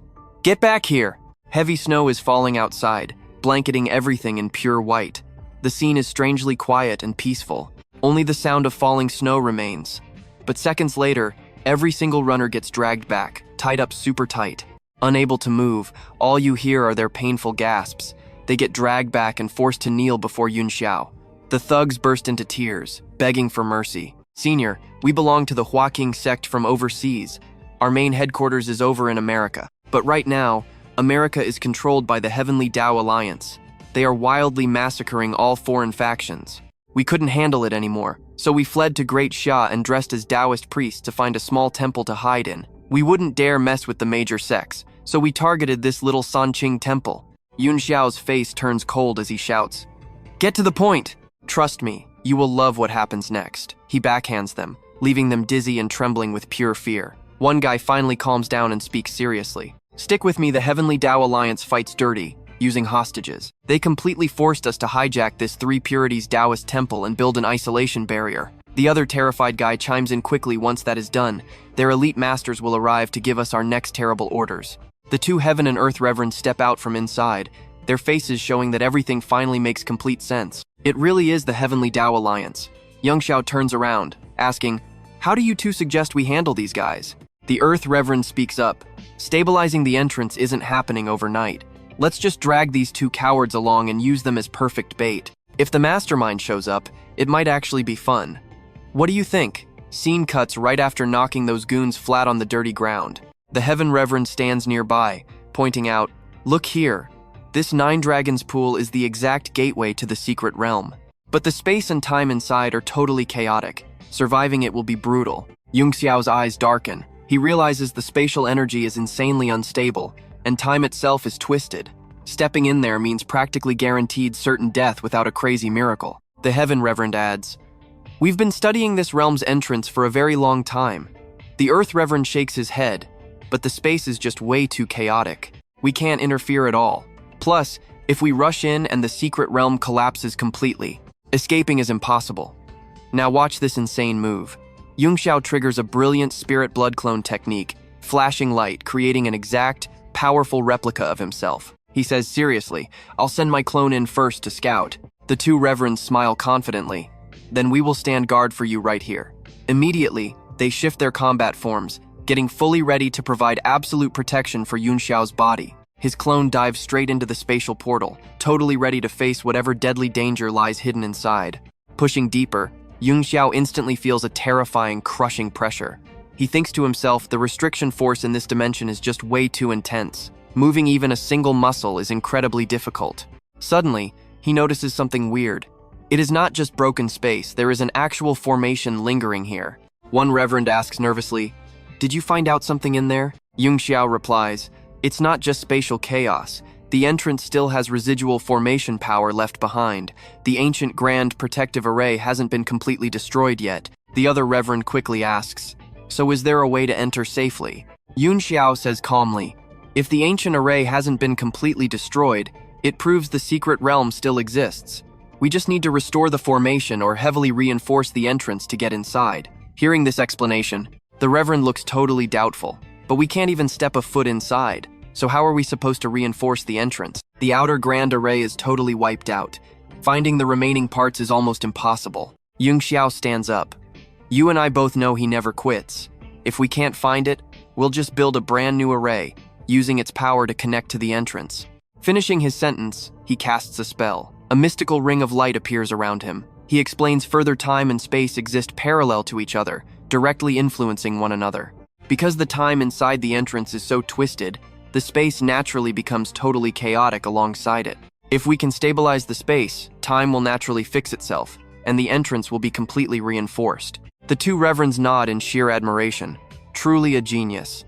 So, exactly how do you need us to help? Their eyes show pure respect and readiness to back him up, clearly trusting his insane abilities completely. Yunxiao glances over at the unconscious thugs from the Huaqing sect lying there. Then he states seriously, "Not right now. I have enough spirit stones to set the array. If you two are bored, use those guys as bait to lure out their masters." One reverend laughs loudly, praising the great plan. The other looks excited, saying it is the perfect time to crush the Heavenly Tao Alliance's ridiculous arrogance. A little while later, a mysterious stranger silently creeps up directly toward Yunxiao's position. He moves with extreme caution, completely silent. But trust me, this dangerous assassin is about to make a massive mistake. He thinks to himself, since the Heavenly Tao Alliance was founded, he has never tasted defeat. Yet lately, Baili Yunxiao has been pushing them to the absolute limit. His eyes are filled with pure hatred. He was originally just looking for two missing subordinates, but unexpectedly ran right into Baili Yunxiao here. Right at that moment, Yunxiao opens his eyes, speaking coldly, "You there." That simple phrase completely startles the assassin. Yunxiao continues, "Are you here for the Quanzhen sect's secret realm?" The guy glares back, angrily snapping, "Aren't you here for the realm too?" Yunxiao stays totally calm, a mocking tone in his voice. "I am from Great Xia. This realm was left by our ancestors. What is so weird about me being here? But a nobody with an unknown background like you, trying to steal Great Xia's realm? That's not right." The guy sneers back. "So what if it's not right? Baili Yunxiao, do you have any idea that the entire Heavenly Tao Alliance is just waiting for the perfect chance to kill you? Finding an opening was impossible. But surprisingly, you actually dared to show up entirely alone today, practically begging me to step out. I can only say this." He pauses for a dramatic beat, then yells, "You brought this death upon yourself." Yunxiao remains completely unbothered, his eyes radiating pure arrogance. "What makes you so sure you can actually kill me?" The guy instantly lunges forward to strike first, screaming, "Stop acting tough. Baili Yunxiao, remember my name, I am Aolo.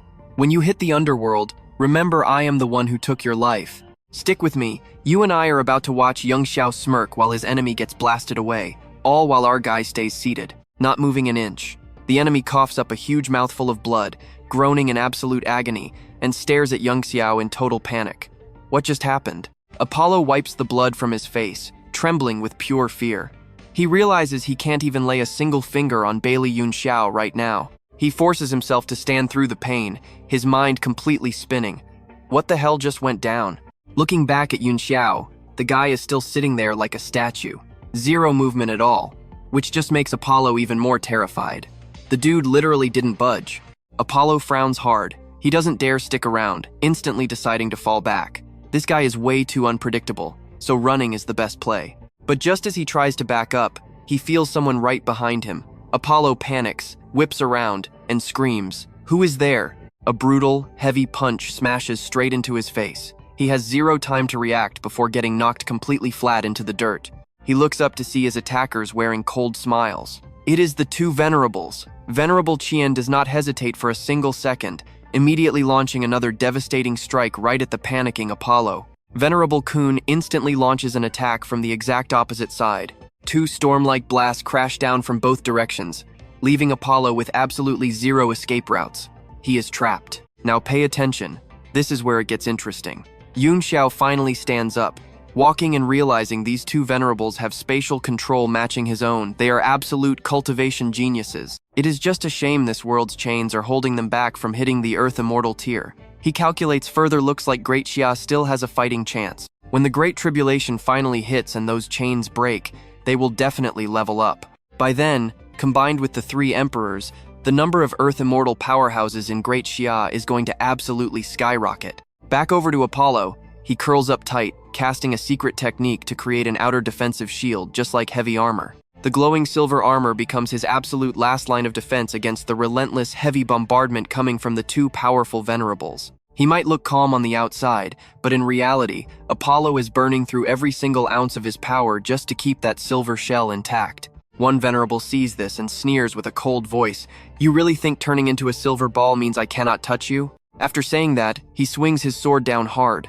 The terrifying force instantly shatters the armor, making Apollo scream out in pure agony. The venerable glares and says, "Still did not crush your soul, but you are not getting out of this alive." Suddenly, the silver sphere violently explodes, catching both of the powerful venerables completely by surprise. Right at that moment, Yunxiao steps in, forming hand seals to directly seal the demon. The 2 venerables smile and praise him. "Great job, kid. Not bad at all." Yunxiao smiles right back. "Just a minor trick, nothing worth mentioning. You 2 are the real powerhouses here." The 2 exchange satisfied looks. "In front of you, we really do not dare accept the title of venerable. If you don't mind, would you want to become sworn brothers with us?" Hearing this, Yunxiao bursts out laughing.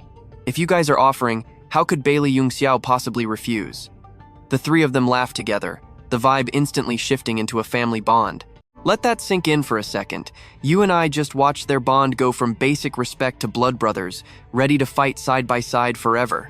One of them asks, "Third brother, how do we stabilize the spatial space now?" Yunxiao gives a confident smile. "The array is already fully set up. We should be perfectly fine." Inwardly, he thinks to himself, "I originally came to fix the spatial rift, but since we are in a secret realm, maybe there is some lucky break waiting here. Even if we don't find supreme heavenly treasures, this land definitely holds unique value." He turns to them. "Brothers, let's head deeper inside. We might find the array controlling the entrance." His voice suddenly turns dead serious. "If we don't find it, we have to bail early. My array can only hold for 1 day tops." The 2 of them agree in unison. The 3 push deeper, stopping in front of an ancient structure. The statues outside are completely ruined. Yunxiao scans the area and says, "This is an old ruined temple." Deep down, they all know this is likely where the Quanjin sect placed their array core. The surrounding ground is totally barren, scattered with a few collapsed houses. The whole scene looks like a brutal battlefield, leaving the entire village looking absolutely desolate and empty. The statues all around them are also heavily destroyed. Yunxiao speaks up. "Did a massive battle happen right here in this exact spot?" One replies, "Exactly. The battle scars haven't faded at all, even after a whole century." Looking a bit closer, Yunxiao senses a faint wave of energy, almost like this place used to be a massive spiritual energy hub. He ponders, signs of life mean a spirit vein might actually exist here. Suddenly, a strange noise echoes out. All 3 snap their heads in the exact same direction, the air instantly turning incredibly tense. Right on the mountain peak, a massive ape appears, its eyes burning like fire, muscles bulging with a brutal aura. It has spotted the 3 of them. Yunxiao smirks. This little monkey isn't half bad. The giant beast unleashes a deafening roar, echoing through the space with raw, terrifying intimidation that shakes everything around them. "Trust me, you are going to want to see this fight." Yunxiao looks up. "Are you the spirit ape guarding this mountain?" The beast growls, blasting a wave of crimson fire, trying to burn everything down. But Yunxiao doesn't even flinch, just sneering coldly. "What an absolute idiot. Stick with me here. You are about to watch an epic clash." He launched a blinding palm strike, roaring, "You absolute fool." That terrifying force slammed directly into the giant ape, making it howl in pure agony. The beast stumbled back, panting hard, its aura completely dropping. Those once fierce eyes, now filled with absolute terror. The older brother laughed and said, "This golden ape must be the boss of this hidden domain, but it looks like it is getting way too old." Van Tu chimed in, saying, "Maybe it was actually tamed by the Tonchan sect when it was just a little baby." After the Tonchan sect was wiped out, it became the guardian beast of this mountain. He stared at the giant creature and frowned, still feeling super suspicious about this. If it really is the mountain guardian beast, why does it only dare to hang around the outside? Suddenly, Van Tu flew straight up and stopped right in front of the 3 statues, speaking seriously. "This might be connected to these 3 Tam Thon statues. I have a strong feeling that this is the actual core of the entire magic array." He kept analyzing it. "If we fix them, it could stabilize the spatial gateway." Looking closer, he noticed something totally off and said, "Look at their eyes right now. They do not have any pupils, and the sockets are completely sunken into the stone. His voice turned confident. We definitely need 2 jade spirit stones to fill in those gaps. I will fix this part up right now. The 2 guys below agreed instantly, saying, "You got it, then we will handle repairing the broken arms and legs." Van Tu did not waste a single second and got to work. He took the spirit stones and carefully placed them right into the statue eyes. The second he finished, a blinding flash of light exploded straight out of the stone figure. He lowered his voice. "Just as I thought, this hidden domain is strong enough to protect tens of thousands of Daiha citizens." The older brother smiled, looking totally satisfied. "Van Tu, you stabilized this entire domain single-handedly, so from now on, your Ngok Tu Palace is officially in charge of it." The second brother chimed in. "We have been away from Kunlun for a few days, so we need to head back. It is all yours," Van Tu replied. "I will walk you out." The moment the 2 Cancon venerables left, Truthian Lai suddenly showed up out of nowhere, bowing his hands. "Senior, so you are actually still here." Van Tu's voice went ice cold. "Truthian Li, until I give the word, absolutely nobody is allowed to step foot inside this place." The old man looked shocked and asked, "But why?" "The 9 Dragons Pool is a famous wonder of Konvan Mountain. If you ban people from coming, it might cause some major misunderstandings." Van Tu suddenly snapped, growling, "I have my reasons." Without another word, he swung his hand, blasting a palm strike that sent the guy flying backward. Truthian Lai crashed to the dirt while Van Tu coldly warned him, "From now on, you are banned too." He thought to himself, "Baili Van Tu still does not trust me. Now pay attention here, because everything is about to go sideways." He pulled out his phone and texted his boss. Baili Van Tu opened the domain, and the Cancon duo just left. This is the perfect time to strike and kill him. A vicious, pure evil look flashed in his eyes, his heart turning completely cold. "Baili Van Tu, once we finish off the Cancon duo, we are coming straight back for you. This time, you are totally a dead man." High above the Tan Lin mountain range, the Cancon duo was suddenly ambushed and blocked by a huge group. The leader flashed a sick, sinister smile. "Cancon venerables, I did not expect to catch you 2 out here." The older brother frowned, his eyes darkening as he instantly recognized the enemy. "Hak Theod of the Tien Daomin." The second brother asked tensely, "What do you guys want?" He smirked coldly. Obviously, before he even finished, the mob behind him moved in unison, completely surrounding the 2 brothers. He finally finished his sentence. "We are here to kill you." Their enemy lineup was crazy strong. The brother quickly scanned the threat. 8 guys at tier 9 and 10 tier 10 cultivators are trapping us. Let's pause for a second. We both know they shouldn't fight this. The older brother suddenly launched upward, shouting, "Do not engage them. Retreat right now." His voice was decisive, making it super clear they needed to fall back and survive. But Hak Theod was absolutely not letting them get away. He unleashed a massive attack, roaring, "You think you can run?" The older brother took the hit, groaning in pain. He thought, they actually locked down the space. The younger brother instantly charged forward, screaming at the top of his lungs, "Brother, I got you!" The older brother looked down, seeing his sibling rushing in. His eyes wavered, torn between deep panic and pure emotion. Then, both of them roared together, "Break it right now!" They channeled every ounce of their raw power, throwing up a massive, unbreakable shield right in front of them. But the enemies did not hesitate at all. The entire mob swarmed forward, launching attack after attack to crush their defensive line. Endless strikes crashed down like a violent, raging tsunami, constantly slamming into the shield, slowly grinding it down and ripping it apart. One of the thugs suddenly roared, looking absolutely savage. He threw a full-powered punch straight at their barrier, mocking them the entire time. "Let's see where you rats can hide now." That punch carried some terrifying, monstrous force, looking to completely crush everything in its path. Under that insane pressure, their defense shields shook violently before finally shattering into a million pieces. The second brother instantly counterattacked, his voice full of disgust. "Just a bunch of trash, acting tough." The enemy experts took the hit and screamed in agony, completely unable to handle his strike. In the blink of an eye, they were brutally beaten down. Their bodies were totally drained, with zero strength left to keep fighting. Right at that moment, the younger brother screamed an order to fall back. Watching this whole crazy scene unfold, Hak Theod growled, "You live up to the Cancon name. We underestimated you." The brother snapped, "Cut the crap and fight. That is where we leave it. You and I definitely need to see what happens next." "All right, stick with me here." The eldest brother channels pure spiritual energy, his eyes blazing with blinding, raw power. He shouts that these pathetic guys could never kill them. Instantly, intense light shoots from his eyes like razor-sharp arrows, blasting straight into the elite fighters and leaving them writhing in absolute agony. But Black Iron steps in with a twisted smile, declaring their deaths are already set in stone today. Right on cue, two massive fighter jets come roaring in from behind. Black Iron smirks, his voice dripping with absolute sarcasm and confidence. He mocks the two Qiankun venerables, announcing that the Ulan fighter jets have arrived and their final moments are finally here. The jets open fire without warning. A brutal hail of bullets rains down like a raging waterfall, flashing brightly as explosive shockwaves completely rock the entire battlefield. The older brother urgently calls out, asking his sibling if he remembers Yunxiao's special technique.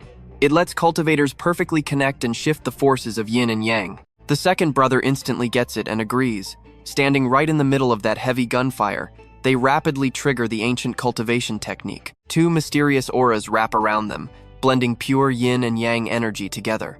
This forms an incredible supernatural shield, easily blocking the terrifying barrage of heavy attacks. A massive explosion shakes everything. While their enemies are totally blinded by thick smoke, the two Qiankun masters seize the moment to retreat. The older brother yells to stop fighting and rush back to the Kunlun void. His brother agrees. Watching them run, Black Iron looks genuinely impressed, wondering out loud if this is the legendary Tai Chi principle of Great Xia. He smirks, calling it pretty interesting. But instantly, he teleports right in front of them, blocking their escape route and roaring that they will never get away. Black Iron immediately unleashes a dark spell, completely paralyzing the two brothers where they stand. Now pay attention to this wild twist. The older brother's eyes widen in pure shock. They are completely paralyzed because Black Iron is literally controlling the metal elements inside them. The second brother realizes the horrifying truth. Those bullets from earlier were actually made from deadly life-binding metal. They finally see the villain's lethal trap, completely cornered with nowhere to go. Desperate, the second brother tells his older sibling to run ahead while he stays back to hold them off. But before he can even move, a massive, unyielding magic array suddenly crashes down right from above. It blasts furious fire and electricity straight into them. Agonizing screams ring out as the relentless lightning and flames brutally strike their bodies, leaving them both critically injured. The second brother coughs up blood, his entire body stained bright red. The older brother's condition is somehow even worse. He fully collapses to the ground, completely unable to fight anymore. Seeing this, the younger brother panics and screams his name. The situation is incredibly desperate right now. Black Iron's loyal followers step forward, their faces dripping with pure arrogance as they joyfully stare at the pathetic scene unfolding right in front of them. Black Iron flashes a sinister smile, arrogantly declaring that he already warned them. Not a single one of them is escaping today. Seizing this perfect chance, he channels all his dark strength and blasts a blazing torrent of fire to incinerate them both. The fierce flames erupt wildly, completely swallowing everything around them. Then, with a chilling calmness, he announces the two Qiankun venerables are finally dead. He immediately orders his troops to head straight for the Kunlun Void to contact their hidden inside spy. Their mission? Take over the Kunlun sect and steal the Kunlun Eye. His goons shout in agreement and quickly scatter to execute the vicious plan. Meanwhile at Kunlun Mountain, one of Black Iron's crazy henchmen is brutally slaughtering anyone who still dares to fight back. He swings his bloody sword non-stop, every single strike filled with merciless, ruthless killing intent. Sneering with pure disgust, he yells out that the two venerables are already dead. He warns that resisting is totally useless now. If they just surrender and reveal the Kunlun Eye's location, the Heavenly Tao Alliance might actually spare their miserable lives. Hearing this throws all the remaining survivors into absolute despair, panic, and overwhelming fear. I know what you're thinking, game over, right? Think again. Looking down from above, the older brother admits Yunxiao's blood clone technique just saved them from certain death. But the younger brother looks super worried. He points out that since these clones are just made of spiritual blood, they won't last much longer, and Kunlun has already fallen. The older brother grimly decides there is only one option left. Standing right at the Kunlun Eye, he starts channeling all his remaining power for a desperate move. The younger brother panics, screaming out. If they break the Kunlun Eye's seal and release that demonic energy, the entire mountain will be completely torn apart. He begs to know if they really have to do this. With fierce determination, the older brother yells back. Their strength is down to 10%. If they don't do this, Kunlun is doomed anyway, so they might as well risk it all right now. Pushing his power to the absolute limit, he roars out that his mind is officially made up. His voice echoes like a sacred oath. Realizing that protecting Kunlun is the only thing that matters, The younger brother stops arguing and finally accepts this crazy, dangerous plan. As the ultimate spell completes, massive, terrifying energy explodes. A giant, shadowy object materializes high up in the sky, making the Heavenly Tao Alliance members look up in absolute panic and pure horror. Suddenly, that massive object violently explodes. Countless devastating lightning bolts crash down, blasting straight into the Heavenly Tao Alliance army. The troops are instantly shattered, screaming in unimaginable, agonizing pain. They beg for it to stop. Someone hysterically screams, asking what this nightmare is and why it's brutally tearing their bodies to shreds. The lightning strikes slice through them like razor-sharp blades, delivering maximum torture and plunging the entire battlefield into pure, bloody chaos. Screams echo across Kunlun as blinding lightning lights up the sky. Their enemies are begging for mercy. So what do you and I take from this? Never mess with a master. Stick with me here. The eldest brother steps up, his voice pure ice. Karma finally caught them, and they totally deserve it. But the second brother looks seriously stressed. The demonic energy wiped out most of the Heavenly Tao Alliance, but here is the tragedy. Out of 3,000 Kunlun disciples, barely 100 survived, and the corruption is still spreading fast. Hearing this, the eldest brother says darkly, "We cannot drag this out. If they for what's the demonic energy for what's the plow sending, the fallout will be absolute madness." He warns his brother that the barrier is already hitting its breaking point. The second brother fully grasps the stakes. Trusting him completely, he just nods. "Eldest, I get it. Let us make our move." Turning to his two closest aides, the second brother drops his voice to a serious whisper. "Right now, the only way to hold the barrier is to burn our own souls. We are nothing but remnant souls at this point. We cannot defeat the demonic energy anymore, but we can buy everyone a little more time." The eldest barks out an order immediately. Fei Yu, start the idol now. Have the Jiang family contact Baili Yunxiao right away." The two warriors do not even hesitate. They reply in unison. "Orders received." The brothers look incredibly tense, their voices heavy as they firmly emphasize, "Remember this. The only person alive who can save Kunlun right now is Baili Yunxiao." Cut to Dragon Pavilion Island, where Yunjiao sprints in, panicked. "Grandma, the Quang Kun two venerables' bodies are destroyed." Her grandmother is absolutely horrified. "What?" Yunjiao quickly explains. The messenger said the Heavenly Tao Alliance used laser weapons to wipe out their physical bodies. But their souls survived and managed to escape back to Kunlun Mountain. He instantly asks the most important question. "What about Yunxiao?" Yunjiao replies gravely. "The venerables told us to find a way to warn Baili Yunxiao so he can prepare. The Heavenly Tao Alliance has split their forces to hunt him down." Hearing this terrifying news, absolutely everyone panics. Pan Su Mu immediately takes to the sky. "I will go with Xiang Yu to Kunlun Mountain right now and warn the master." Yunjiao anxiously warns them.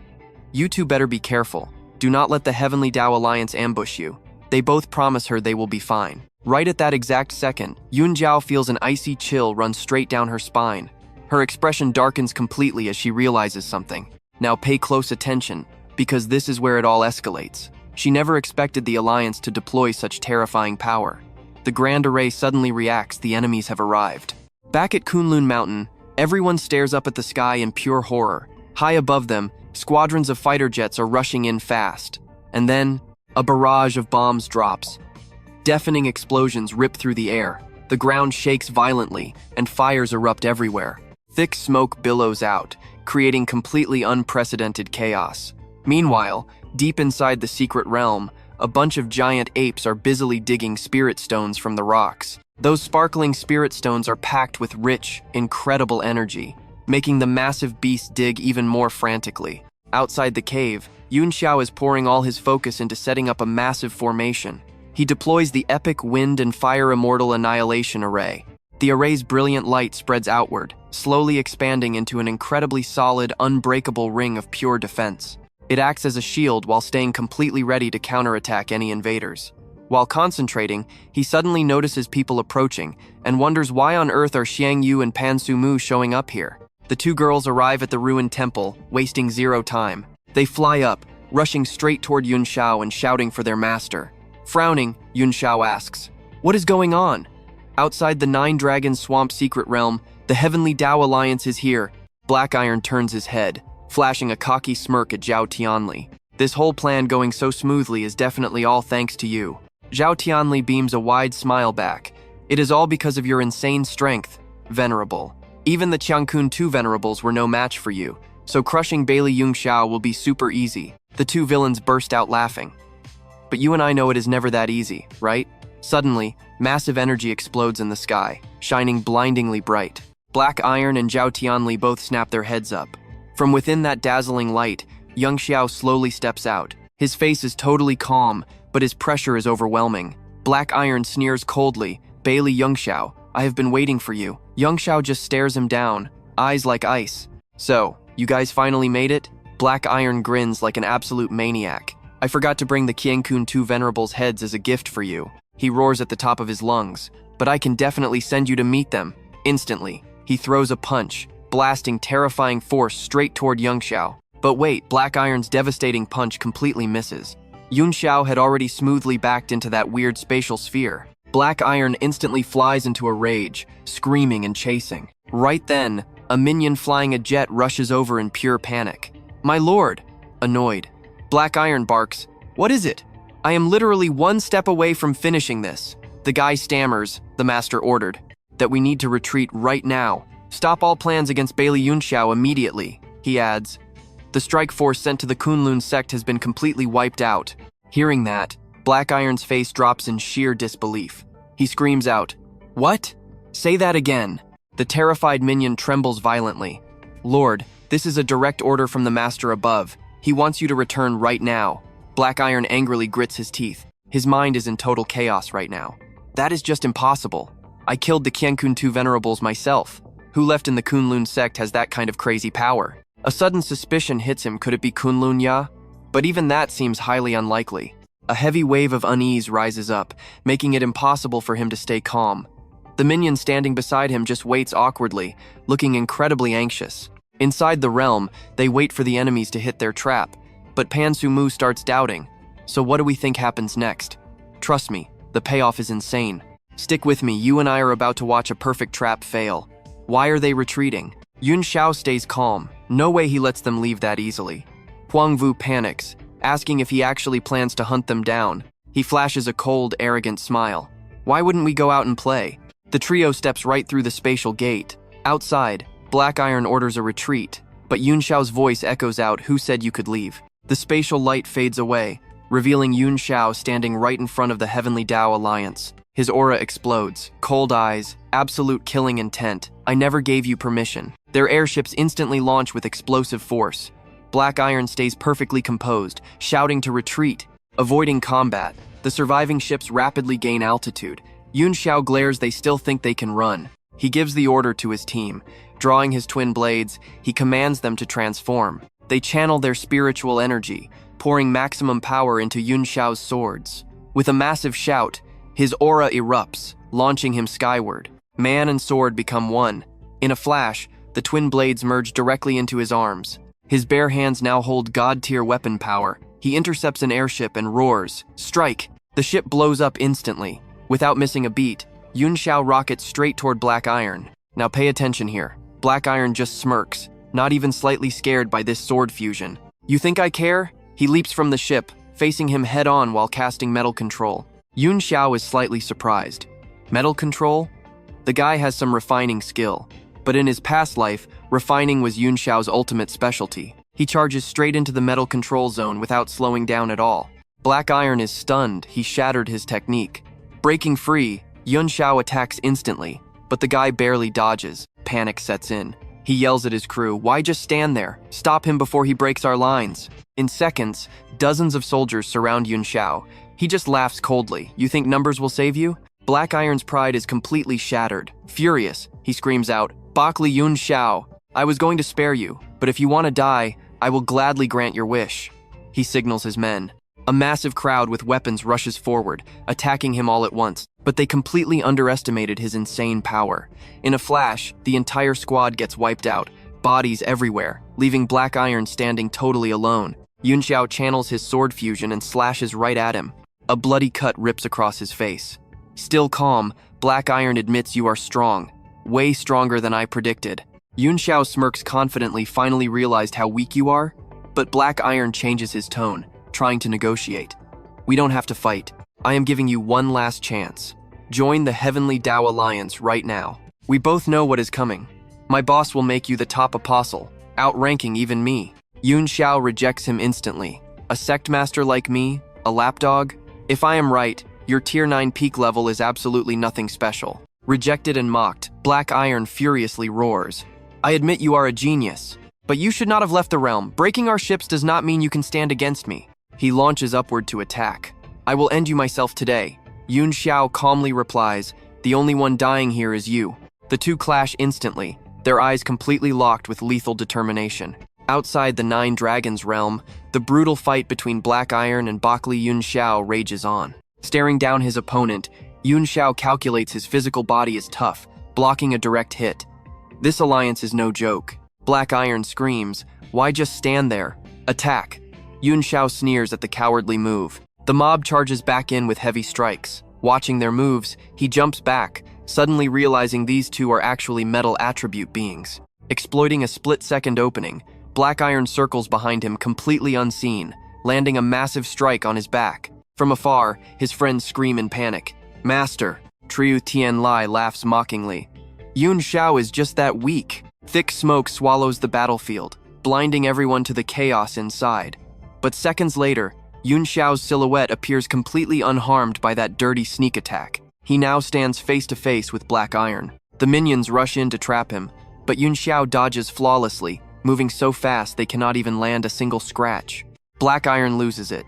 And trust me, you and I know if he fails to kill this kid today, the consequences will be disastrous. Stick with me here, he secretly thought. Even if I defy the master, I absolutely can't let this guy live. Dodging the attack, Yunxiao stays on high alert, analyzing the situation in his head. This is dangerous. The Heavenly Dao Alliance is seriously no joke. Realizing a long fight means bad news, Yunxiao takes his chance to retreat. He smirks, saying they have plenty of time to meet again. Black Iron furiously yells, asking if he wants to run after starting a fight. His subordinates step up, asking the boss what to do next. He growls to follow him into the secret realm. The whole crew charges in, suddenly facing an absolutely endless desert. The group immediately panics. What is going on? Is the Quanjin sect secret realm just a total wasteland? Where is Yu Lingxiao and his crew? Black Iron stands at the very front, his eyes darkening, suspicion growing deep in his mind. Suddenly, a massive wind and fire formation completely surrounds them. They all freeze in terror. Heavenly fire? A massive fire tornado surges up, its terrifying pressure making everyone tremble. Watching from outside, Xu Xiangyu and Pan Tomu are absolutely stunned. Our master is incredible. From the initial pursuit to intentionally luring them in, every single thing was part of his master plan. Yunxiao smiles faintly, totally satisfied. Black Iron charges out of the matrix, roaring in absolute rage, yelling that a pathetic illusion can't kill him. He wildly punches the array. A moment later, absolute panic hits him hard. Now watch closely, is this insane formation actually unbreakable? The minions panic and report that the spatial entrance just vanished. They absolutely can't retreat. Hearing that, Black Iron snaps and screams, demanding Baili Yunxiao to come out and fight. Yunxiao stands outside, mocking him. You think I'm stupid? Trapped in my wind and fire array, something that kills Earth immortals. You're never leaving. Hearing this, Black Iron goes completely silent, but his eyes slowly turn purely psychotic. After thinking for a second, he growls that he will simply trade lives. I absolutely won't let you survive, and you'll never threaten my master. Saying that, he turns to his minions. Without a single signal, they press their hands onto his back. His body immediately swells with monstrous energy. The three outside watch in absolute horror. The two girls frantically scream out for their master. Yunxiao changes color. Is he blowing himself up? Or forcing a false core realm breakthrough? Exactly as predicted, the giant Black Iron frantically smashes the array. A heaven-shaking explosion erupts. The space violently shakes. Surrounding secret realms shatter completely, and thick blinding dust covers everything. Yunxiao pushes his limits to hold the array, shocked by the terrifying blast. That hit didn't just wreck the realm formation, it destroyed the entrance. A moment later, through the thick smoke, Black Iron appears again in his normal size. Yunxiao and the girls completely freeze. You and I both saw that coming, right? Covered in ash, Black Iron coldly sneers that Yunxiao survived. Yunxiao floats into the sky, laughing coldly. Is this your so-called life trade? Using your own subordinates' lives to break my formation?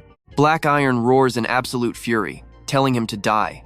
He activates a lifespan-burning secret art, and raging fire heavily surrounds his body. Yunxiao smirks. You want me dead? The only person dying here today is you. With that, he fires a primordial spirit strike, directly attacking his soul. Black Iron panics, realizing it's a divine domain illusion attacking souls. Taking the hit, he screams in pure despair. No, impossible. You can't be this unbelievably strong. Before his scream fades, he is completely obliterated. Xu Xiangyu immediately asks her master what to do next. Pantomu also speaks up, saying the entrance formation was destroyed and asking how they leave. Yunxiao calmly replies they just need to reset the array. The spatial entrance remains. He can reopen it. You two stay here and set it up. I'm heading to Longting Island first. The girls instantly follow his orders. In another land, Yunjiao is walking by the lake when a teleportation circle appears. The person stepping out is Yunxiao. Yunjiao lights up, so relieved he's safe.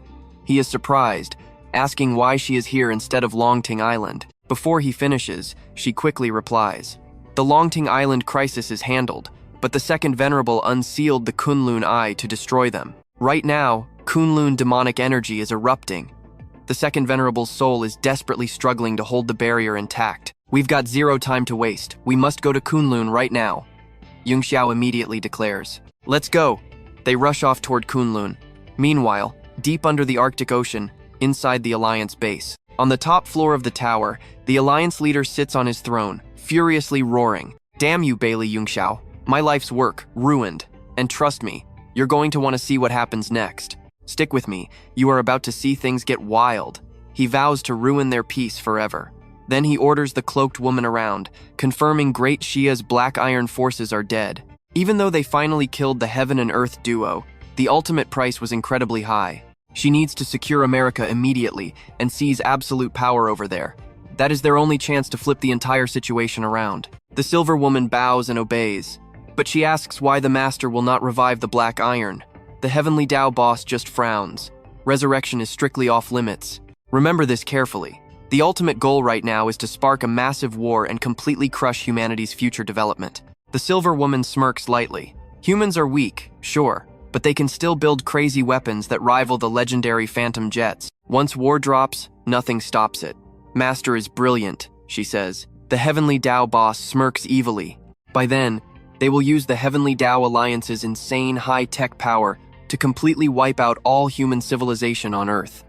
Game over. Back at Kunlun Mountain, two brothers push their absolute limits to defend the barrier. The younger brother panics, terrified he cannot hold on. The older brother stays firm. Even if their souls shatter, demonic energy cannot break through. Right then, Yunjiao and Yunjiao finally arrive. Yunjiao feels totally guilty, apologizing for dragging his older brothers into this mess. Yunjiao steps up too. Sorry we are so late. The second brother quickly replies, telling him to stop. Without him, they would have died to the Heavenly Tao Alliance ages ago. The real issue now? The Kunlun Eye's demonic energy is shattering the barrier. Yunxiao tells them not to sweat it. He will evacuate the Kunlun disciples first, then come straight back to handle the Kunlun Eye himself. He drops the order. Disciples immediately retreat from the secret realm. Then he tells Yunjiao to stay behind and protect his two brothers. Opening a teleportation portal, he safely gets all disciples out. The Kunlun Eye's energy goes totally berserk. Yunxiao's face drops. He screams at everyone not to look up. That is heart demon fire. Looking means instant death. But suddenly, he freezes. Now watch this part closely. It gets insane. The disciples unknowingly look up. Boom! A massive electrical surge suddenly erupts right at the peak, throwing everyone at the bottom into absolute pure panic.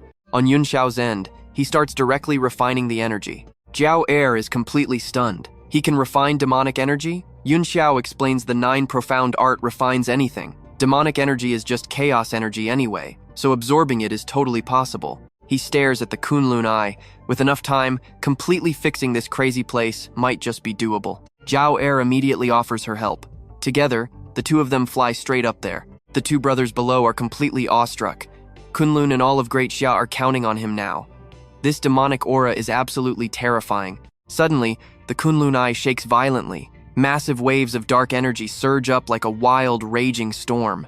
Yunxiao narrows his eyes, his voice turning deadly serious. Real signs of demonization.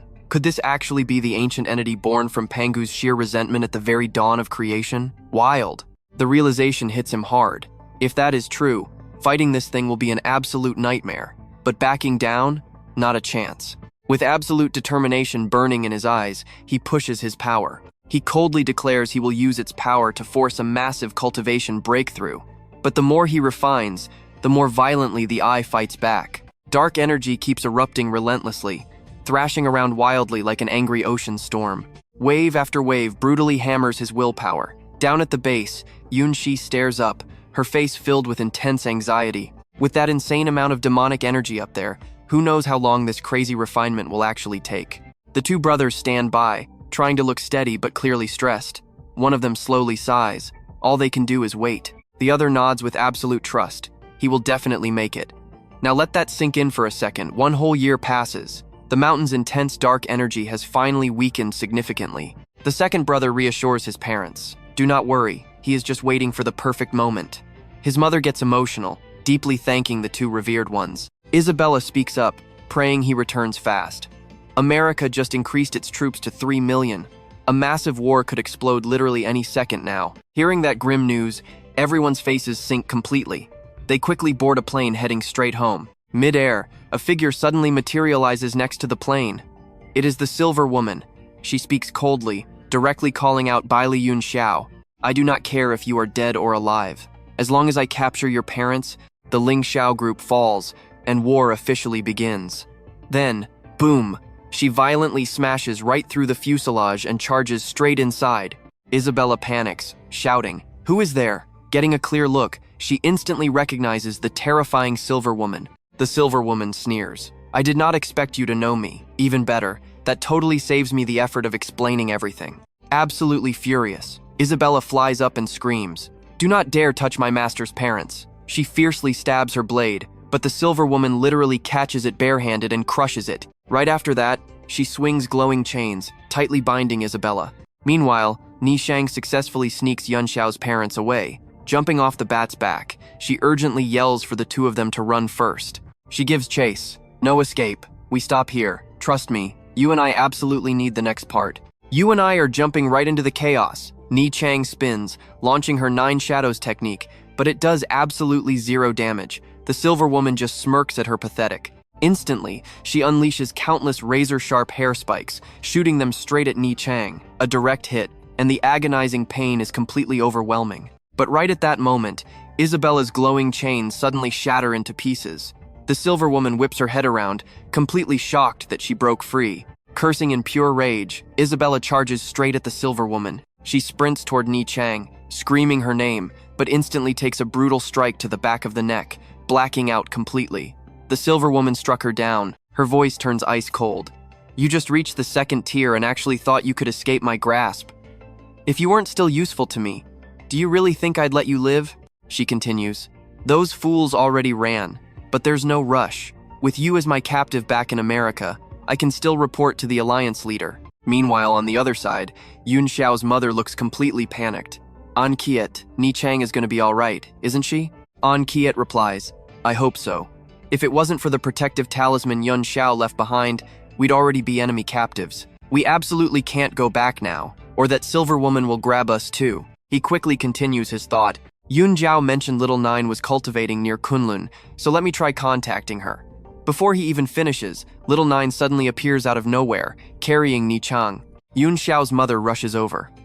Little Nine, why are you here? Is Ni Chang okay? Little Nine carefully rests Ni Chang against a tree. I felt the spirit energy fluctuating and came to check, but I was one step too late. I could only use my energy to protect her soul. Once Master comes out of seclusion, she might still be saved. An Kiet immediately asks, what about Isabella?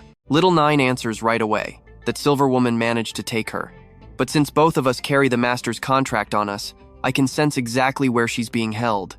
Don't worry, I'll take you two to Longding Island first, then I'll go save her. An Kiet nods, knowing he has to accept this plan. Watch closely, this is where it gets good. Little Nine tracks them to a US military base. Channeling energy into her hands before a massive iron door, she confirms the contract signal stops here. Isabella is inside. With that said, she obliterates the door and storms inside. The Silver Woman spots her and smirks. 9th tier Heaven Realm. You're the 9-tailed fox serving by Yun Xiao's side. Little Nine walks in, seeing Isabella tied up with endless guards aiming guns at her. She just says coldly, "Cut the nonsense and let Isabella go." Ignoring her, the Silver Woman immediately barks an order. "What are you waiting for? Attack!" The guards open fire, unleashing a literal rain of bullets at Little Nine. But in a single blink, Little Nine appears right behind the Silver Woman. "I don't know how you came back to life, but against me, you are absolutely nothing. The power of the nine-tailed fox tribe isn't something you can ever fight against." Before she can even react, a single palm strike sends the Silver Woman flying. Right after, Little Nine casually wipes out the entire squad of guards. Her voice is freezing. "A bunch of rookies barely in the Heaven Realm dare to block me?" Finished, she walks over to Isabella. "Let's go, I'm taking you home." Finally rescued, Isabella happily says, "Thank you, Sister Little Nine."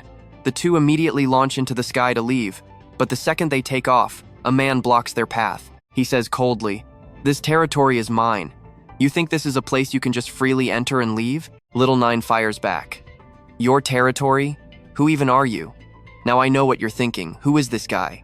He just laughs.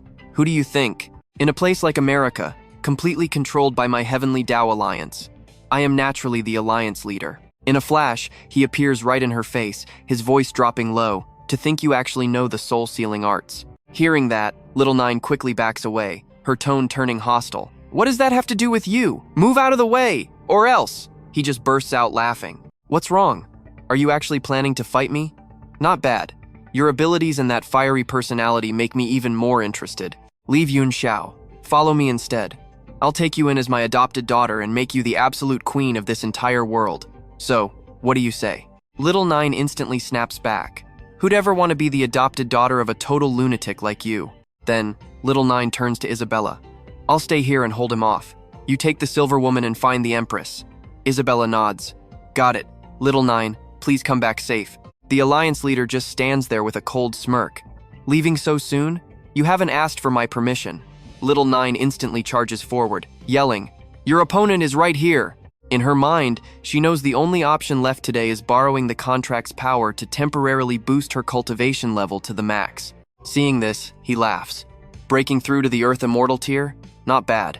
Unleashing his technique, a massive red demon manifests around his body and lunges straight at Little Nine. He sneers, but to me, it's still absolutely nothing. A giant red demonic hand crushes Little Nine, the sheer agonizing pressure suffocating her completely. He smirks and continues, "Even though the Silver Woman was taken, capturing you easily makes up for my Heavenly Tao Alliance's little loss." Right at that moment, the Kunlun secret realm suddenly starts cracking, the entire space shaking violently. The crowd below screams in absolute panic.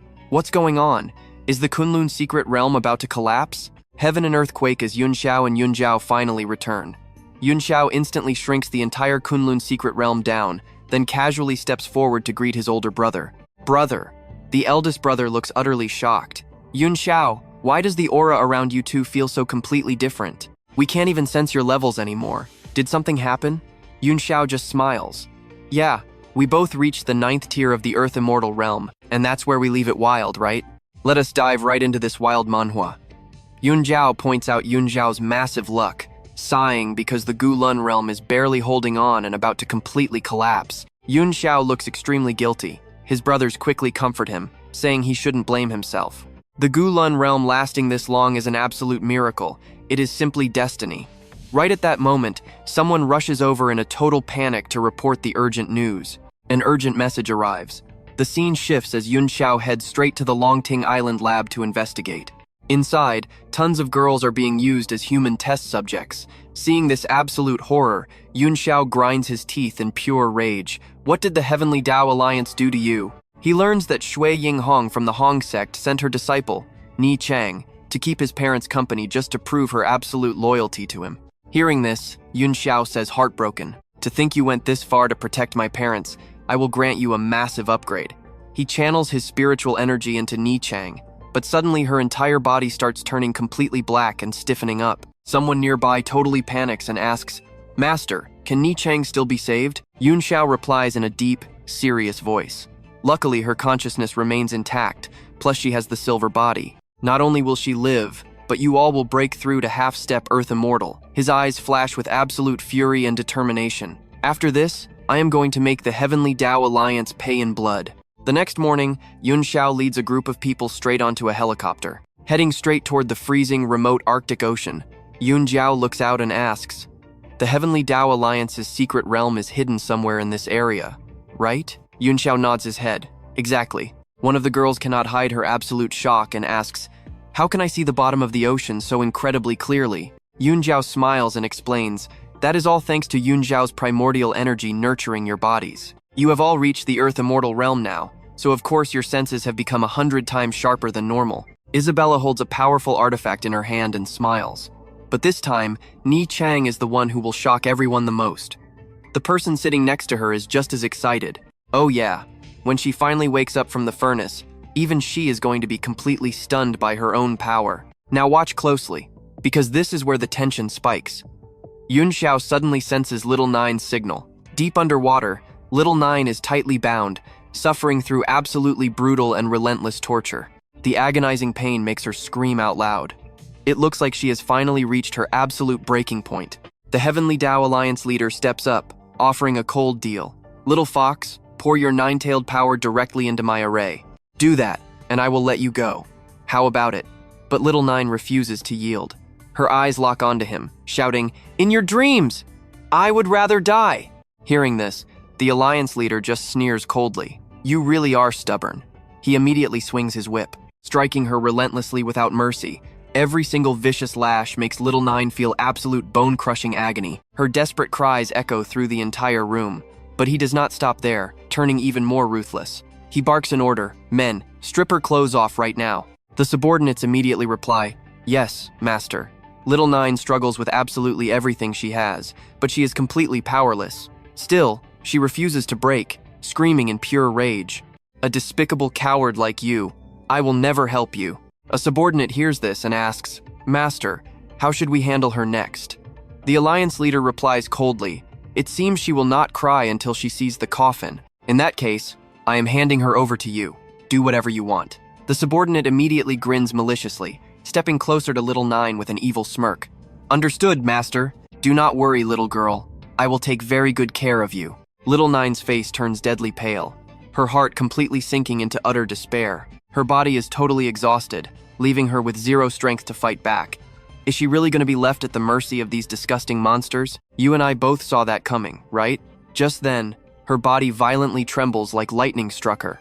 This sudden, massive change makes the Alliance leader and his men jump back in pure terror. Little Nine lights up with joy. A fierce hope surges through her heart, knowing without a doubt it is Master Yunxiao. Her master is finally here to save her. Meanwhile, the Alliance leader panics completely. The noise is coming from the entrance. He cannot believe Baili Yunxiao actually found the secret realm and breached the treasure tower.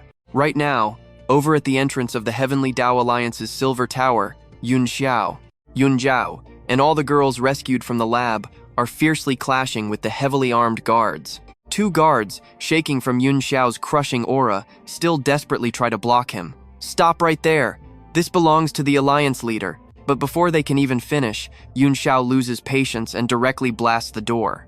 Boom! A massive explosion shatters the heavy door into pieces, sending both guards flying away like rag dolls. Yunxiao and Yunjiao slowly stride right inside. Yunjiao scans the area, her eyes widening as she asks, "Yunxiao, what is all of this?" Right in front of them is a massive armory. Tanks, helicopters, and heavy fighter jets are completely packed across the entire giant hall. Even Yunjiao is totally shocked by the insane amount of military firepower. Yunjiao grits her teeth, realizing the Heavenly Tao Alliance is definitely hoarding this to start a massive war.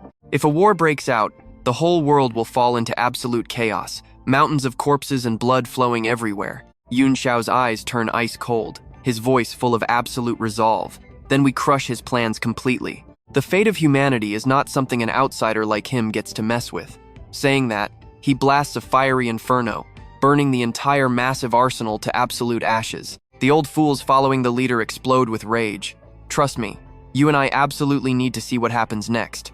Alright, strap in. These goons are screaming, "You dare touch the Heavenly Tao Alliance Master's property? Pay with your lives." Yunxiao can feel Xiaoju enduring absolute agony, right on the verge of collapsing. He lowers his voice. "You girls handle those 3 Tier 8 and 10 Tier 7 guys. I am going ahead to save Xiaoju." Yunjiao immediately fires back. "Do not worry about us. Go find her. The girls and I will completely wipe the floor with them here. Cutting back to Xiao Ju, that loyal lackey of the Alliance Master refuses to back off. He sneers, tossing out a nasty threat. Little girl, wouldn't it be better to just obey the master? Looks like you still need a harsh lesson. Suddenly, a massive sneak attack hits him from behind. Yunxiao has arrived. He instantly drops a fatal strike before the guy can even react, wiping him off the map right on the spot. Xiao Ju lights up with joy. Yunxiao comforts her. Do not be afraid. I will get revenge for you. Meanwhile, the Alliance Master watches from the sidelines. He slowly cracks his knuckles, his voice dripping with pure sarcasm. Such deep loyalty. Truly touching. But did you honestly think my precious pagoda is a place you can just stroll in and out of whenever you please? Keep dreaming. With that, he activates a massive lockdown technique, roaring, Baili Yunxiao, you walked in today, but you are never walking out. Yunxiao just smirks with absolute disrespect. A tiny lockdown technique thinks it can stop me? He instantly fires back with a massive, earth-shattering counterattack. The Alliance Master's face changes, mixing shock with fear. I cannot believe you broke these shackles. Have you stepped into the Earth Immortal tier? His expression turns completely dark. Looks like I actually need to get serious. Baili Yunxiao, hand over your life right now. Yunxiao freezes as the enemy summons Earth Immortal clones. Now watch this closely. Xiao Ju urgently yells out, Master, please take my Nine Tails power. I can definitely help you break this array. After absorbing that immense Nine Tails energy, Yunxiao's aura absolutely explodes. He coldly states, my life is right here. If you have the skills, come and take it. With his upgraded vision, he easily spots the true body hiding right among the clones. He grabs his throat and slams him into the ground. The two launch into a furious brawl, trading massive, heavy blows. They even start trash-talking non-stop. The Alliance Master sneers. You actually have some skills. Yunxiao fires right back. You are not too bad yourself. A second later, Yunxiao swings his blade, stabbing straight through his body. The Alliance Master screams in agony, his entire frame shaking violently.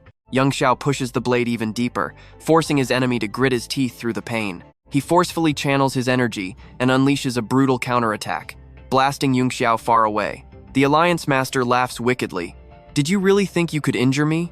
Without warning, he completely changes direction, charging straight at Xiao Ju, roaring, You are just relying on that fox's power. You have zero real skill.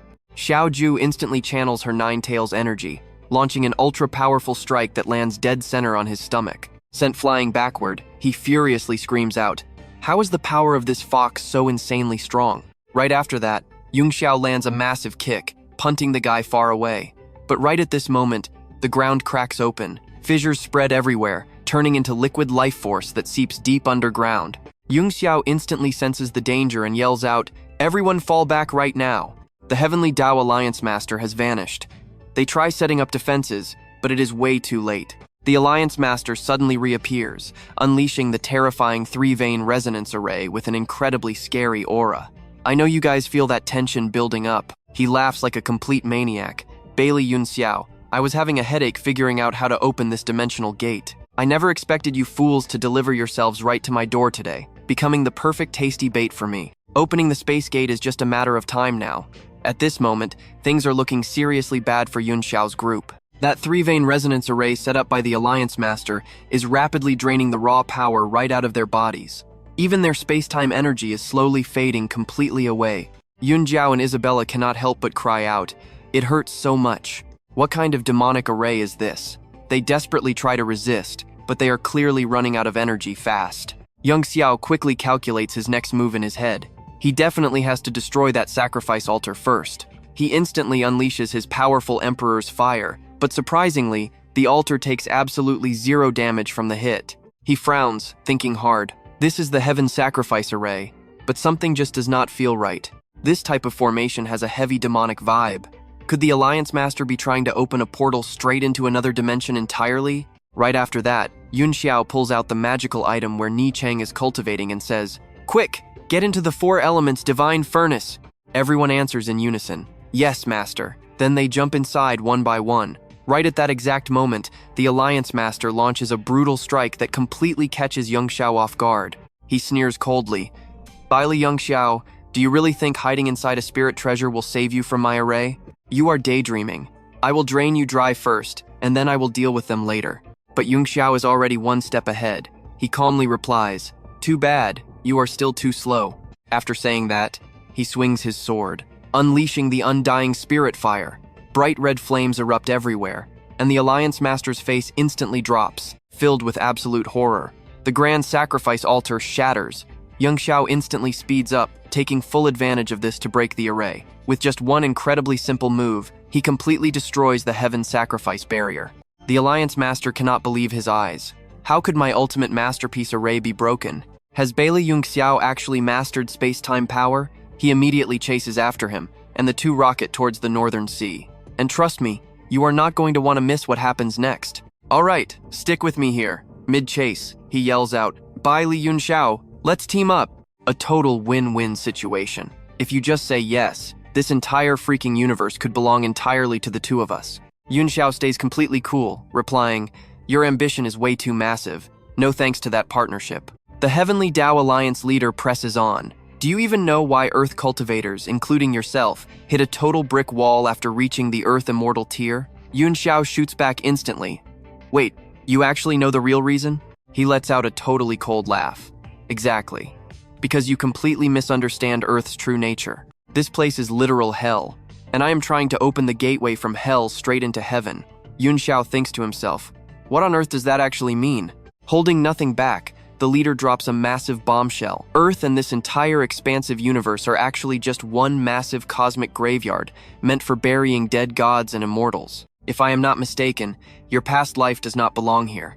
You were an immortal or a literal god from a completely different world. Hearing that, Yunxiao completely freezes up. High alert kicks in, and serious suspicion floods his mind. How could this guy possibly guess his real identity? But keeping his poker face perfectly intact, he asks calmly, what makes you think that at all? The Alliance leader smirks, answering, if you are not a reincarnated god who somehow unlocked his past life memories, how did you reach your current power level so insanely fast? Listen closely, because you and I both know the villain completely missed the real truth here, but Yunxiao realizes this info dump is totally worth milking. He pushes for more. If Earth is really a graveyard for the gods like you say, then why have you been hiding out here for all these years? His lips curl into a completely sinister smile. Obviously, to observe how creatures survive inside literal hell, he continues, thousands of years ago, I completely restored my past life memories.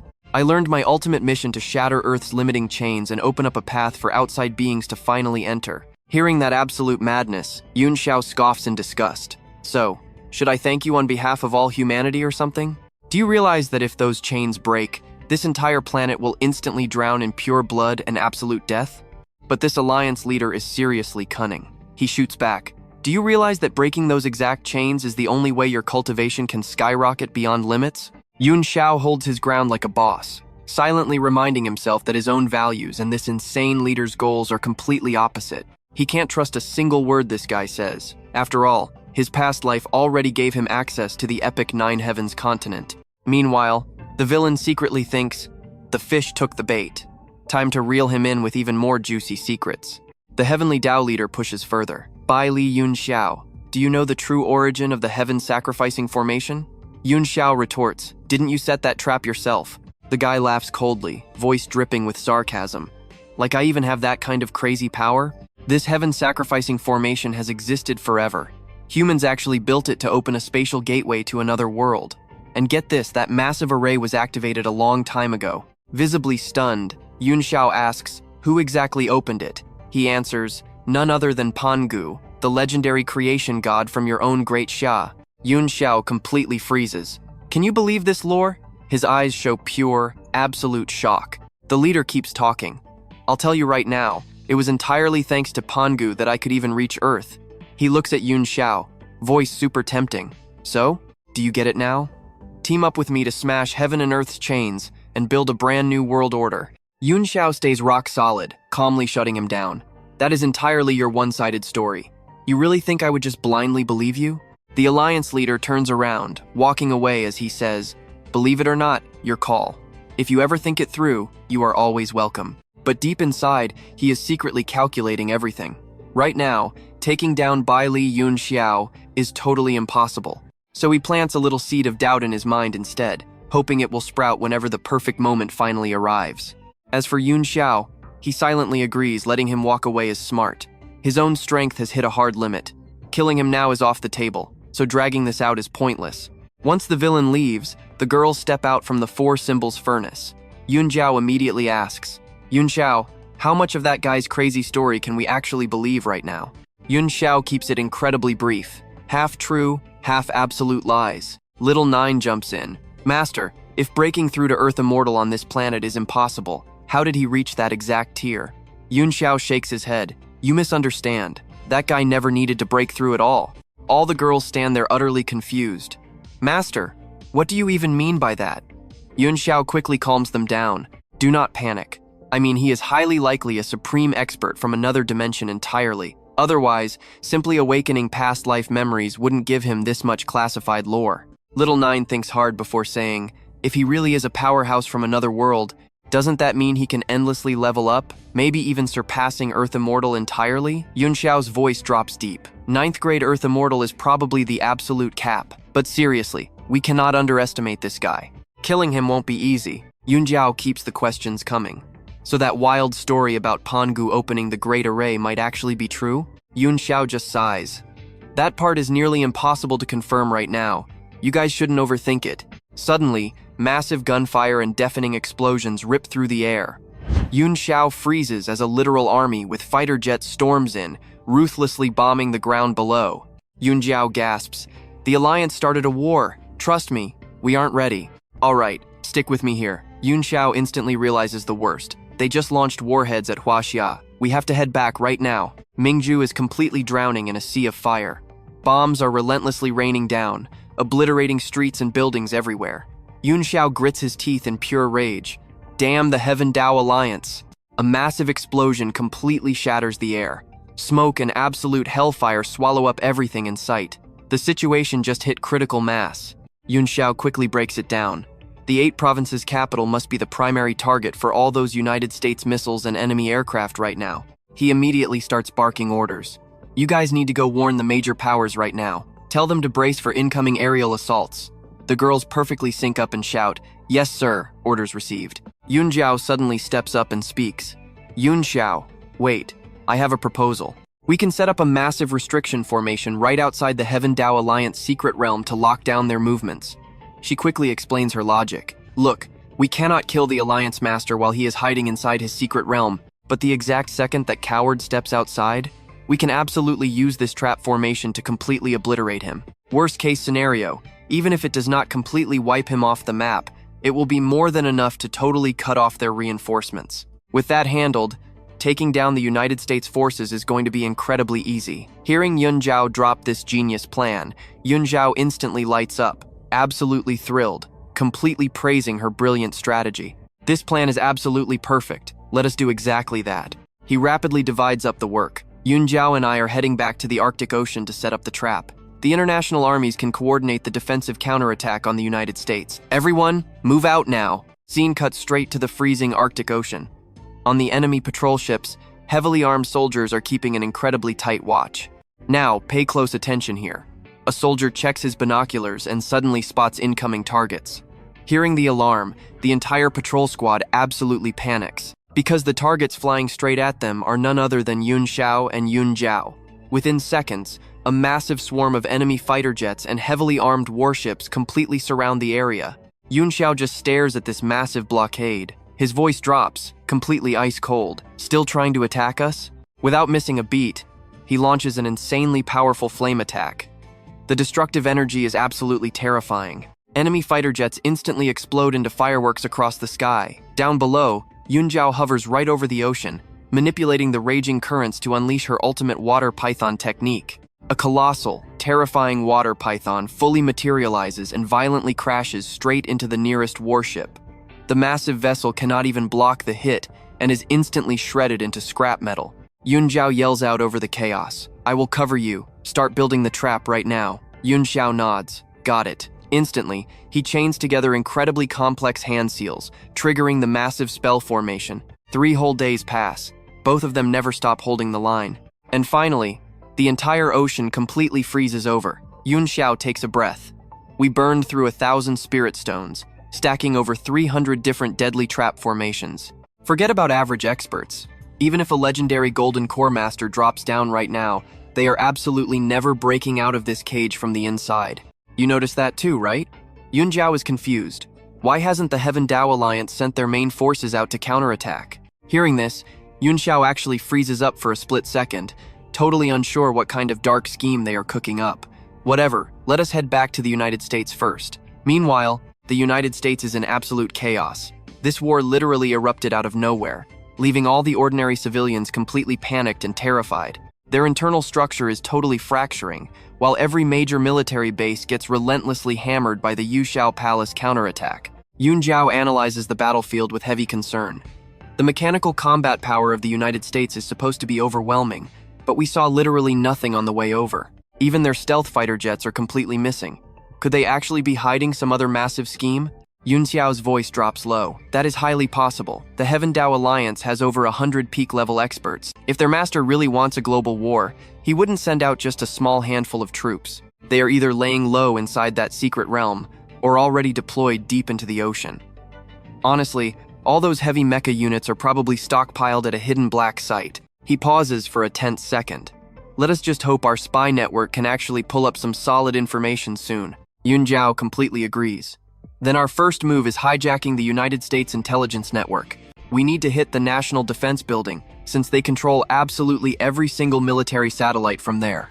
The scene instantly shifts. They dive straight down into the Pentagon. The absolute second Yunxiao lands, he immediately senses a very disgusting, familiar aura. Vampires. Just as expected, the inside is completely crawling with violent vampires causing absolute mayhem. A top official is screaming for his life while desperate soldiers rush in to shield him. Boom! 2 figures drop from the ceiling. The girls declare, "Drop your weapons and live. We officially represent the Yunxiao Palace." Meanwhile, according to the Da Xia broadcasts, just days ago, the United States triggered a massive, explosive global war that completely shook the planet, racking up horrifying civilian casualties across most of Europe. But thanks to the insane power of Isabella, Chiruru, Dong Ying, and an army of Yunxiao Palace cultivators, this entire war got instantly flipped on its head. In literally less than 3 days, this apocalyptic conflict sparked by the United States is officially crashing to a complete halt. Cut to the United Nations VIP lounge. Yunxiao kicks back, watching the live updates. He smirks. Not bad at all. These girls actually handled business perfectly. Secretary Wu briskly walks in. "Commander, the United Nations General Assembly is starting right now, and all the global leaders are seated." Yunxiao nods. "All right, let us move." The massive conference hall is packed to the absolute brim with tension. Secretary Wu pushes the huge doors open for Yunxiao. Immediately, every single world leader stands up in pure respect. "Greetings to Master Yunxiao and Mr. Baili." He casually takes the main seat of absolute power and smiles. "I am sure everyone here knows exactly why we gathered today. We are completely taking over the United States. Wild, right? See you next time. Stick with me here. The aftermath gets wild. As for rebuilding the leadership, I am completely out. You all figure it out." Larista hesitates. "But we..." Isabella steps up. "We will follow whatever Mr. Baili arranges for us." The Marshal stays completely silent, calculating his next move. Beating back the Heavenly Dao League and securing America was almost entirely thanks to the Jade Immortal Palace. Great Xia definitely will not take a loss, but he is just not suited to step up as the main leader. Frederick, representing America's financial groups, chimes in. "If Mr. Baili is not joining, us old folks are backing out too." Then, an American politician throws out a completely new suggestion. Rumor has it the Dragon Rider Lowland family serves Mr. Baili. Why not let Anqi, the only daughter of the Dragon Rider family, handle everything? Anqi blinks in pure shock. "Wait, leave it to me?" Yunxiao thinks this is a pretty solid idea. "Any other opinions on this?" he asks the room. Right then, Lam Miao Miao steps forward. "I am willing to lead the vampire faction and assist Anqi in handling all the political affairs." Yunxiao looks at her, genuinely surprised. They had not seen each other in years, and Miao Miao has changed so incredibly much. "Can I actually do this?" she asks quietly. Yunxiao smiles. "Of course you can," he thinks to himself. Right now, Miao Miao is clearly on his side. Letting her back up, Anqi is actually a huge advantage for them. Yunxiao slams his hand on the table and stands right up.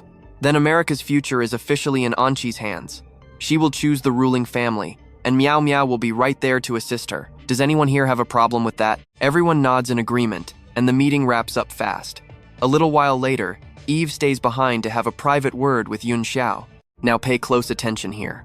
A year ago, after you sealed the wheel eye and vanished, Miao Miao came looking for me. She said she wanted to become your greatest weapon. Yunxiao frowned slightly at that. I never expected her to be so incredibly foolish. Eve laughs softly. She is a bit foolish, sure. But remember, Miao Miao was never actually a vampire to begin with. She just happened to gain a blood aura that absorbs vampires, totally combined with her super rare national fate physique. Yunxiao is stunned. Thanks to that exact special physique, her power skyrocketed, turning her into a crucial player during the massive war they just fought. I get it now. Head out and send Miao Miao in. I need to talk to her. Eve nods. Do not worry, Master. I totally understand. I will send her right in. After their quiet chat, Yunxiao immediately sends Eve out. Just a few moments later, Miao Miao slowly walks right into the room. Yunxiao, Eve said you were looking for me. He stares right at her and asks, Miao Miao, do you want to return to normal? I already missed my chance to fight beside you once. I refuse to miss it again. I want to help you. Yunxiao looks at her, his voice dropping low.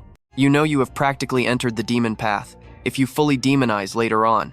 But before he can even finish his sentence, Miao Miao grabs his hand tightly.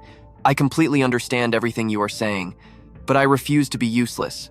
I just want to help you. She looks straight into his eyes. I only ask one thing of you. Tell me, Yunxiao says. She pulls his hand against her chest, her voice full of pure agony. You both felt that coming, right? If I ever fully turn into a demon, promise you will kill me yourself. I truly just want to help you, she begs. If the world finally sees peace later on, maybe I will gladly let you seal me away forever. Yunxiao stands completely frozen, absolutely speechless for a long second. She just keeps going. I heard from Anqi that the leader of the vampire clan, Dracula III, can actually transmute blood.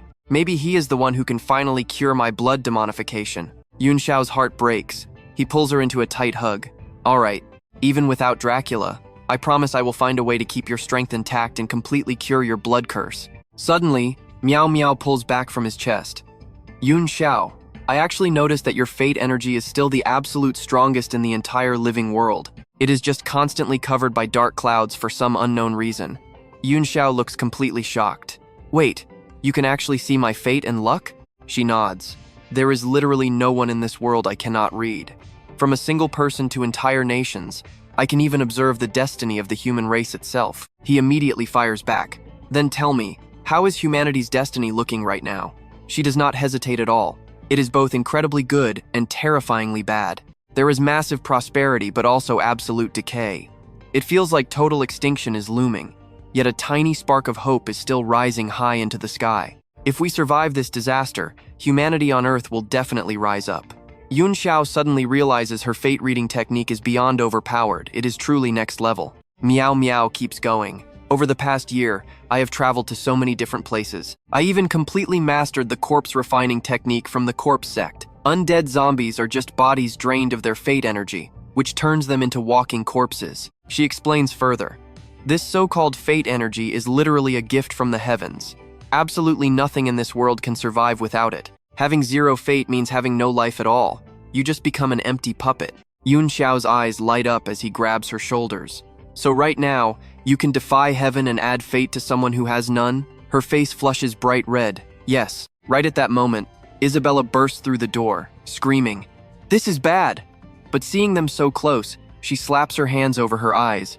"Oh, I did not see anything." Isabella tries to run, but Yunxiao instantly calls her back. "Get back in here. What happened to make you panic like this?" Isabella stammers, "Europe is in total chaos. The main culprit behind it is the Church of Light, and that is where we leave it." Yunxiao stands up to leave, smirking. It seems the Church of Light completely forgot what fear tastes like. "Let's jump into an absolute epic showdown today. I'll meet them myself," he says. Over in Europe, the Light Church leader stands tall, declaring that the Great Tribulation is here and they will defend the Church to the death. The Holy Book will bless us to build our kingdom of light. The soldiers below roar in unison, shouting for a holy war. But suddenly, the leader snaps his head back. He senses a presence behind him.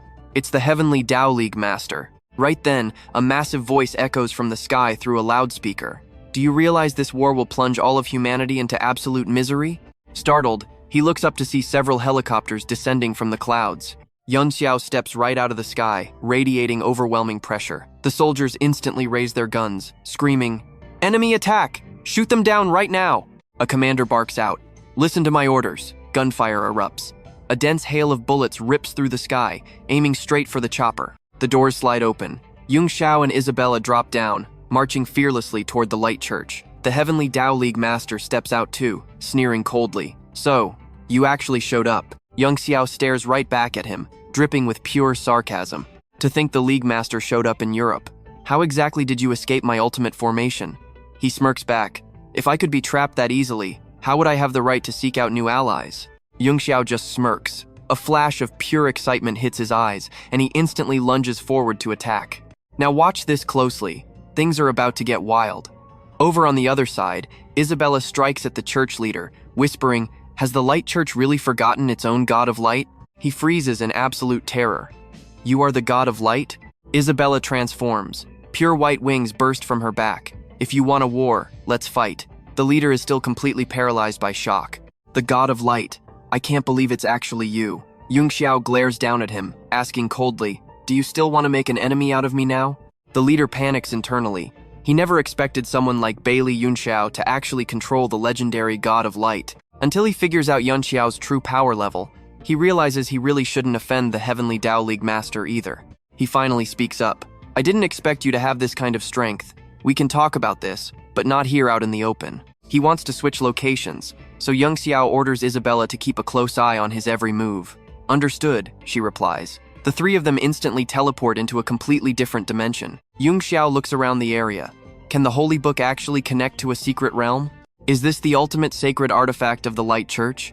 Do you mind if I take a quick look? Hearing that, the Light Church leader furiously points a finger at him.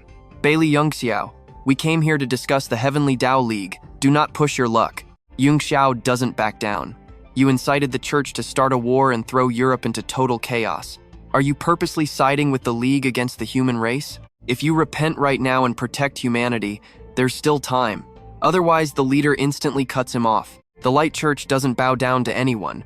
But the Heavenly Tao League is not easily provoked. You want my holy book, and you want us to protect humanity? Well, let's see if you have the strength to back that up. I know you guys are feeling the tension here." The leader grips the holy book and summons his staff, shouting, "Do you dare fight me fair and square?" Yunxiao doesn't blink. Exactly what I wanted. He raises his staff, summoning holy light energy, and blasts a direct attack straight at Yunxiao. "Purify!" Yunxiao takes the hit and scoffs. "Is this really all the power you have?" Instantly, he merges man and sword into one, launching a massive counterattack. The leader is totally stunned.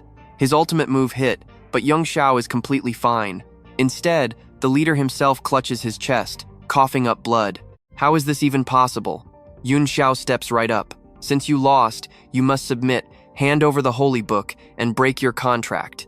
Do that, and I'll heal your injuries. Plus, I can clearly see that your lifespan is already reaching its absolute limit. You're only using the holy book to drag out your life. I can actually extend it for you." The leader looks suspicious. "Can you really give me more time?" After a moment of thought, he realizes he has already been utterly defeated by Baili Yunxiao. This guy has absolutely no reason to lie to him. At this point, trusting him is the only option left. He immediately agrees to break the contract. After casting the spell, the holy book floats up into the air, and a gorgeous girl slowly materializes. Yunxiao guesses this is the book's spirit, carrying the Heavenly Emperor's remnant soul. The girl speaks softly. "I hope you can keep your word and truly protect humanity from now on." Just like that, the new contract is complete. Yunxiao looks at the holy book and replies, "Don't worry, I never break a promise." The Light Church leader immediately drops to his knees. "You've been acknowledged by the Heavenly Emperor's soul. From today on, the Light Church honors you as our absolute master." The Holy Sun greets the Heavenly Emperor. Standing nearby, the Heavenly Tao League master just watches with pure, absolute disgust. Right then, someone rushes in, completely panicked. "Greetings, Holy Master. Things have gone horribly wrong. Vampires are slaughtering everyone in the Death Forest. Our guards nearby are about to be completely wiped out." Yunxiao looks at the Holy Sun. Does the Light Church have a history with vampires? He bows his head. Reporting to the Holy Master, the Light Church and the vampires have been blood enemies for generations. Yunxiao feels these back-to-back events are way too coincidental. He quickly tells Isabella to go notify Lan Miao Miao and Eve right away. we both know this is far from over. He orders them to the death forest. Eve and Meow Meow obey, marching straight into the danger zone. Stick with me here, Dew. Dew looks around this peaceful place and asks her master if it is really the death forest. But that peace doesn't last long at all. They are instantly surrounded by a massive pack of dark vampires, and the leader barks, "Who are you? How dare you trespass into vampire territory?" Ha-Oa replies completely unfazed. "Call your ancestor out here right now. Tell him Dong Fuang Nok Lang Tu has arrived, and tell him to come out and greet us." The vampire immediately explodes with rage. "Insolent! You nobodies dare cause trouble in our home?" After saying that, he orders the mob of vampires to attack them. Lam Diu Diu counters instantly. "Master, I will handle the big one. Leave the rest of these guys to you." Ha-Oa just says, "All right." Lam Diu Diu strikes like lightning, easily defeating those vampires and making them cough up blood in absolute agony. One of them screams in pure denial. "How is this even possible? Are you from our clan too?" Before he can finish speaking, she smashes him into the dirt. With them handled, Ha-Oa asks anxiously, "Diu Diu, are you doing okay?" Killing off these vampires must have forced a massive amount of wild energy right into your body. Before she can finish her sentence, Diu Diu grabs her head, trembling violently. "I cannot control it," she cries out in pain. Right at that moment, as they fly up into the air, countless vines suddenly explode from the lake below. Those wild vines shoot upwards, instantly wrapping tightly around Ha-Oa and Diu Diu. They have no clue what this thing is, but watch closely, the binding force is absolutely insane, trapping their limbs completely. Right at the critical moment, Van Tu shows up just in time. He blasts the vines away, rescuing them both. "You two have worked hard," he says. Ha-Oa is still super worried and quickly asks, "Diu Diu, are you all right?" But suddenly, Diu Diu lets out a massive roar, violently blasting Ha-Oa away. Ha-Oa panics and screams her name, but Van Tu understands instantly and holds Ha-Oa back. "Let her go. She has reached her breakthrough limit. Do not disturb her now." Then he turns his head to look at the surviving vampire leader, his voice freezing cold. Besides, the most important thing right now is wiping out these vampires completely. Van Tu yells at him, "You talk a pretty big game, do you not?" Dracula, the head vampire, still acts completely arrogant. He smirks and replies, "So what if I do? Do you actually think you can destroy my entire vampire clan?" Van Tu just scoffs at him. "Oh, let us test that." Dracula roars back, "Cut the nonsense and die." He charges forward with blinding speed, his razor-sharp claws aiming straight for Van Tu. Van Tu does not even try to dodge. "You are way too weak," he taunts, instantly throwing out mystical chains that bind Dracula tight. Dracula is absolutely terrified. He struggles like a maniac and screams, "What is this? What did you make this from? How are you controlling me?" Van Tu keeps an icy expression, asking just one question. "Submit or die? If you surrender, I might just spare your life, and I might even let your entire vampire clan off the hook." Dracula breaks into a cold sweat, feeling absolute inner panic. Van Tu's killing intent is entirely real. If he says no, he is dead for sure. He decides to fake his surrender first, figuring Van Tu will never know if it is real or not. He instantly surrenders. "But you and I both know better, right?" Van Tu smirks coldly. "You really think I believe you?" Then he turns to Ha-Oa and says, "Tu Ku, work with me. They are going to seal him right now." The two of them reply in unison, "Yes." Van Tu already prepared the array. The bloodline death curse is crucial. Through Dracula, we can control the entire vampire clan and prevent any unexpected disasters from happening here. He continues handing out orders. "First, I will set up a defensive array around us." Then he looks at Dracula with a warning. "The bloodline death curse controls every single vampire you have turned. Any single one of them with traitorous thoughts will be killed on the spot without hesitation. You better behave nicely, or I will send you straight to the afterlife." Dracula trembles in fear. "I understand." Van Tu gives the command and begins setting up the terrifying bloodline death curse. "Everyone, be careful," he says. Ha-Oa and Tuku acknowledge it instantly. The three combine their power and shout together, "Bloodline death curse, activate." Even bound tightly, Dracula lifts his head up, looking like he is trying to desperately summon something from above. Van Tu's face changes completely. Damn it, he is risking his life to summon heavenly lightning. The heavenly lightning crashes down with terrifying power. The massive shockwave throws Van Tu, Ha-Oa, and Tuku off balance, putting them in a really tough spot. The two girls urgently ask, "Master, what do we need to do next?" Van Tu speaks in a serious tone, explaining the extreme danger. "If we forcefully try to endure this lightning tribulation, We might actually lose our lives. The thunder strikes continuously, relentlessly crashing down. Ha-Oa and Tiu-Ku are slowly losing their ability to hold on. Van Tu focuses intensely, his expression extremely tense. We cannot drag this out anymore. I have to face the divine lightning tribulation directly. Ha-Oa and Tiu-Ku say with deep worry, Master, you absolutely have to be careful. Van Tu instantly throws out a divine book, using it to completely block the heavenly lightning. An earth-shattering explosion rings out, violently shaking the entire space around them to its absolute core.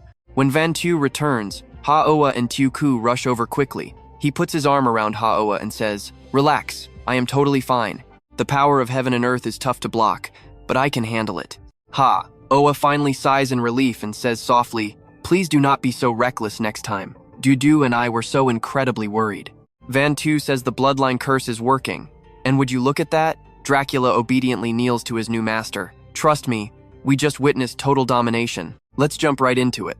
The Vampire King bows his head, swearing absolute loyalty. He tells our main character that the Heavenly Dao Alliance is their biggest threat, and he's ready to help crush them.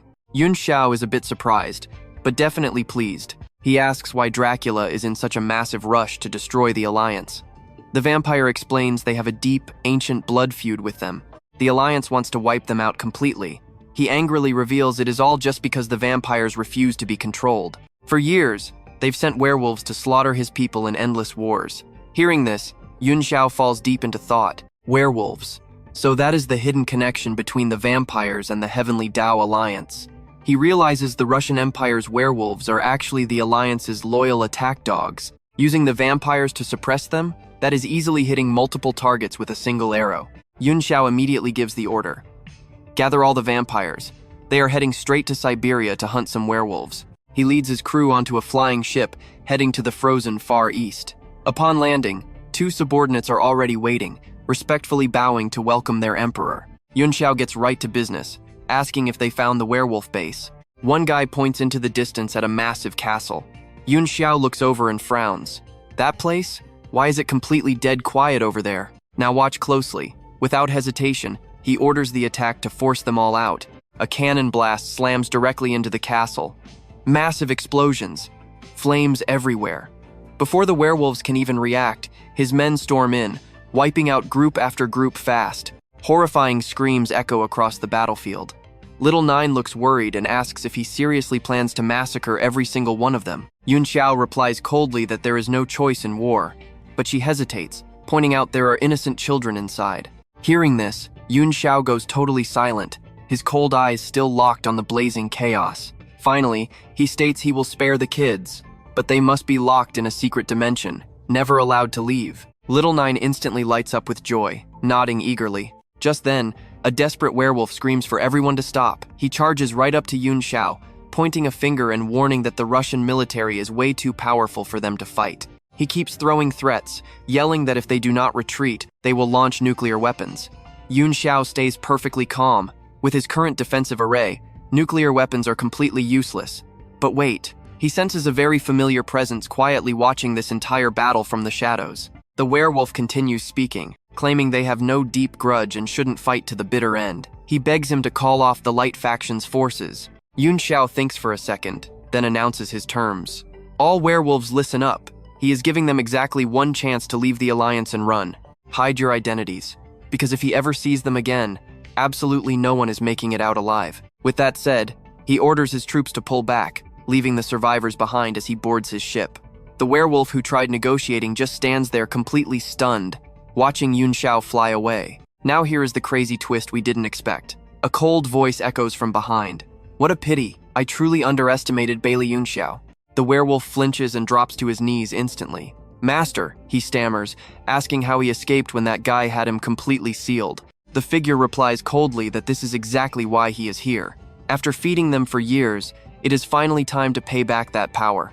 He says by absorbing all their energy, he can easily shatter the seal. The werewolf's eyes widen in pure despair as he screams for his master. Meanwhile, Yunxiao is standing high up on a cliff, watching this entire betrayal unfold, whispering, if he absorbs these werewolves, the Heavenly Dao Alliance leader is definitely going to break through to the next tier.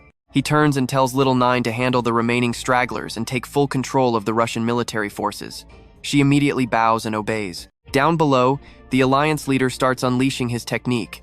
Massive pillars of water erupt all around him, shooting into the sky. A gigantic tornado forms with countless water bubbles.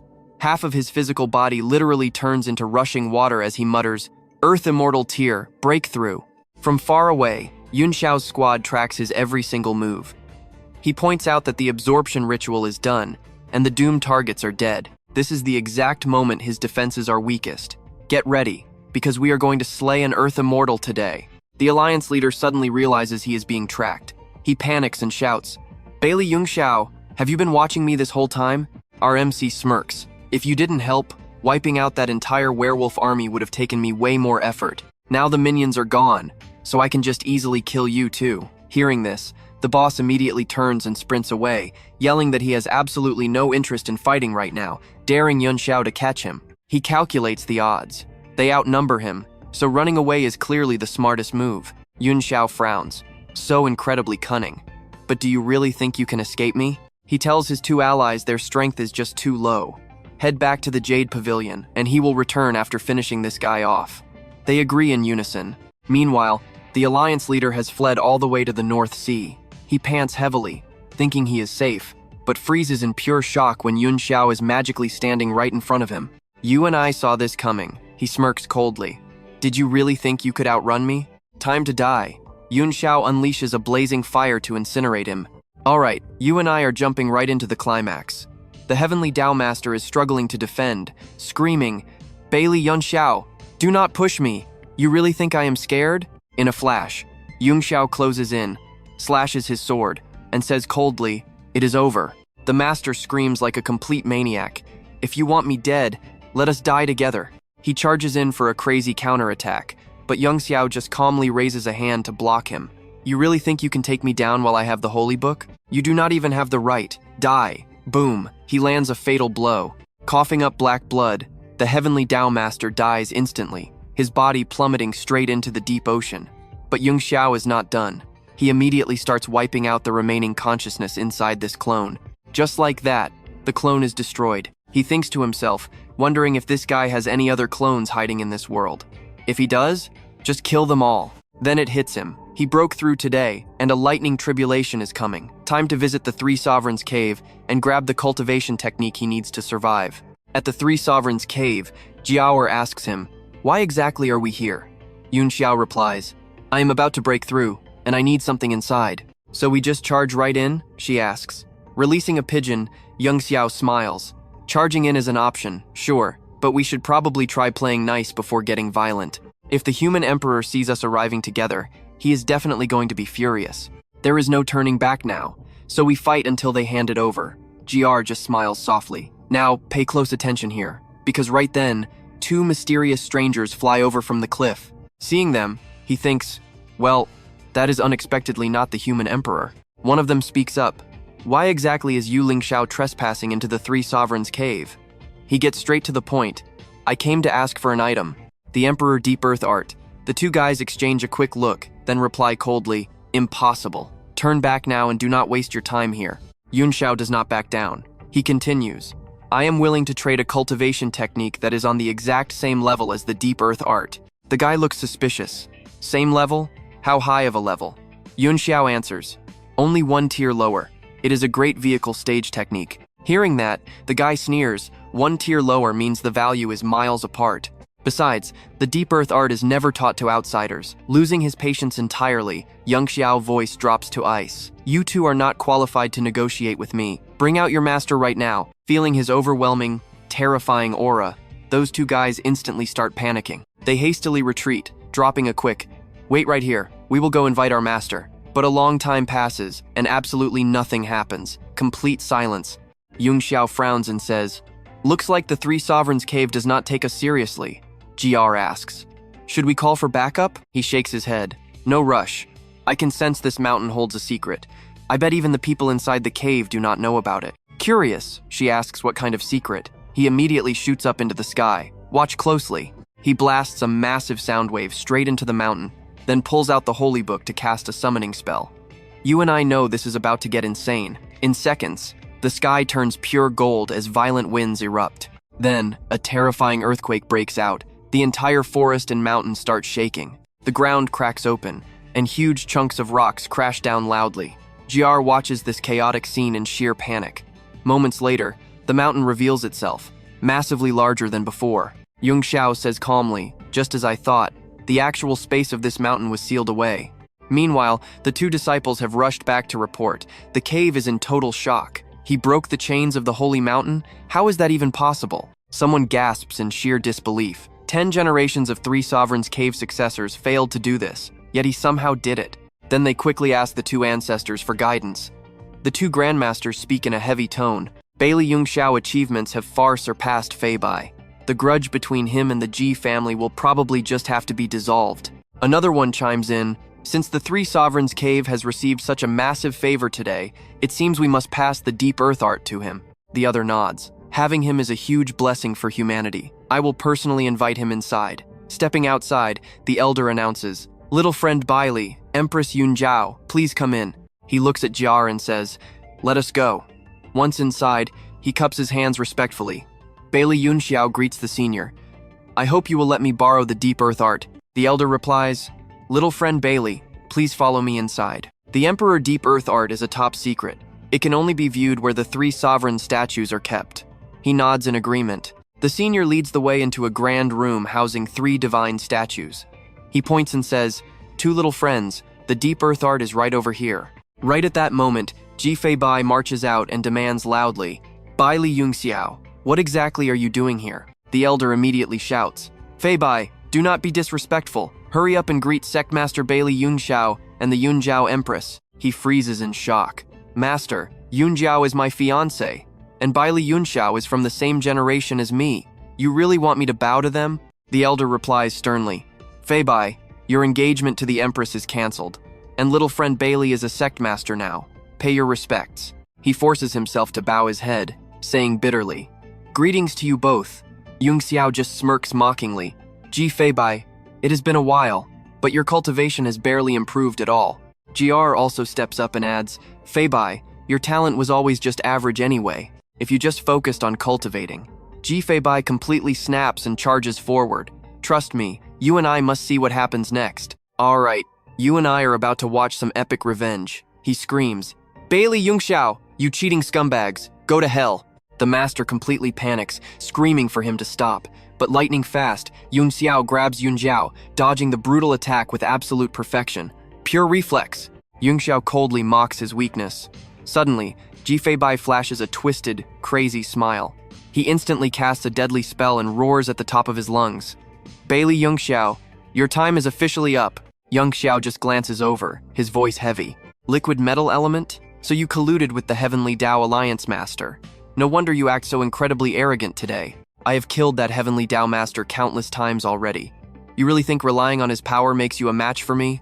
What a joke." With one swing of his sword, fierce flames violently erupt, blasting Fei Bai straight into the cliff face. He slumps down, absolutely battered, gasping for air with pure, unadulterated terror in his eyes. Just a few short years. How did you grow this terrifyingly strong? An evil cultivator. You must be one. Yunxiao just calmly replies, "No, you are just incredibly weak." The master quickly summons his guards. "My apologies for this massive embarrassment. Guards, drag Ji Fei Bai out of here and lock him up immediately." Fei Bai keeps screaming, "Master, Baili Yunxiao is an evil cultivator." Yunxiao totally ignores the noise, staying completely chill. "It is fine. Senior, please just bring out the technique for me to see." The elder explains, "The Emperor Earth technique rests inside the 3 sovereign statue. Now watch this part closely." He pours his spiritual energy into the statue to gain their acknowledgement. In a flash, the entire cave lights up with crazy intense blinding energy. The Grandmaster is absolutely stunned. How is this even physically possible right now? Yunxiao calmly reassures him, "Do not panic. I feel a hidden force calling out to me." Suddenly, a bizarre, glowing secret realm materializes right under their very feet. Absolute madness. The old man is completely dumbfounded. "I have never been here, nor heard of the cave having such a crazy place." A mysterious ancient voice suddenly echoes out. "To think I waited all these long years, only to finally meet an outsider exactly like you." Yunxiao is startled. "Who goes there?" The voice answers, "I am beneath your feet." Yunxiao looks down, spotting a brilliant stream of green immortal aura. Are you the Three Sovereigns Mountain Spirit? The entity replies. Correct. But you should call me the Earth Spirit or the Great Land Spirit. Yunxiao respectfully cups his hands together. My apologies. Senior, why exactly have you summoned me to this hidden place? A massive phantom projection appears right behind him. The Earth Spirit speaks up. You passed the ultimate trial. By right, the Supreme Earth Technique is now officially yours to wield. As it speaks, an ancient object radiating deep green energy manifests right there. Yunxiao carefully accepts it. Is this really the Supreme Earth Technique? The Earth Spirit continues. From now on, you are the true master of the Three Sovereigns Mountain. Total upgrade. Yunxiao is totally taken aback. Wait, me? The Earth Spirit's voice gets super heavy. One more thing. I really hope you can shoulder this massive burden. Outside, the Master walks in, whispering with awe. The Earth Spirit has officially acknowledged young Master Baili as its true lord. Instantly, every single person bows their head in deep respect. Sect Leader Baili. All three sovereigns' disciples across Yan Province sincerely hope you will not fail the Earth Spirit's grand expectations. Yunxiao ponders deeply. If Senior Earth Spirit's final message is actually true, the Elder replies super seriously. The Earth Spirit specifically chose you, so you can definitely handle this. There is literally nobody else. Yunxiao thinks for a second, then tells Yunjiao, we need to head deep into the Pacific Ocean, right now. Yunjiao is surprised. What happened? Yunjiao replies bluntly. The Earth is in terrible danger. Cut to out in the middle of the Pacific Ocean. I know what you are thinking. This cannot be good. Yunjiao warns him. A new island just appeared, emitting a weird silver glow. Yunxiao goes on high alert. Do not get any closer. Let me check it first. Suddenly, Yunjiao realizes that silver glow is actually a massive silver nine-headed dragon. The beast spots her and instantly attacks, one of its giant heads chomping right down on her. Yunxiao charges in lightning fast, kicks its huge jaws open, and snatches Yunjiao to safety. His voice is totally ice cold. Let her go. Immediately, Yunxiao unleashes his newly learned Emperor Earth technique, sending massive waves of wild energy crashing into the dragon. He sneers with absolute disdain. Your heads are nothing compared to me. He thinks to himself, where did this monster come from? It even carries the Heavenly Tao Alliance's distinct, nasty aura. The dragon refuses to yield. Its heads try to counterattack, but Yunxiao completely severs them with one single deadly sword strike. Absolute beast mode. Its body sinks deep into the ocean. Just when it seems over, Yunjiao notices something totally bizarre.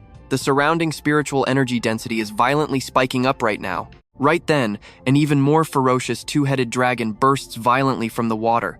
The sky instantly turns pitch black, thick clouds roll in, and crazy lightning violently cracks everywhere. Both of them are completely stunned by this new monster. Suddenly, a terrifying giant stone face emerges right on the water surface. Seeing it, Yunxiao says, breaking the ancient chains, letting metal elemental life forms completely conquer the earth. Suddenly, the stone head brutally cracks open, revealing countless monsters swarming inside.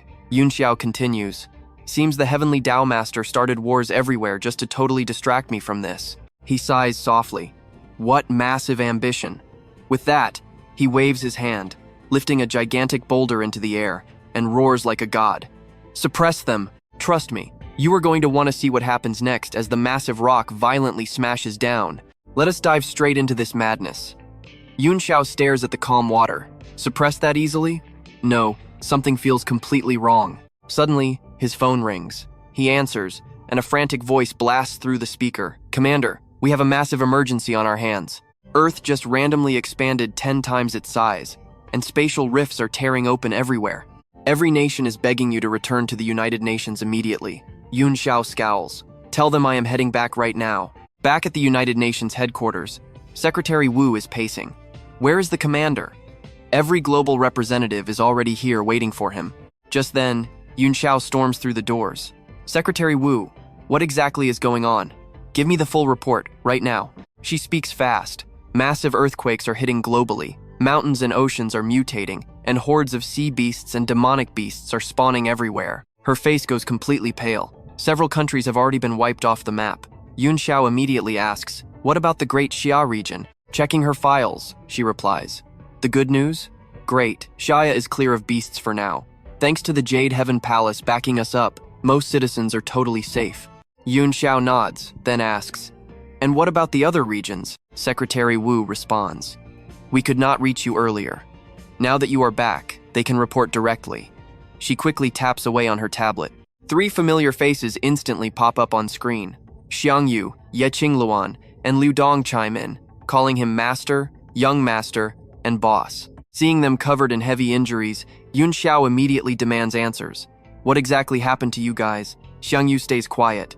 Ye Qingluan speaks up first. Eastern Europe has completely fallen to the metal life forms. Liu Dong jumps in next. The entire defense line in India has collapsed, and that territory is also controlled by metal life forms now. Yunxiao stays calm. What is done is done. Panicking will not solve a single thing. He issues an order. You 3, stay safe, but capture a few of those metal life forms. We need to extract some solid information right away. I will handle everything else myself. But just as he turns to leave, Secretary Wu stops him. Commander, you urgently need to see this report first. Now pay close attention here. She shows the tablet a massive new continent just spawned in the Pacific Ocean, showing clear signs of the giant race. Yunxiao is stunned. The giant race? He leans back, deep in thought. Those giants are 100 meters tall with incredibly tough, armor-like skin. Humanity cannot fight them easily. I will personally go investigate this threat. We have to keep the Great Xiao region completely stable right now. The scene shifts to the giant race territory.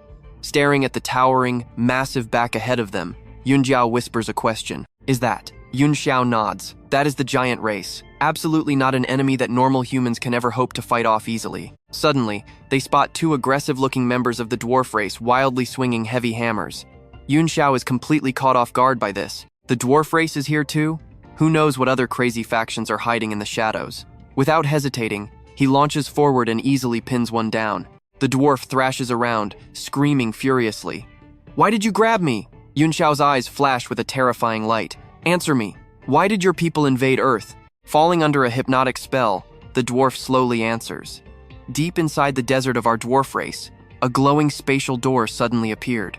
Going through that door, I discovered this planet is actually the sacred world that the god spirit race always talked about. Yunxiao thinks back to records from his past life. The human race is split into 3 main realms: human, cultivation, and the immortal god realms. The Nine Heavens continent in the human realm is the ultimate holy land for cultivators, but there is also the demon, monster, and ghost realms out there. To keep the 3 realms perfectly stable, humanity fights off alien races, with the cultivation realm acting as their absolute main fighting force. When a strong cultivator finally falls, their soul slowly gathers deep in the 9 underworlds. Ancient legends say that souls reaching that dark place can finally rest peacefully, or even get a rare chance at true reincarnation. He snaps back and asks, "What is the highest power tier in your race?" The dwarf answers, "We actually have a spirit emperor." Yunxiao narrows his eyes. "Then why did your spirit emperor not show up here?" He replies, "It is not that he does not want to, he simply cannot. The current portal only lets heavenly human tier and lower beings pass through. But I know what you are thinking, easy interrogation, right?" Suddenly, the dwarf breaks free, eyes turning totally feral. Yunxiao is shocked. How did he break the mind control? The dwarf screams in a bizarre alien language and wildly swings his heavy hammer down. Yunxiao's eyes go wide in pure shock. Right before his eyes, the dwarf aggressively mutates. His body swells up, transforming into a massive, terrifying one-eyed monster with razor-sharp teeth, roaring with pure murderous intent. Watching this insane mutation unfold, Yunxiao is left completely speechless. Yunxiao's face turns deadly serious, gritting his teeth in anger. As the massive beast lunges forward, he instantly throws up a heavy defensive shield and shouts back, "Yunxiao, are you hurt?" She took some damage, blood trickling down her chin, but she forces a reply. "I am fine." The monster unleashes another devastating strike. Yunxiao steps directly in front of Yunxiao. A massive explosion rocks the area, kicking up a huge dust cloud as they barely dodge in time. Through the thick smoke, Yunxiao points and yells, "Look over there!" Hidden in the chaos, a glowing portal is appearing. He lowers his voice. Could this really be the exact spatial portal linking straight back to the dwarf race planet? Pure spiritual energy is actually pouring out of it. Yunxiao lights up with hope. So if we just destroy those surrounding meteorites, we can completely sever the connection. So what do you and I take from this? Yunxiao smirks. Leave it. This invasion is actually Earth's ultimate chance for a massive human evolution. All right, stick with me. We are diving into absolute madness. He turns away. Follow me to the northeast. Yunxiao chases him, completely confused. What about the dwarf race? He brushes it off. I've got a way bigger priority right now. Scene cuts to Longting Island. Walking straight up to two guys, he pulls out a glowing bottle of pills, talking as he approaches. Brothers, listen. The spatial channel is pumping out spiritual energy now, so Earth's immediate crisis is handled for the moment. We are safe for now. Honestly, my biggest worry is the physical condition you two are in. He tosses a pill over. I custom refined this body rebuilding pill. Eat this, and you will be back to peak form. The guy is touched. Yunxiao, you actually remembered. Thanks, man. He pauses, then asks the million-dollar question. What is your plan for Earth now? He grins. I already took control of every secret realm on Earth. I scattered them across the map, wiring them into one massive, planetary array.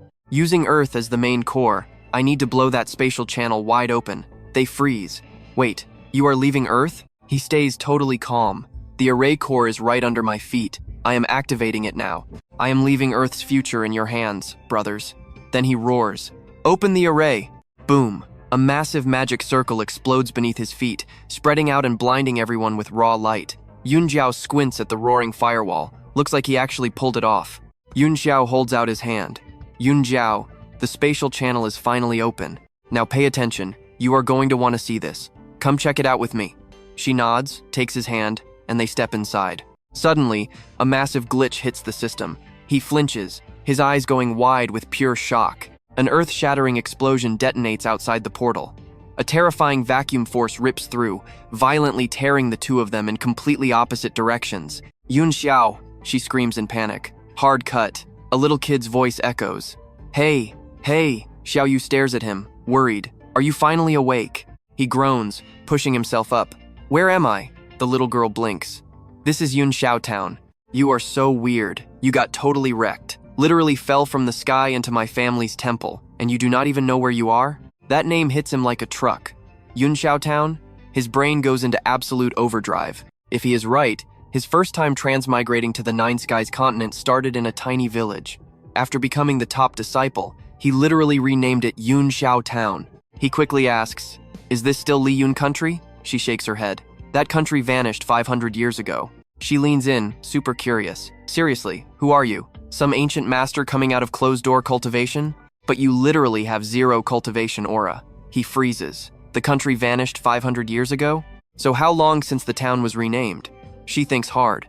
About 900 years. 9 centuries ago, Baili Yunxiao dropped from the sky right here. He hit the spirit sect realm in just 200 years, and became the palace master there. Let that sink in for a second. The portal's chaotic space-time dumped him way into the future. He didn't just travel worlds, he missed his own timeline completely. He barely manages to choke out the words. Baili Yunxiao is from 900 years ago? Catching his wild reaction, she asks, wait, are you a hardcore believer of his? He mutters, yeah, you could say that. He laughs internally. According to this timeline, he has been dead for 600 years. Pretending to be his own fanboy? Actually kind of hilarious. She pushes open the side doors. Makes sense why you crashed here. You wanted to pray at the Baili Divine Temple, right? He blinks. Divine Temple? She drags him inside. Look, standing right there in the dust is a massive wooden statue of himself. She puffs out her chest. Welcome to the Baili Divine Temple. I am the official caretaker here. He stares at the absolute wreckage around them. This dump is the Divine Temple? Seeing his face, she quickly defends it. Hey, it used to be massive. 3,000 acres, thousands of gold-roofed halls, and incense burning non-stop all year round. He instantly flashes his hypnosis technique. Look into my eyes. Tell me right now, where is the main plaque that hung outside this temple? Caught in the trance, she mutters blankly. Someone stole it to use as cheap firewood. His eye twitches. A temple needs walls. Where did the perimeter walls go? She replies, looted for house bricks. He takes a breath. And your family? She answers softly. I am the last Xiao family member alive. He freezes, dead silent. Snapping out of the hypnosis, Xiaoyu stumbles backward, looking terrified. What the heck did you just do to me? Ignoring her panic, he demands, what happened to the Yunxiao Palace? Instantly hyped again, she yells, oh, they are insanely overpowered. Back when High God Baili married Ye Jingyu, the entire palace was booming with absolute glory. But then rumor says the High God went crazy from Qi deviation. He was forced to transfer all his power to his wife, making her cultivation absolutely skyrocket. And that is where we leave it. A century later, she led her disciples to crush 8 sects. She became the absolute goddess ruling the Nine Immortals continent. Stick with me, we are about to see something wild. Her fame echoed everywhere, worshipped by millions. Even heavenly gods were forced to submit, crowning her the Nine Heavens Profound Fairy. Hearing this, he fell into deep thought. The Nine Heavens Profound Fairy, Ye Jingyu, is she actually that overpowered? She did not just unite the Nine Immortals continent, she literally forced actual gods to their knees. But then the little girl lowered her head. Fists clenched tight, her voice shook with pure rage. My ancestors said, all the disciples and maids of Baili Yunxiao were brutally persecuted by Ye Jingyu. His expression instantly changed, completely shocked as he demanded, wait, what did you just say? Right at that moment, an angry voice screamed from behind them. This is all your fault, you wicked witch, you cursed demon. Why do you not just die already? A mob rushed forward, aggressively throwing stones and yelling. Beat her down. If it was not for this cursed girl, our town would never be in this horrible state. She ruined absolutely everything. He immediately grabbed the girl, dodging behind a thick pillar while watching the furious villagers throw rocks like absolute maniacs. He asked what on earth was wrong with these people. Xiao Yu answered, they think Yunxiao town became poor and chaotic purely because of this ancient temple right here. They believe the Nine Heavens Fairy sent down a disaster. But as long as I am breathing, I will never let them destroy this shrine. The two stayed hidden behind the stone pillar, carefully peeking out to check the chaos. He looked at her and asked, then why do you stay? Xiao Yu was just a kid, but her eyes held absolute determination. I have nowhere else to go. This broken, ruined-down temple is my only real home. Now watch this closely. Things are about to escalate. Hearing her, he pressed his lips together and raised his hand. Instantly, Baili Yunxiao's giant phantom projection materialized right behind the statue. Seeing that godly display, the villagers absolutely panicked. They scrambled away in pure terror, screaming at the top of their lungs. A ghost. The ghost has manifested. After scaring off the mob, he turned and asked, do you want to go to the Jade Heaven Palace with me? Xiao Yu froze completely, trembling as she asked, who exactly are you? That godly manifestation just now, did you do that? He decided to stop hiding the truth and looked right at her. I am the real Baili Yunxiao. After dropping that massive reveal, he turned away to leave. I only came back to reclaim everything that rightfully belongs to me. The two rode off on horseback. Along the way, Xiao Yu could not stop asking questions. Lord, are we really heading straight to the Jade Heaven Palace? He nodded simply, yes, but first we are heading to the Liyun Kingdom. Xiao Yu looked shocked, but Lord, the Liyun Kingdom was completely destroyed 5 years ago. Right at that very moment, a vicious group of bandits ambushed them.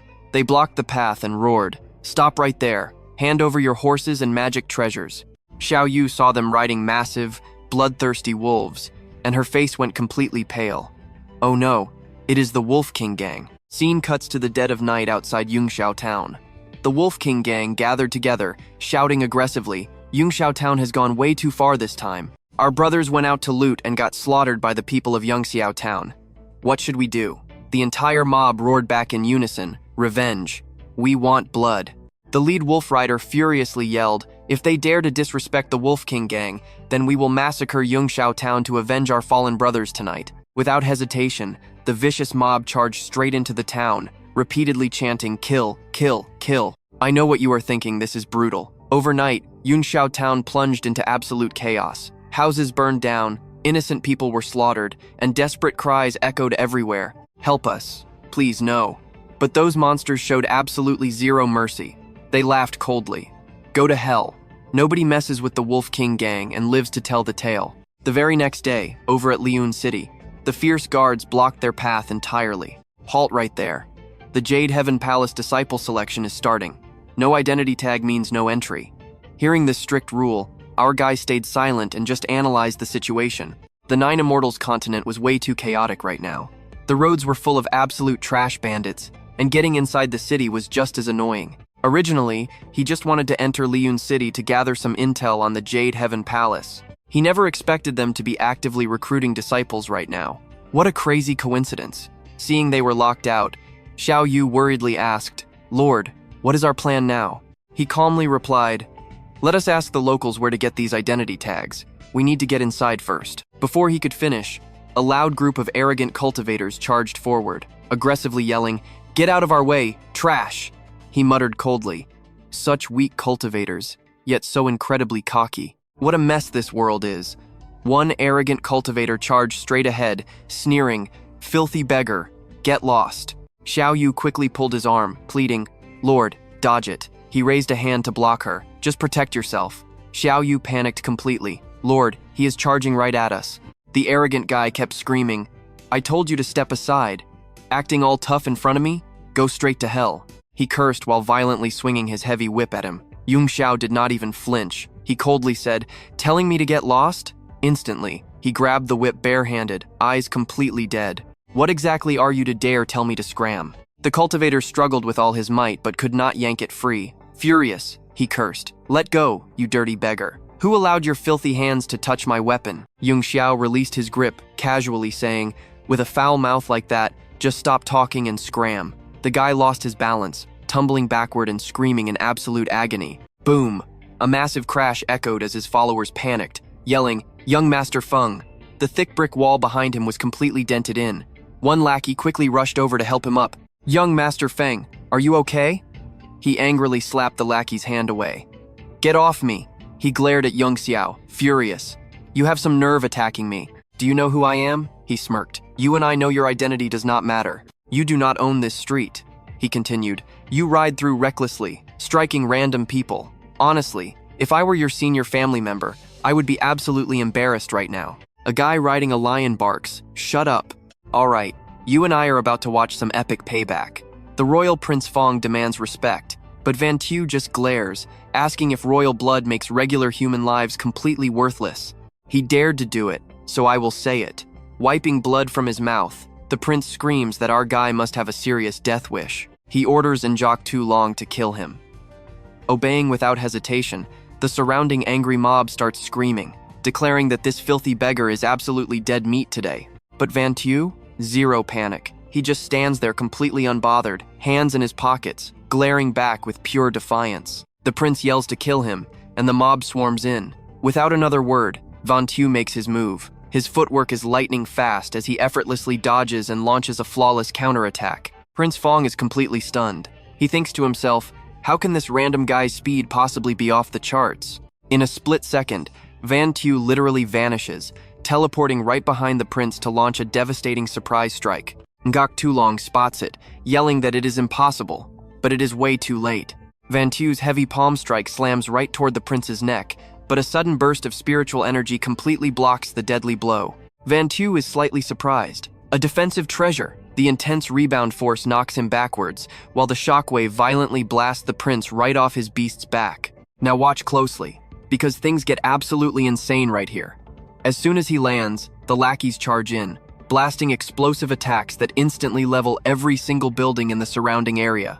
But against Van Tu's absolute beast-level strength, the entire mob gets brutally crushed, left groaning all over the shattered ground. He steps toward the prince. The royal absolutely panics, screaming at him to stay back and not come any closer. He yells for his guards, but Van Tu does not hesitate at all, instantly launching a palm strike right at his head. That glowing defensive pendant around his neck, it cannot handle the raw force. Van Tu's inner power shatters it into a million useless pieces. Grabbing him by the collar, Van Tu literally lifts him into the air. A terrified servant rushes in, screaming to let the little prince go right now. Tu Van just smirks. Snap! He brutally breaks the young master's neck, unleashing a wave of inner energy that blasts the screaming servant completely away. The furious lackey screams out, "How bold! You dared to kill the prince! The Panther Emperor will absolutely annihilate 9 generations of your entire family." Coldly tossing the dead prince aside, Van Tu mocks them. "You call yourself a Dia Sun cultivator, but you sneak attack someone with a lower cultivation base?" The desperate lackey lunges forward, roaring that with the royal guard dead, the emperor will never forgive him. He swears Van Tu has to die. He fires a massive palm strike right at Van Tu, packed with blazing green energy and incredible destructive power. Unfazed, Van Tu calmly raises his hand, casting a twisting spatial technique to block the deadly hit. The space around them violently warps and distorts. The enemy's powerful attack is instantly swallowed up by a terrifying void of black and gold energy. The guard's eyes go wide in pure shock, totally unable to believe this impossible reality. Boom! A deafening explosion erupts, blinding light and heavy smoke completely covering the battlefield. Using the chaos, Van Tu dashes in, scoops up the little girl, and simply says, "Let us go." A second-rank Dia Sun cultivator cannot really hurt him, but Lap Van Than probably has dozens of them. Right now, making a quick escape is definitely the smartest play. But right at that moment, a massive bird cry echoes through the sky.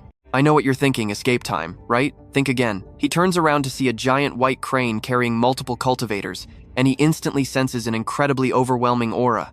Up on that crane is a legit Kim Dan stage cultivator.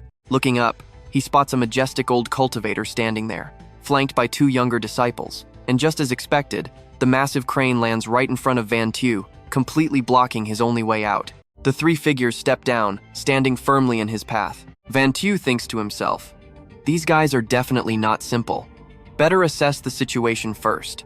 Taking the lead, he asks why they are blocking his path right now. A disciple instantly barks back, how bold, bow before a Kim Dan spirit emperor. But the old master just raises his hand, calmly telling the kid not to be so rude. He looks at Van Tu, asking, how should I address you, little friend? Do you happen to belong to any sect? Cupping his hands, he replies that his name is Tu Van. This is his sister Tu Vu, and they have no sect. He purposely uses a fake name, knowing his real identity is way too risky. The old man laughs loudly. Excellent, I am a Kim Dan cultivator of the Nok Tu Kung. Are you willing to take me as your master? But Van Tu straight up rejects him. I am afraid not. You have absolutely no way to teach me cultivation. The old man is super curious, asking why he would say that. Van Tu instantly transforms, his long hair falling as he drops the ultimate truth. You cultivate chi, I cultivate the body. So how exactly can you teach me? The logic is so flawless that the old man cannot even argue. Nodding, he admits it is a pity. But Ngok Tio Kung is huge. If you are interested, come find me at the official gate in exactly 3 days. Van Tu does not refuse this time. Cupping his hands, he agrees to meet the senior in 3 days and says his farewells. Before leaving, he shoots a mocking glare at that surviving guard. The guard violently grits his teeth in pure rage. With a Kim Dan spirit emperor from Njok Tio Kung backing this kid, he absolutely cannot touch him right now. He resolves to report everything to the Panther Emperor. With the chaotic situation temporarily settled, Van Tu and his little sister quickly leave the ruined town. On the road, the little girl asks, Lord, you are incredibly strong. Where exactly are we going for the next 3 days? He smiles, saying they are heading into the city to find an old friend, La Su Tu. He slowly explains that 6 million years ago, he saved his life. And trust me, you and I absolutely need to see what happens next. Alright, you and I are about to dive into some major reunion drama. The two arrive at the massive Luo Manor gates. He mentions how they always grab drinks whenever visiting Liyun City. He casually touches the massive stone statue standing right by the entrance. He drops a flex. He actually carved this stone lion with his own hands. Speak of the devil! The doors swing wide open, revealing a tall, heavily bearded man stepping out into the light. He asks why this young guy is loitering outside his house. But Yunxiao just smiles and calmly calls him by his old nickname Luo the Lion. This fierce-looking guy, rocking a huge scar straight across his right eye, is completely caught off guard. He demands to know how this kid knows his old youth nickname. Yunxiao just points right at the stone statue. He reveals that he is the exact same person who helped carve these two grand master statues back in the day. The man is absolutely stunned. He stammers in pure disbelief before pushing the heavy doors fully open and telling them to follow him inside. Deep down, he is already putting the pieces together. This young guy looks way too much like his old friend Yunxiao. Down in Luo, the lion's secret room, the two stand face to face. He cuts right to the chase, demanding to know his exact relationship with Yunxiao. Yunxiao knows telling the actual truth sounds completely crazy, so he spins a cover story, claiming to be his half-brother from the same mother. Over 700 years ago, my older brother gave you a special protection talisman to thank you for introducing him to the Li Yun royal princess. You still remember that, right? Hearing this ultra-secret detail shakes Luo the lion to his core. He realizes the kid is hiding his true identity, since only he and Yunxiao knew about that. I completely believe you are his actual blood brother. Yunxiao sighs heavily. He explains he has been in closed-door cultivation for centuries. He is totally clueless about the current political climate and his brother's affairs, asking the old man to fill him in. Knowing this is his sworn brother's family, Luo the lion instantly warms up. He slowly says he was going to tell him the whole story anyway. When the protection talisman finally shattered, a tiny fragment of his brother's soul was left behind inside. That was the exact moment he realized Yunxiao was brutally murdered. Now pay close attention here. The killer was Nine Heavens Profound Fairy, Ye Qingyu. After his death, Ye Qingyu's power and authority skyrocketed at insane speeds. She was eventually blessed by true gods, officially becoming the legendary Nine Heavens Profound Fairy. Today, she is basically a living god in the Nine Skies continent. Yunxiao rubs his chin, quietly calculating. Taking down Ye Qingyu is going to require a long, perfectly planned revenge scheme. He pivots, asking another crucial question. Does the old man happen to know the actual background of the Black Dragon Empire's fierce leopard emperor? Hearing that exact name makes Luo, the lion's face, go totally pale. Leopard Emperor Feng? Are you the crazy guy who killed his son? He speaks in a grim tone. The Dragon Emperor clan rules the Black Dragon Empire, and Feng was officially granted the elite Leopard Emperor title. The tragic destruction of Liyun Nation back then? That was entirely his doing. 3 years ago, he broke through to the 3rd grade Spirit Emperor tier. Luo the lion looks deadly serious. You killed his heir, so he is definitely not going to let this slide. He continues, saying since they are connected to Yunxiao, the man who once saved his life, they should just lay low here for the night. But later, that exact same night, a booming voice echoes outside the manor walls. Yunxiao, who is meditating peacefully, snaps his eyes wide open, totally annoyed. The arrogant shout from outside demands they hand over young Master Feng's killer immediately, or everyone inside will be brutally slaughtered without mercy. You and I both know trouble never waits. Mentioned him earlier, and enemies are already at the door.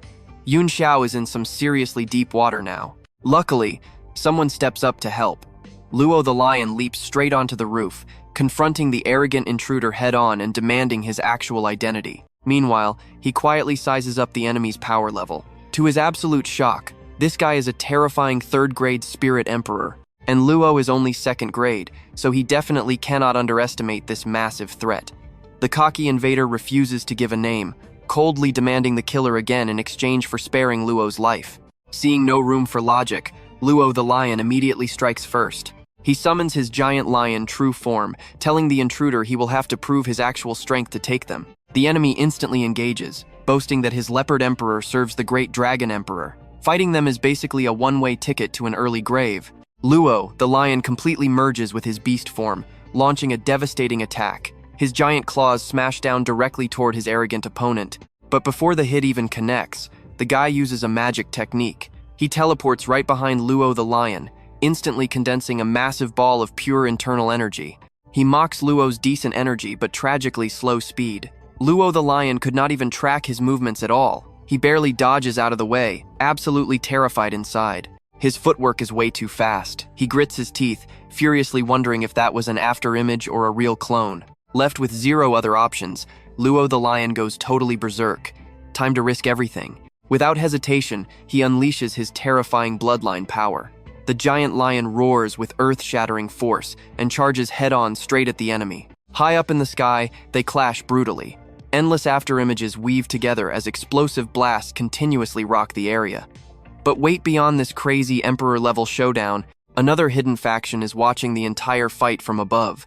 It is actually the members from the Jade Skies Palace.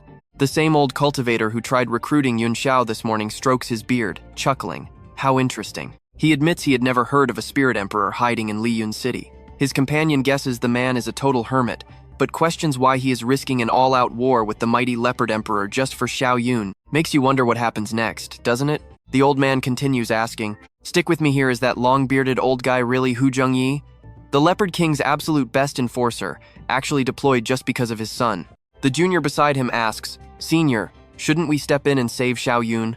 The elder just shakes his head. Save him? He's in zero danger right now. Down below, the battlefield is incredibly tense. But Xiao Yun still hasn't made a single move. He just stands right there on the porch, quietly analyzing the entire situation. The old cultivator analyzes it. This kid Xiao Yun has god-tier talent. I've recruited disciples for a century and rarely see this. It's just a pity he's so arrogant. He smirks, figuring Hu Zhongyi teaching him a lesson is perfectly fine. Hu isn't even using full strength, but he's already brawling evenly with Luo Shizi's summoned giant lion. Every single clash triggers an explosive shockwave, sending sparks flying everywhere.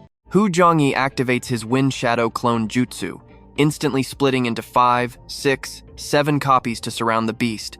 Luo Shizi pales. This is really bad. The clones all strike at once.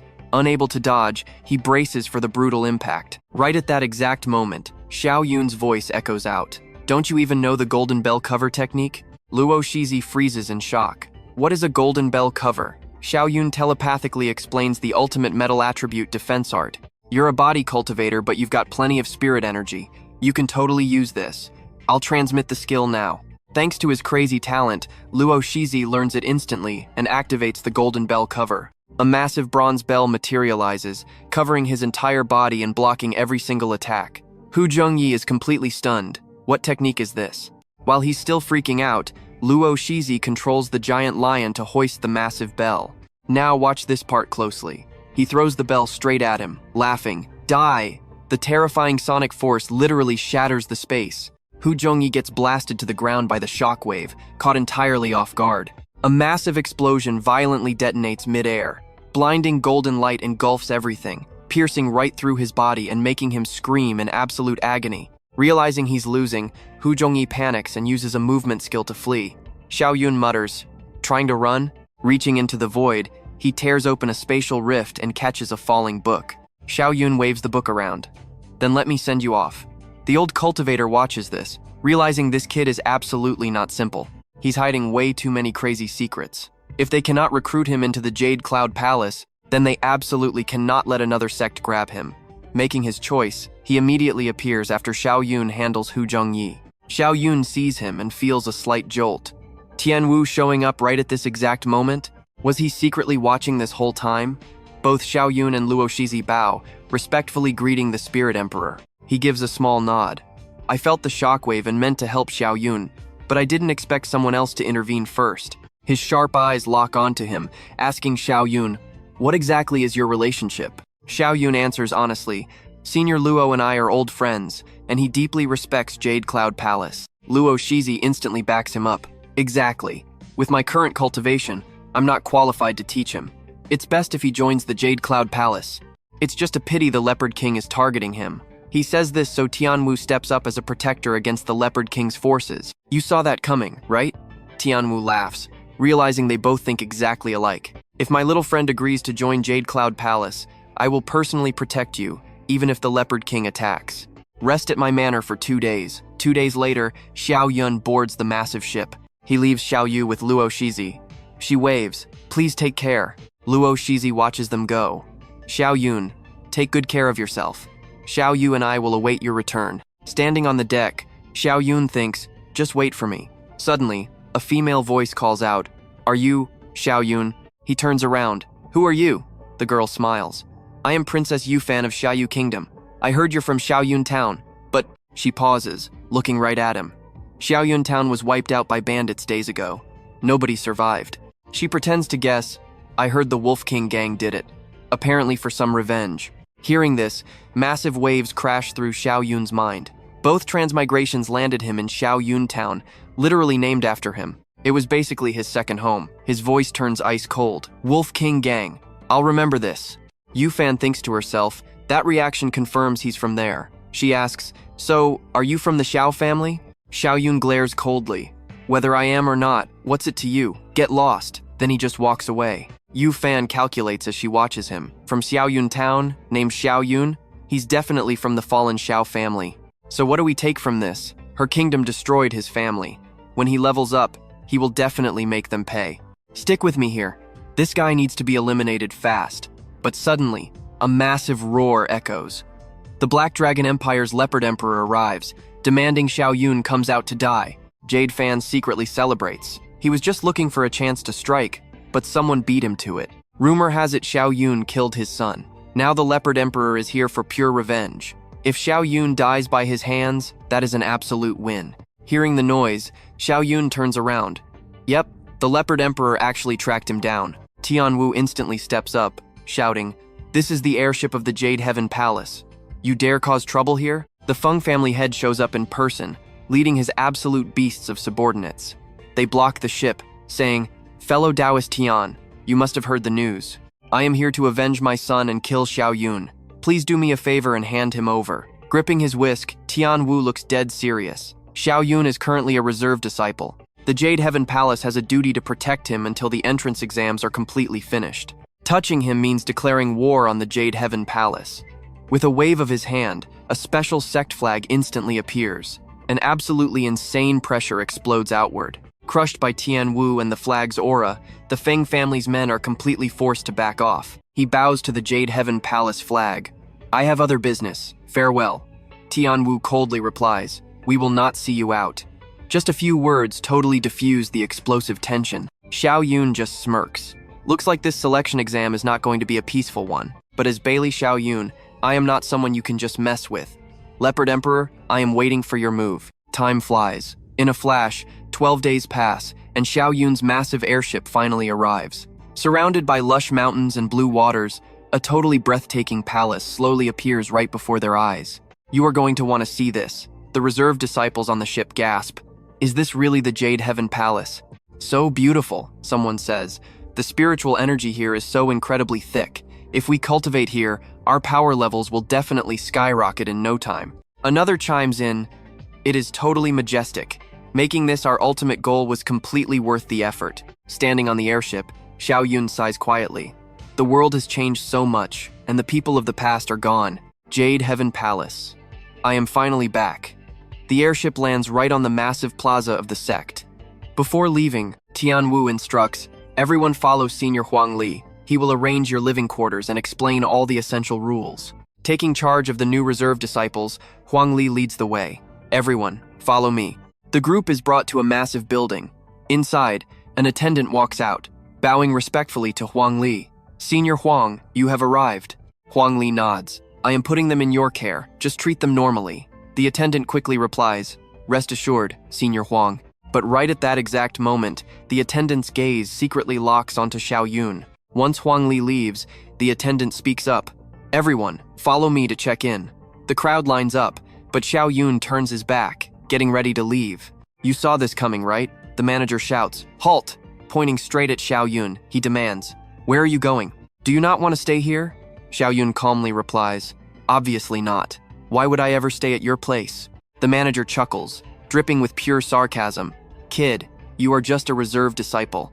You do not get your exam pass until tomorrow, so follow orders. He continues, hand over some spirit stones, and I will get you a room. Xiao Yun frowns. You are trying to extort me. The manager waves his hand. I am not forcing you, just following the rules. Xiao Yun stays silent. Now is not the time to cause a scene. Better lay low for a bit. Finally, tossing a spirit stone, he says, just one day. Snatching the cash, the manager immediately calls a servant to show the guest down. Watching Xiao Yun walk away, the manager glares bitterly. Just some punk from the outside, daring to act arrogant in front of me. He turns to his gang behind him, make him miserable these next few days. This is a direct order from Senior Huang Li. The gang smirks. So he pissed off Senior Huang Li. Relax, we know exactly what to do. One even adds, taking his life will not be hard either. The manager shakes his head. No need. Someone else is already handling his execution. He thinks of a mysterious figure. This kid dared to offend a spirit emperor and the imperial family. He is literally begging for death. The lodging drama passes quickly, but it silently triggers a dangerous ripple throughout the entire inn. Inside his private room, Xiao Yun cultivates calmly. He wonders, how many of my old friends from 600 years ago are still alive? Let's use soul power to check. Firing up his soul power, Xiao Yun suddenly feels a very familiar pulse of energy. He startles. This aura is coming from the nearby Jade storage tower. Inside, a broken sword is violently vibrating, emitting a faint glowing light. An old caretaker standing next to it mutters to himself. For 6 years, ever since Sect Master Baili Xiao Yun passed away, nobody has been able to wield this legendary blade. Hands behind his back, he steps a bit closer. This sword was deemed useless, trash, and tossed into the tower. Yet today, it is singing again. He lowers his voice. Could this be connected to the new disciple recruitment? The next morning, the sun slowly begins to rise. Xiao Yun opens his eyes.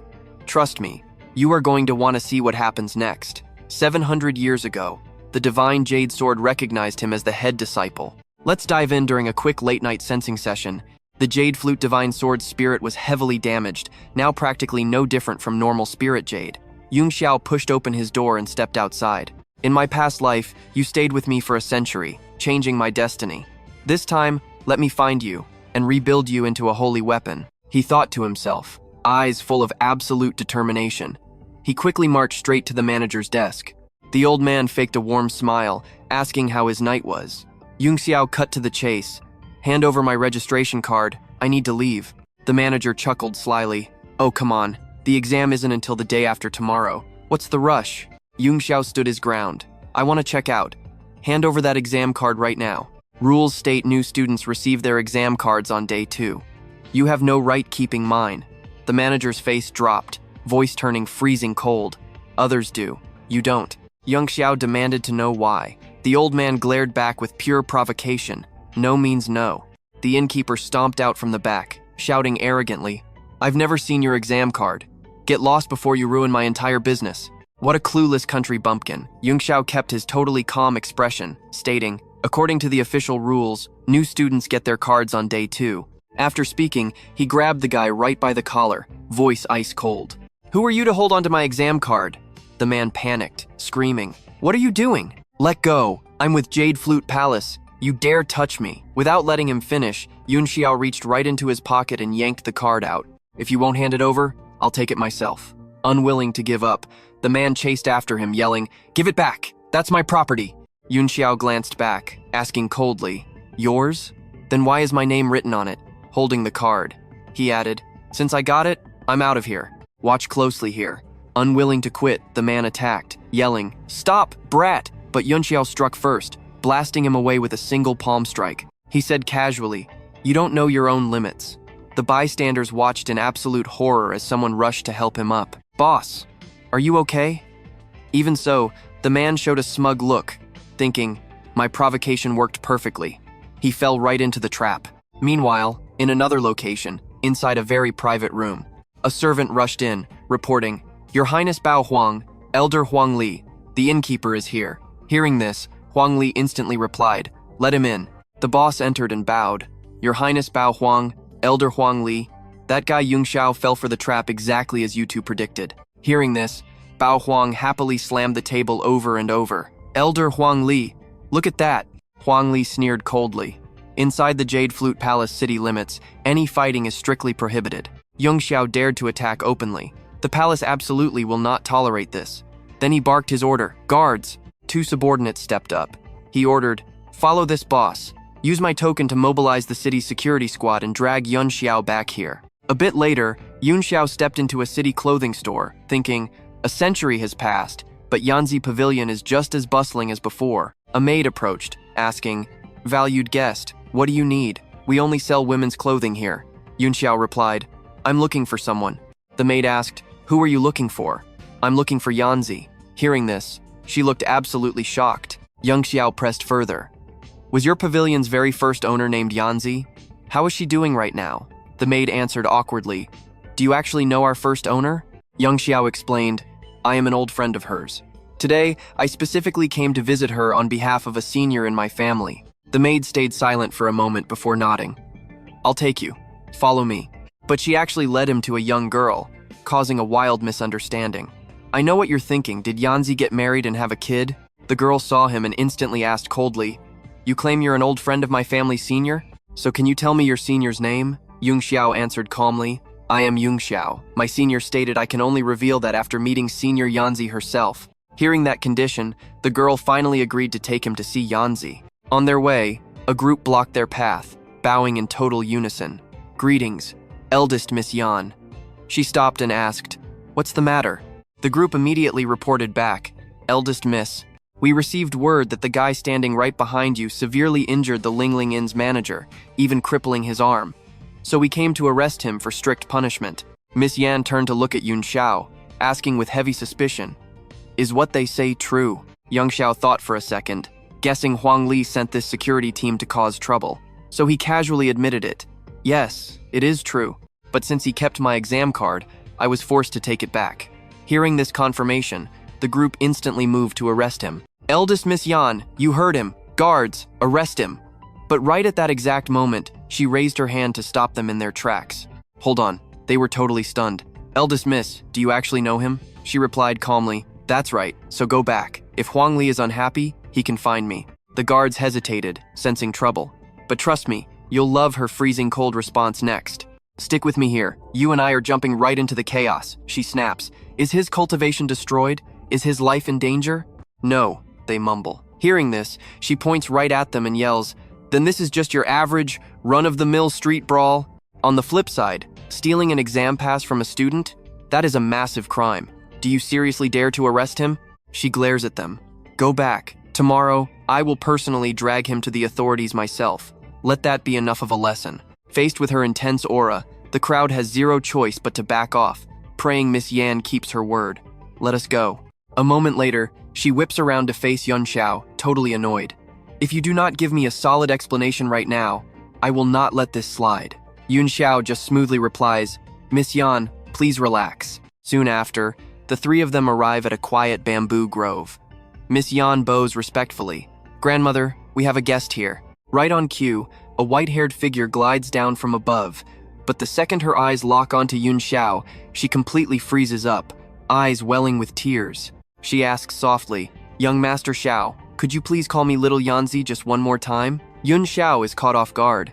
Did she actually recognize him already? Yanzi gently lowers her voice.